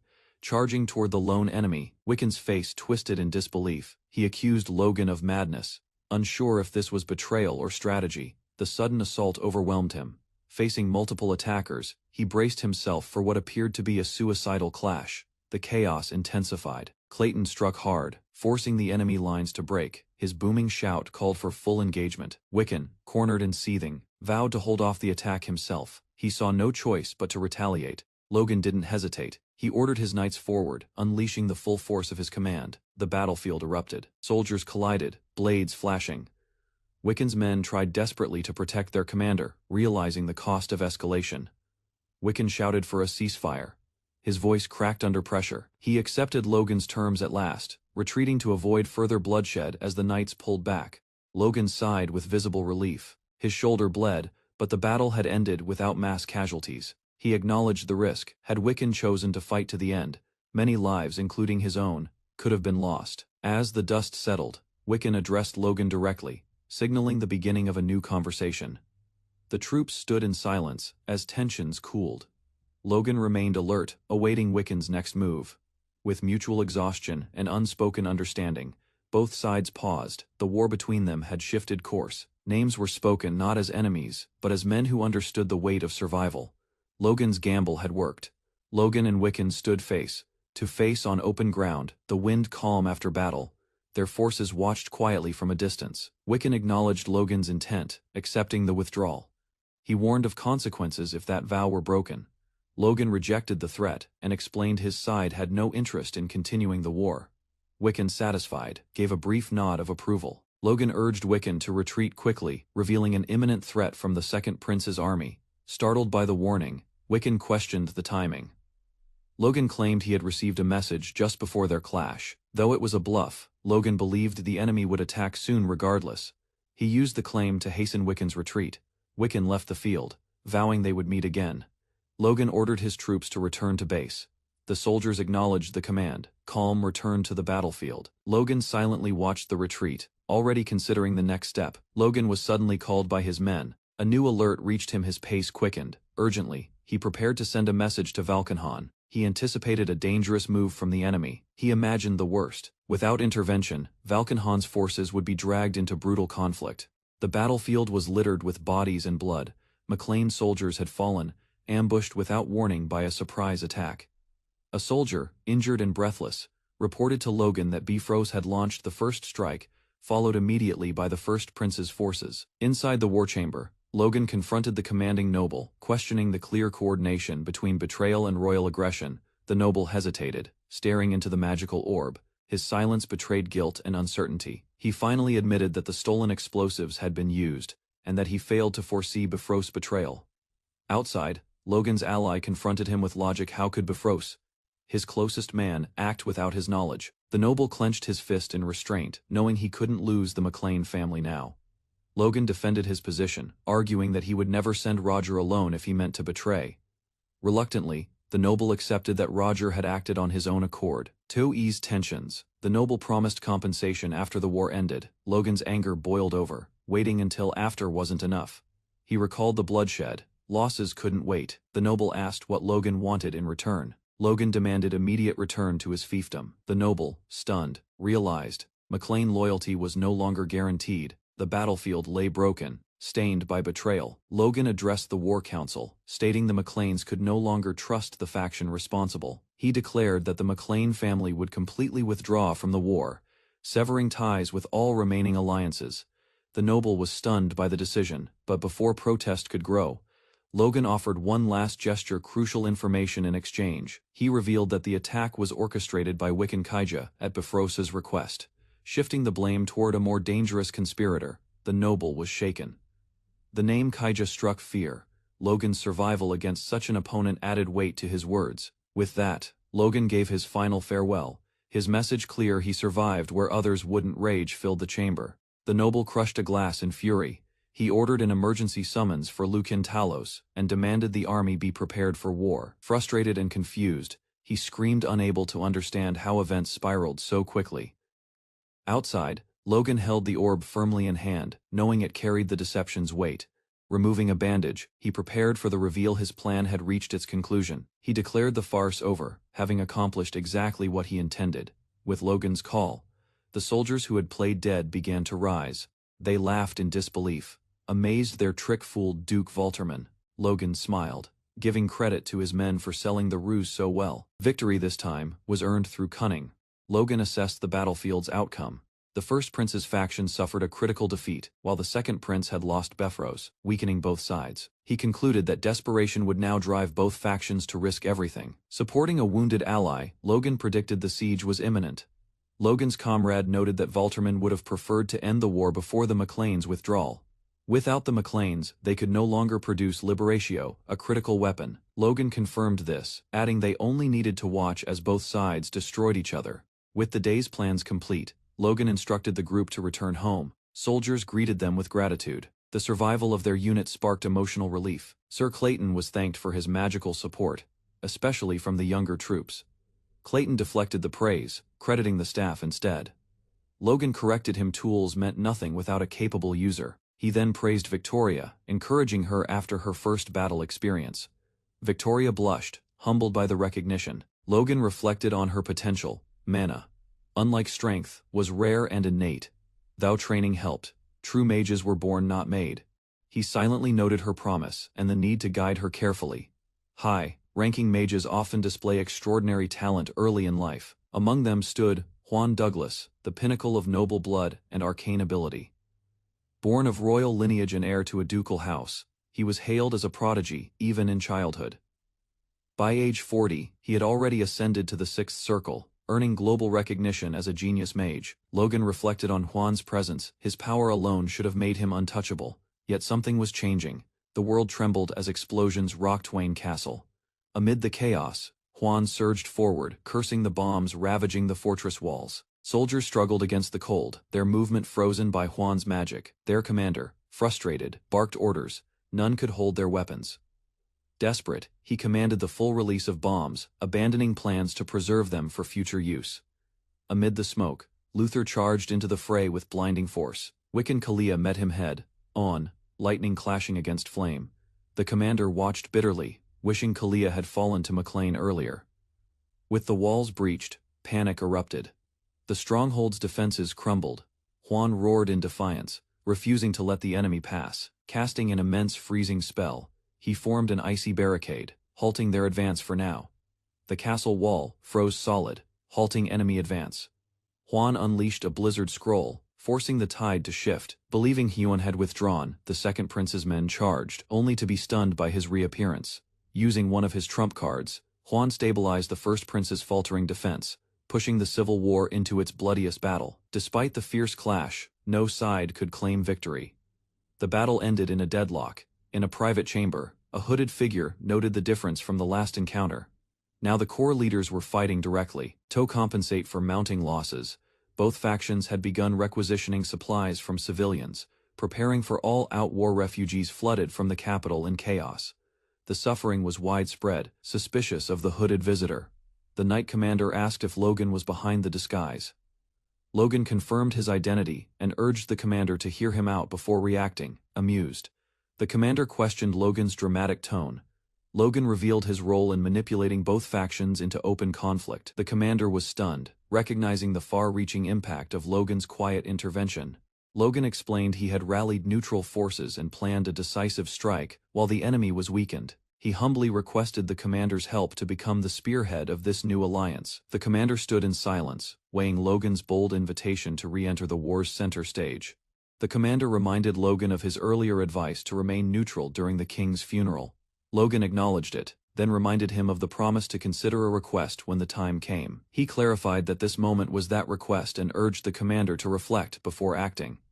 The commander conceded and agreed to listen, intrigued by Logan's bold direction. Logan looked toward the portrait of the late king, revealing his intent. His goal was clear: support the third prince and elevate him to the throne. Logan stood beneath the tall stained glass, declaring his goal. The third prince would become emperor. His voice carried certainty, not request. Facing the master swordsman, Logan made his stance clear. The plan would proceed, regardless of whether the man stood with him. The older man stared coldly. He hadn't expected such defiance. Logan's challenge was direct, not veiled in pleasantries. The noble's outrage surfaced instantly. Logan's tone was improper, disrespectful in the eyes of tradition. Logan answered without hesitation. He spoke boldly because he understood the risks. Both factions would crush the McLeans if left unchecked. With the master's support, the path to the throne would be smoother, and fewer lives would be lost. Logan sighed. He explained the royal decree. If both heirs were young, the third prince could claim the crown, but legitimacy alone wouldn't stop war. Bloodshed was inevitable unless they acted decisively. Eventually, they would have to defend the prince with force. The master questioned Logan's intent. Was it a threat? Logan denied it. He described only reality. The master asked, "What does Logan think honor is?" To him, honor meant resisting injustice, regardless of cost. For 70 years, he had lived by his word. People trusted it. That trust became his strength and his honor. The master affirmed his definition of honor. For decades, he had lived by principle, never once straying from his convictions. Logan remained still, absorbing the weight of the words. This was the life of a man respected by all, forged by discipline, not ambition. But Logan, driven by the nation's future, questioned that stance. Watching the country decay wasn't an option, not when his honor could help save it. The master's voice rose. Logan's proposal felt unacceptable, reckless even. Doubt clouded his judgment. He couldn't understand Logan's confidence. With the future uncertain, how could Logan be so sure of this path? Yet Logan didn't flinch. His decision was not based on certainty, it was necessity, he explained. The Civil War was only the beginning. Chaos would grow if left unchecked. If no one acted, the Empire would consume them all. The master's surprise revealed he hadn't seen the signs. Logan reminded him the Emperor's death was suspicious. Questions were buried too quickly. Rumors had long whispered of imperial plots behind His Majesty's demise. Logan recalled them vividly from his past life, though lacking proof. Logan understood the pattern. War wasn't spontaneous, it was orchestrated. Everything now aligned with what he'd already experienced. The Empire was moving. The war had already begun. He acknowledged his manipulation, but it served truth. His past life proved the consequences of inaction. Facing the Master, Logan declared, if honor meant living without lies, then he was its opposite, but he would carry that dishonor if it meant saving what still could be saved. Logan understood one thing with clarity: if he could prevent the chaos to come, he would abandon all honor to do it. His resolve was firm. Sacrificing pride was a small cost compared to saving the future. He stared down his master without flinching. The master exhaled slowly. He acknowledged the many suspicious signs, but warned that Logan's reasoning was still too speculative to act on completely. He questioned Logan's deeper intentions. Would the third prince merely become another pawn, guided by unseen hands like those before him? Logan's reaction was immediate. He denied manipulation, his voice trembling, but the accusation had struck something real. The master cut him off, insisting he had seen this kind of ambition before. It always started with good intentions.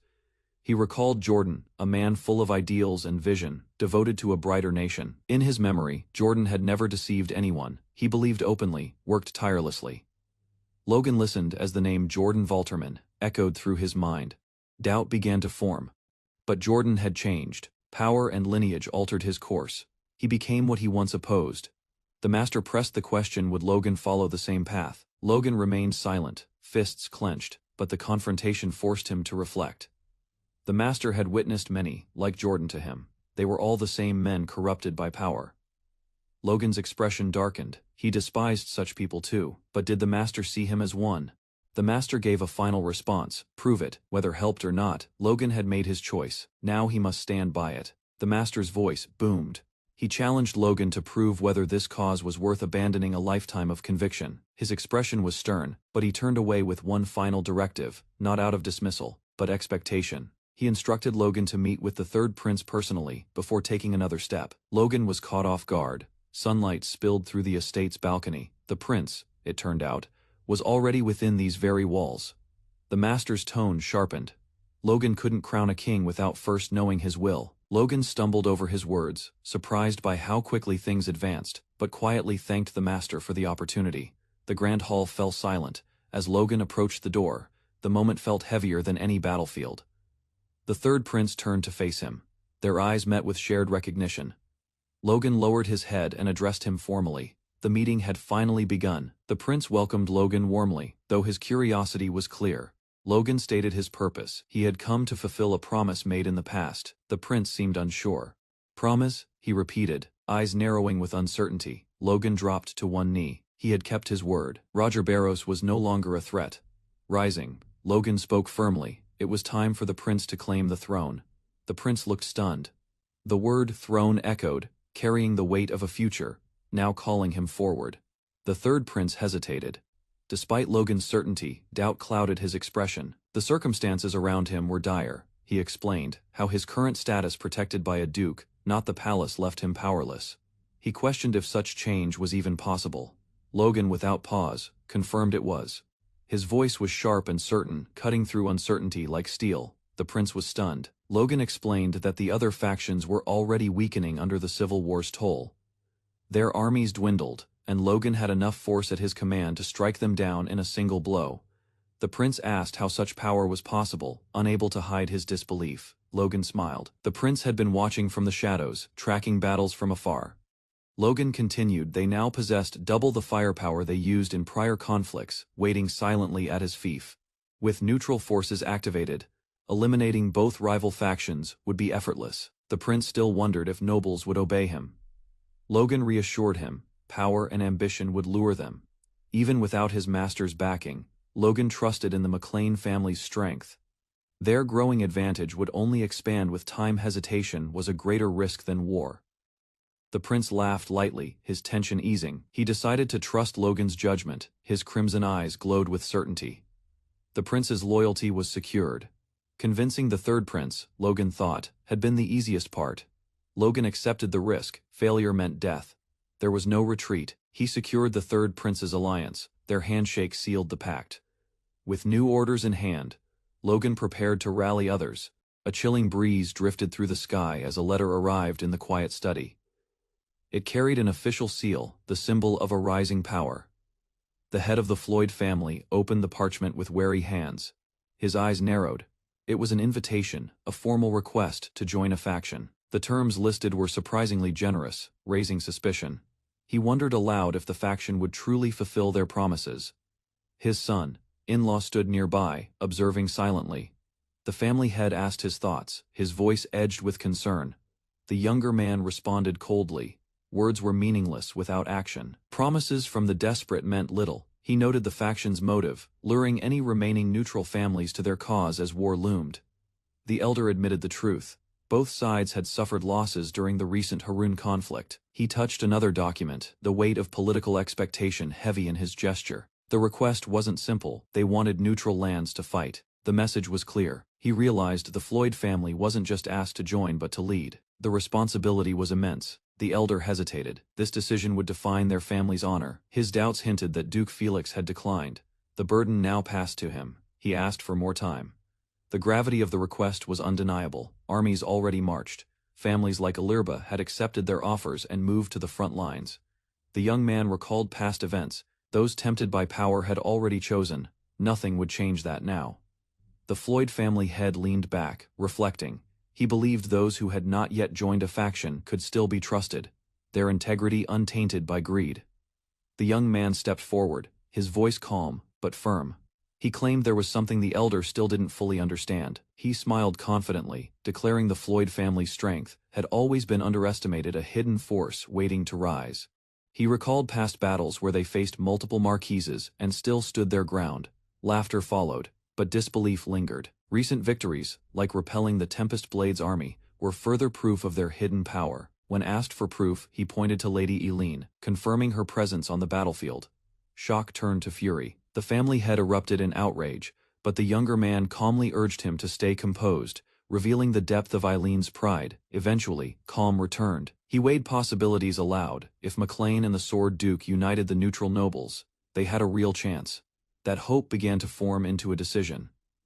Realizing that risking destruction was worse than standing firm, the elder resolved to act. With narrowed eyes, he finally committed the Floyd family would join the cause. Still, it depended on whether the Sword Duke would also move. The stage was set. A handshake sealed the pact. After 8 months of civil war, the neutral forces finally began to stir. At Castle Maclean, banners waved in the wind as preparation for mobilization began. A young soldier rushed through the hallway, calling out to his brother. The next phase was about to begin. At the castle courtyard, a younger knight greeted his brother with relief. The delayed return had worried him, as others had come back days earlier. The returning man admitted he had split off midway, secretly meeting with neutral factions to strengthen alliances. Curious, the brother asked how things had gone. The knight reported success in ramping up crossbow and weapon production after pulling out of the faction. His brother nodded in approval. Then, he asked about the state of the central front lines. The knight hesitated, explaining that the battlefield had been inactive for a week, despite recent clashes. Surprised, the elder brother questioned the sudden silence. Even with losses, he doubted both armies would halt without cause. Concerned, he asked again if something was wrong. The knight dismissed it and changed the subject. He praised his brother's efforts during his absence, offering a long wrapped item as a reward. The knight opened it in shock, confused by the gift. It was Phrygus, a legendary artifact sword once wielded by Franz, the Knight of Moonlight. Estimated as a Class 4 artifact, it shimmered with chilling energy. His brother insisted he use it. The elder explained that Lux had awakened to nature magic, making the sword more compatible with him. The knight gasped in awe, then congratulated his brother for unlocking such rare magic still. He declined the sword. He was satisfied with his current weapon, Maniet smiling. He shared his hope maybe Maniet too would one day awaken with magic. The older brother handed over a wrapped item with care. He asked that it be delivered to his sister, in-law, expressing her importance to the house's future. He emphasized her role as the future lady of the house, asserting that her safety was essential, even above his own status as potential family head. Internally, the younger man acknowledged Eileen's strength, but also how she rarely prioritized herself despite her importance. Memories of her surfaced.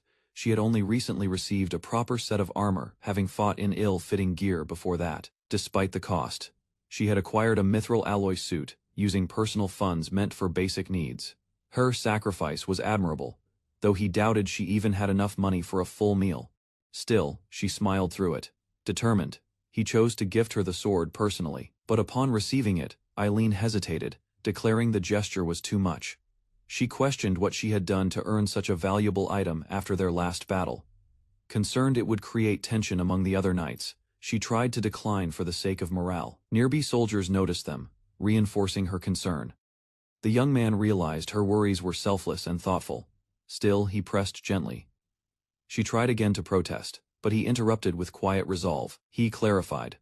The sword wasn't for Dame Eileen as a knight, it was a wedding gift for his fiancée, Lady Eileen.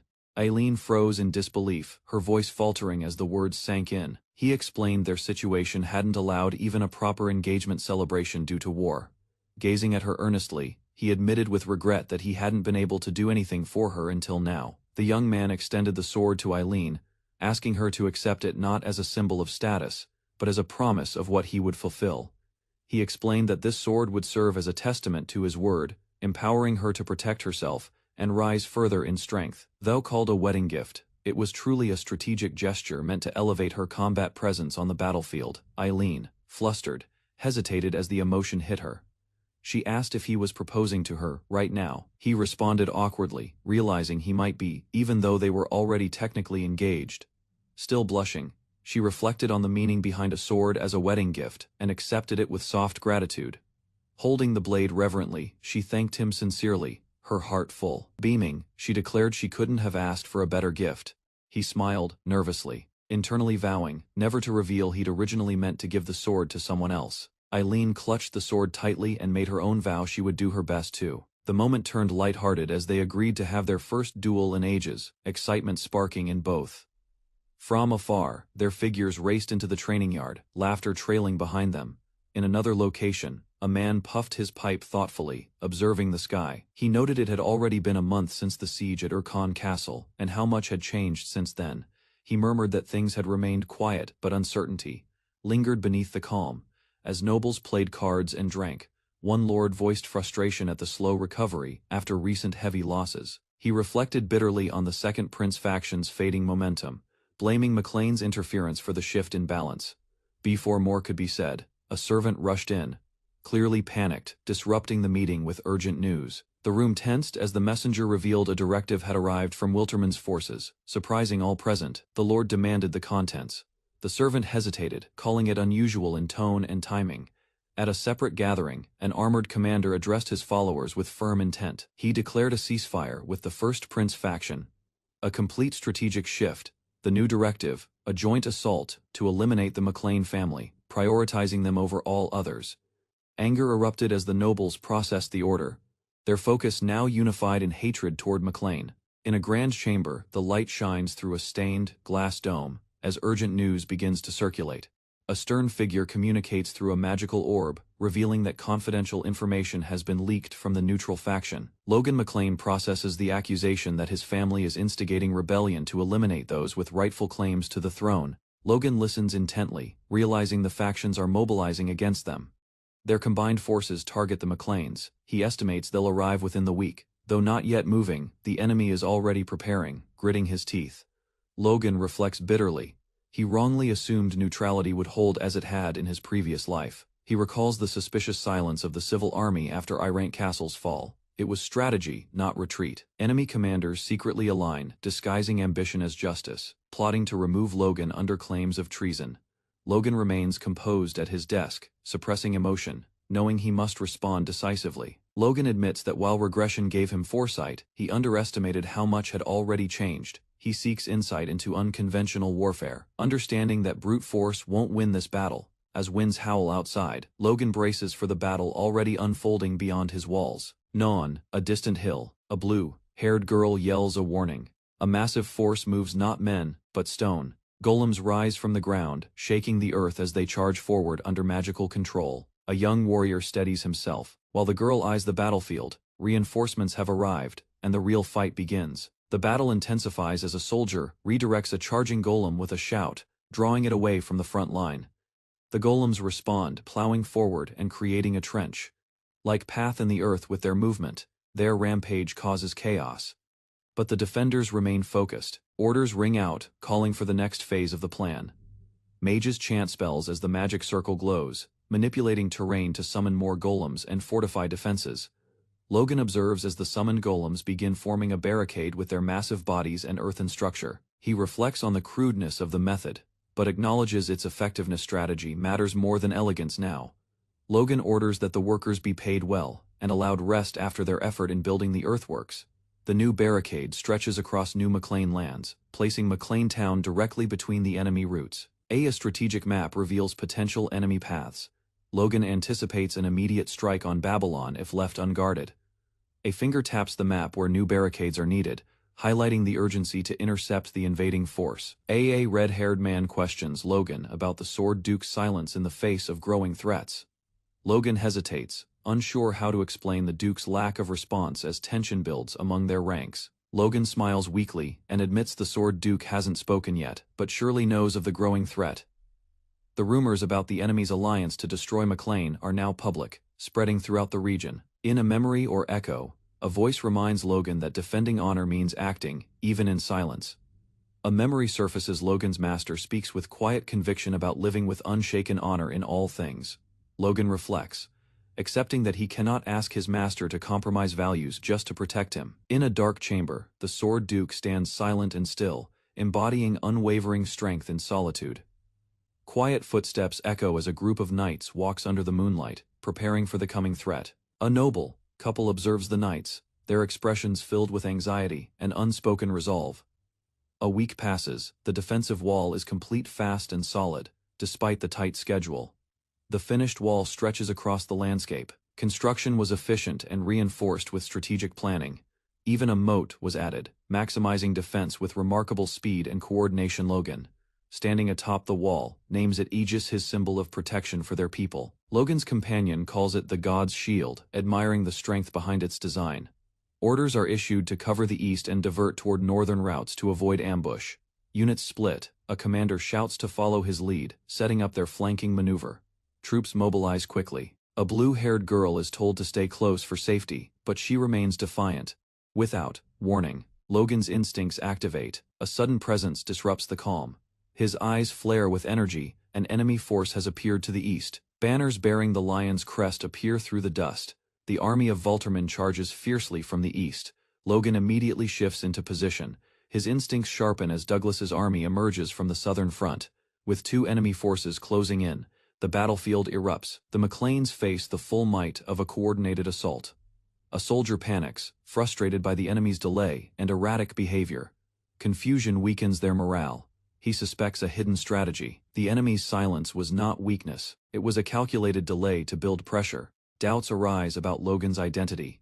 Can someone trained by the Sword Duke truly be this passive? The enemy general reassesses the situation, realizing the McLeans were luring them in with deception. He decides their preemptive strike is justified, even necessary, and orders the cavalry to advance. His expression hardens with confidence. He declares this battlefield will become the McLeans' grave. Rage brews in the opposing commander. He believes his allies are undermining him for their gain. A subordinate calms him, reminding him to focus on the goal, capturing the McLeans' new weapon. Driven by ambition, the commander vows to take the weapon for himself before anyone else can claim it. Meanwhile, Logan's forces move with precision. He focuses calm amidst the chaos. Asked whether their strategy will succeed, Logan doesn't hesitate. His answer is simple and firm. With a determined gaze, he replies confidently it will. The enemy commanders argue, aware that their alliance is fragile and based only on temporary convenience. Each general secretly plots to claim the new weapon for themselves, sharpening their ambition before the true battle begins. Logan raises his sword high, igniting morale as he commands his troops to ready for the enemy's approach. Across the battlefield, the McLean soldiers assemble with firm resolve, their eyes locked on the approaching armies. Mages, knights, and warriors stand side by side. Every unit is in position, waiting for Logan's signal. The Sword Duke's disciples hold their ground. Calm determination flows through the defensive line. Logan's expression hardens as he issues the final order, declaring the battle for McLean's honor. He unleashes a fierce cry, triggering the counteroffensive to repel all who dared invade their territory. The battlefield erupts. Waves of soldiers crash into one another as the true clash begins beneath the fortress walls. Sunlight streamed through the ornate windows of the chamber, casting a cold glow on the silent room. The calm masked the urgency beneath the surface. Seated at the desk, the elder noble reminded Jordan of the unrest. Though the Empire faced civil war, their duty to suppress traitors remained unchanged. He leaned forward, implying Jordan might know more. Unity was needed, and withholding information was not to be tolerated. Jordan remained silent, uneasy under the elder's scrutiny. The pressure to respond built with each second. He questioned the assumption, pointing out the lack of reports on the McLean's growing strength, doubting any major changes had occurred. Yet, he admitted possibilities. Like before, the defeated might have quietly rebuilt, just as the wolves had after their loss. The elder agreed, cautiously. The time passed was too short for large shifts, perhaps only minimal reinforcements. But he identified the real threat: the young McLean heir, now showing unexpected power. He pointed out the unique weapon the heir wielded, an unknown and dangerous variable. The elder pressed further. Jordan's vague responses weren't enough. He brought up Wiccan, Jordan's own subordinate, as the last to engage the McLeans. Wiccan, a superhuman, had been repelled. That fact alone shook their assumptions. Images of battle returned. Wiccan had lost his footing, caught off guard. Jordan revealed the truth. Wiccan had failed to breach their lines and withdrew, defeated. The McLeans had clearly changed. Their revival was no longer a rumor, it had begun. A furious warrior roared as he charged forward, determined to shatter the McLeans' defenses with sheer force. His confidence radiated through his aggressive advance. He dashed ahead, slicing through the wind. The battlefield blurred around him as his momentum built with purpose. Calling to his allies, he soared over the walls, trusting their backup and aiming to land a decisive blow. Behind the ramparts, a calm officer assessed the situation. Superhumans had been deployed to intercept incoming threats from the skies. With one swift command, soldiers took position. A coordinated order to fire echoed across the lines. The charging warrior recognized the trap too late. As he closed in, he doubted if crossbows alone could halt him. He paused midair, realizing the vast number of crossbowmen hidden across the walls. Arrows launched in unison, forming a deadly rain that covered the sky. His body was struck mid-flight. The overwhelming barrage forced him back. Explosions erupted around him. The force of the counterattack crushed his advance. Wounded, he cursed. Not even his power could stop everything. A new command was issued to the elites: prepare above the northern ramparts. The red-haired McLean watched, satisfied. The enemy had walked into their plan. They had armed and trained over 10,000 civilians. The numbers had turned the tide. Smiling, he acknowledged his brother's brilliance as the next strike began. The wounded warrior, bloodied yet defiant, staggered through the field. He cursed the arrows and the walls, refusing to yield. With renewed rage, he declared the defenses useless. No weapon or barrier would halt him. His power flared again, and as he soared upward, one soldier shouted, acknowledging a superhuman was approaching. From the shadows, a heavily armored unit emerged. One soldier lunged forward to intercept the threat. The ground cracked as they clashed, rubble flying from the force. Yet the enemy pressed on, undeterred. With brute strength, the intruder pierced downward, shaking the fortress with a thunderous strike. Underwater, the enemy cursed in disbelief. The ramparts had been used to summon a golem against them. But he refused to stop. Fire engulfed him as he launched upward, yelling in defiance. His eyes locked onto the red-haired McLean, burning with fury and intent to destroy. Magic surged overhead, a torrent of power descending like a storm. Recognizing the spell, the warrior reeled. Intermediate magic had targeted him directly. A new command was issued. Golems were ordered to strike the moat, aiming to finish the subhuman threat. From afar, another warrior watched the scene. The battle was turning quickly. He observed Luther's downfall. His size, once an advantage, now made him an easy magical target. With their second in command overwhelmed, Duke Valtermish himself was forced to enter the field to prevent a complete collapse. Golems surged from the battlefield, stomping heavily as they advanced. One soldier mocked their reliance on circle-less mages.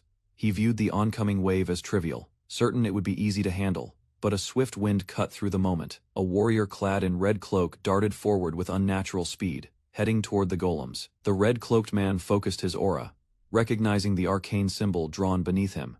He leapt high, unleashing a powerful technique. A massive explosion of swirling energy erupted. With fierce determination, he called his opponent forward. The trap had been set. Green and gold energy slashed through the air as a new attacker descended. Logan McLean. Logan struck with precision, forcing the enemy to the ground. Their clash scattered energy across the field. Landing calmly, Logan's stance showed complete control as his opponent tried to regain footing. The enemy glared. He accused Logan of deception from their last encounter. Logan responded coolly, stating the truth. He had kept his promise until provoked. But something unsettled the attacker. Their aura clash revealed a mystery. Logan felt far stronger than before. Logan stood untouched. His aura radiated with destructive power, unmatched by normal means. The attacker sensed imbalance. Logan shouldn't be resisting so easily, not without artifact-level protection. With no more hesitation, the enemy prepared a decisive blow, determined to crush Logan's defense completely. Logan blocked the incoming aura-infused strike with raw power, matching it without flinching. Sparks of energy erupted from the clash. His opponent was stunned. Logan had deflected the full force of the aura with no artifact involved. The two warriors stood firm, their auras colliding in a brilliant storm of energy as the battlefield trembled around them. Logan felt a sharp impact, but steadied himself. He had anticipated the aura's flow and redirected it. From experience against Wiccan, he had analyzed the aura's activation and learned how to avoid its full effect. However, while he could resist it, he couldn't harm the enemy. His counterattacks proved ineffective. Realizing his limit, Logan moved to execute a backup plan, one he had prepared in advance. Elsewhere, an enemy commander noticed the strange tactics unfolding. His curiosity piqued. He acknowledged the McLean's cunning, recognizing a strategy built on relentless precision and preparation. The enemy's frustration boiled over. A new figure approached the battlefield with grave intent, forced to act. Even the high-ranking commander drew his blade and entered the fray on horseback. His eyes narrowed. This was no longer a skirmish. For him, playtime was over. Logan McLean's charge tore through the battlefield. The enemy front collapsed instantly as bodies were sent flying. The assault created a wide opening through the center. Two soldiers attempted to intercept, but their defense failed. The gap widened as they were overwhelmed without resistance. Logan continued forward on horseback. The surroundings were quiet, despite the destruction. He noticed something was off, but couldn't identify it yet. The battlefield seemed balanced at first glance. The Second Prince's forces looked to be suffering more losses. However, Luther Kale remained active, and the opposing side's strength hadn't weakened significantly. Despite similar conditions, their own forces were falling faster. The damage on their side was greater than expected. Logan's thoughts returned to the start of the conflict. The two royal factions had gone to war without warning. The McLean family was caught in the middle. Confusion spread through their territory as tension rose. Their men recovered quickly. They began searching for ways to stabilize their position and defend themselves.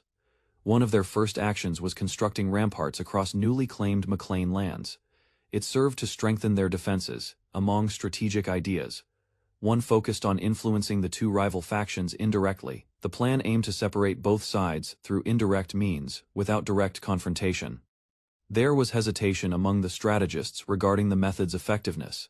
Despite temporary unity, both factions desired the throne and could not remain allies forever. The McLean family expected that internal conflict between the royal heirs would soon begin.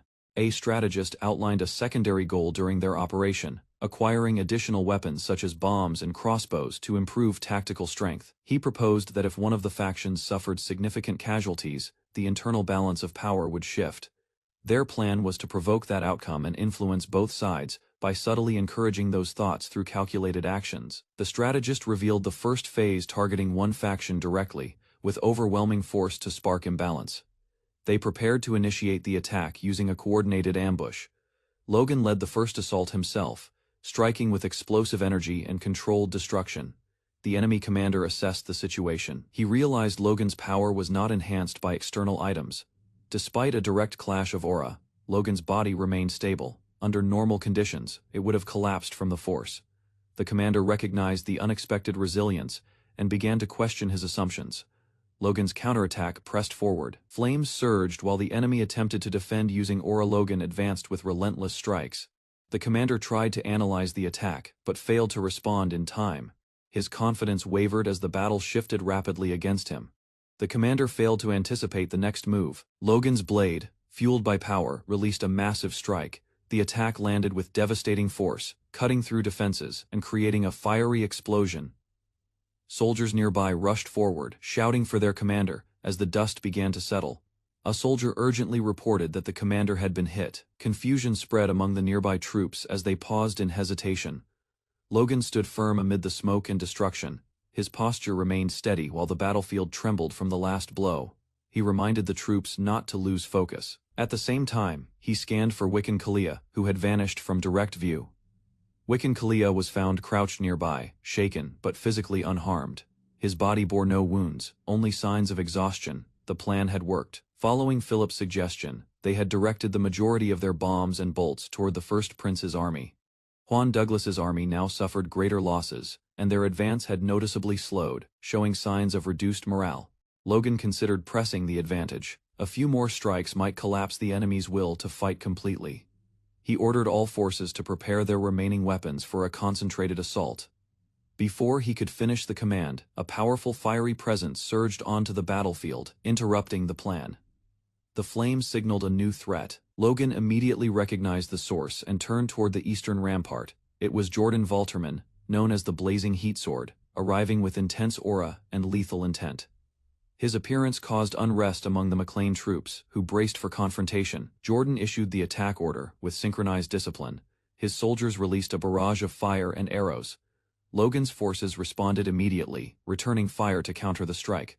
As both sides clashed under growing pressure, Jordan moved forward, visibly irritated by the drawn-out resistance. Jordan unleashed a devastating aura strike, tearing through the battlefield with explosive force. Flames surged as soldiers scattered in retreat. The wave of destruction expanded outward. Entire squads were swept away by the power of the impact. A nearby ally realized that every projectile fired had been completely neutralized by Jordan's aura. Their counterattack had failed. Jordan advanced without pause. His presence burned like a meteor, impossible to deflect or suppress. Realizing the danger, one commander ordered an immediate retreat to avoid further casualties. Chaos followed, as flames spread across the battlefield. One enemy soldier fell while others struggled to escape the heat. A new force entered the fight, manipulating gravity to restrain Jordan's movement. He resisted, but felt the pull increasing. The tactic confirmed the enemy possessed a capable mage, altering the flow of battle with area-based control.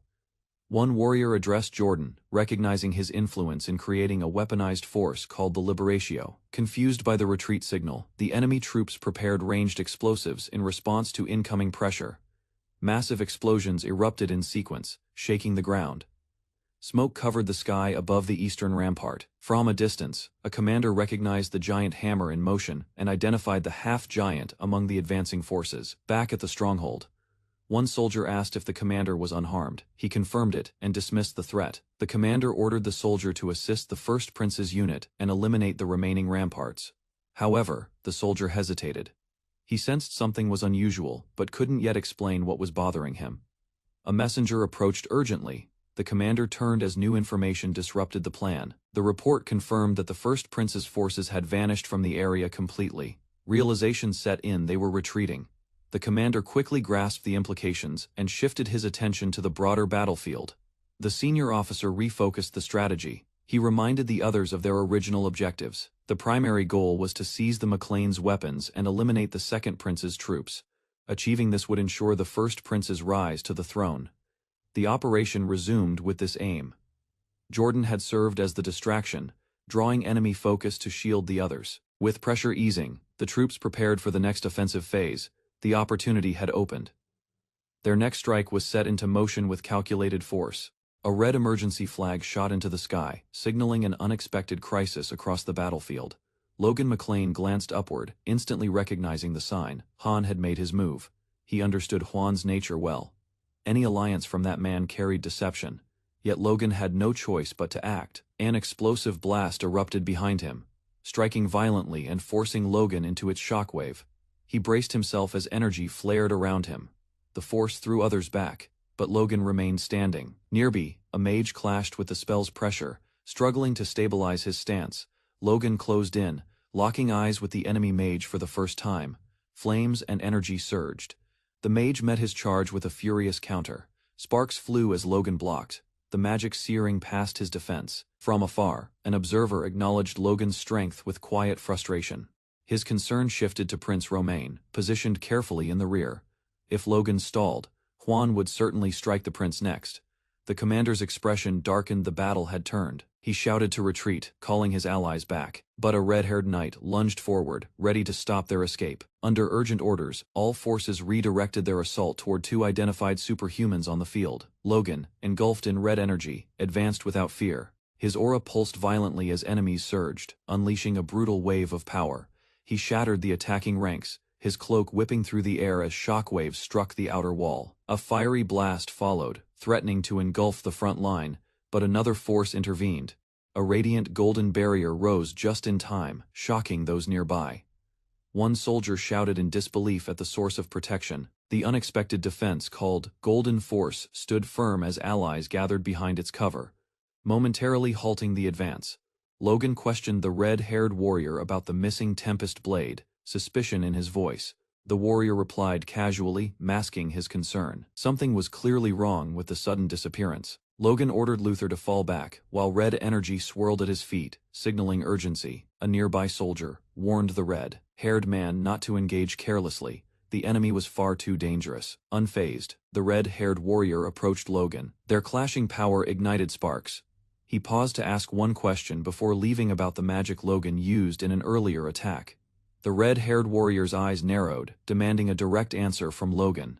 He questioned whether Logan had used Forbidden Circle -6 magic without informing their ally, Douglas. The mention of Douglas struck a nerve, and Logan stood in stunned silence as an explosion flared behind them. Logan stood still, realization sinking in.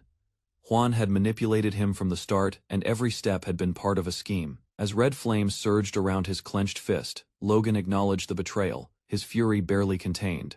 With retreat orders spreading, Logan warned not to mistake it for surrender.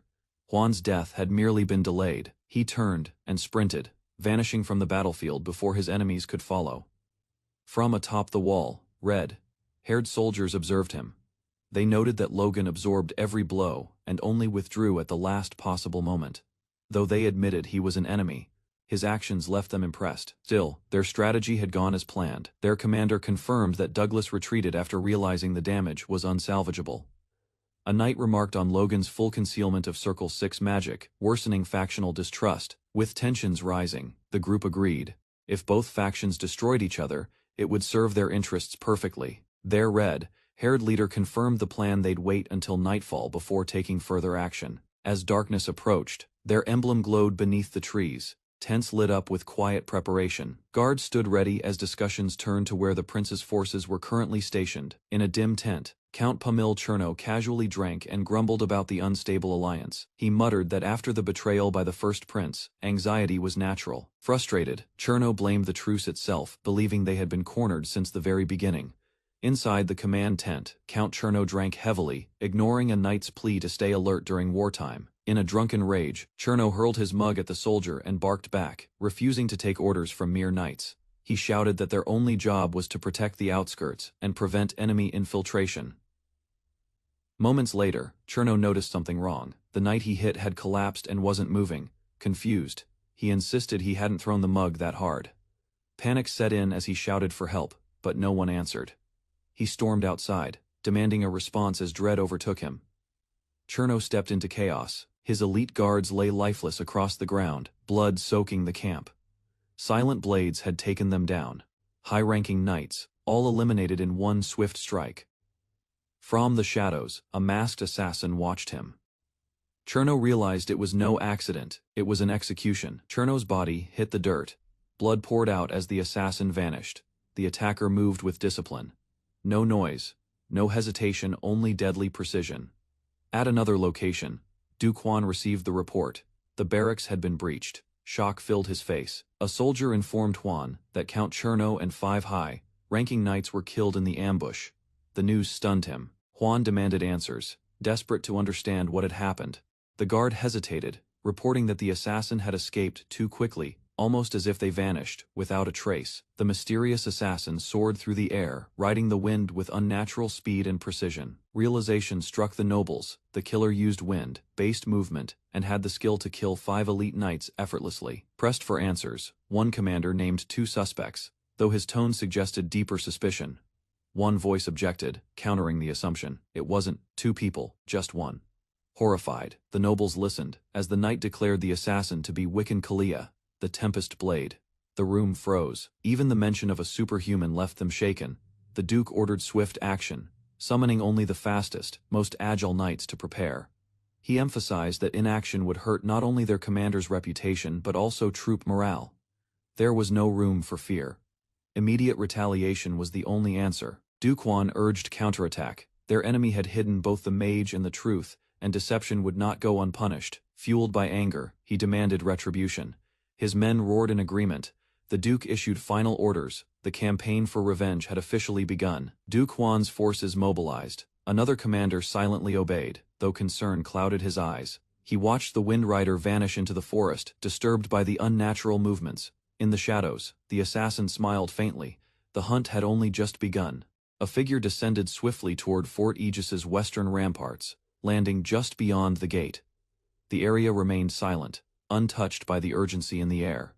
Energy surged beneath the man's boots as he touched down, signaling the end of a high-speed retreat. The glowing force hinted at recent combat. Lowering his mask, he reassured himself the pursuit had been diverted. Confident, he nodded and expressed gratitude to someone approaching. Dame Eileen stepped forward in full armor, recognizing the man. Her stance was formal, surprised by his sudden return. He encouraged her to speak casually, caught off guard. She hesitated before easing into a relaxed posture. He observed her early presence. She responded nervously, trying to deflect attention from her waiting.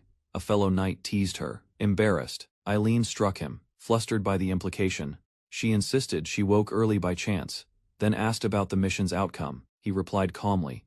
There were no problems with the attack itself. He explained the operation had likely deepened the enemy's division, disrupting their alliance. Eileen doubted it would break so easily, concerned about their unity. She apologized, but he reminded her realism was necessary for war. He stated they would now observe enemy movement closely. Elsewhere, the First Prince's army waited in silence. 2 days after retreat, leaders hesitated. Communication with the Second Prince had stopped, increasing tension. A soldier entered the tent, his expression tense as he confirmed an attack had occurred on the enemy camp during the night. Slamming his hand on the table, a blonde nobleman mocked the opposing forces, convinced they retreated out of fear. He sneered with contempt, claiming it would be better to overthrow the rest and seize the throne outright. Suddenly, soldiers outside the camp moved frantically. Urgency erupted as footsteps pounded the ground. One guard shouted news of an ongoing attack at the camp's outskirts, causing chaos within the command tent. Panic spread. The commanders demanded a report and learned 5 elite knights, along with their commanding count, had been killed. Shaken by the news, Wiccan addressed his superior, unsure how to respond. The older man, now glowing with energy, confirmed their loss and swore vengeance on the subordinate who failed them. Composed, Wiccan announced their next move would begin at dawn.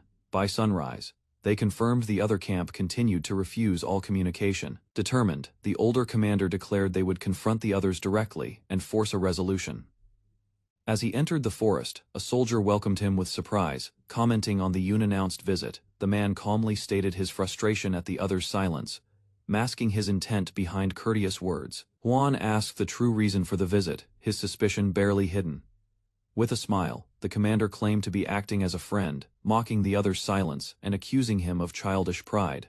Juan's provocation pushed Jordan past restraint. Enraged, he clenched his fist and shouted, accusing Juan of abandoning them in battle. With crimson energy swirling around him, Jordan launched a furious strike aimed directly at Juan. The ground exploded violently from the impact. Jordan advanced, his sword radiating bloodlust and fury, unrelenting in his charge. Wiccan intervened, stopping Juan's blade mid-swing with his bare hand. Despite the burning energy, he refused to back down, demanding Jordan stand aside, unless he wished to die. Jordan clashed with him again, but Wiccan was overpowered. Blood sprayed as the impact broke through his guard. Juan stepped forward, commanding Jordan to withdraw his weapon before more blood was shed. A third warrior charged from the trees with icy force, drawing both sides' attention instantly. Jordan hesitated, sensing the pressure. Juan remained poised, watching for any shift in aggression. As tensions peaked, Lucan arrived and shattered the standoff with a calm voice, calling everyone to stop. He reminded them that internal fighting served no purpose in this moment. His unexpected arrival drew confusion and surprise, but Lucan remained composed, confident he was needed here. Juan questioned Lucan's purpose, suspicious of his sudden appearance. Lucian denied any intent to join aside. He urged them both to consider the situation calmly. As tensions lowered, he invited them to speak rationally. The others listened, bracing for what he had to propose. Lucian reminded everyone of the temporary truce's purpose and urged them to focus on the larger threat rather than personal disputes. Tension flared again as Juan shifted the conversation toward Logan McLean, blaming him for the discord among the factions. Another leader erupted in anger, pointing to Logan's military rise and blaming his influence for disturbing the balance of power. Lucian described Logan's rapid ascent, detailing how he toppled a noble with only a small force, aligning himself with powerful figures. He stressed that if they didn't crush McLean soon, he would become unstoppable. Despite the warning, Juan silently questioned the trustworthiness of the very allies around him. Lucian claimed that McLean masterminded the plots meant to break the truce through deception and violence. Wiccan's expression darkened, reflecting on past manipulation. He warned that continued threats would force him to change sides. Lucian insisted McLean was the true enemy. Everyone stood still, evaluating the weight of his words. The next morning, shadowy forces approached from the east. Guards raised the alarm at the sight of an advancing army. McLean's name echoed across the battlements as soldiers braced for confrontation. The soldiers noticed the enemy force wasn't unified. They showed signs of injury and fatigue. Two enemy leaders approached together, their battered condition contradicting the image of unity. Their weakened states signaled the success of McLean's operation. Internal damage had already been inflicted. One commander confirmed they suffered serious internal wounds, despite maintaining outward appearances of alliance. Logan's allies discussed the internal wounds suffered by the enemy's superhuman forces, suspecting internal conflict between their factions. They concluded the infighting was real, as both sides had clearly clashed before regrouping for appearance's sake. Though surprised the factions reconciled, Logan remained confident that disrupting them again was still possible. Aileen questioned the other's strength against such opponents, highlighting the difficulty of fighting superhumans. Her words forced the group to reflect on their actual chances if directly engaged in combat. Logan's serious expression suggested he had already committed to a plan beyond their assumptions. Logan revealed his strategy. He would act if the fort could hold the enemy long enough. At that moment, enemy assassins prepared for a surprise strike under dark cloaks. Their clear objective was announced: eliminate both princes before resistance could be organized. A massive army thundered across the plain, responding to the command to advance. Their march echoed across the land, signaling the beginning of a large-scale confrontation. 3 commanders on horseback led the charge. One of them declared he would take the lead, asserting his role with unwavering resolve. A tense exchange followed. One warned against betrayal, calling out Juan. The tension hinted at past disloyalty, but Juan calmly brushed it off. Logan's power erupted violently.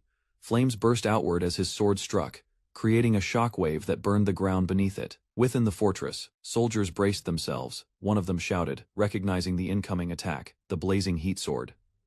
The bearded commander ordered Logan forward. Without hesitation, Logan accepted. Aware of the mission's urgency, Logan dashed ahead, vaulting over the wall. His swift movement left those behind in awe as he cut through the air.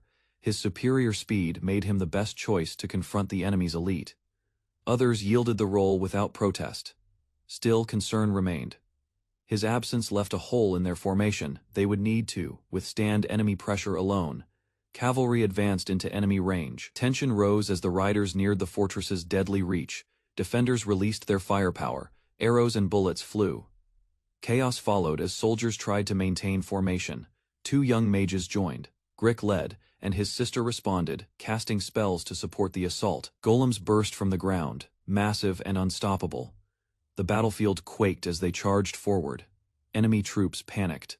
The golems were not just large, they carried explosive bombs. Explosions tore the earth apart. Soldiers were swallowed in the destruction as the trap unfolded.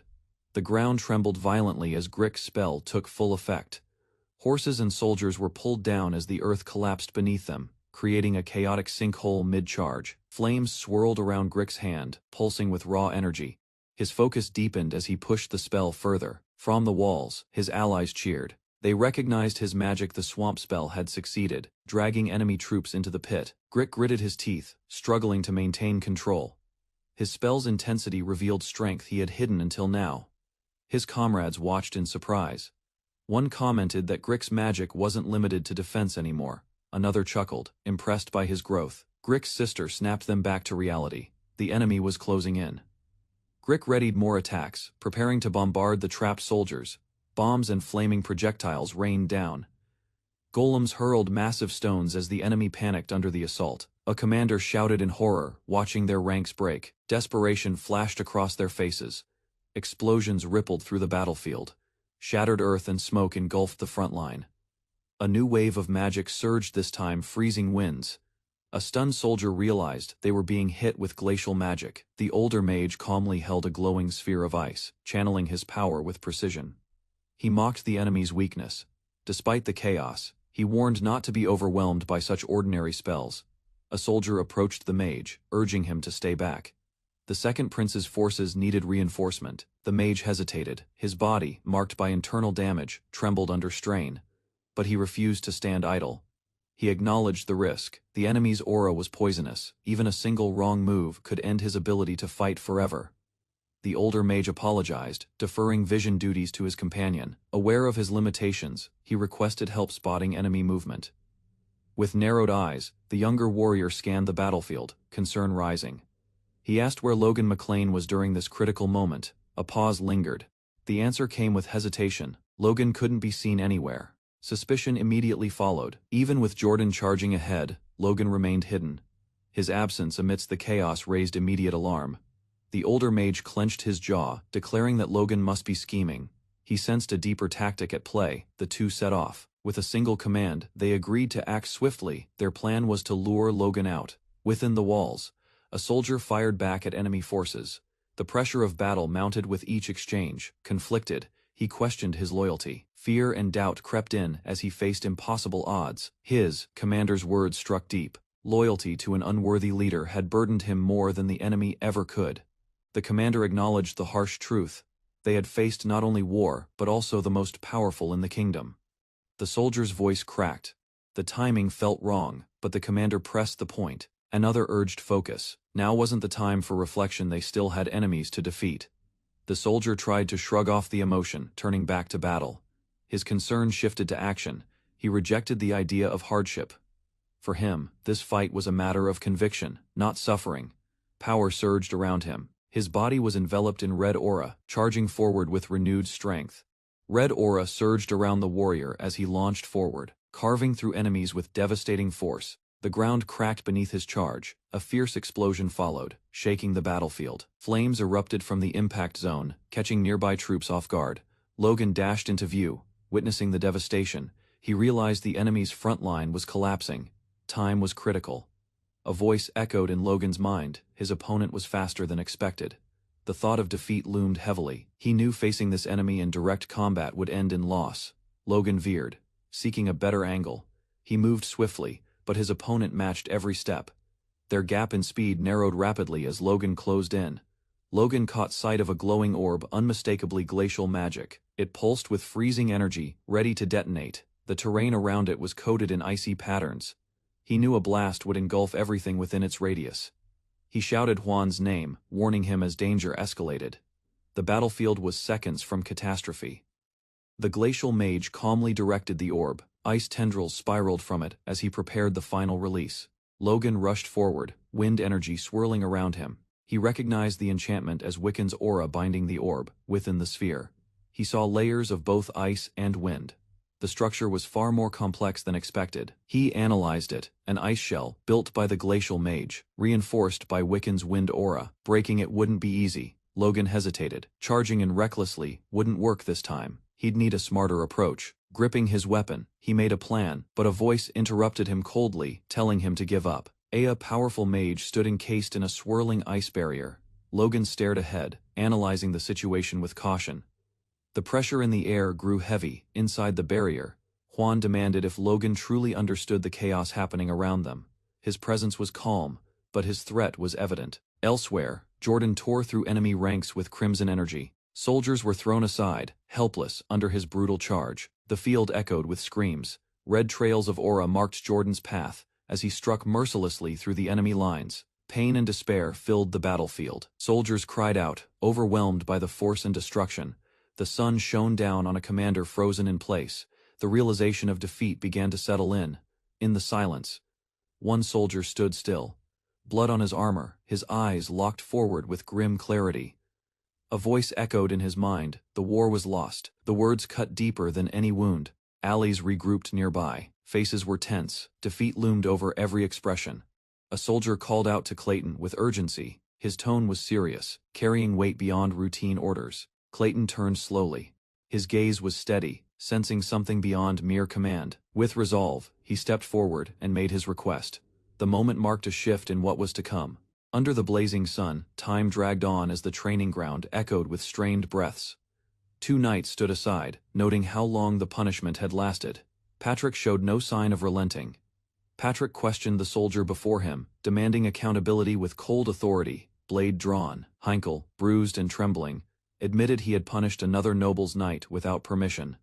Patrick scolded him sharply, reminding him that acting on impulse was not justice but disobedience. Heinkel, furious, argued that the knight had insulted Patrick.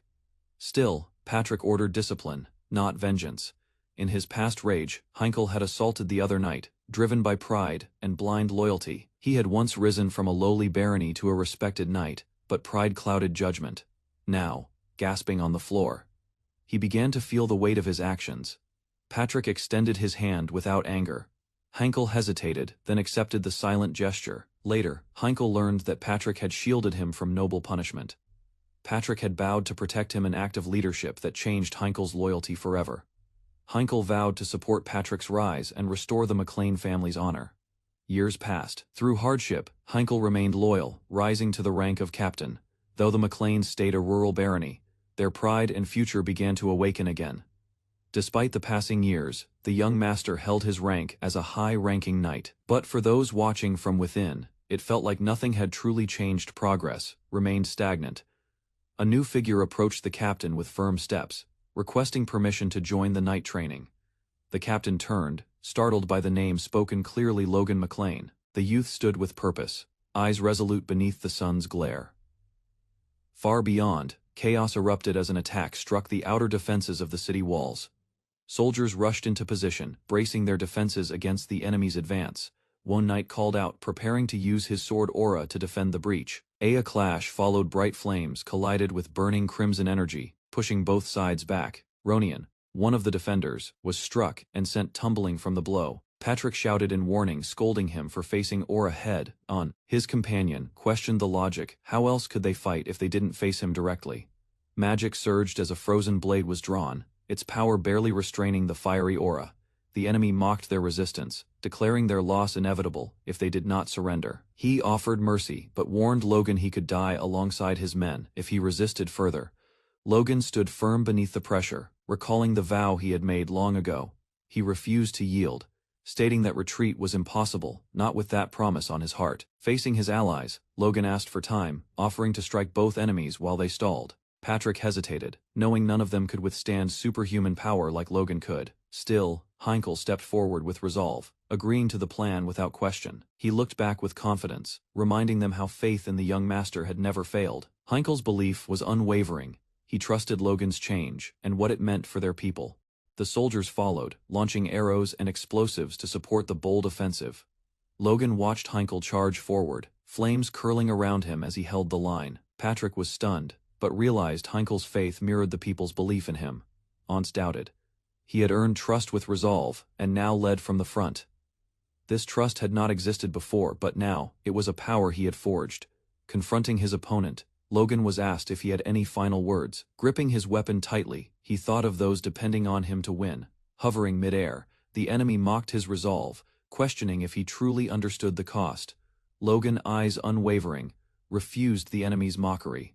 There was no time to hesitate. He surged forward through the storm of aura, fulfilling the promise he had made to McLean. With fierce momentum, he cut through the flames, determined to surpass the regrets of his past. Fire surrounded him as he activated the Divine Sword's secret fourth form, Scorching Slash. Flames exploded with force as his blade collided with overwhelming power. His enemy retaliated quickly, yet Logan pressed forward, his resolve burning brighter than ever. Though wounded, Logan stood tall, ignoring pain to remain locked in combat. He recalled the contempt once shown to him, the weak, foolish son of McLean, but he had changed. Through strength and conviction, he shattered their former view of him. He had gathered knights, armed them, and recruited mages from across the land. He even raised a slave to knighthood, and stood beside a formidable Fianc Fei in battle. None could deny how unusual the McLean group had become: strong, diverse, and united. Doubt still lingered in others what would become of McLean from here, but within the laughter, strength, and shared purpose, they saw something new. Side by side, they looked to the sky, ready to follow Logan further than ever before. The enemy's grin widened as red aura flared violently, cutting deep into Heinkel's side. Heinkel collapsed, bloodied, and burned, his strength overwhelmed by the sheer force. Patrick watched in horror as his sword snapped, unable to protect his comrade. Logan shouted Heinkel's name, but it was too late. The blow had already landed. The knights charged forward, desperate to reach the fallen captain before the enemy did. Logan led the push, slashing through the aura storm that surrounded their opponent. Logan braced himself, shielding his ally with his blade as the heat intensified. Thou pain gripped his body. Heinkel's senses sharpened unnaturally, his instincts clearer than ever. Beside him, Logan's Fianc Fei and another knight stepped forward, ready to face death with him. With new resolve, Heinkel gave the signal. The knights launched their coordinated attack. Sir Clayton unleashed his explosive magic, shattering the field with violent impact. Stone and flame erupted as enemies fell. Momentum was finally shifting in McLean's favor. The enemy staggered, overwhelmed by the sudden retaliation. Confusion etched across his face. From the rear, Logan aimed a precise shot, piercing through the disrupted defenses. Steel met flesh, and in the enemy's eyes, the first trace of fear appeared. A shadowed figure dropped from above, triggering a violent explosion that shattered the battlefield's center. Smoke and flames erupted as the enemy vanished into the impact, leaving silence in the aftermath. Hovering in the sky, Logan scanned the scorched ground, his gaze fixed on the blazing ruins below. An intense explosion shattered the battlefield, flames erupting in all directions. The blast struck the frontline units without warning. Sir Heinkel shielded a fellow soldier as the impact knocked him backward. Blood trickled down his mouth from the shock. Through the smoke, a lone swordsman emerged, dragging a massive weapon behind him. His arrival shifted the mood instantly. Roni rushed forward, ordering the enemy to halt. His sword was drawn, determined to intercept. But Logan's body surged with blue energy, releasing a wave of magical power that froze everything in its path. Ice spread violently across the ground, separating friend from foe. The enemy commander stood unaffected, calm amidst the chaos. From atop the icy barrier, Roni stared helplessly. Their target had already escaped. A soldier confirmed that Jordan Valterman had fled. Roni prepared to gather a pursuit party. Logan stepped forward. Without hesitation, he declared he would be the one to chase Jordan. Before leaving, Logan asked about Sir Heinkel. His condition remained unconfirmed. Far from the wall, Heinkel's body lay collapsed in the dirt. A cloaked man stood over him silently. Logan approached with dread. Heinkel's bloodied armor confirmed the worst had happened. Kneeling down, Logan tried to make sense of the situation. Nothing explained Heinkel's sacrifice. His hand touched the wound. It was deep and fatal. Heinkel had fought knowing the risk. A bystander explained Heinkel had charged forward alone. Logan said nothing, silently grieving the fallen knight. A soldier recounted Heinkel's strategy. Once he gave the signal, everyone was to focus their strength to restrain Duke Valterman, even if only briefly. During that opening, Heinkel planned to activate the explosive bolts stored near the battlefield, a desperate but precise counterattack. Logan listened quietly, realizing the flaw. Using the bolts at close range meant Heinkel knowingly placed himself in the blast zone. Suddenly, Heinkel coughed violently. The others turned in shock as his body moved slightly. Relief spread through the soldiers. One rushed to bring the highest grade potion while Logan knelt down, holding Heinkel. Instead, Logan offered a rare artifact, the Bracelet of Resurrection, believing it was their only hope to save him. Logan placed the bracelet over Heinkel's wrist. Its glow shimmered with faint power, though uncertain. He stepped back, thinking the wound might be beyond even the bracelet's strength. His heart sank. But Heinkel stirred again, whispering that his battle wasn't over yet. Determination burned behind his weary eyes. Logan, still kneeling, made a vow. He handed Heinkel a key item and requested he open the way to McLean's future. He promised to win the battle ahead, but in return, Heinkel had to survive no matter what. Gripping the object tightly, Logan turned away, setting his sights on the coming confrontation. A voice called out to him. Heinkel, weak but conscious, gave his reply with a faint nod. As Logan departed, others prepared to heal Heinkel. One man stepped forward with a potion, voice trembling. With regret, he admitted responsibility. He had acted on impulse and endangered them all, once again. Heinkel silenced the apologetic soldier with firm words, commanding him to rest. Despite his condition, he remained resolute. Logan launched forward, leaving the battlefield behind in a surge of speed and purpose. His pursuit of Jordan had begun. Victor approached quickly, calling out. He offered to join the chase, but Logan refused. His role was to remain and protect the rear. Victor insisted, but Logan remained firm. He ordered Victor, Ronian, and Dame Eileen to guard the ramparts regardless of what occurred. Elsewhere, confusion spread among the enemy. One of their leaders had vanished, putting their strategy in disarray. With Jordan missing, their enemies anticipated an opportunity. Douglas, usually defensive, might be pushed to lead an assault. Logan outlined his plan. He suspected Jordan's location and intended to find him before the enemy regrouped. Victor acknowledged the command. Logan turned and sprinted into the distance with no hesitation. Victor watched silently, whispering that he would be waiting. Faith placed fully in Logan's return. Logan recalled how Victor once never strayed from Victoria's side. His presence now meant something deeper. He couldn't afford to fail. With Victor trusting him, the burden grew heavier. Logan refocused, thinking strategically. Where would Jordan flee in such a volatile war? The war was shifting, trust between factions was crumbling, and deception lingered everywhere. Logan realized Jordan would avoid allies altogether. A hidden location was more likely, his eyes fixed ahead the dense forest. That's where Jordan would be. Logan accelerated without pause. Logan entered the forest, following a trail of logic and intuition. He believed Jordan would regroup near the western ridge camp. His pace slowed as pain flared from a past wound. Jordan's injury would have made him just as desperate to secure an early win. While Logan paused to catch his breath, a voice mocked him from the shadows, asking him to retrieve something dropped. A sinister tone echoed from within the trees. The voice pretended to be friendly but dripped with malice. Jordan emerged, stepping out with sword in hand, expression confident. He had expected Logan to follow him here, laughing darkly. He revealed his anticipation. Logan's arrival wasn't a surprise, it was part of his plan. Logan picked up the item and stood. He calmly acknowledged their shared condition, both wounded, both cornered. With a smirk, Logan congratulated Jordan for finally killing a target himself, something his assassins had failed to do. Jordan's sword reflected a severed head.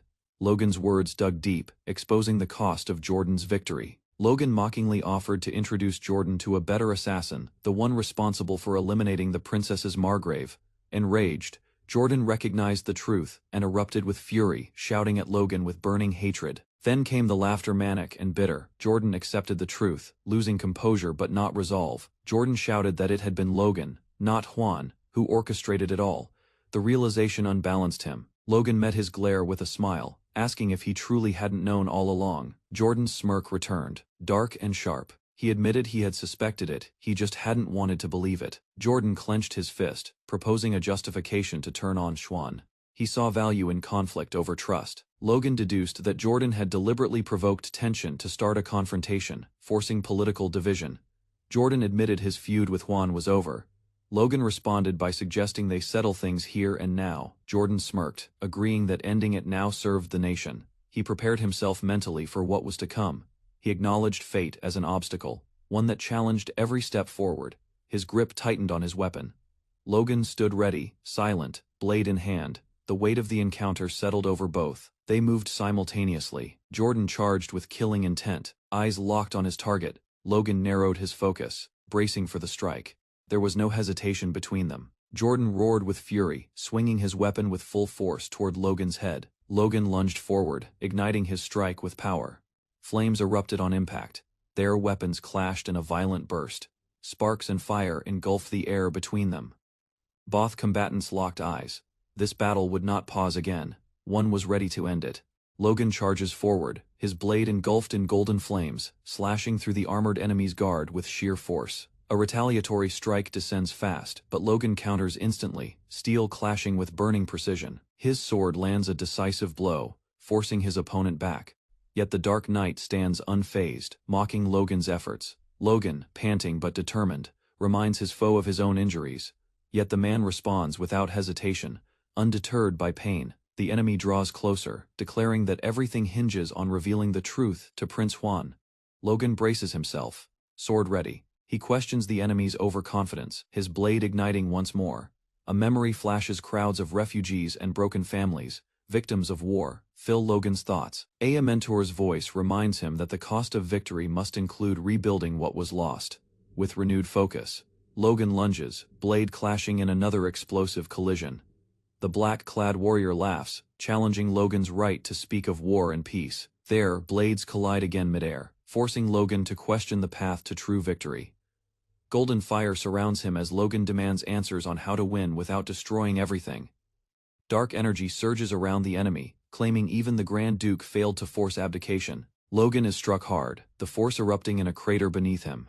As the dust clears, Logan rises. Distant rumbling signals the Southern forces' arrival. One of Logan's allies notices the distant battlefield, realizing Logan is engaged with Valterman, a feared enemy. Lost in thought, the ally is caught off guard as his opponent lunges, berating him for letting his guard down. A powerful strike connects, sending the distracted fighter reeling backward in pain and shock. Logan maneuvers through the chaos, evading a deadly vertical slash aimed to end the fight instantly. The impact of the blow fractures the ground, unleashing a shockwave that shakes the arena. He struggles to maintain footing, the terrain crumbling beneath. As enemies press their assault, a heavy figure lands, triggering an explosion of force and shaking the battlefield. Golden energy erupts, forming defensive barriers around Logan and allies. Caught in the blast radius, amid the smoke, enemies emerge, but Logan's shielded companions regroup quickly under magical protection. A-robed mage observes the unfolding events, impressed by the intricacy of the protective spell. However, before he can act, a burst of energy freezes his movements mid-incantation. Logan rushes to Sir Clayton, while shock spreads through enemy ranks at the unexpected reversal. Far above, a surge of arcane power begins forming a counterattack prepared by another mage. Blue magic gathers in violent spirals, signaling a high-tier spell aimed toward the battleground. Simultaneously, Logan and Valterman descend once more, blades ignited in light and flame, preparing for one final clash. Logan is hurled backward through the air, struggling against the overwhelming red energy from Valterman's latest strike. Despite blood running down his face, Logan braces for another assault, questioning how Valterman still holds such strength while injured. Valterman smirks, pleased by the force of his attack, but surprised Logan managed to block it with raw power. Flames crackle around Logan's armor as he steadies himself, resisting the pain coursing through his body.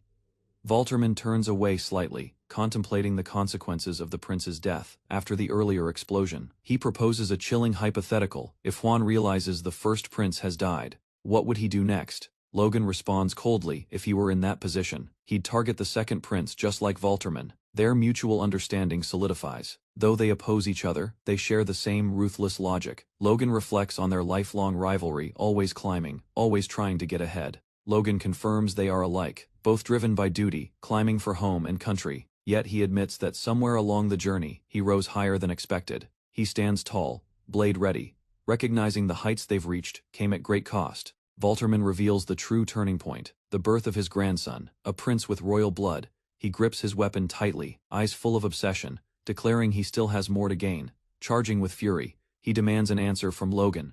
Why should he stop now? Logan is struck again, this time violently across the chest, sending him staggering with blood pouring from the wound. He winces, realizing his left arm is useless, broken from an earlier blow, now hanging limp. Valterman charges, laughing with manic resolve, declaring Logan's ambition no different from his own, both seeking to place a prince on the throne. Their weapons clash mid-air, Valterman roaring about arrogance and fate as his blade surges with crimson power. Despite the pressure, Logan deflects the attack, his breath heavy, but his grip firm. Valterman scoffs, calling the king a puppet, claiming the true power lies with men like themselves who control the nation behind the scenes. Logan, undeterred, counters by asking why the famed Sword Duke hasn't come to Valterman's aid. His calm expression unsettles Valterman, who hesitates as Logan slowly raises his sword again. Logan's blade burns brightly with golden flame, his eyes filled with determined clarity. He parries a fast blow and counters, striking directly into Valterman's chest with explosive force. The shockwave knocks them both back, Logan coughing as he struggles to stay upright. He speaks through clenched teeth, calling Valterman's assumptions about the Sword Duke wrong. That man is different. Valterman reflects on the past, recalling how the Sword Duke distanced himself the moment he sensed ambition. A memory surfaces of being ignored, cast aside without confrontation or warning. He looks at Logan and recognizes a similar fate. Both of them had been discarded by the one man who could have changed everything. Logan stands before a mysterious figure who compares him to Jordan, someone once full of promise, now lost. The stranger questions Logan's confidence, challenging him to consider why he thinks he won't fall like Jordan. Logan remains silent, but his expression hardens as he considers the weight of the question. Flames engulf a castle as Logan walks through the smoke, remembering the ruin caused by selfish men. He recalls arrogant figures blinded by ambition, ignoring the damage they left behind. Rising to his feet again, Logan declares his hatred for those who abandon others for their own gain. Valterman lifts his blade again, but the battlefield beneath him begins to tremble. His confident face twists with concern as the earth shakes violently. Logan lowers his sword and looks skyward, stating calmly, "That's why, Master." A magical force gathers, and Logan's body glows with radiant blue energy, surging outward. Valterman is struck by the force, struggling to stay upright as the pressure increases. With eyes steady, Logan cries out, "I want you to believe in me," as light surrounds him. A thunderous pulse echoes across the field. Soldiers everywhere freeze, sensing the shift. Each warrior turns toward the disturbance, eyes wide, unsure of what's coming. Logan's presence alone draws their attention. The tide of battle is about to change. A soldier identifies the eagle emblem approaching from the hills, signaling the arrival of a powerful faction.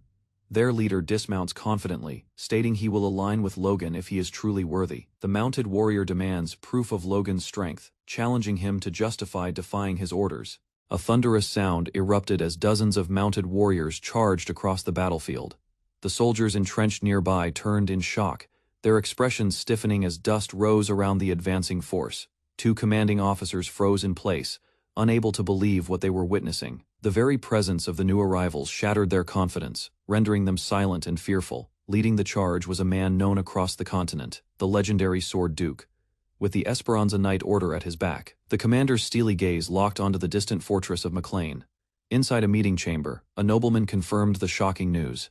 The enemy had redirected nearly all their forces to conquer McLean, leaving only a token force behind to hold other territories. As the nobleman processed the implications, his disbelief turned into frustration. The enemy had truly risked everything for a single target.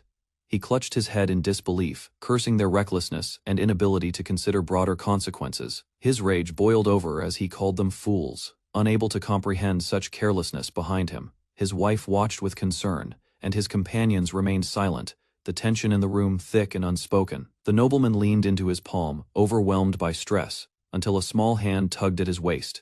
He turned, eyes widening as a familiar voice called to him. It was his daughter, Stella. Stella smiled brightly, arms raised, seeking comfort. The moment broke through his turmoil as he lifted her up, her laughter dissolving the tension. Holding her close, he whispered her name. The storm outside could wait. For now, his world was in his arms. Stella, unaware of the tension around her, asked an innocent question that struck deeply at her father's heart. The Duke's face turned serious as he processed the moment. His expression hardened, and without hesitation, he gave an order to summon the knights. Cradling his daughter one last time, he apologized softly, whispering that he would return soon. His wife gave him a gentle smile, her calm hiding the fear inside. They shared a final embrace, holding their daughter between them as a promise to reunite. Elsewhere, enemy forces advanced with aggression, forming into units. A small group of young defenders watched their movements, realizing they were dangerously outmatched. The battlefield was already burning. A grinning enemy commander scoffed at the mention of the Sword Duke. He laughed, claiming he would rather fight the infamous knight than waste time battling children. Charging forward recklessly, he ignored orders to halt. Ronian called out, but it was too late. His opponent had already gone rogue, breaking formation in pursuit of personal glory. Two soldiers on the battlements observed the chaos. One spoke with certainty that the Sword Duke would handle the monstrous enemies, but Ronian hesitated, uncertain if it was truly possible. From the distance, the Sword Duke rode at full speed toward the fray, his blade raised and ready. His knights followed, their approach signaling a shift in the tide of battle. With a powerful downward strike, the Duke began his assault, his momentum unstoppable. Each step of his horse shook the field as he led the counterattack without hesitation. The Sword Duke's cavalry stormed forward, flanking the enemy from both sides. Panic spread quickly among the opposing ranks as they realized the trap closing in around them. A commander shouted in alarm, recognizing the pincer formation. Their scouts had missed the movement entirely. The younger knights around him braced, stunned by the speed of the maneuver. The Duke gave a clear command to prepare for defense, His allies didn't hesitate, yet some of the soldiers, overwhelmed, still struggled to understand what he intended to do next. The Sword Duke raised his blade high, channeling power. As the weapon glowed red, a wave of destructive force shot outward, splitting the field. Soldiers on both sides paused in awe and fear. A crimson pattern surged beneath his feet, the blood magic, rarely seen, activated in full force. The enemy formation shattered as bodies were thrown aside by the energy burst. The stunned soldiers around him stared in disbelief. One questioned why the enemy bodies weren't even bleeding, until another warned them to stay back. The worst was not over. The battlefield trembled as the Duke charged forward alone. Blood rained around him, marking the trail of his assault. He cut through the front line without pause. His blade moved with precision, and every strike brought down another foe. The enemy fell before they could react, caught in his merciless advance. A young knight, watching from afar, recognized the figure through the chaos. Hu Fian, the Sword Duke himself. The force he unleashed shook even his allies. As the final clash began, a clash of power erupted as the Sword Duke met his furious opponent head-on. The enemy's strength surged with a red aura. The Duke's strikes carried cold, concentrated energy, while the enemy released uncontrolled rage. In the center of their collision, a shockwave blasted outward, splitting the field and scattering the surrounding forces. As the red energy returned, another wave of force followed. The Sword Duke's blade found its mark, cutting through his foe's guard. Blood sprayed, and the momentum shifted again in the Duke's favor. The Sword Duke stepped back as two junior knights approached him mid-battle. Calmly, he challenged their hesitation, suggesting they call for backup if they lacked resolve. Still catching their breath, the younger fighters observed the Duke's flawless magic control. Unlike them, he appeared unaffected, his aura unwavering, even after prolonged combat. The Duke scolded them gently but firmly, demanding focus. His sharp tone reminded them of their purpose. One of the knights muttered his title in awe, stunned by the strength of the man before them. As the Duke advanced again, he rebuked the enemy for betraying the promise of neutrality between factions. He accused them of abandoning their values, shaking his head in disappointment. For a moment, his thoughts drifted to Stella. The fear of losing another student reminded him of his responsibilities, not only as a warrior but as a mentor and father. A renewed attack surged forward. The Duke, surrounded by light and frost, launched a decisive strike. His weapon cleaved through the enemy's blood-soaked power with unmatched precision, bringing the duel to its climax. A wave of blue magic exploded skyward as Logan McLean unleashed a controlled burst of energy. The air compressed under the weight of his spell, and all eyes turned to the source of the sudden power shift. Emerging from the glow, Logan stood unscathed. The enemy commander watched in disbelief. Logan's wounds had vanished, and his energy surged stronger than before. As the enemy demanded answers, Logan said nothing. The battlefield grew more chaotic as Logan's presence reignited the morale of his allies. Logan clashed with a fierce enemy, steel grinding against steel in a blur of red and gold. Their strength seemed even, but Logan's speed and technique pushed his opponent back step by step. His opponent realized something was wrong. Logan wasn't just stronger, he was fully healed. Panic flickered in the enemy's expression. As he tried to rationalize what he saw, desperation overtook. Reason the enemy attempted to convince himself he had simply misread the signs. He poured all remaining power into a final strike, igniting flames beneath him. But Logan was ready. With calm precision, he evaded and countered, slicing through the assault with ease. His fiery surroundings didn't faze him. His control over the situation was absolute. Feeling the surge and pressure from afar, Logan's senses sharpened. He recognized the unique force in the air, the unmistakable energy of his master's sword technique guiding him forward. A confident smile spread across Logan's face. Despite the flames around him, he stood tall. The legacy of the Sword Duke echoed in his heart, pushing him to finish what they started. The enemy's rage intensified as he demanded an explanation for Logan's composed smile, unaware it masked a growing strength. Their blades collided again, sending out a sharp explosion of light and force. Logan held his ground, unfazed by the attack. His timing was perfect, every move calculated with precision. The enemy finally laughed, admitting he'd come to agree with Logan's belief. But his expression twisted with madness, suggesting he had also embraced the path of destruction. As their blades clashed with increasing speed, Logan reflected on the lessons passed down to him. His master had once warned him that power could change people, and now he understood those words. Even Logan acknowledged the pull of power. Those who've tasted it often want more, and he was no exception.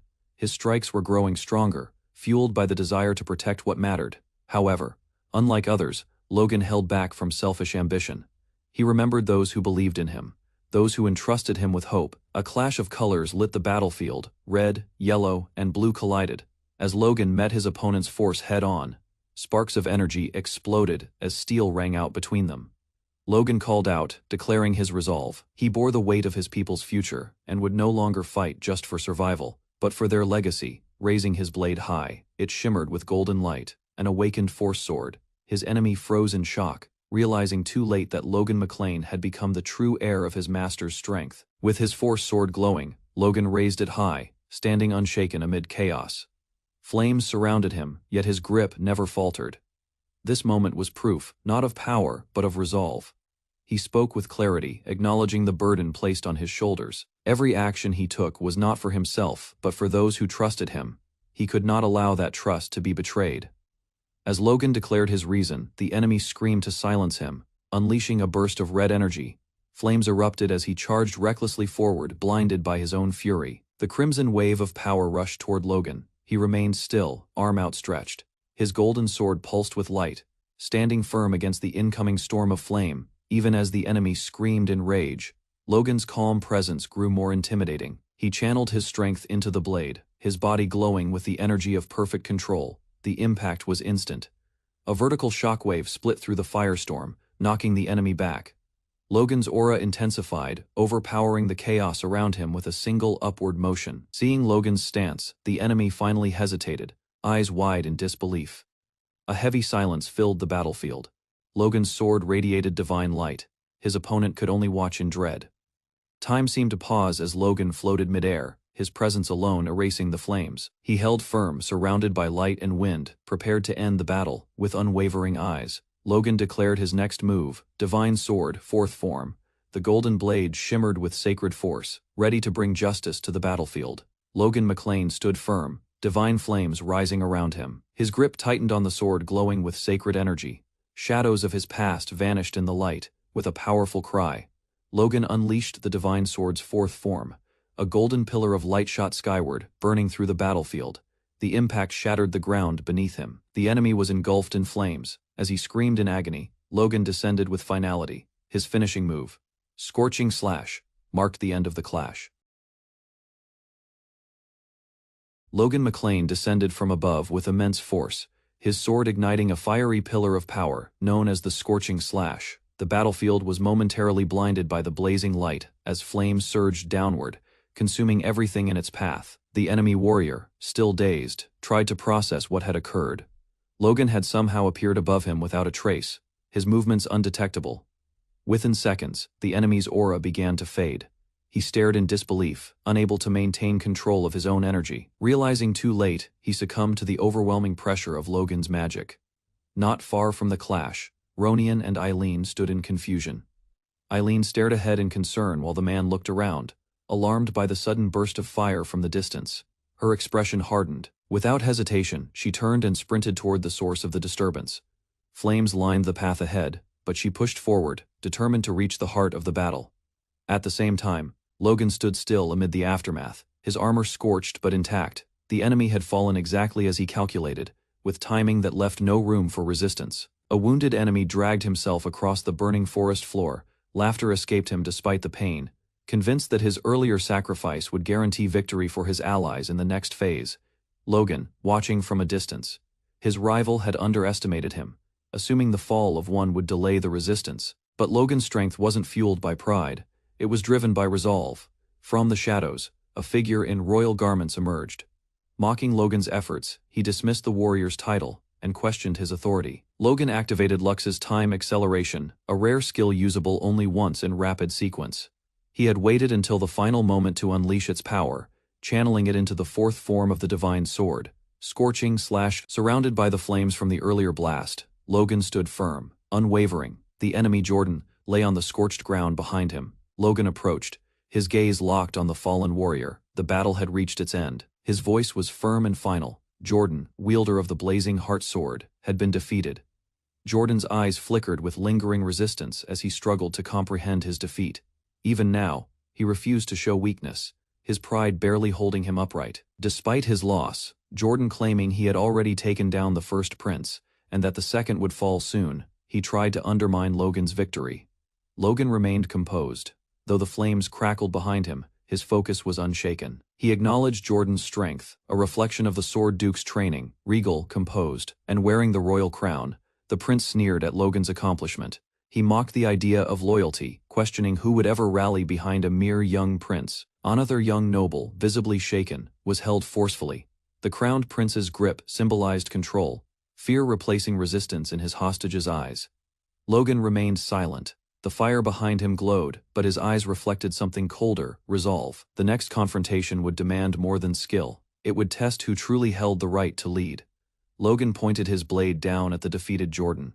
Logan questioned whether Jordan's final words had truly been spoken, expecting defiance even in loss. Barely conscious, Jordan opened his bloodied eyes. His voice was faint but bitter. He refused to yield or show gratitude, still clinging to resentment, even with death near. His pride kept him hostile. As he stared upward, Jordan noticed something strange. The light of the sun, once shining above, was obscured. He could no longer see it, only darkness and smoke. A new front emerged as enemy forces charged toward the fortress. Golems summoned by ancient magic crashed down from the sky with force. Chaos erupted on the walls as the golems smashed through barriers and scattered troops. Screams echoed as armored giants engaged the defenders in brutal melee, leaving no room for retreat. A commander shouted instructions to his troops. He pointed to the mana stones embedded in the enemy golems, explaining that they were the power source, but confusion quickly followed. One of the golems showed no sign of a visible mana stone. Panic spread through the soldiers. This construct defied the usual summoning logic, nearby, a mage confirmed. It was a summoned entity far beyond a simple construct. The revelation confirmed their worst fear. A sixth circle mage was commanding them. As the mages barked orders, more golems surged forward. The battlefield shifted again. Logan's fight had ended, but the larger war had only just begun. The true enemy had stepped into play. As chaos raged on the fortress walls, soldiers struggled to push back the mage-backed assault. One commander cursed their lack of magical defense, only to be caught off guard by a swift sword slash from an incoming enemy. Eileen arrived in time to retaliate. She struck down the attacker with precision, her breathing steady, despite the rising tension. Her presence on the battlefield turned several eyes toward her. From the enemy's perspective, it was clear these fighters bore the Sword Duke's techniques. Now, with Eileen in motion, they realized Logan McLean wasn't fighting alone. One rogue soldier attempted to sneak up behind Eileen, driven by the promise of rewards for her head. His steps were quick, and his blade aimed low to strike her off guard. Just before impact, Eileen sensed the motion. She dodged and spun, keeping her footing while the enemy committed fully to the downward attack. The strike missed, leaving him exposed. Logan, nearby and alert, turned his head as if sensing her presence. He caught a glimpse of her movement just in time. Eileen rushed toward Logan, relief clear in her expression. She called out to him, throwing herself into his arms without hesitation. The battlefield noise faded as the two reunited in the midst of the storm. They exchanged few words, both visibly shaken but comforted by the sight of each other. Logan relaxed slightly, while Eileen expressed her fear over what could have happened had he fallen. Eileen recalled the devastation of Logan's previous battle. She confessed how helpless she felt watching from afar, but now, seeing him alive, she was reminded why they continued to fight, not for glory, but for each other. Logan's gentle words caught Eileen off guard. She blushed as he acknowledged her concern. Her cheerful denial tried to hide her worry, but her flustered reaction made it clear. She quickly shifted the tone, pretending to brush off her emotions. Logan smiled at her playful deflection, knowing full well the depth behind her words. With solemn eyes, Logan thanked Eileen, not just for being there, but for her unwavering trust in him. Amid the winds and fading firelight, his voice rang with sincerity. She nodded quietly, knowing the war was far from over. Eileen looked down, holding her emotions close. She tried to process his words but found herself overwhelmed. Logan's gratitude, though simple, carried the weight of shared battles and future hopes. She muttered that he couldn't say such things without meaning it. Logan promised they'd talk more after the war's end, but before that, he knew what had to be done, and so did she. With resolute steps, Logan moved toward the center of the battlefield. He raised his voice high, commanding attention from allies and enemies alike. Standing tall before all, Logan declared victory. He held the bloodied crest of the fallen enemy prince, Jordan Valterman, as undeniable proof. Shock rippled through the enemy lines. Loyalists to the prince stared in disbelief. Even their commanders faltered, unable to grasp how their strongest warrior had been defeated. As Logan's words echoed, Weapons dropped. The soldiers realized their defeat was real and complete. The coalition had fallen, and with it, the last hope of resisting McLean's rise to power. The battlefield, though nearly settled, trembled again. A crimson weapon streaked through the air, striking with deadly precision. From the shadows, an elder war mage emerged. Clutching dark magic in one hand, he called out to those unwilling to yield. His aura burned with rage and desperation. He refused to accept defeat and vowed to destroy Logan himself. Dark energy spiraled around him, and his eyes glowed with madness. Despite the loss of their prince, he called upon loyal remnants to regroup. Elsewhere on the field, soldiers collapsed under the weight of exhaustion and confusion. Some fled, others begged to surrender. The mage's commands still echoed, but loyalty faltered fast. Juan muttered to himself, recognizing the end. Each noble house that once followed his coalition had withdrawn. House Cryan, House Ekin, and even House Avteron lowered their banners, signaling surrender. Standing alone now, the mage exhaled heavily. Logan's name repeated in his thoughts as the source of everything gone wrong. One man had undone an entire uprising. From across the field, a nobleman called out to Juan, asking if he would continue the fight. No answer came at first. The mage simply stood, unmoving, eyes on the ground. Then slowly he gave in. His head lowered as he uttered the words of defeat. Before all, he surrendered to the Sword Duke, casting away the last of his pride. Gasps followed his decision. Loyalists cried out in fury and disbelief. Yet the battle was over. With their leaders gone and will broken, resistance shattered.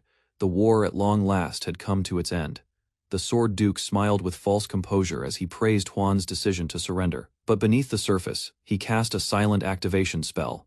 Without warning, the arcane backlash surged. The two warriors beside him screamed in agony as red lightning consumed them. Juan had sacrificed them instantly, ensuring they wouldn't reveal anything or defect. As the energy faded, a blade embedded into the earth beside them marked the end of their loyalty. A bystander commented coldly, they were never meant to survive. Juan used them as tools, then discarded them. Juan staggered, anger swelling in his chest. His spell had barely ended when he realized Logan had already incapacitated two aura users. The moment they were out of his range, they fell swiftly. Though wounded and enraged, Juan knew his position was lost. For now, retreat was the only choice. He would wait, biding his time to strike back at Logan one day. The towering figure of the Sword Duke blocked him. When told to surrender, the Duke merely laughed. Surrender was never part of his plan. His intent had always been execution. The Duke approached slowly, eyes fixed on Juan. He had always seen through the old mage's schemes. Juan tried to speak, but dread gripped his voice. The Duke lifted his sword, declaring that he had never interfered to save Prince Jordan. Juan's eyes widened with horror. The truth struck harder than steel. There would be no forgiveness. With a final swing, the Duke ended it. Juan's plea for mercy was silenced in a single blow. The rebellion's architect fell, and with him, the last shadow of the fallen coalition disappeared from the battlefield. As the battlefield calmed, the Sword Duke approached the fallen enemies. Soldiers bowed in silence while Logan spotted his mentor. The Sword Duke turned to him, his expression softening for the first time. Hearing Logan's voice, he responded with pride. Their long-awaited reunion marked the end of one chapter and the start of another.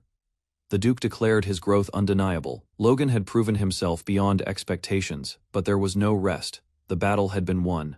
Yet the war was not over. When asked what came next, Logan responded with resolve. He would rally the troops and locate the second prince. The rebellion was fractured, but remnants still remained. The Sword Duke was surprised by Logan's direction, but said nothing. Logan had made his choice. With his gaze set on the horizon, he declared the next goal, the capital. As the sun set, Logan stared toward the heart of the kingdom. The civil war was nearing its final reckoning, and he would be the one to end it.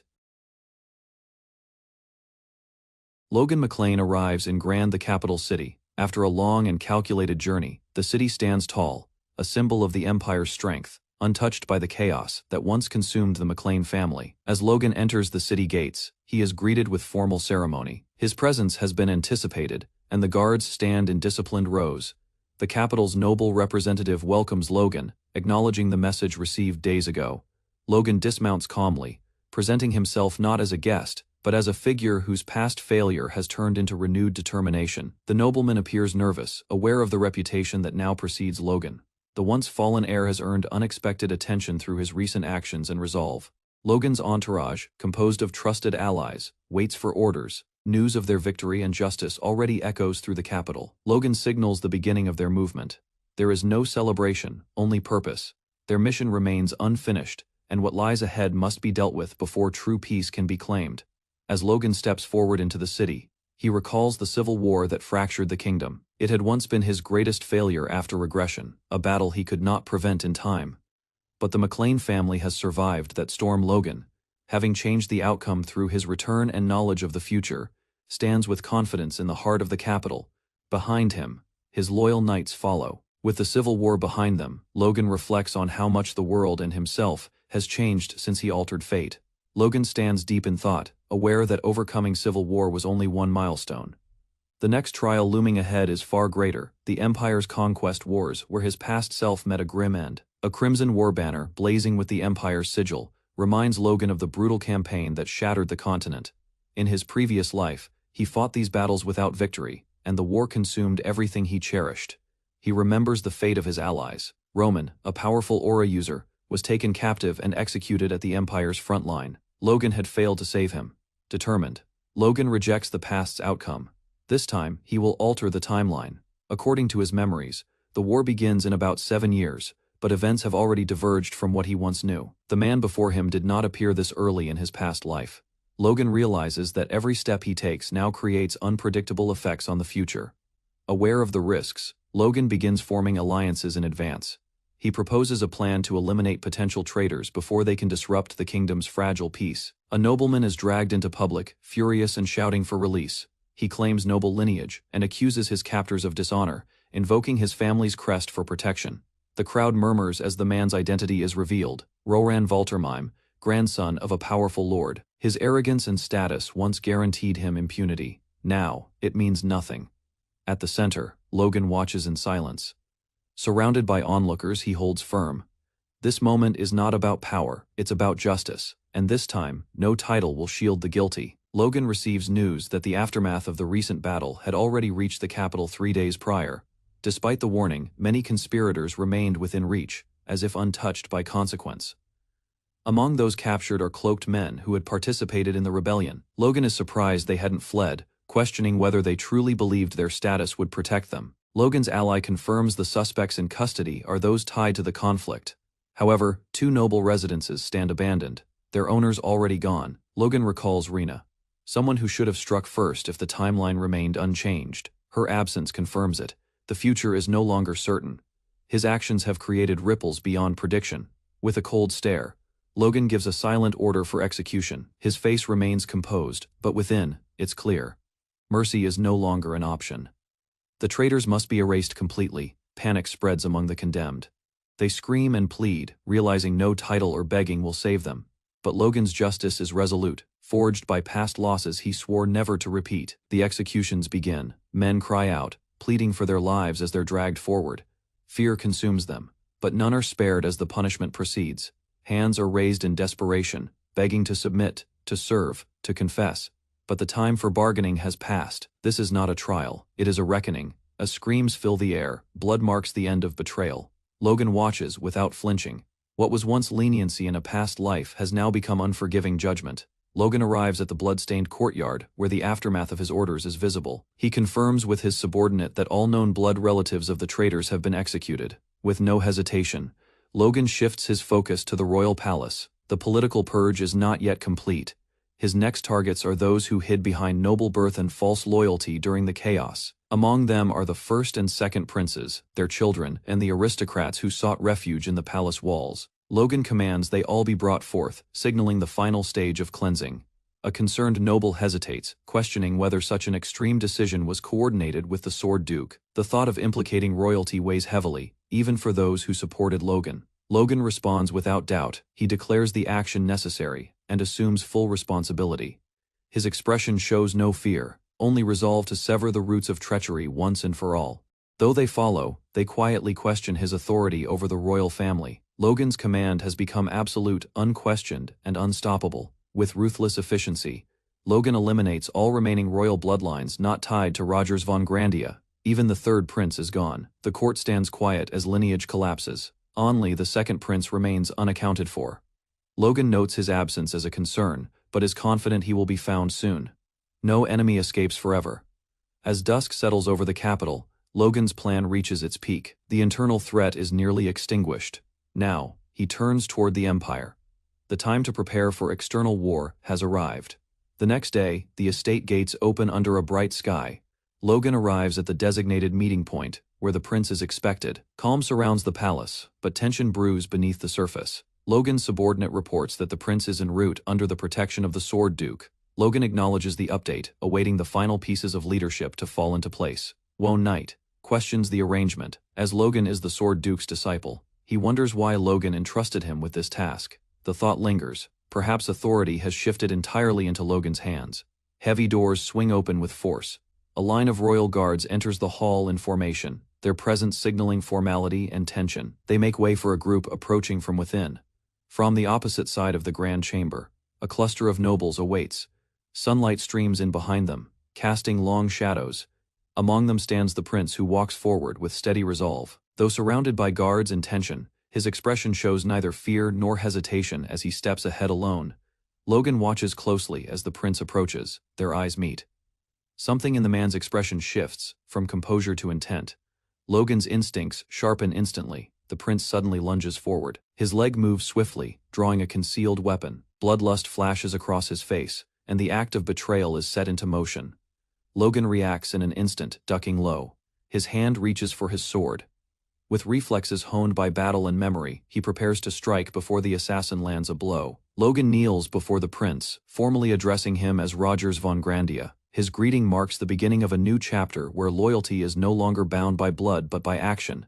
The gathered knights kneel in unison, their respect directed not only to the prince, but to the order restored through Logan's hand. The prince approaches, smiling faintly. His voice carries no malice, only gratitude. He reminds Logan of the promise made long ago, a promise now fulfilled in full though delayed by time and fate. Rogers reflects on Logan's vow. Though uncertain if the promise would ever be honored, he admits he never imagined it kept in such decisive fashion. Looking over the capital, Logan stands firm, having kept his word through strength, not ceremony. The prince praises his resolve, acknowledging him not as a subordinate, but as an equal. Nearby, a knight silently observes. He is struck not by the display of power, but by the prince's deference. In Logan, even royalty now recognizes leadership born from necessity, not inheritance. Logan signals the time to depart. With quiet command, he offers to escort the prince to the palace. The war may be paused, but duty remains. The knights form up, flanking Logan and Prince Rogers. Under sunlight and watchful eyes, they walk forward, not just as rulers or warriors, but as symbols of a restructured kingdom. In the wind that follows them, the echoes of a fallen order fade. What rises now is not legacy, but conviction, led by a man who changed the fate of the nation with his own hands. In the depths of the forest under pouring rain, a captive nobleman panics. Dragged into darkness, he realizes the path isn't toward the palace as promised. The betrayal is already in motion. Before him stands a cloaked figure, his captor coldly. The man clarifies he never mentioned the palace. The noble simply followed out of blind hope. Now met with quiet dread, a blade gleams in the darkness. With swift, fluid motion, the captor strikes. The noble screams in terror, finally understanding this was no arrest. It was an execution. The noble pleads desperately, but the executioner does not halt. His name is Lucan, and he's not swayed by rank or mercy. Orders outweigh emotion. Talos, the noble's last hope, is called upon in vain. Panic takes over as fear replaces all pride. His name echoes through the storm, but no aid arrives. Lucan moves without hesitation. Lightning flashes as he delivers the finishing blow. The storm hides the scene, and by the time silence returns, justice has already been served. From the shadows, Lucan reflects on the fallen second prince. He had expected this outcome. However, Logan McLean's sudden and sweeping actions had taken even him by surprise. The mission had changed faster than anticipated. Logan had seized control, shifting power in ways no one predicted. Yet for Lucan, the outcome was acceptable. As rain falls over the forest, Lucan departs without a trace. His mission complete, he leaves behind only a corpse, and looks forward to the reward for his loyalty and silence. A carriage approaches the grand gates of the capital, its arrival drawing the attention of those within. The crested emblem on the gate marks the location, a central building where decisions are made by powerful nobles. Inside, the vast hall is already active. Nobles and political figures fill the space, preparing for a major meeting. Their voices are hushed, their movements tense. One mentions McLean's increasing boldness in summoning nobles to the capital, hinting at political maneuvering. Another scoffs, mocking McLean's past failures and questioning if his mouth is bigger than his strength. The tone shifts as another noble comments that remaining neutral has been beneficial. Though McLean has faced attacks, they note that his survival brought indirect stability, even if no one supported him directly. As they speak, firm footsteps echo across the chamber floor. A young man steps forward with determined eyes. His sudden presence draws the attention of all seated members. The man, Logan McLean, enters with composure. His declaration of presence interrupts the murmurs. Those who once doubted him now stare in silence, aware that the fallen house has returned to the spotlight.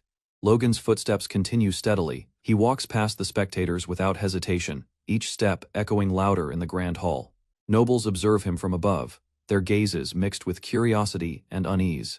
The weight of past failures still lingers in the air, but Logan moves forward undeterred. He reaches the central platform. Facing the gathered nobles, Logan addresses them confidently, acknowledging their swift attendance. With the room silent, the meeting officially begins under his lead. Logan McLean stands at the center of the Grand Assembly and declares the purpose of the urgent gathering, the creation of a new government. The mention of reform sends whispers through the chamber. Some nobles are visibly shaken, interpreting this move as a bid for absolute control.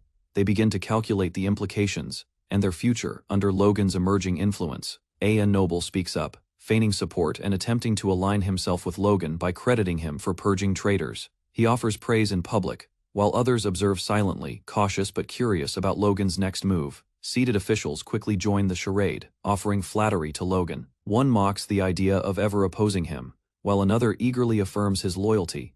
Their words are empty but strategically placed to win favor. Logan listens without expression. As the nobles express full trust in his judgment, he accepts their submission without question. Inwardly, Logan recognizes the insincerity behind their praise. He remains composed, aware that gaining their obedience was the goal. With calm authority, he signals that he will now begin outlining his decisions. Logan presents a list of candidates he chose for the new cabinet, asking the nobles to raise objections if any exist. The scroll is passed among the assembly for review. One elder studies the names closely. His eyes narrow as he scans the list, sensing something deliberate in Logan's selections. The weight of the choices begins to sink in. From his elevated position, Logan watches the chamber's reaction, calm and assertive. He waits to see who will challenge the structure he has begun to build. The civil war has finally come to an end, but the aftermath is far from resolved. The toll of battle remains visible across the kingdom's lands, and order is still being re-established. Clearing the battlefield alone took over a week. The return journey to the capital required additional time as remnants of destruction had to be addressed. To avoid future unrest, Logan McLean arrives back in the capital, after handling matters personally. His return triggers the next pivotal event, an official coronation, where the fruits of his leadership and sacrifice will be recognized before the realm. The event, rich in symbolism, is overseen by a high priest who prepares to announce the official proceedings. From the audience, a young noble points to the throne and tells his father to observe closely. Seated upon the raised platform are the two men most responsible for the outcome of the war. He identifies them clearly, the Sword Duke and Logan McLean. Their presence alone radiates power. Even without magic, any onlooker can feel the weight they now carry in the kingdom's political structure. The father confirms it. Those two are now the central forces within the realm. He advises his son to remember their faces, as their favor will shape the future of noble politics. He gestures toward another row of seated officials, the newly appointed ministers. Among them sits Count Floyd, Logan's father-in-law, now the new prime minister. Nearly all key ministerial positions are now filled by those loyal to Logan McLean. With control over both the sword and the council, Logan's influence is now absolute. As Logan McLean sits beside the throne, whispers ripple through the seats behind him. Some nobles question his stability, referencing his fearsome actions during the bloodiest moments of the war. Visions of Logan drenched in blood flash in their minds. His presence during the infamous Night of Blood remains a source of unease. Even now, that violent memory lingers with deep intimidation. A few seated nearby murmur about the legend of the Night of Blood. The title, once whispered in fear, now sits before them in the form of Logan. Logan stands and bows before the Sword Duke, his mentor. He tries to offer justification for past actions, saying he didn't want to stain his master's hands with violence. The Sword Duke dismisses Logan's excuses, but accepts the reality. He acknowledges that Logan understands the weight of what he has done and appreciates the awareness, even if it came late. He reflects on his own changes, how he evolved to shield Logan in the past. With that, he urges Logan to recognize that people change, and they must carry the burden of their choices.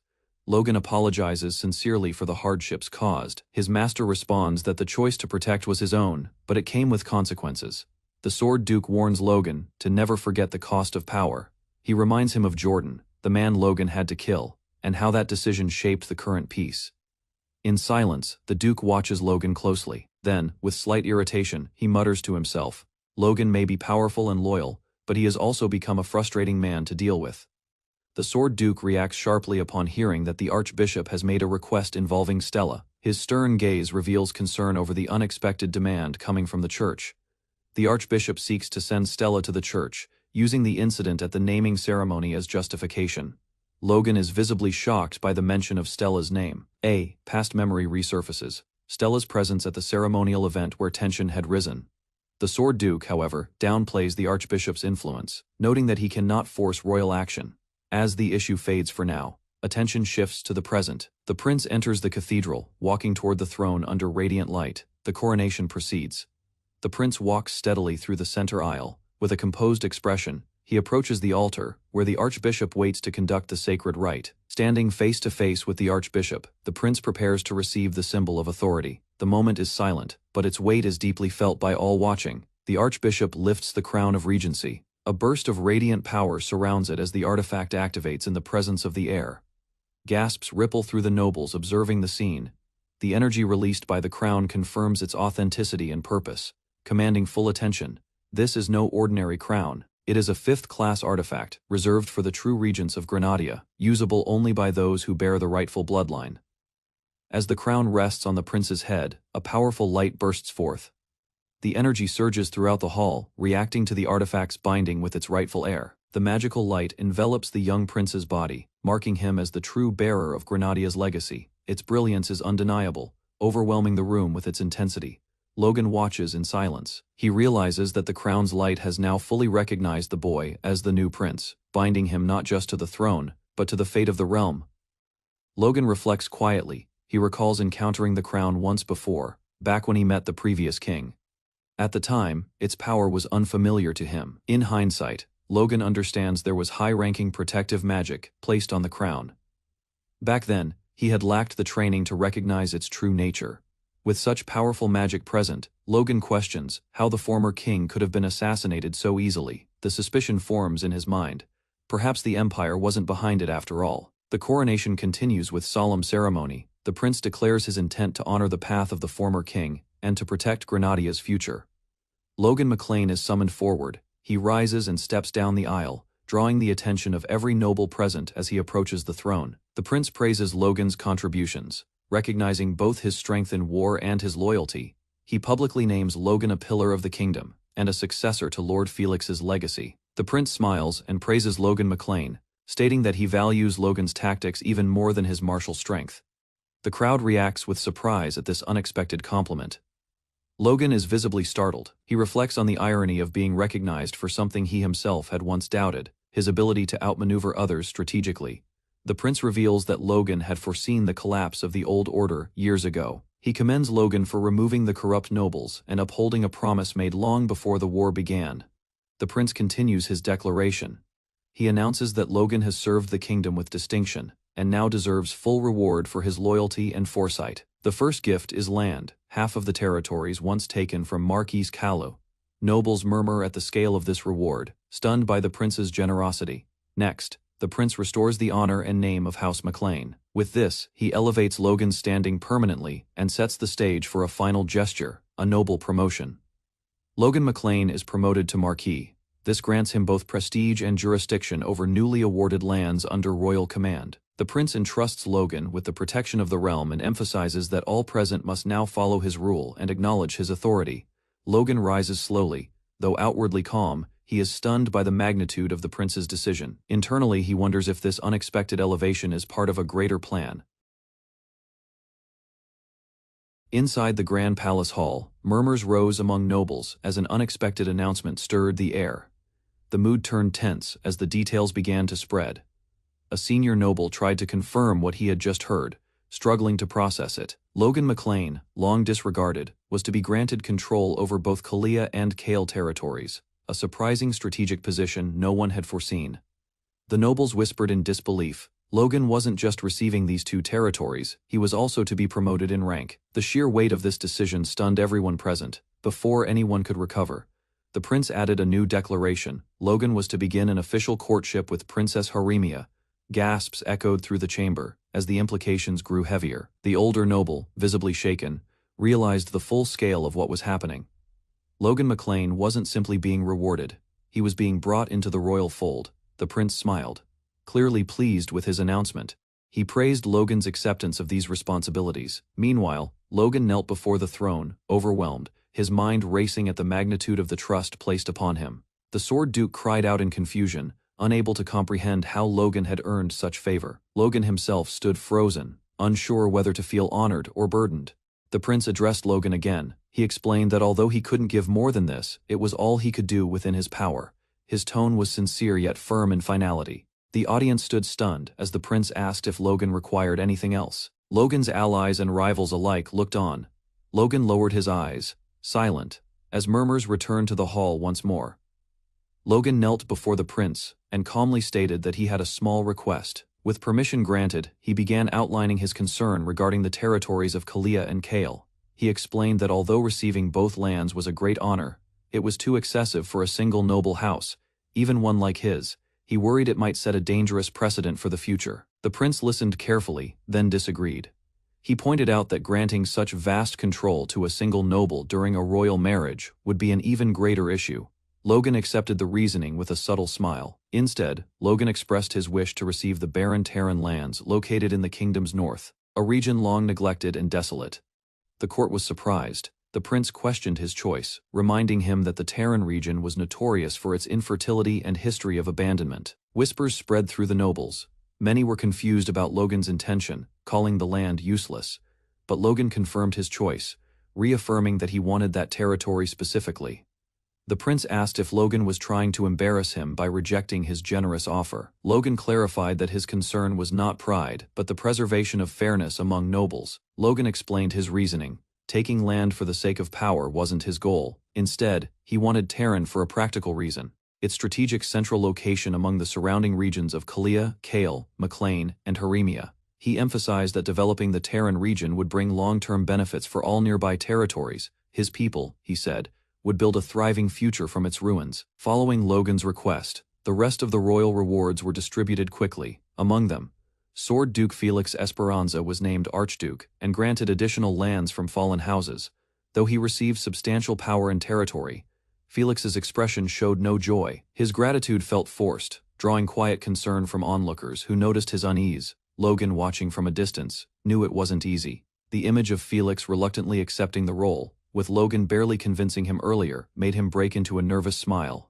Logan reflected silently. Despite all the titles and lands, he couldn't shake the heavy weight of the future. The power shift left the kingdom vulnerable. With many powerful marquises now gone, Logan feared that if the empire launched an attack, the kingdom's western border would be left undefended. The prince, aware of this reality, entrusted Felix with safeguarding the west. Despite his personal discomfort, he promoted Felix to royal advisor to the court, believing he was the only one fit to lead in these dangerous times. Backstage, the Sword Duke approached Logan in a storm of restrained anger. His expression fierce, he demanded to know if this entire setup was Logan's doing. Logan, playing innocent, turned to avoid the question. Internally, he accepted that it was indeed part of his plan, carried out with careful influence. The prince, unaware of the tension, casually called out to Felix, who then forced a response. Though his voice was calm, Felix's clenched fist betrayed his reluctant acceptance of the role and his growing suspicion of Logan's involvement. Logan, now satisfied with how events had unfolded, decided it was best to leave the palace promptly to avoid further attention. He silently observed the situation around him. The reward ceremony extended even to nobles who had not made any notable contributions. Their reactions were filled with surprise, not expecting such generosity. However, Logan silently warned them with his gaze. They should consider these rewards as an advance investment, a debt they would owe in the future. Nervously, they affirmed their loyalty, fearing what Logan might demand later. The mood shifted to celebration. The prince raised his glass high, calling for all to join in blessing the dawn of a new era under his reign. the streets filled with cheering citizens, music, laughter, and bright skies painted the start of a hopeful time. Logan watched quietly, hidden behind the joyous noise. The festivities spilled into a massive celebration. Drinks were shared, barrels cracked open, and people flooded the roads shouting in merriment for the Empire's future. Citizens voiced praise for the Emperor and the newly declared Grandia, the kingdom's new name. Joy overflowed as unity finally seemed within reach. Ronian and Victor strolled through the streets, noting how genuinely happy the people appeared.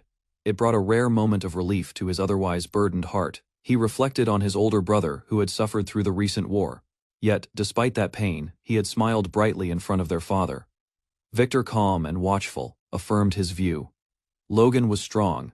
Ronian admitted that although his brother Logan was strong, he still worried about him as family. Shifting the topic, he addressed Victor more casually, but Victor remained stiff and formal.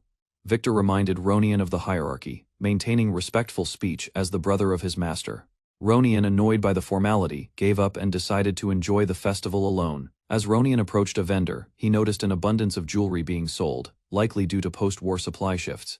It caught his attention immediately. Victor noted that the jewelry on display would appeal to women. The comment made Ronian suspicious of Victor's hidden intentions or thoughts. Ronian teased Victor, asking what kind of gift Victoria would like if he didn't plan to go shopping himself. He hinted he'd buy something on Victor's behalf. Victor, flustered by the mention of Victoria, quickly changed his mind and agreed to go. Ronian responded with a cheeky grin, proud of his successful nudge. The two wandered through the marketplace, deciding where to go next. Then Ronian spotted a familiar pair in the crowd and became animated. He pointed out that it was his older brother Logan and Logan's fiancée, Eileen, walking together. Excited, Ronian raised his voice to greet them. Victor immediately panicked and stopped Ronian by covering his mouth. His sharp gaze signaled urgency, leaving Ronian confused and startled as he was dragged back into silence. As Ronian and Victor hesitated nearby, they wondered whether to approach Logan and Eileen. Before they could decide, Logan overheard something faint. Logan asked if his fiancée, Lady Eileen, had also heard Ronian's voice. She wasn't sure, but dismissed it as unimportant. They agreed to relax for once, deciding to enjoy their rare outing together. With smiles on their faces, they strolled further into the festival, forgetting about their duties for a brief moment. Eileen fell into a moment of silence, her eyes drawn to Logan.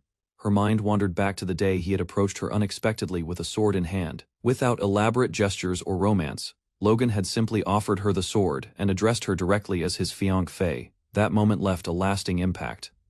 Though the arrangement was supposed to be formal, Eileen remembered how those sincere words touched her. She blushed slightly, surprised at how genuinely happy she had felt at that time. Flustered by her thoughts, Eileen tried to shake off her feelings. She blamed the festive mood and tried to deny her growing affection for Logan. As people began to recognize them, she instinctively moved closer to Logan. The thought that others might see them as a real couple startled her. Eileen questioned her own emotions. What if Logan truly shared her feelings? As that idea took root, Logan turned toward her with a kind smile, heightening her confusion and her hope. Logan and Eileen walk through a lively market during a festival. The colorful banners overhead contrast with the undercurrent of formality between them. Eileen casually explains that wearing armor doesn't bother her, it's what's expected of a knight. Logan, momentarily distracted, glances at her outfit, internally questioning if she would have preferred wearing a dress instead. Embarrassed by his own thoughts, Logan tries to refocus. Eileen remains composed, but his lingering curiosity about her preferences shows he's still adjusting to treating her not just as a knight, but as a partner. To lighten the mood, Logan compliments her armor with exaggerated enthusiasm, calling it excellent. Eileen is surprised by his tone, caught off guard by the sudden praise. Logan explains that the armor is made of mithril, ensuring its quality. He insists. It's fitting for someone like her, a model knight.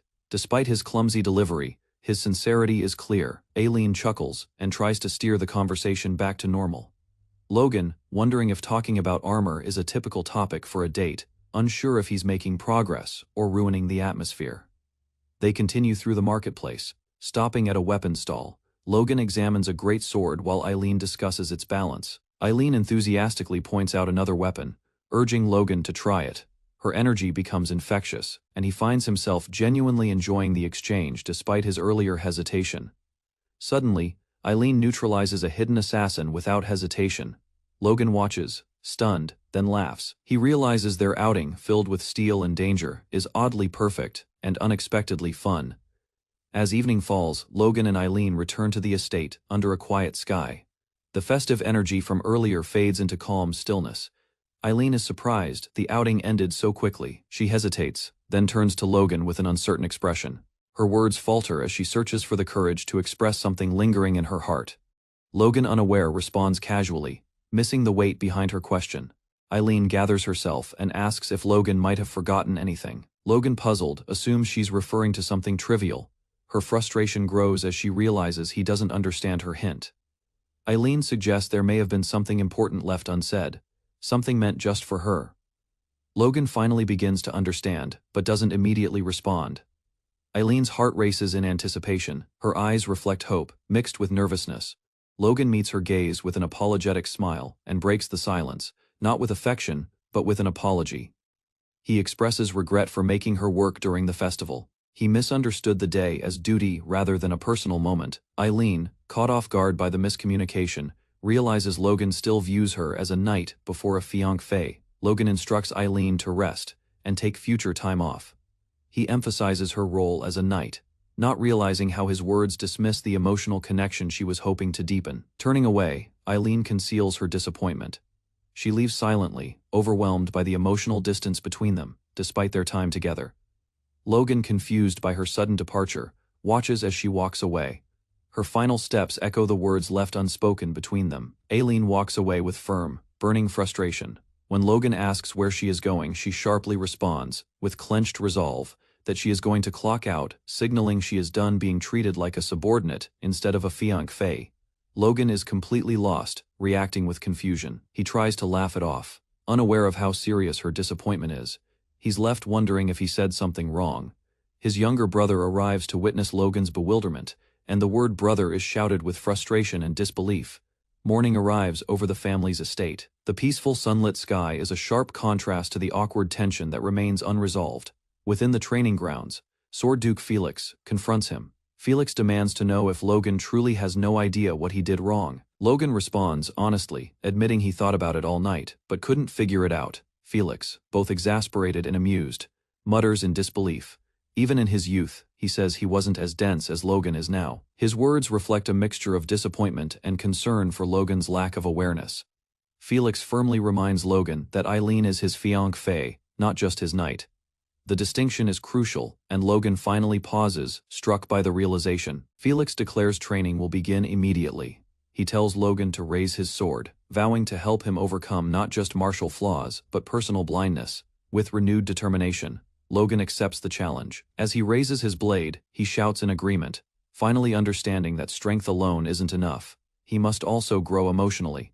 Logan reflects on the fierce battles he's faced during the Civil War. He's encountered powerful foes and overcome brutal conflicts. Through these hardships, he has developed strength and endurance beyond what he once believed possible. Among those experiences, Logan glimpsed warriors who surpassed even aura itself. Though he saw what lay beyond it, the true challenge remains, reaching that level on his own. Logan acknowledges he cannot achieve it alone. Before him stands Sword Duke Felix, ready to train him further. Felix commends Logan's growth. He can now withstand aura. Felix praises Logan's progress briefly, then immediately declares it's time to push harder. His aura surges, erupting with power. Logan, unprepared for the sudden escalation, braces himself instinctively. The sheer pressure of Felix's energy stuns. Logan, he gasps, struggling to comprehend what's happening. His mentor's intent is no longer calm. He's serious, and it's overwhelming. Felix steps forward, cloaked in violent crimson aura. Logan, shaken and uncertain, asks in disbelief if they're still training. But Felix doesn't answer. He attacks. Logan is forced to defend, confusion overtaken by fear. Logan stumbles back, trying to understand. He keeps calling out to his master, but the assault continues relentlessly. Felix doesn't hold back. He's determined to break Logan's limits by force. Logan screams in pain as the training turns into survival. In the background, someone rushes to stop a child from approaching, shielding them from the intense clash erupting within the training grounds. The atmosphere turns explosive. Felix's method is harsh, but it's the only way for Logan to overcome his barrier and step closer to true mastery. Logan collapses to the ground, exhausted from the relentless training. Felix stands firm, watching silently as Logan struggles to catch his breath. The stone beneath them is cracked, a mark of how intense the session had been. Logan apologizes to Felix, referencing past trouble during the coronation. Felix brushes it off, uninterested in ceremony or excuses.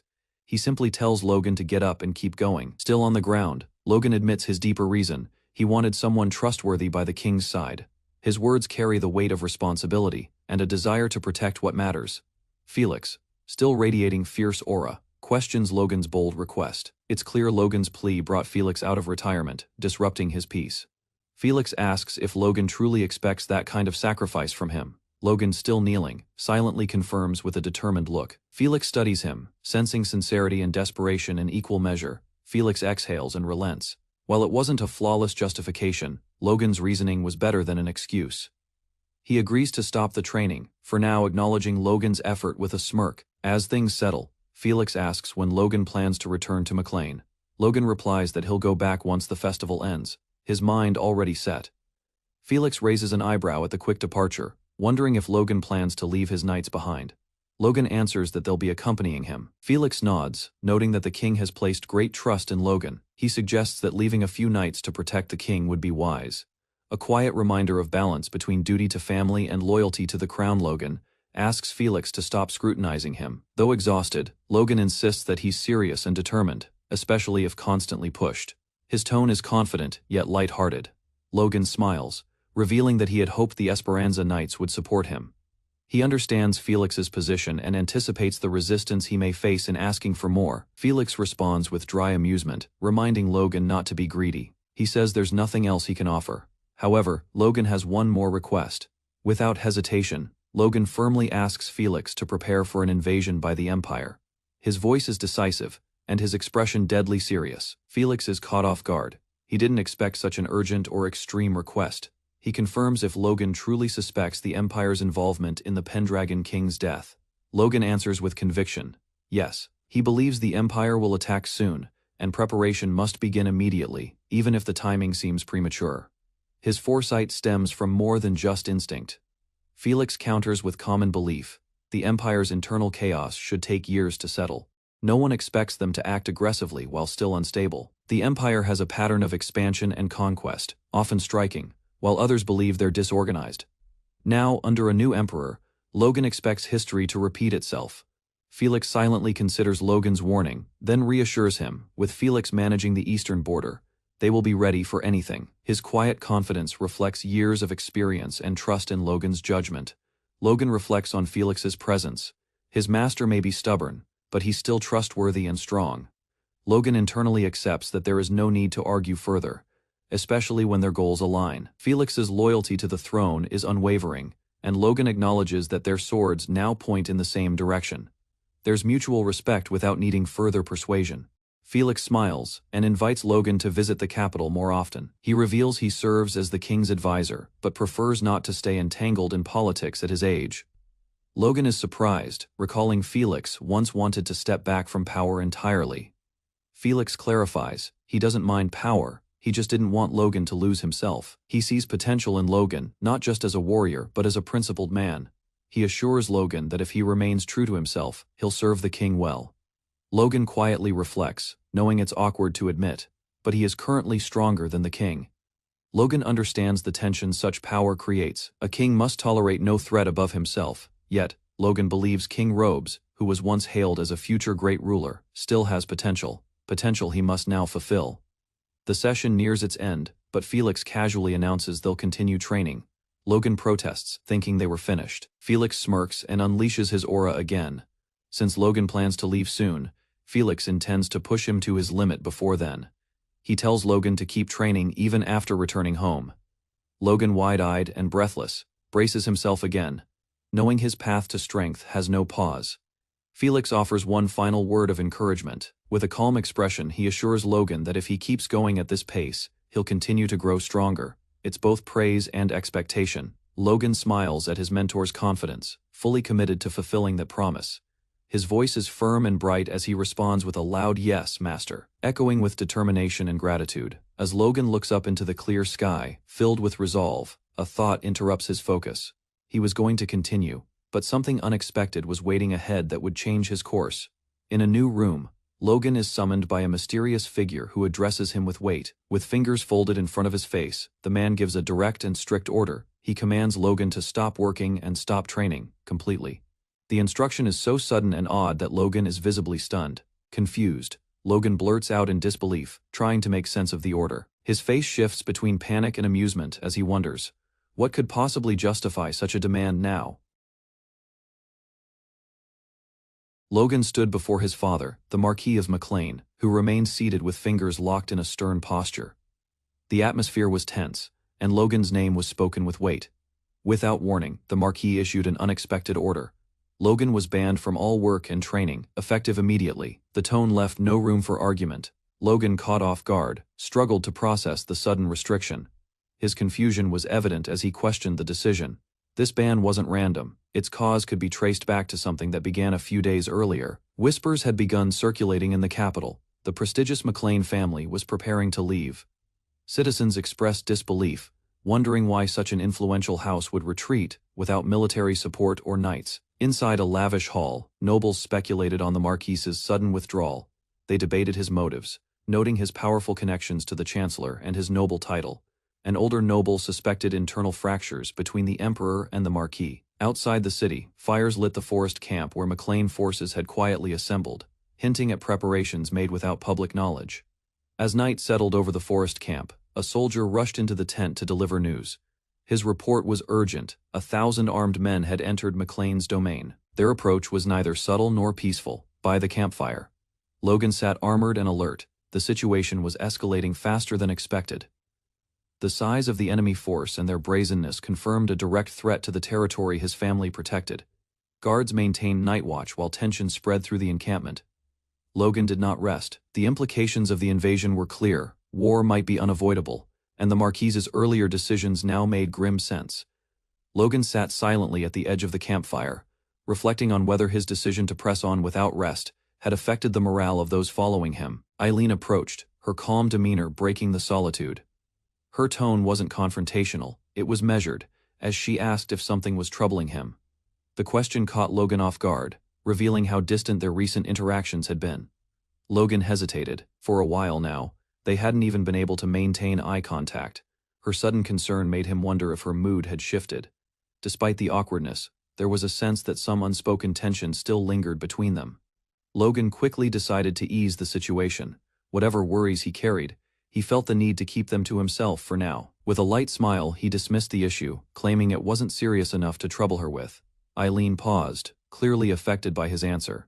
Her response was short, but her expression turned cold again. Without saying much, she began stepping away. As she distanced herself, Logan sat frozen, questioning whether he had said something inappropriate. Observing her retreating figure, he noted how even the knights grew tense when the young lord wore that same stern expression. Eileen finally spoke, not looking back. She challenged Logan's focus, implying that while he might be thinking far ahead, he was neglecting what was right beside him. Her tone was firm, carrying both criticism and concern. With her piece said, she turned to leave. But just as she stepped away, Logan rose quickly and reached out, grabbing her by the wrist. The sudden gesture halted her in surprise. Celine turned her head sharply, stunned by his action. The silence between them grew heavy as something unspoken now demanded to be addressed. Logan held Eileen's wrist firmly, his expression serious. He admitted his regrets, the kind that crept in quietly when moments had been missed or overlooked. Perhaps he shouldn't have been so focused on duty. Maybe he should have paused to enjoy the simple things, like festivals or sweets, the things others cherished in peace. He ended his thought by expressing one simple wish: if those moments had come, he would have wanted to experience them with her. It was an admission of closeness that reached beyond command and duty, directed at Eileen alone. Logan suddenly realized what he had just said. Embarrassed, he covered his mouth and mentally questioned himself. It wasn't like him to speak so openly about personal feelings. To his surprise, Eileen burst into laughter. Her reaction was bright and unguarded, breaking the tension that had weighed down their interaction until now. Logan stood silently, unsure of how to respond. Wiping her eyes, Eileen teased him gently. She told him he could have just said it plainly. The moment turned warm. Then, stepping slightly closer, she looked down and remarked that after everything they'd endured, with softened steps, Eileen turned and began walking forward. Her words echoed behind her, a subtle agreement to face what was coming. Side by side, no matter what awaited them. Logan stepped in front of her, and their eyes met closely. There was no command or duty now, only emotion. A beat passed and neither pulled away.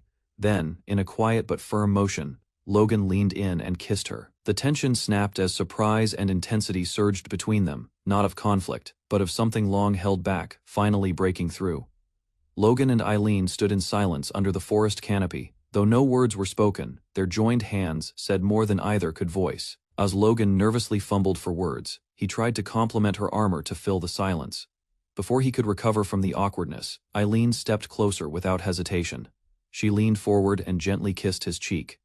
Logan's eyes widened, stunned by the unexpected gesture. Her hand found his again, this time with quiet certainty. Flustered, Eileen quickly stepped back, stumbling over her goodbye.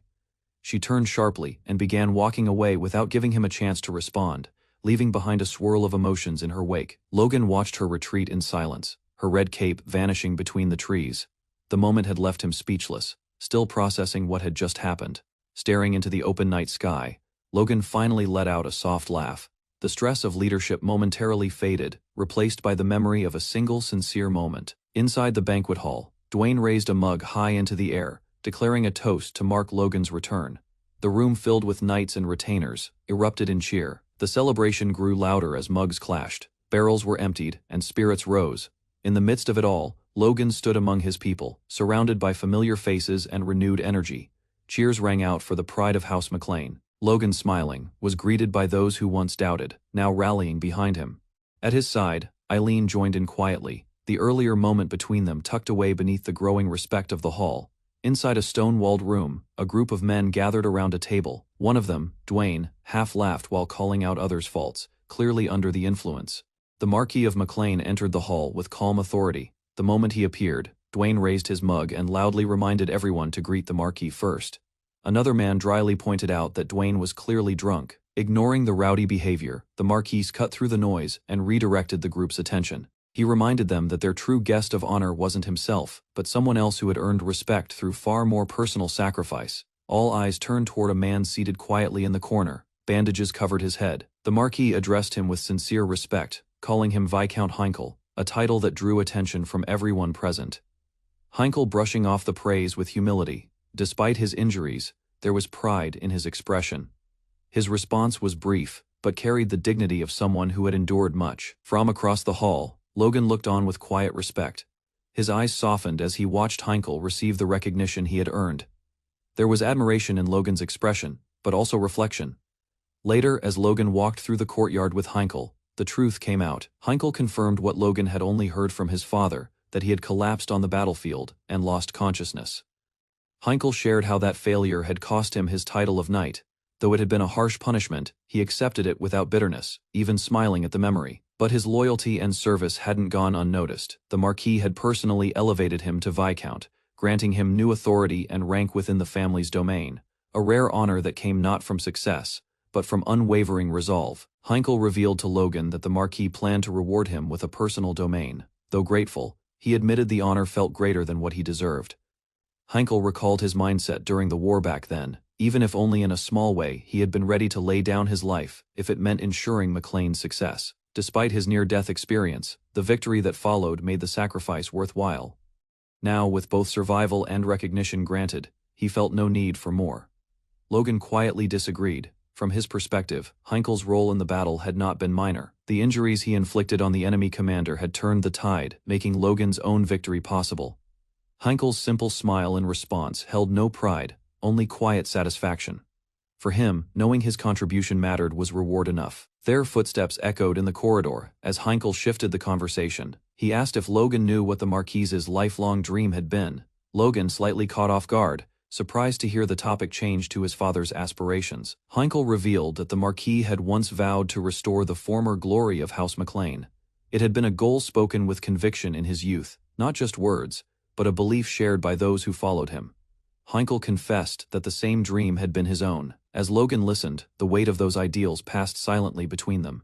Heinkel then looked ahead, and thanks to Logan, the Marquis's dream had already come true. But Heinkel didn't stop there.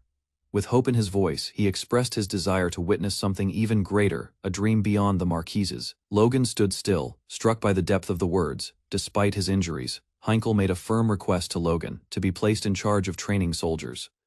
Though he acknowledged his physical limitations, he believed he could still contribute meaningfully through discipline and experience. Heinkel expressed his desire not just to serve, but to dream further alongside the young lord.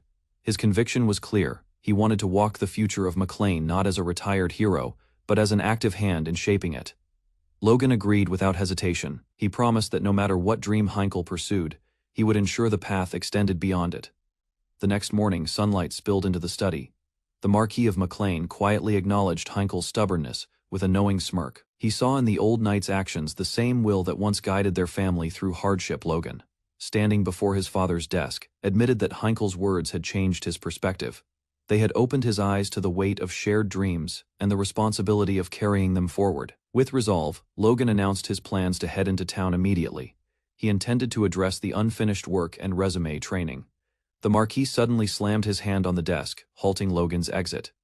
His question came unexpectedly, asking if Logan distrusted the retainers or even his own father's judgment. Logan didn't understand the sudden doubt and asked for clarification.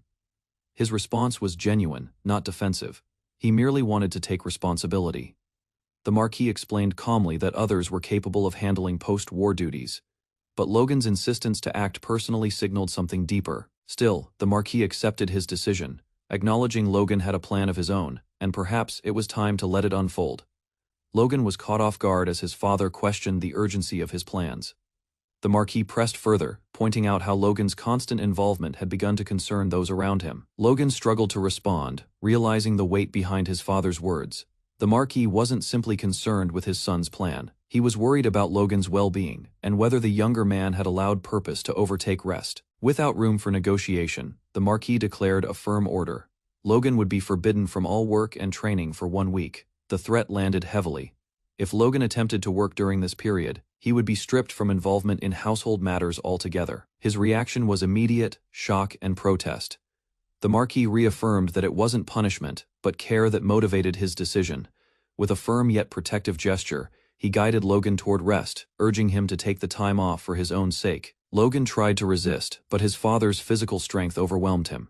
As the young man was forcibly escorted out, his pleas went unheard, and his footsteps echoed in reluctant retreat. Just as they passed through the hall, a retainer named Dwayne approached with documents in hand. Seeing Logan present, he assumed it was the perfect opportunity to deliver urgent news. Logan tried to stop him, fearing it would only extend the situation, but his father encouraged Dwayne to speak anyway.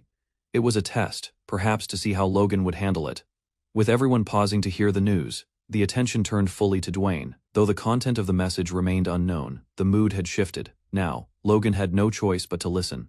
Just as Logan was being dragged away by his father, a messenger delivered urgent news, a message from Kalia. The name alone stunned both Logan and the Marquis, as it came with weight and implications. Dwayne confirmed it was indeed Kalia, and the message was not ordinary. He explained that the contents involved a formal request concerning their military forces. Shock turned to disbelief as the report was fully revealed. Over 200 knights of Kalia, including their commander, had submitted a request to transfer allegiance, not to the crown, but to the House of McLean. On the day King Robern was crowned, a significant shift in political authority occurred. The throne room was filled with noble representatives and knights, gathered to witness not only the coronation but also the judgment of those who had opposed the new regime. Though most of the defeated forces were met with minor consequences, the two Margraves, associated with major military factions, were presumed to face execution. Their involvement in recent conflicts had left them vulnerable. Contrary to expectations, King Robern chose a different path. Acknowledging that the Margraves were merely tools in the Duke's schemes, he spared them from death. As an additional consequence, the two Margraves were sentenced to serve 10 years in the Esperanza Knight Order. Many saw it as a humiliating demotion, assigning once powerful nobles into the chain of command as regular knights under a disciplined military order. Observing this, Logan sat calmly, already aware of the decision. His advisor noted that the Margraves themselves were not the core of the problem. Their downfall had been orchestrated by Jordan and Juan's ambitions. Logan believed that transcendent warriors were not expendable assets. In his eyes, their worth as national power far outweighed their past offenses. In preparing for greater threats like the Empire, he understood that the kingdom could not afford to discard any experienced transcendent fighters. Elsewhere, concern rose as Kalu's top-tier knights began arriving. Even the knights stationed in far regions had been summoned. Confusion grew over the number of transfers being made into the Knight Order. Upon inquiry, it was revealed that 201 individuals were being reassigned. The number shocked the present knights, nearly doubling the existing forces of their own Night Order, raising logistical and leadership concerns. This massive influx of elite warriors introduced a serious disruption. If many among them were top-tier, preserving the current chain of command and maintaining discipline would become increasingly difficult. Logan remained silent as he assessed the situation. Despite the overwhelming number of newly arrived knights, he showed no signs of panic. His composed gaze suggested he had already considered the implications. The Marquis raised concern, implying the integration of these knights might become a logistical issue. However, Logan calmly responded that it might not be as difficult as anticipated.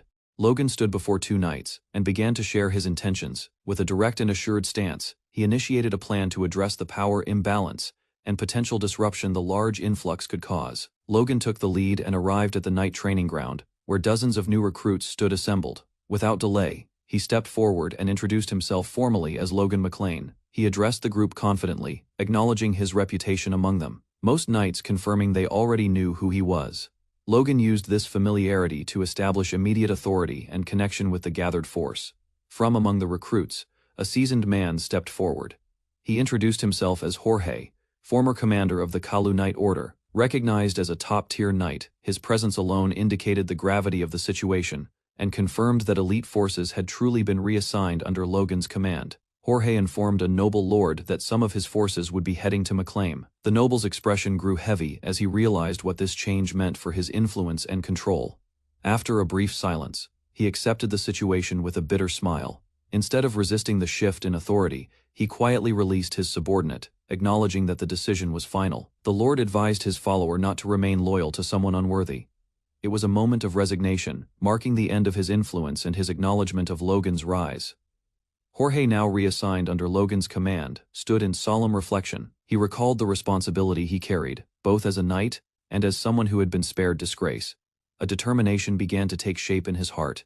Motivated by gratitude and pride, he silently pledged to serve the new order with full dedication. He vowed not to tarnish his former position nor bring shame to the legacy of the Kalia Knight commander. Logan stood confidently before the assembled knights, declaring the start of the new McLean Knight Order's training. Among the knights, Jorge stepped forward and proposed beginning with a formal greeting, establishing the tone for their renewed structure. Jorge initiated what he called a light greeting, but what followed was anything but gentle. Charging forward, he moved with the force and precision of a veteran knight. Shocked expressions spread as his actions defied expectations of a ceremonial start. The greeting escalated as Jorge launched a fellow knight high into the air with overwhelming force. His movements, though exact, demonstrated the immense gap in skill between experienced veterans and standard recruits. As more knights observed the scene, awe turned into concern. Jorge's show of strength made it clear that the standards in the McLean Order were nothing like what many had known. One knight coughed blood after being struck, unable to react in time. Others looked on in disbelief, unable to process how a greeting could cause such devastation. Jorge questioned if this was some kind of punishment. The strikes had been precise and impactful. The knight realized this was not personal. Jorge had done the same to everyone equally. New recruits feared this was the daily training standard. Questions arose about how they would survive under such brutal discipline. The true intensity of the McLean Order had finally been revealed. After witnessing the intense greeting session, one knight sitting on the ground expressed understanding of the McLean Order's reputation. He now saw why even intermediate McLean knights were said to rival advanced-level fighters. Logan addressed the gathered knights with renewed energy, signaling the end of the greetings. He announced the next phase of training, instruction in the McLean Knight Order's intermediate sword technique, known as Iron Blood Sword. Each McLean Knight would be assigned to 2 trainees as an instructor. The new recruits were advised to treat their instructors with full respect and discipline throughout the process, reinforcing a culture of hierarchy and learning among the trainees. One advanced knight began assuming he would receive instruction directly from the highest-ranking members. He believed his status warranted special treatment and anticipated being taught by Logan or another noble-ranked knight. Jorge noticed someone approaching and began to address them casually, thinking it was an old acquaintance. But the figure standing before him introduced himself with full formality, revealing his identity as Advanced Knight Henderson, assigned as the trainee's instructor. Hearing Henderson's rank shocked the first knight. Realizing he would be taught by someone equally ranked and not above him, disrupted his expectations. The structure of McLean's order clearly valued skill and position beyond titles and assumptions. In a brief flashback, Henderson recalled being called by Logan. Logan's tone was respectful, acknowledging that he should have made the arrangement sooner and recognizing Henderson's recent promotion to advanced rank.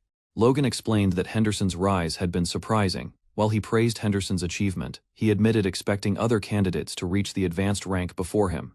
Henderson responded modestly, attributing his promotion to luck. Despite his humble reply, Logan's words suggested that Henderson had proven himself through skill and merit, reinforcing the meritocratic culture now being cultivated in McLean's Night Order. Henderson confessed that he, too, had once believed others would surpass him first. However, he explained that the other three had managed to catch up to his 15 years of training in just a few years. As Logan observed the group, he noted that it wouldn't be long before those three reached advanced rank as well. Their rate of development made it clear they were destined for high-ranking roles in the near future. Despite this, Logan reminded Henderson that he had still been the first to achieve the advanced level. It was a moment meant to acknowledge his efforts and validate the years of work that brought him ahead. Even if briefly, Logan added that Henderson seemed well-liked among the knights. His reputation had grown, and many within the order had chosen him as the candidate for the next knight commander position. Surprised by the praise, Henderson was momentarily flustered. Though humbled by the recognition, he didn't seem entirely prepared for such a suggestion. Still, he accepted Logan's words with gratitude and composure. Logan, transitioning from praise to decision, asked Henderson a direct question. Between himself and Jorge, who did Henderson believe should become the next commander? Elsewhere in the training grounds, Jorge demonstrated a high-level technique with precision and force, cleaving into the ground with a powerful strike. The spectacle showed his refined control and physical strength. Henderson looked on in awe, noting Jorge's significant improvement. That level of growth in just 10 days was almost unbelievable, and signaled his continued evolution despite his already elite status. Henderson acknowledged Jorge's skill with quiet respect. As he observed, he reached for the hilt of his sword, signifying that he had made his decision internally, a resolution about the future of the Order's leadership. After a training session, Jorge thanked Henderson for his guidance. He credited Henderson's instruction for his progress. Henderson, however, redirected the praise back to Jorge's own effort, downplaying his role in the other's improvement. Jorge, slightly puzzled, asked why Henderson was treating him so kindly despite their history. His tone suggested caution, aware of the past divide between them and unsure of Henderson's intentions. Henderson responded candidly, stating he had only been following orders before. He reminded Jorge that until recently they had stood on opposite sides of a conflict. Henderson reflected that only a small portion of the knights, about 30, were originally part of McLean. The majority, like Jorge, had been transferred in from other factions or disbanded orders. Jorge admitted to feeling uncertain about his place in the Knight Order. Though he was growing stronger, he found it presumptuous to think he might take on a significant leadership role. Henderson, recognizing Jorge's humility, encouraged him by pointing out his status as a top-tier knight. He reminded him that ability was what the young lord valued most, not background or past allegiances. Jorge then shifted the conversation, asking Henderson what he truly felt, not just as a knight but as a man. He wanted to know if Henderson had any personal resentment or objections. Henderson paused and calmly answered. Personal feelings, he said, did not matter to a knight. His duty was to follow his lord's orders, regardless of his own emotions or preferences. Henderson concluded by stating that as long as the Knight Order grew stronger, he would support it in any direction. But he left Jorge with a warning: if he ever did rise to an important position, he must remember the weight of that responsibility and carry it without personal bias. Jorge stood upright, his expression proud and his posture firm.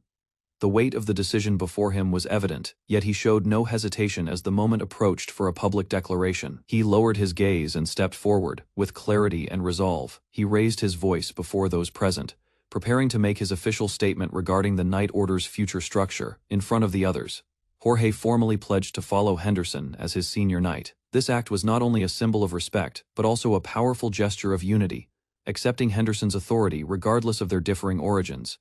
Henderson was caught off guard by Jorge's sudden and formal declaration. His wide-eyed reaction made it clear he hadn't expected such a public show of loyalty and trust. Jorge approached and offered a respectful bow. His behavior conveyed more than words. He was ready to serve, without pride or resistance. From a higher vantage point, Logan observed the interaction. He noted that the Kalia Knights were adjusting well to their new environment and duties. Henderson's integration into the order was smooth. While watching the scene unfold, one of Logan's advisors expressed surprise that Logan wasn't positioning his younger brother Ronian for future leadership. Given Ronian's talent and bloodline, it seemed like the natural course. Logan responded with calm clarity, revealing he had no intention of becoming the head of the family. He rejected the assumption that power and position should remain within the main bloodline.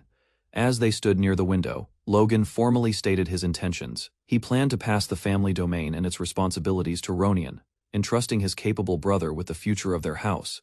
Logan's father reacted with visible shock to his son's declaration. The decision to hand over the family domain to Ronian was unexpected and difficult to accept, especially given Logan's accomplishments.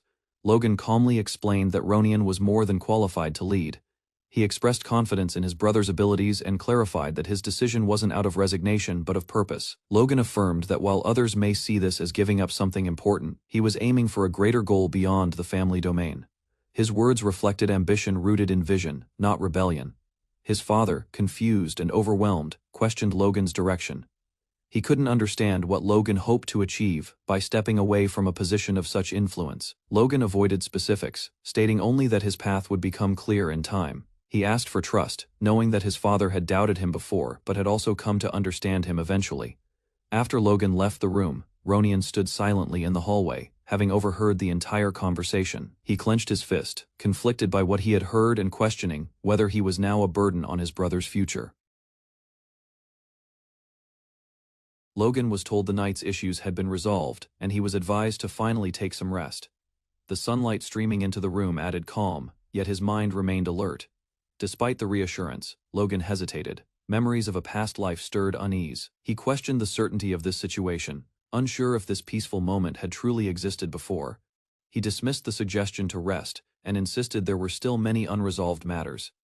Instead of relaxing, he proposed holding a formal meeting to address the house's internal affairs. Later, the grand hall filled with the McLean household members, gathering for their first official general meeting under Logan's lead. With a sharp motion, Logan announced the beginning of the session. Logan acknowledged the recent elevation of their house's status. With that rise came complex responsibilities, and he invited everyone to discuss solutions and navigate the changes together. One member raised his hand and reported progress on a previous research direction. He mentioned needing additional funding to continue development. Another elder stepped forward, stating that the workshop required more manpower to boost crossbow production. Echoing that sentiment, others demanded more staff in administration. Observing the flood of requests, Logan realized how significant each proposal was. He decided to review each matter in sequence. The first issue brought forward was Clayton's research involving a unique metal infusion process. The research focused on the crownet, a technique to infuse ordinary metals with mana, potentially revolutionizing artifact production. Should Clayton's research prove successful, the house could begin producing lower-tier magical artifacts, enhancing their influence and income. Next came Hamma's workshop. Their crossbows were renowned across the kingdom, but mass production was impossible with their current dwarven workforce. The final topic addressed administration. With recent victories and expanded lands including Northern Kalaya, Bifrost, and Sylvan Fae-Tesseron, managing new regions required urgent staffing solutions. While reviewing the current state of affairs, Logan noted their control extended across 20 castles. Such vast responsibility demanded a larger workforce to sustain stability. Rather than settling the matter, he invited further input. His hand gesture signaled openness to unresolved concerns. Turning toward the quiet Ronian, Logan called on him directly. The young man stiffened under the attention, caught off guard by the question. Logan's reassurance gave Ronian the space to speak. Even so, the words stalled in his throat. After a pause, he explained that increased reputation had attracted waves of merchants and visitors. This influx, while beneficial, carried hidden consequences. Crimes such as theft and burglary had begun to rise. Several members acknowledged the shift with murmurs of concern. Gathering confidence, Ronian suggested a revision of current regulations. His voice carried more resolve than before. Instead of burdening the standing military with internal issues, he proposed forming a specialized security force. It would focus solely on protecting civilian areas. By assigning veteran knights and retired soldiers to lead, the structure could function efficiently. The room responded with silent approval. Ronian's insight surprised even Logan. It mirrored strategies used in the Empire's largest cities developed entirely through his own judgment. Not wasting a moment, Logan endorsed the proposal. He handed responsibility to Ronian and suggested taking charge of a castle as a test of leadership. Though he accepted with a smile, Ronian's eyes didn't reflect joy. He bowed respectfully, yet something felt off. He affirmed he would do his best, but the energy behind his words had faded. There was a hesitation that didn't go unnoticed. The shift in his mood puzzled Logan. Praise had just been given, and yet Ronian seemed burdened, deciding to address it later. Logan made a mental note. There was clearly something troubling Ronian beneath the surface. Discussion shifted to administrative matters, with leaders acknowledging the need for additional staff. Logan steered the meeting toward addressing the number of personnel required. Estimates were given around 30 individuals were deemed necessary. One elder emphasized that new recruits must be prepared to start without delay. A senior advisor reminded the group that those currently in the room had proven loyalty. Logan agreed. Recognizing the importance of trust within their ranks, a suggestion emerged to distribute command across the castles by selecting internal candidates. This would streamline leadership and increase accountability. The room responded with immediate enthusiasm, understanding that a decision on Castellan assignments was imminent. Excitement filled the hall as the proposal gained traction. Logan confirmed their intent to select leaders for each castle immediately. The urgency of the matter left no room for delay. He called on Dwayne to make the first nomination. Initially volunteering himself, Dwayne was reminded that he needed to remain in a central role. Instead of pushing forward, another member raised his hand with an alternative approach. Damien was asked to continue the idea. He agreed that guidelines were needed to ensure fair selection and offered to help shape the process. The group turned its focus to the newly acquired territories of Kalia and Terran. Concerns were raised about unrest in unfamiliar regions. New domains could resist change, and soldiers might neglect their duties. To counter these issues, Damien recommended assigning knights as initial Castellans. Their training and discipline would help stabilize the transition. Logan considered how well thought the suggestions were.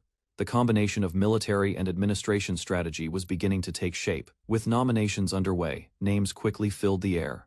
Several candidates were put forward to manage different regions. Amused by the eager participation, Logan noted their enthusiasm. He observed Ronian quietly and sensed something still lingered beneath his composed exterior. From a modest beginning, their household had expanded greatly. Just 3 years ago, they possessed only a single small castle. Now, they stood before a large crowd of loyal retainers and knights. The scale of their growth was undeniable. Praise was given to Logan for the family's success. He received the gratitude with a composed smile, aware of the weight it carried. Far from the council hall, a new scene unfolded under a bright sky. A grand structure rose at the city's heart, radiating authority. Approaching its gates, a man clad in a blue cloak made his way inside. His footsteps echoed through the stone corridor. A guard acknowledged his presence. The name, Felix Esperanza, the Sword Duke, was spoken, granting him entry. Crossing the large doors, Felix stepped into an ornately furnished chamber. His expression remained unreadable. At the far end, a man worked alone behind a wide desk. Documents surrounded him. Yet he didn't pause. Felix observed silently. Noting the Emperor's absorbed demeanor, the room felt heavy with unspoken thoughts. The Emperor finally addressed him, welcoming the Sword Duke. He appeared slightly tipsy, a glass of wine resting nearby. Felix commented on the drink, surprised by the sight. In response, the Emperor laughed, dismissing the concern lightly. Lifting his glass, the Emperor explained it was not for indulgence, but to steady his emotions. It was a gesture of remembrance for fallen brothers. He spoke further about the past of living in his sibling's shadow and enduring hardship. The wine symbolized both grief and freedom. Just as the atmosphere settled, the Emperor inquired about Felix's visit. Before the Duke could respond, a knock echoed through the room. A servant entered with something the Emperor had requested. Without hesitation, he invited them in, shifting focus away from the solemn moment. The chamber doors opened with urgency, drawing everyone's attention. Servants stepped in quickly, their movement precise and silent. A group of women followed, each carrying trays filled with carefully prepared food. The atmosphere shifted as the aroma of the dishes filled the room. Their expressions were calm and composed as they navigated the hall, elegantly dressed. They exuded discipline and grace in service. Felix raised a question, sensing something unfamiliar about the situation. A servant approached and began pouring wine into the Emperor's glass. Curiosity turned to confusion as Felix observed closely. The wine flowed smoothly, yet the moment felt oddly rehearsed. The Emperor clarified that the server was someone new. Felix realized he had never seen this man before. Explaining further, the Emperor shared that the man had once worked at the castle. His talent for understanding people earned him a position as cupbearer. Introducing himself as Cleo, the man greeted Felix with a practiced smile. His words were polite, yet his presence unsettled the Duke. Felix studied the man closely while others observed. Doubt flickered in his eyes as he questioned the Emperor's judgment. Inside the McLean administrative office, officials gathered around a long table, reviewing various reports critical to managing the territory. At the head, the newly appointed lord remained silent, overseeing the process. Two noble administrators, Fabian and Lockman, walked into the room with confidence, their expressions suggesting pride in their new duties. Fabian handed over essential documents regarding the harvest and construction projects. The Lord acknowledged their efforts without fanfare, shifting attention quickly back to the paperwork. Dwayne, a bearded official, watched Fabian and Lockman with narrowed eyes. Discontent flickered among the older staff as they observed the noble's growing influence. Lockman politely pointed out an error in the budget documents Dwayne had submitted. Although caught off guard, Dwayne responded with forced gratitude. Lockman remained composed, offering further support, subtly asserting his capability over his senior colleague. Fabian and Lockman reaffirmed their loyalty to the Lord. They expressed eagerness to contribute, their words echoing a noble sense of duty. Their behavior, however, drew mockery from other lower-ranked staff. Laughter erupted in a separate room, where some ridiculed the formality and pride of the noble aides. Frustration boiled over as a man slammed his drink down, cursing the decision to hire nobles. Seated together, commoner staff voiced concern. Some questioned whether they'd now be forced to cater to noble whims to keep their positions. They reflected on the recent hiring spree, once a hopeful opportunity, now overshadowed by disappointment, upon seeing the chosen applicants. One man's anger intensified as he remembered the long list of hopefuls, all of whom, it turned out, were nobles. They speculated the hiring was influenced by war preparations. The nobles were likely brought in due to their experience in managing conflicts. Concern deepened, knowing they'd soon be taking orders from elites. Some feared their efforts would be dismissed or undermined entirely. Back in the office, the young Lord Dwayne stood alone. Though quiet, he observed everything, silently preparing for the inevitable challenges ahead. Within the office, Dwayne reported on the new hire's competence. He acknowledged Fabian and Lockman's superior skills without hesitation, stating they had surpassed his own Adrian. The young lord listened in silence. Dwayne's statement hung in the air as he stood firm, concealing his inner thoughts. After a brief pause, Adrian accepted the update and dismissed him. Dwayne gave a respectful nod, though something weighed on his mind. Just as he turned to leave, Dwayne hesitated and addressed the Lord once more. His voice carried uncertainty, but his intent was firm. With a trembling stance, he struggled to find the words. Adrian urged him to speak without delay. Finally, Dwayne voiced his request to retire. The declaration shocked Adrian, who stared in disbelief at the sudden announcement. Startled, Adrian demanded a reason. Dwayne calmly explained that the thought had lingered since Sir Heinkel's resignation. He believed the time had come for him to step aside, especially with others now handling training duties in his place. Despite Adrian's objections, Dwayne insisted that his role had diminished. He admitted feeling that his usefulness had reached its end. Haunted by self-doubt, Dwayne believed the new administrators outshined him in every aspect. Their confidence only deepened his insecurity. As a commoner, he feared holding authority over nobles might disrupt harmony within the structure of the organization. Apologizing sincerely, Dwayne lowered his head. Adrian, though composed, quietly processed the painful resignation. Taking responsibility, Adrian acknowledged his failure to notice Dwayne's distress. He attempted to reconsider the matter calmly. Dwayne, touched by the gesture, looked conflicted. Emotions lingered in the silence between them, but unable to hold back. He raised his voice in frustration, shouting his final decision. The moment marked an end neither had wanted. In an unexpected move, Adrian reminded Dwayne of his newly granted noble status. The statement left Dwayne stunned, his eyes wide in disbelief. Adrian explained that the title had been recorded with the kingdom after the war, recognizing Dwayne's service. Still hesitant, Dwayne questioned if the king would approve. Adrian reassured him with confidence, insisting that honoring loyal workers was justified. Far from the McLean estate, the royal capital stood tall under a warm sky. Its grandeur set the stage for deeper political developments. A knight approached the palace gates with purpose, carrying questions and concerns about the recent changes in the kingdom. Inside, the king stood confused by the ongoing festivities. His frustration surfaced as he asked for an explanation of the elaborate preparations. A noblewoman calmly reminded the king that it was part of the ceremonial rites. The king was reminded that this 27-fold ceremony honored the 9 gods. With 3 days dedicated to the departed, it was tradition. Meanwhile, a young nobleman was chastised for drinking during the event. He dismissed the concern, claiming he was in control of himself. Embarrassed, the man apologized to the king. The mood remained heavy, yet another advisor entered, steering the topic back to political matters. He inquired about the next move concerning House Wolves. The advisor proposed a punishment demotion and the seizure of half their lands.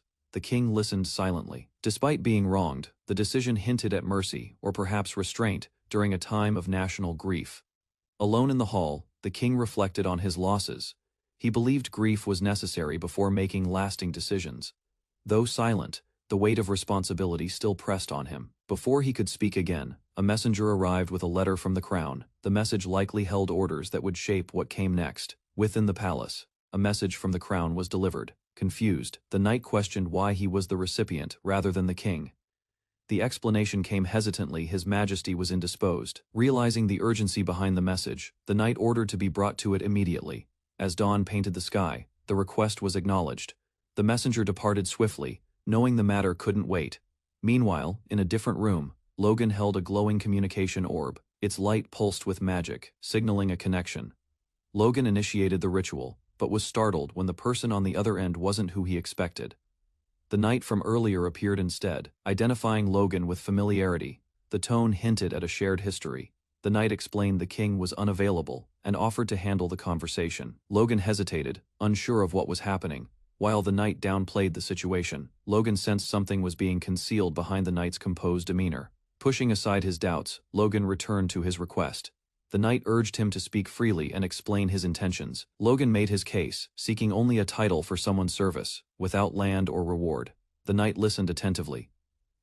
Satisfied with Logan's sincerity, the knight agreed to speak to the king. He cautioned, however, that this would be the last title Logan could grant.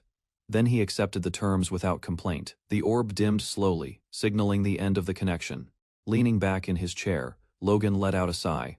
He had expected a scolding for making such a request, yet something in the knight's behavior felt off. His voice lacked its usual weight and warmth. Concern lingered in Logan's mind. The sudden end to the call, and the knight's distant attitude, made him wonder if something serious had occurred behind the scenes. Dwayne burst into the room, flinging himself at Adrian in an overly dramatic show of gratitude, catching the young lord completely off guard. Clinging tightly, he wept emotionally, overwhelmed by Adrian's gesture to honor him with nobility, unable to contain his feelings. Despite Adrian's attempts to break free, Dwayne clung on, swearing eternal loyalty to the McLean family with tears and exaggerated flair. Under the evening sky, a cloaked woman rushed away from the estate, her steps urgent and unwavering. A concerned knight called out, urging her to reconsider her departure, fearing for her safety if something went wrong. Without turning back, she approached the waiting carriage, accepting whatever outcome awaited her beyond the walls. As she walked, she recalled how her family had lost everything after the war, abandoned despite pleas for mercy. Her father had knelt before the palace for days, but it changed nothing. Despair had defined their fall. Eyes fierce with resolve, she declared this wasn't the end. Determined, she still believed in the chance to recover her future. Morning light poured through the windows of the noble hall as a solemn assembly gathered for an important proclamation. A young man with crimson hair stood confidently before the gathered crowd. Holding a decree in his hand, he declared the commendation of a commoner who had served the family well. He formally announced the elevation of Dwayne Pilsner to the noble title of Baron, a rare act authorized by none other than His Majesty, Rogers von Grandia. The hall erupted in joyous celebration as Dwayne was lifted by his companions, unable to contain their pride and excitement at his newfound nobility. Cheers followed, as fellow nobles approached him with congratulatory gestures. Among the well-wishers stood Lord Fabian and Lord Lockman. Outside, the commotion continued, as servants and guests praised Baron Dwayne with enthusiastic chants. Echoing through the estate's courtyard, Lord Lockman, observing the scene, remarked how loyalty and ability alone could elevate a commoner to noble rank within their house. Pleased with the decision, the red-haired lord smiled and acknowledged Lockman's words, proud of the direction the McLean family had taken. In a forest clearing, preparations began for a recruitment trial, known as the Test of the Senses, drawing numerous young applicants to prove their worth. Boys lined up under the watchful eyes of knights. One officer noted the increase in soldier applicants, a sign of growing interest in military service. He credited Eileen's proposal for the inclusion of female recruits. A seasoned officer, wearing a scarred eye patch, shared how the test had helped awaken latent potential in many new recruits. The red-haired lord, now revealed to be Logan McLean, sensed faint signs of power in several candidates before the trial even began. His focus shifted to one girl who stood apart. While others looked on in surprise, Logan's gaze remained fixed. Something about her had already caught his attention. Logan raised his hand, his senses alert to the subtle ripple of internal force emanating from one of the candidates. Although the girl displayed no outward aura, a faint energy flickered within her. Logan recognized it instantly, noting its similarity to something he once possessed. Having lost his own power in the past, Logan explained that the absence of force had heightened his sensitivity, allowing him to detect even the weakest presence in others. He reflected silently, stunned by the notion of gaining sensitivity to force only after losing it, a contradiction to all he'd known. This phenomenon defied his previous experiences, even those from his former life. No knights had survived without their force, let alone adapted this way. Recalling his own journey, Logan recognized the parallel. The moment his former self perished, his force was destroyed. Memories surged, images of his past death, the pain of shattered power, and the moment his soul crossed into a second life. After his return, his body reacted differently. Heightened senses and superhuman perception became part of him, replacing the lost force with something else entirely. Driven by instinct, he attempted to rouse that hidden power again. Wiping his forehead, Logan masked the discomfort. He brushed off concern, telling his aide he was fine and ready to move on. He departed the area, leaving instructions behind. The knights were to finish evaluating the recruits and send him the report. As Logan vanished into the forest, the eye-patched man remained behind. Racing ahead, Logan sought an isolated place. His thoughts burned with the need to test and stabilize the force stirring within him. Suddenly, a voice halted his steps. Turning, he found himself face to face with his father, a stern man who had noticed his absence. Caught off guard, Logan responded vaguely, but his father, sharp-eyed and unconvinced, questioned why he intended to train alone in secrecy. As Logan tried to step away, Eileen rushed toward him, calling out urgently. Her expression was firm, and her presence halted the conversation. Standing before him and his father, she delivered her report with composure. Among the new recruits, several female candidates had shown notable promise. Logan's father quickly guessed which candidate she meant, referring to one tall girl, before she could finish. Logan's father interrupted again, teasingly questioning whether Logan and Eileen always spoke about work so seriously. Both were confused at first, but he pressed on with a smile, likening them to a couple obsessed with duty more than anything else. Then came the unexpected question: when would they marry? Shocked, Logan and Eileen froze in place, eyes wide with disbelief. Later that day, Logan sat alone by a quiet riverbank, trying to calm himself. His mind swirled with thoughts of embarrassment, unsure how to handle the conversation that had just occurred. He assumed Eileen would be angry. She soon arrived, catching up with him. Though breathless from running, she stood calmly and greeted him without scolding. Logan apologized quietly, admitting how awkwardly he'd acted earlier. Eileen smiled softly, accepting his apology without judgment. She noted she had been caught off guard too, but unlike him, she didn't run. She clarified she wasn't seeking an apology. Logan was surprised by her tone, unaware of what she really intended to say next. With a calm but direct voice, Eileen asked when they would marry, echoing the very question Logan had fled from. She pressed the issue they needed a proper plan, so awkward moments wouldn't repeat. Her eyes revealed a quiet resolve. Logan panicked, scrambling to explain, flustered but genuine. He blurted out that his hesitation wasn't from unwillingness.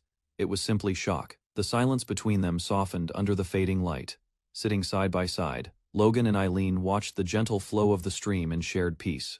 Logan finally spoke with regret, apologizing for making her feel uncertain. She admitted she had feared rejection not as a comrade, but as his fiancé, a title she rarely allowed herself to say aloud. Logan lowered his eyes, unable to meet hers. He confessed his fears, believing Eileen was too good for him, too strong, too capable. He elaborated further, saying the burdens ahead would grow heavier and his responsibilities would consume him for years to come. Doubt filled his voice as he claimed he'd make a terrible husband under such weight. Eileen's gaze remained steady. She questioned his logic, asking what kind of leader tried to carry everything alone without help. She leaned closer and simply stated what seemed obvious to her: he needed support. Someone who would stabilize everything around him. Confused and flustered, Logan reacted, claiming it would be unfair to her. Rising slightly, she reminded him of one thing: when a person devotes their life to building something great, their partner shares the same vision. Her voice softened as she described how a husband who sees his flaws is already a great one, and that his efforts would strengthen their house. She smiled, explaining that her role would be just as demanding as his knight, and as his wife, she would walk the same path. Logan sat in silence, overwhelmed by her unwavering belief in him. Gently, she took his hand, grounding him in her warmth. Realization struck. He had misunderstood everything. This wasn't just about burdens, it was about partnership. With a renewed heart, Logan gave his answer. No more hesitation, no more doubts. He looked at her and said it clearly: they would marry. A carriage arrived quietly under snowfall, its golden frame reflecting the cold light. The door opened as a figure stepped out into the night. Silver hair and sharp eyes marked the woman's presence. Her gaze scanned the surroundings, noting how different McLean had become since her last visit. She stood before the city's gates, cloaked in mystery. Silent footsteps echoed behind her as she walked toward the estate under moonlight. A knight warned her to leave, reminding her of the broken engagement. She dismissed his concern without hesitation.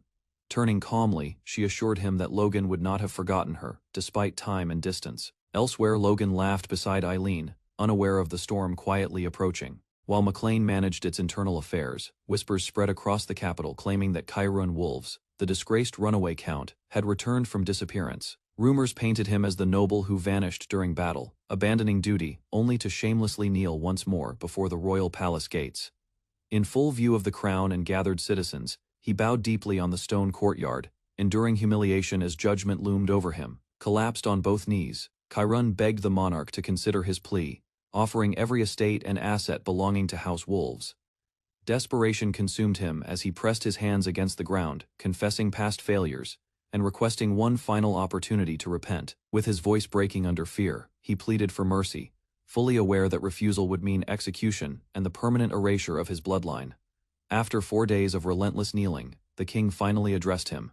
Drawing the court's silent anticipation toward a single decree, the monarch accepted the surrender of property but reduced House Wolves to a minor viscountcy, stripping it of former authority and prestige.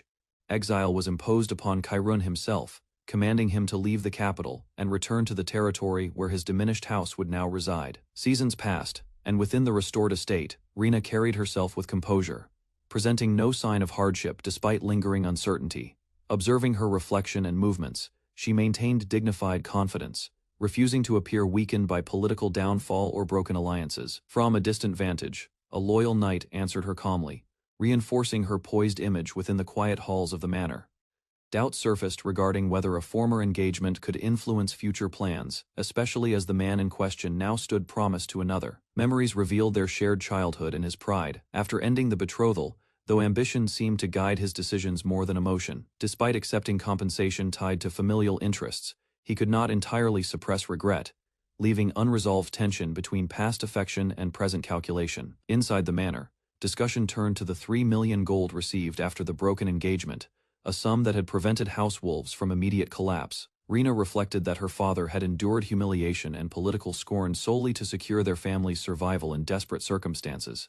Determination hardened within her as she resolved to restore their standing through her own efforts, rather than relying on past arrangements. Upon hearing that Logan had arrived, she quickly composed herself, adjusting her posture and expression exactly as she had practiced. The door opened to reveal him standing composed with documents in hand, his presence calm yet distant compared to their shared childhood. Surprise briefly crossed her eyes, but she restrained it, recognizing that sentiment would not influence the negotiation ahead.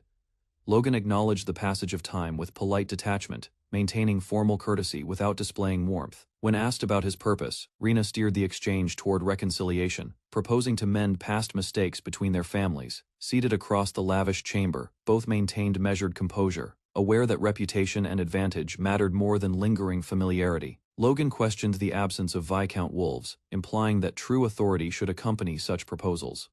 Rena explained that her father was currently indisposed, striving tirelessly to defend their weakened house from further decline. Feigning mild disappointment, Logan concealed sharper calculations behind a restrained expression.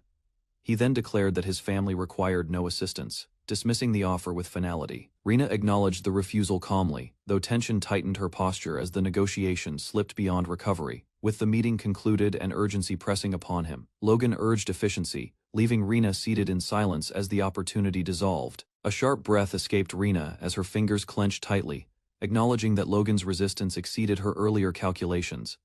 Instead of retreating, she deliberately altered her approach, allowing her posture to soften while carefully summoning restrained emotion. With lowered eyes and controlled hesitation, she appealed to shared memories, intending to reopen a bond she believed still lingered. Carefully measured vulnerability colored her expression as she urged him to reflect on the past they once shared. A faint flush touched her cheeks, and a tremor in her gaze reinforced the illusion of sincerity beneath her composed exterior. Caught off guard, Logan's composure faltered briefly, revealing that the shift in her demeanor had unsettled him. Turning slightly aside, she interpreted his reaction as proof that her presence had not faded completely from his mind.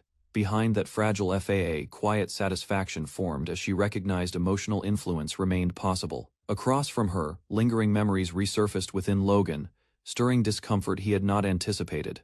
A sudden recollection of chaos and aggression flashed through him, reminding him of a moment when restraint had once broken. Regaining control, Rena redirected the conversation toward tangible matters, highlighting the merchant foundations her house still possessed. Generations of trade routes and commercial knowledge were presented as enduring strengths despite political decline. Firmly placing her palm upon the table, she proposed distributing McLean's newly developed weapons through her established networks. Confidently, she promised a 30-fold return on costs, framing the arrangement as strategic cooperation rather than desperation. Without hesitation, Logan stood and rejected the offer, declaring independence before bringing the discussion to an abrupt end. Driven to desperation, Rena suddenly offered her hand in marriage, declaring that such a union would bind their families permanently. Without the slightest pause, Logan lifted his hand and refused outright, dismissing the proposal with cold detachment. Stunned by the immediate rejection, she faltered, hastily claiming that the past engagement had never truly been her will. As he turned to leave, she called after him, insisting she possessed documents, proving she had opposed the broken betrothal. Before he could exit, she lowered herself to her knees and questioned whether he no longer cared for her. Rising slightly, she pressed further, declaring she would even accept the position of concubine if that secured his favor. Tears welled in her eyes as she claimed she would do anything required, abandoning pride in pursuit of survival. A quiet scoff escaped Logan, followed by unrestrained laughter that shattered the fragile tension she had built.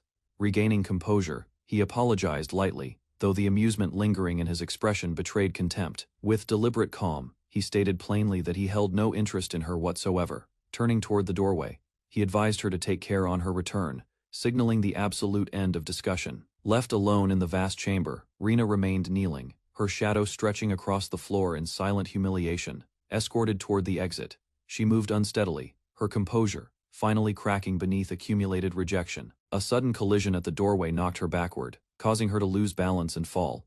A red-haired woman reached out in surprise, expressing concern as Rena lay on the ground, shaken and exposed before another witness. A brief clash of hands halted Rena's fall at the doorway, drawing the attention of a red-haired woman who stared in confusion at the tense departure unfolding behind her. From a distance, Rena steadied herself while Logan turned his focus toward the newcomer, leaving the corridor thick with awkward silence. Composure restored, Rena withdrew without protest, though her tightened expression revealed humiliation she refused to display openly. In the hallway, Logan explained the visit as a simple invitation for tea arranged by his mother, framing the encounter as routine courtesy. The red-haired woman responded warmly, leaning close with familiarity that contrasted sharply with the earlier rejection. Watching from afar, Rena observed their closeness and recognized the visible difference between political calculation and genuine affection.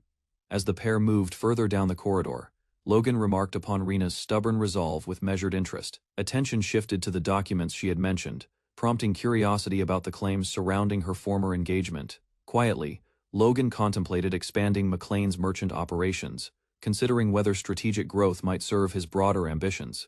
Logan stands in a quiet corridor and calmly outlines his plan to create a merchant group within the McLean territory while reviewing documents.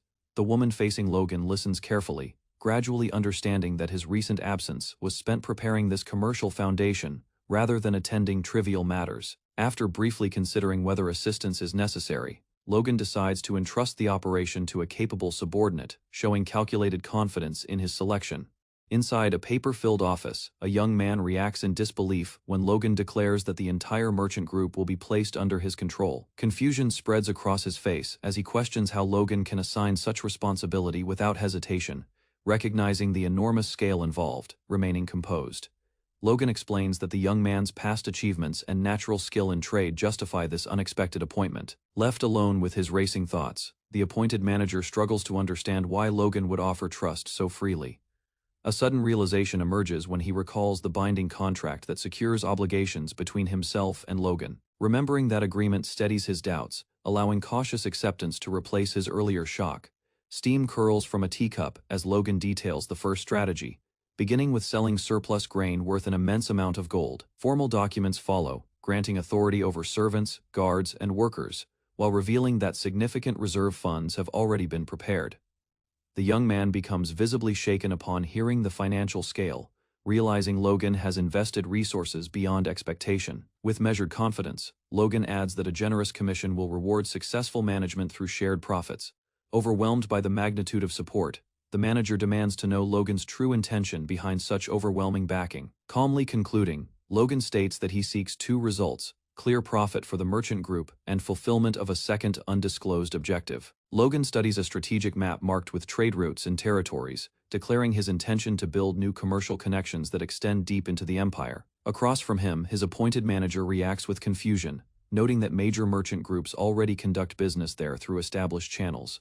With quiet certainty, Logan clarifies that he does not intend to follow conventional routes, revealing his plan to create alternative paths beyond predictable networks. From his desk, Logan questions whether enough information has been gathered, weighing the risks between ambition and caution. Doubts turn toward influential imperial families, especially those whose reputations grant access to powerful circles within the empire. Memories surface of shifting loyalties and fragile alliances, reminding him that status inside the empire determines survival until open conflict begins. Holding his teacup steadily, Logan admits he requires time and reliable people before expanding into imperial territory. The manager proposes that a major imperial player must serve as their bridge, estimating that at least 5 years will be necessary. Logan recalls someone matching that description, implying preparations have already begun without revealing full details. The manager identifies the powerful family Logan references, acknowledging their extensive connections throughout the empire's noble circles. Dark recollections interrupt his thoughts, recalling that one heir died in the previous war while another household collapsed into ruin. Those tragic outcomes emphasize how unstable imperial politics can be, reinforcing the danger hidden behind influential names. A desperate plea echoes from the past, as a father begs for protection while declaring loyalty and kinship. A noblewoman appears conflicted, her expression revealing hesitation between family duty and political survival. Walking beside Logan under a shared umbrella, she reflects on how her family once abandoned him during war, binding their fates in unresolved tension. Walking beside his mother, Logan calmly states that he intends to obtain something from the influential family rather than avoid them. Extending his hand as if sealing an unseen arrangement, he sends formal greetings while arranging for the Kairos merchant leader to be assigned. The appointment of Varon, Kairos' successor and current head of the Kairos grain trade, is revealed as Logan's chosen connection within the empire. Philip reacts with astonishment upon realizing that the powerful Kairos leader will personally oversee their trade relationship. Logan confidently introduces Philip as head of the McLean merchant group, framing the partnership as mutually beneficial. Varon questions Philip's background and status, testing his composure before deciding whether cooperation is worthwhile. Philip admits he is a commoner without noble lineage, standing firm despite the social imbalance between them. Varon mocks the proposal briefly, asserting dominance and implying that refusal is not truly an option. After weighing profit against pride, Varon concedes and agrees to support Philip, sealing the decision with a firm handshake. Several days later, merchant flags bearing a new emblem wave above the city, signaling the formal launch of the organization. Citizens observe wagons moving in formation through the streets, recognizing that a structured merchant force now operates openly. Philip turns in surprise when he hears his name called, realizing Logan has arrived in person. Logan approaches alongside Dwayne, explaining that he came personally to ensure proper farewell before departure. With composed assurance, Logan reveals he has prepared an additional measure to strengthen their position. Holding up a document Philip failed to notice, Logan hints that this overlooked detail may become the key to future expansion. Philip stares at the contract in disbelief, questioning why Logan is presenting the very agreement he once signed. With a faint smile, Logan tears the document apart, shocking Philip as fragments scatter through the air. In a sudden surge of energy, Logan announces that this act is Philip's true reward, freeing him from past obligations. Overwhelmed by emotion, Philip realizes Logan never forgot his dedication and loyalty. Dwayne reminds him that the commission terms still stand, urging him to continue striving as head of the McLean merchant group. Through tears, Philip kneels and pledges unwavering effort, accepting both freedom and responsibility. Logan and Dwayne watch as wagons depart the city gates, citizens cheering beneath fluttering merchant banners. As the celebration fades, Logan turns his thoughts toward neighboring territories and future expansion. When asked about his destination, Logan reveals he intends to travel to Terran, rather than remain in familiar lands. Dwayne questions the value of visiting a barren region, noting that McLean already lacks resources and population. Logan responds calmly that he has matters to confirm before making any large movements. A new arrival interrupts them, greeting Logan as a brother and drawing his attention. Logan studies the man before him, immediately sensing a significant change in presence and strength. As tension rises, he carefully reassesses the situation, recognizing that this individual has grown far more capable than before. Realization settles in that the man now carries the aura of a high-ranking knight, signaling future challenges ahead. Logan examines his younger brother's hardened physique in the marketplace, questioning his sudden growth, while warning him not to overstrain himself recklessly. The brother explains that he simply discovered a new method after leaving home, revealing that his improvement came through independent effort. After a brief pause, he declares his intention to depart on a warrior's pilgrimage, signaling a personal journey beyond Logan's protection. A warrior's pilgrimage is introduced as a harsh journey meant to temper combat ability and interpersonal strength through relentless trials and real danger. Although the path sounds honorable and prestigious, many participants perish before returning, causing the tradition to lose favor among modern noble families. Logan, a brown-haired young man, is presented as someone who willingly chooses this dangerous road, despite the obvious risks surrounding it. In the town square, Logan reflects on his role within the family, recognizing that his current duties bring him little sense of purpose. Across from him stands a well-dressed noble who oversees training and security, visibly unsettled by Logan's sudden declaration. Logan explains that he merely carried out responsibilities that originally belonged to that noble, implying misplaced expectations within their household. Pressed further, Logan admits that leadership and visible authority were never skills he believed himself to possess naturally. The noble realizes that if Logan remains, his presence alone would eventually elevate him as the family's central pillar. When asked who influenced this drastic decision, Logan calmly reveals that the very person questioning him shaped his resolve. Shock spreads across the noble's face as Logan insists that this influence has existed for as long as he can remember. A memory surfaces of peaceful days beneath a tree, where reassurance and belonging were quietly given without hesitation. Logan acknowledges that conflicts and misunderstandings occurred, yet the foundation of trust between them never truly disappeared. He recalls how the noble always stepped forward whenever the family faced crisis, becoming the shield that absorbed every burden. From behind that steadfast figure, Logan watched and believed that any problem would be resolved through unwavering strength. Carrying that long-held faith into adulthood, Logan decides to embark on the pilgrimage, determined to grow strong enough to stand beside him, rather than behind him. Logan senses that remaining within the estate will only restrain Roman's growth, believing his presence unintentionally overshadows the younger heir's potential. Firmly rejecting the blame placed upon his brother, Logan concludes that he himself has been the obstacle preventing Roman from advancing further. Memories of Roman awakening his aura earlier than before and gaining recognition from powerful circles convince Logan that distance is necessary for true progress. Determination hardens as Logan decides that becoming stronger requires separation, even if it means abandoning the comfort of familiar bonds. In quiet reflection, he admits that clinging to his brother for answers would only weaken his resolve and delay inevitable change. A sudden interruption draws Roman's attention, and the younger brother notices a subtle shift in Logan's expression. Composure replaces earlier tension as Logan looks at Roman with clarity, recognizing that this version differs from the one etched in painful memories. He accepts that the past he remembers no longer defines the present, and that Roman must walk a path unburdened by former failures. Under the fading light of evening, Logan asks whether a simple farewell is sufficient before beginning his departure.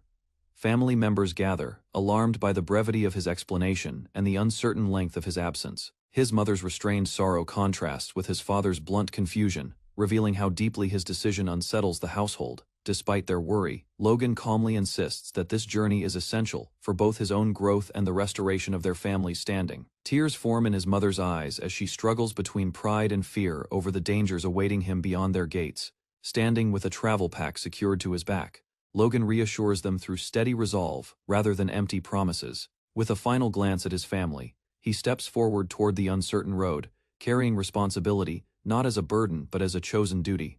Logan gives a small nod to his brother, silently acknowledging the unspoken understanding between them before turning away from the estate gates. Their mother watches from the doorway, her composure fragile as emotion lingers in her eyes while she accepts his departure. Under the warm glow of evening light, Logan embraces her briefly, then steps back with steady resolve. His father and brother stand beside her, offering firm encouragement as Logan announces he is leaving without further delay. Bootsteps echo across the stone courtyard as he walks forward, each stride widening the distance between himself and home. From behind, His family continues watching until his figure begins to shrink along the descending road. At the outer path, Logan notices Victor waiting beside a horse, arms crossed as if expecting this exact moment. The two young men face each other calmly, their exchange marked more by mutual respect than sentimentality. Victor offers a final reminder about discipline and survival, testing whether Logan truly understands the dangers ahead. Confidence surfaces in Logan's expression as he adjusts the pack on his shoulders and answers with quiet assurance. A brief smile crosses Victor's face, revealing pride carefully hidden beneath his composed exterior. They clasp forearms in farewell, sealing their rivalry and friendship with a firm, deliberate grip. Far from the estate, a secluded building stands among trees, where violent impacts shake the silence inside. An elderly dwarf relentlessly strikes a bound opponent, muttering about reaching the end of a long pursuit tied to an old name. Within the dim chamber, the mention of Noir, a figure from 2 centuries past, hints that forces beyond Logan's awareness are already moving. Inside, a quiet workshop, an elderly dwarf delicately carves a statue of Noir, praising her beauty while striving to perfect every fine detail. Logan observes from behind, noting the craftsman's obsession with capturing the eyes as the statue's most important feature. Irritated by interruption, the dwarf fiercely guards his work, treating the sculpture as something far more precious than stone. Without warning, the statue shatters from a sudden impact, fragments scattering across the floor as the dwarf cries out in despair. Logan stands calmly amid the debris, revealing that he came specifically because of the name Noir. Grabbing the stunned craftsman by the collar, Logan remarks that he appears to have far too much idle time. With unsettling cheerfulness, Logan proposes a journey, offering no explanation as the dwarf stares in confusion. Moments later, the workshop empties abruptly, leaving only dust behind as they are transported away. The dwarf finds himself in a vast desert, shock overtaking him as endless dunes stretch toward the horizon. Riding through the barren land, Logan travels alongside the dwarf and a rugged mage mounted on horseback. During the trek, the mage admits he exhausted the remaining power of a magic tower to accomplish recent feats. He complains about the staggering cost of experiments and the low chances of success, frustration surfacing openly. Despite the complaints, Logan remains focused, confident that success in developing these harsh lands will transform their fortunes. Golden light washes over the desert as he explains that wealth will follow once Terran's potential is unlocked. Stunned by his ambition, the dwarf questions his reaction, while Logan calmly reminds them that Terran is destined to become the kingdom's greatest mining city. The dwarf recalls that Terran flourished 200 years ago, yet time reduced it to barren land filled with collapsed tunnels and deserted mines. Broken wooden supports and scattered debris illustrate the decay, reinforcing his doubt about whether anything valuable could remain beneath the sand.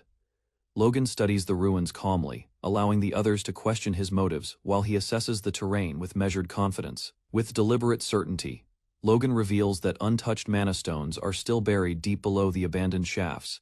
Shock spreads among his companions as they grasp the scale of resources potentially hidden underground. Ignoring their outrage, Logan clarifies that uncovering those mana stones is the true objective of their expedition. Mana stones are introduced as rare mineral crystals, essential for civilization, warfare, and magic, their discovery capable of shifting national power and altering the Empire's future. Logan, recalling knowledge from his previous life, evaluates the political consequences of such a deposit, understanding that securing it first could prevent his family's downfall. Determination settles within him as he resolves to claim the site before rival forces uncover it, believing the risk is justified by future survival. In a barren mining region, Logan oversees workers and a robed mage as they prepare controlled excavation, carefully following his precise instructions. Earth begins to shift under magical influence, and a massive golem drives its fists into the rocky ground, breaking layers of stone efficiently. The old miner watches closely, while the golem's strikes create a stable tunnel entrance, proving the method both safe and productive.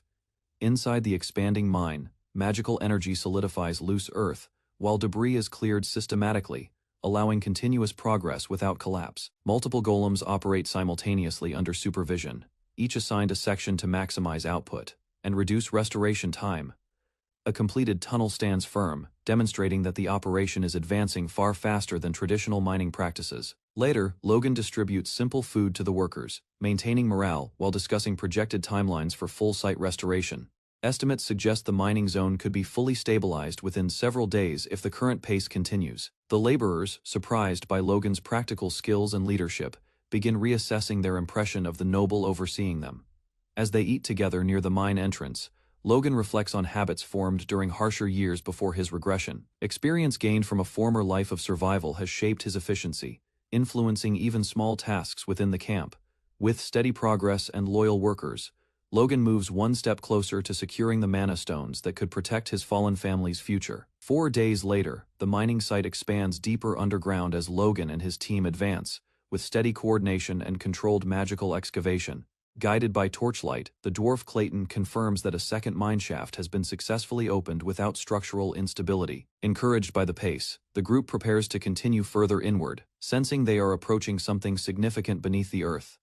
Suddenly, Clayton halts and presses his hand against the tunnel wall, reacting to a faint but unusual surge within the rock. A wave of concentrated energy pulses through the stone, causing the mage and workers to stiffen as they recognize its intensity. Logan observes calmly, while Clayton identifies the presence of a rich mana vein embedded beyond the surface layer. Overcome with excitement, Clayton shouts and rushes forward, convinced that a substantial deposit lies directly ahead. The tunnel trembles from the echo of his voice, and Logan quickly signals restraint to prevent unnecessary collapse. Despite the warning, celebration erupts as confirmation spreads that a major vein of mana stones has been discovered.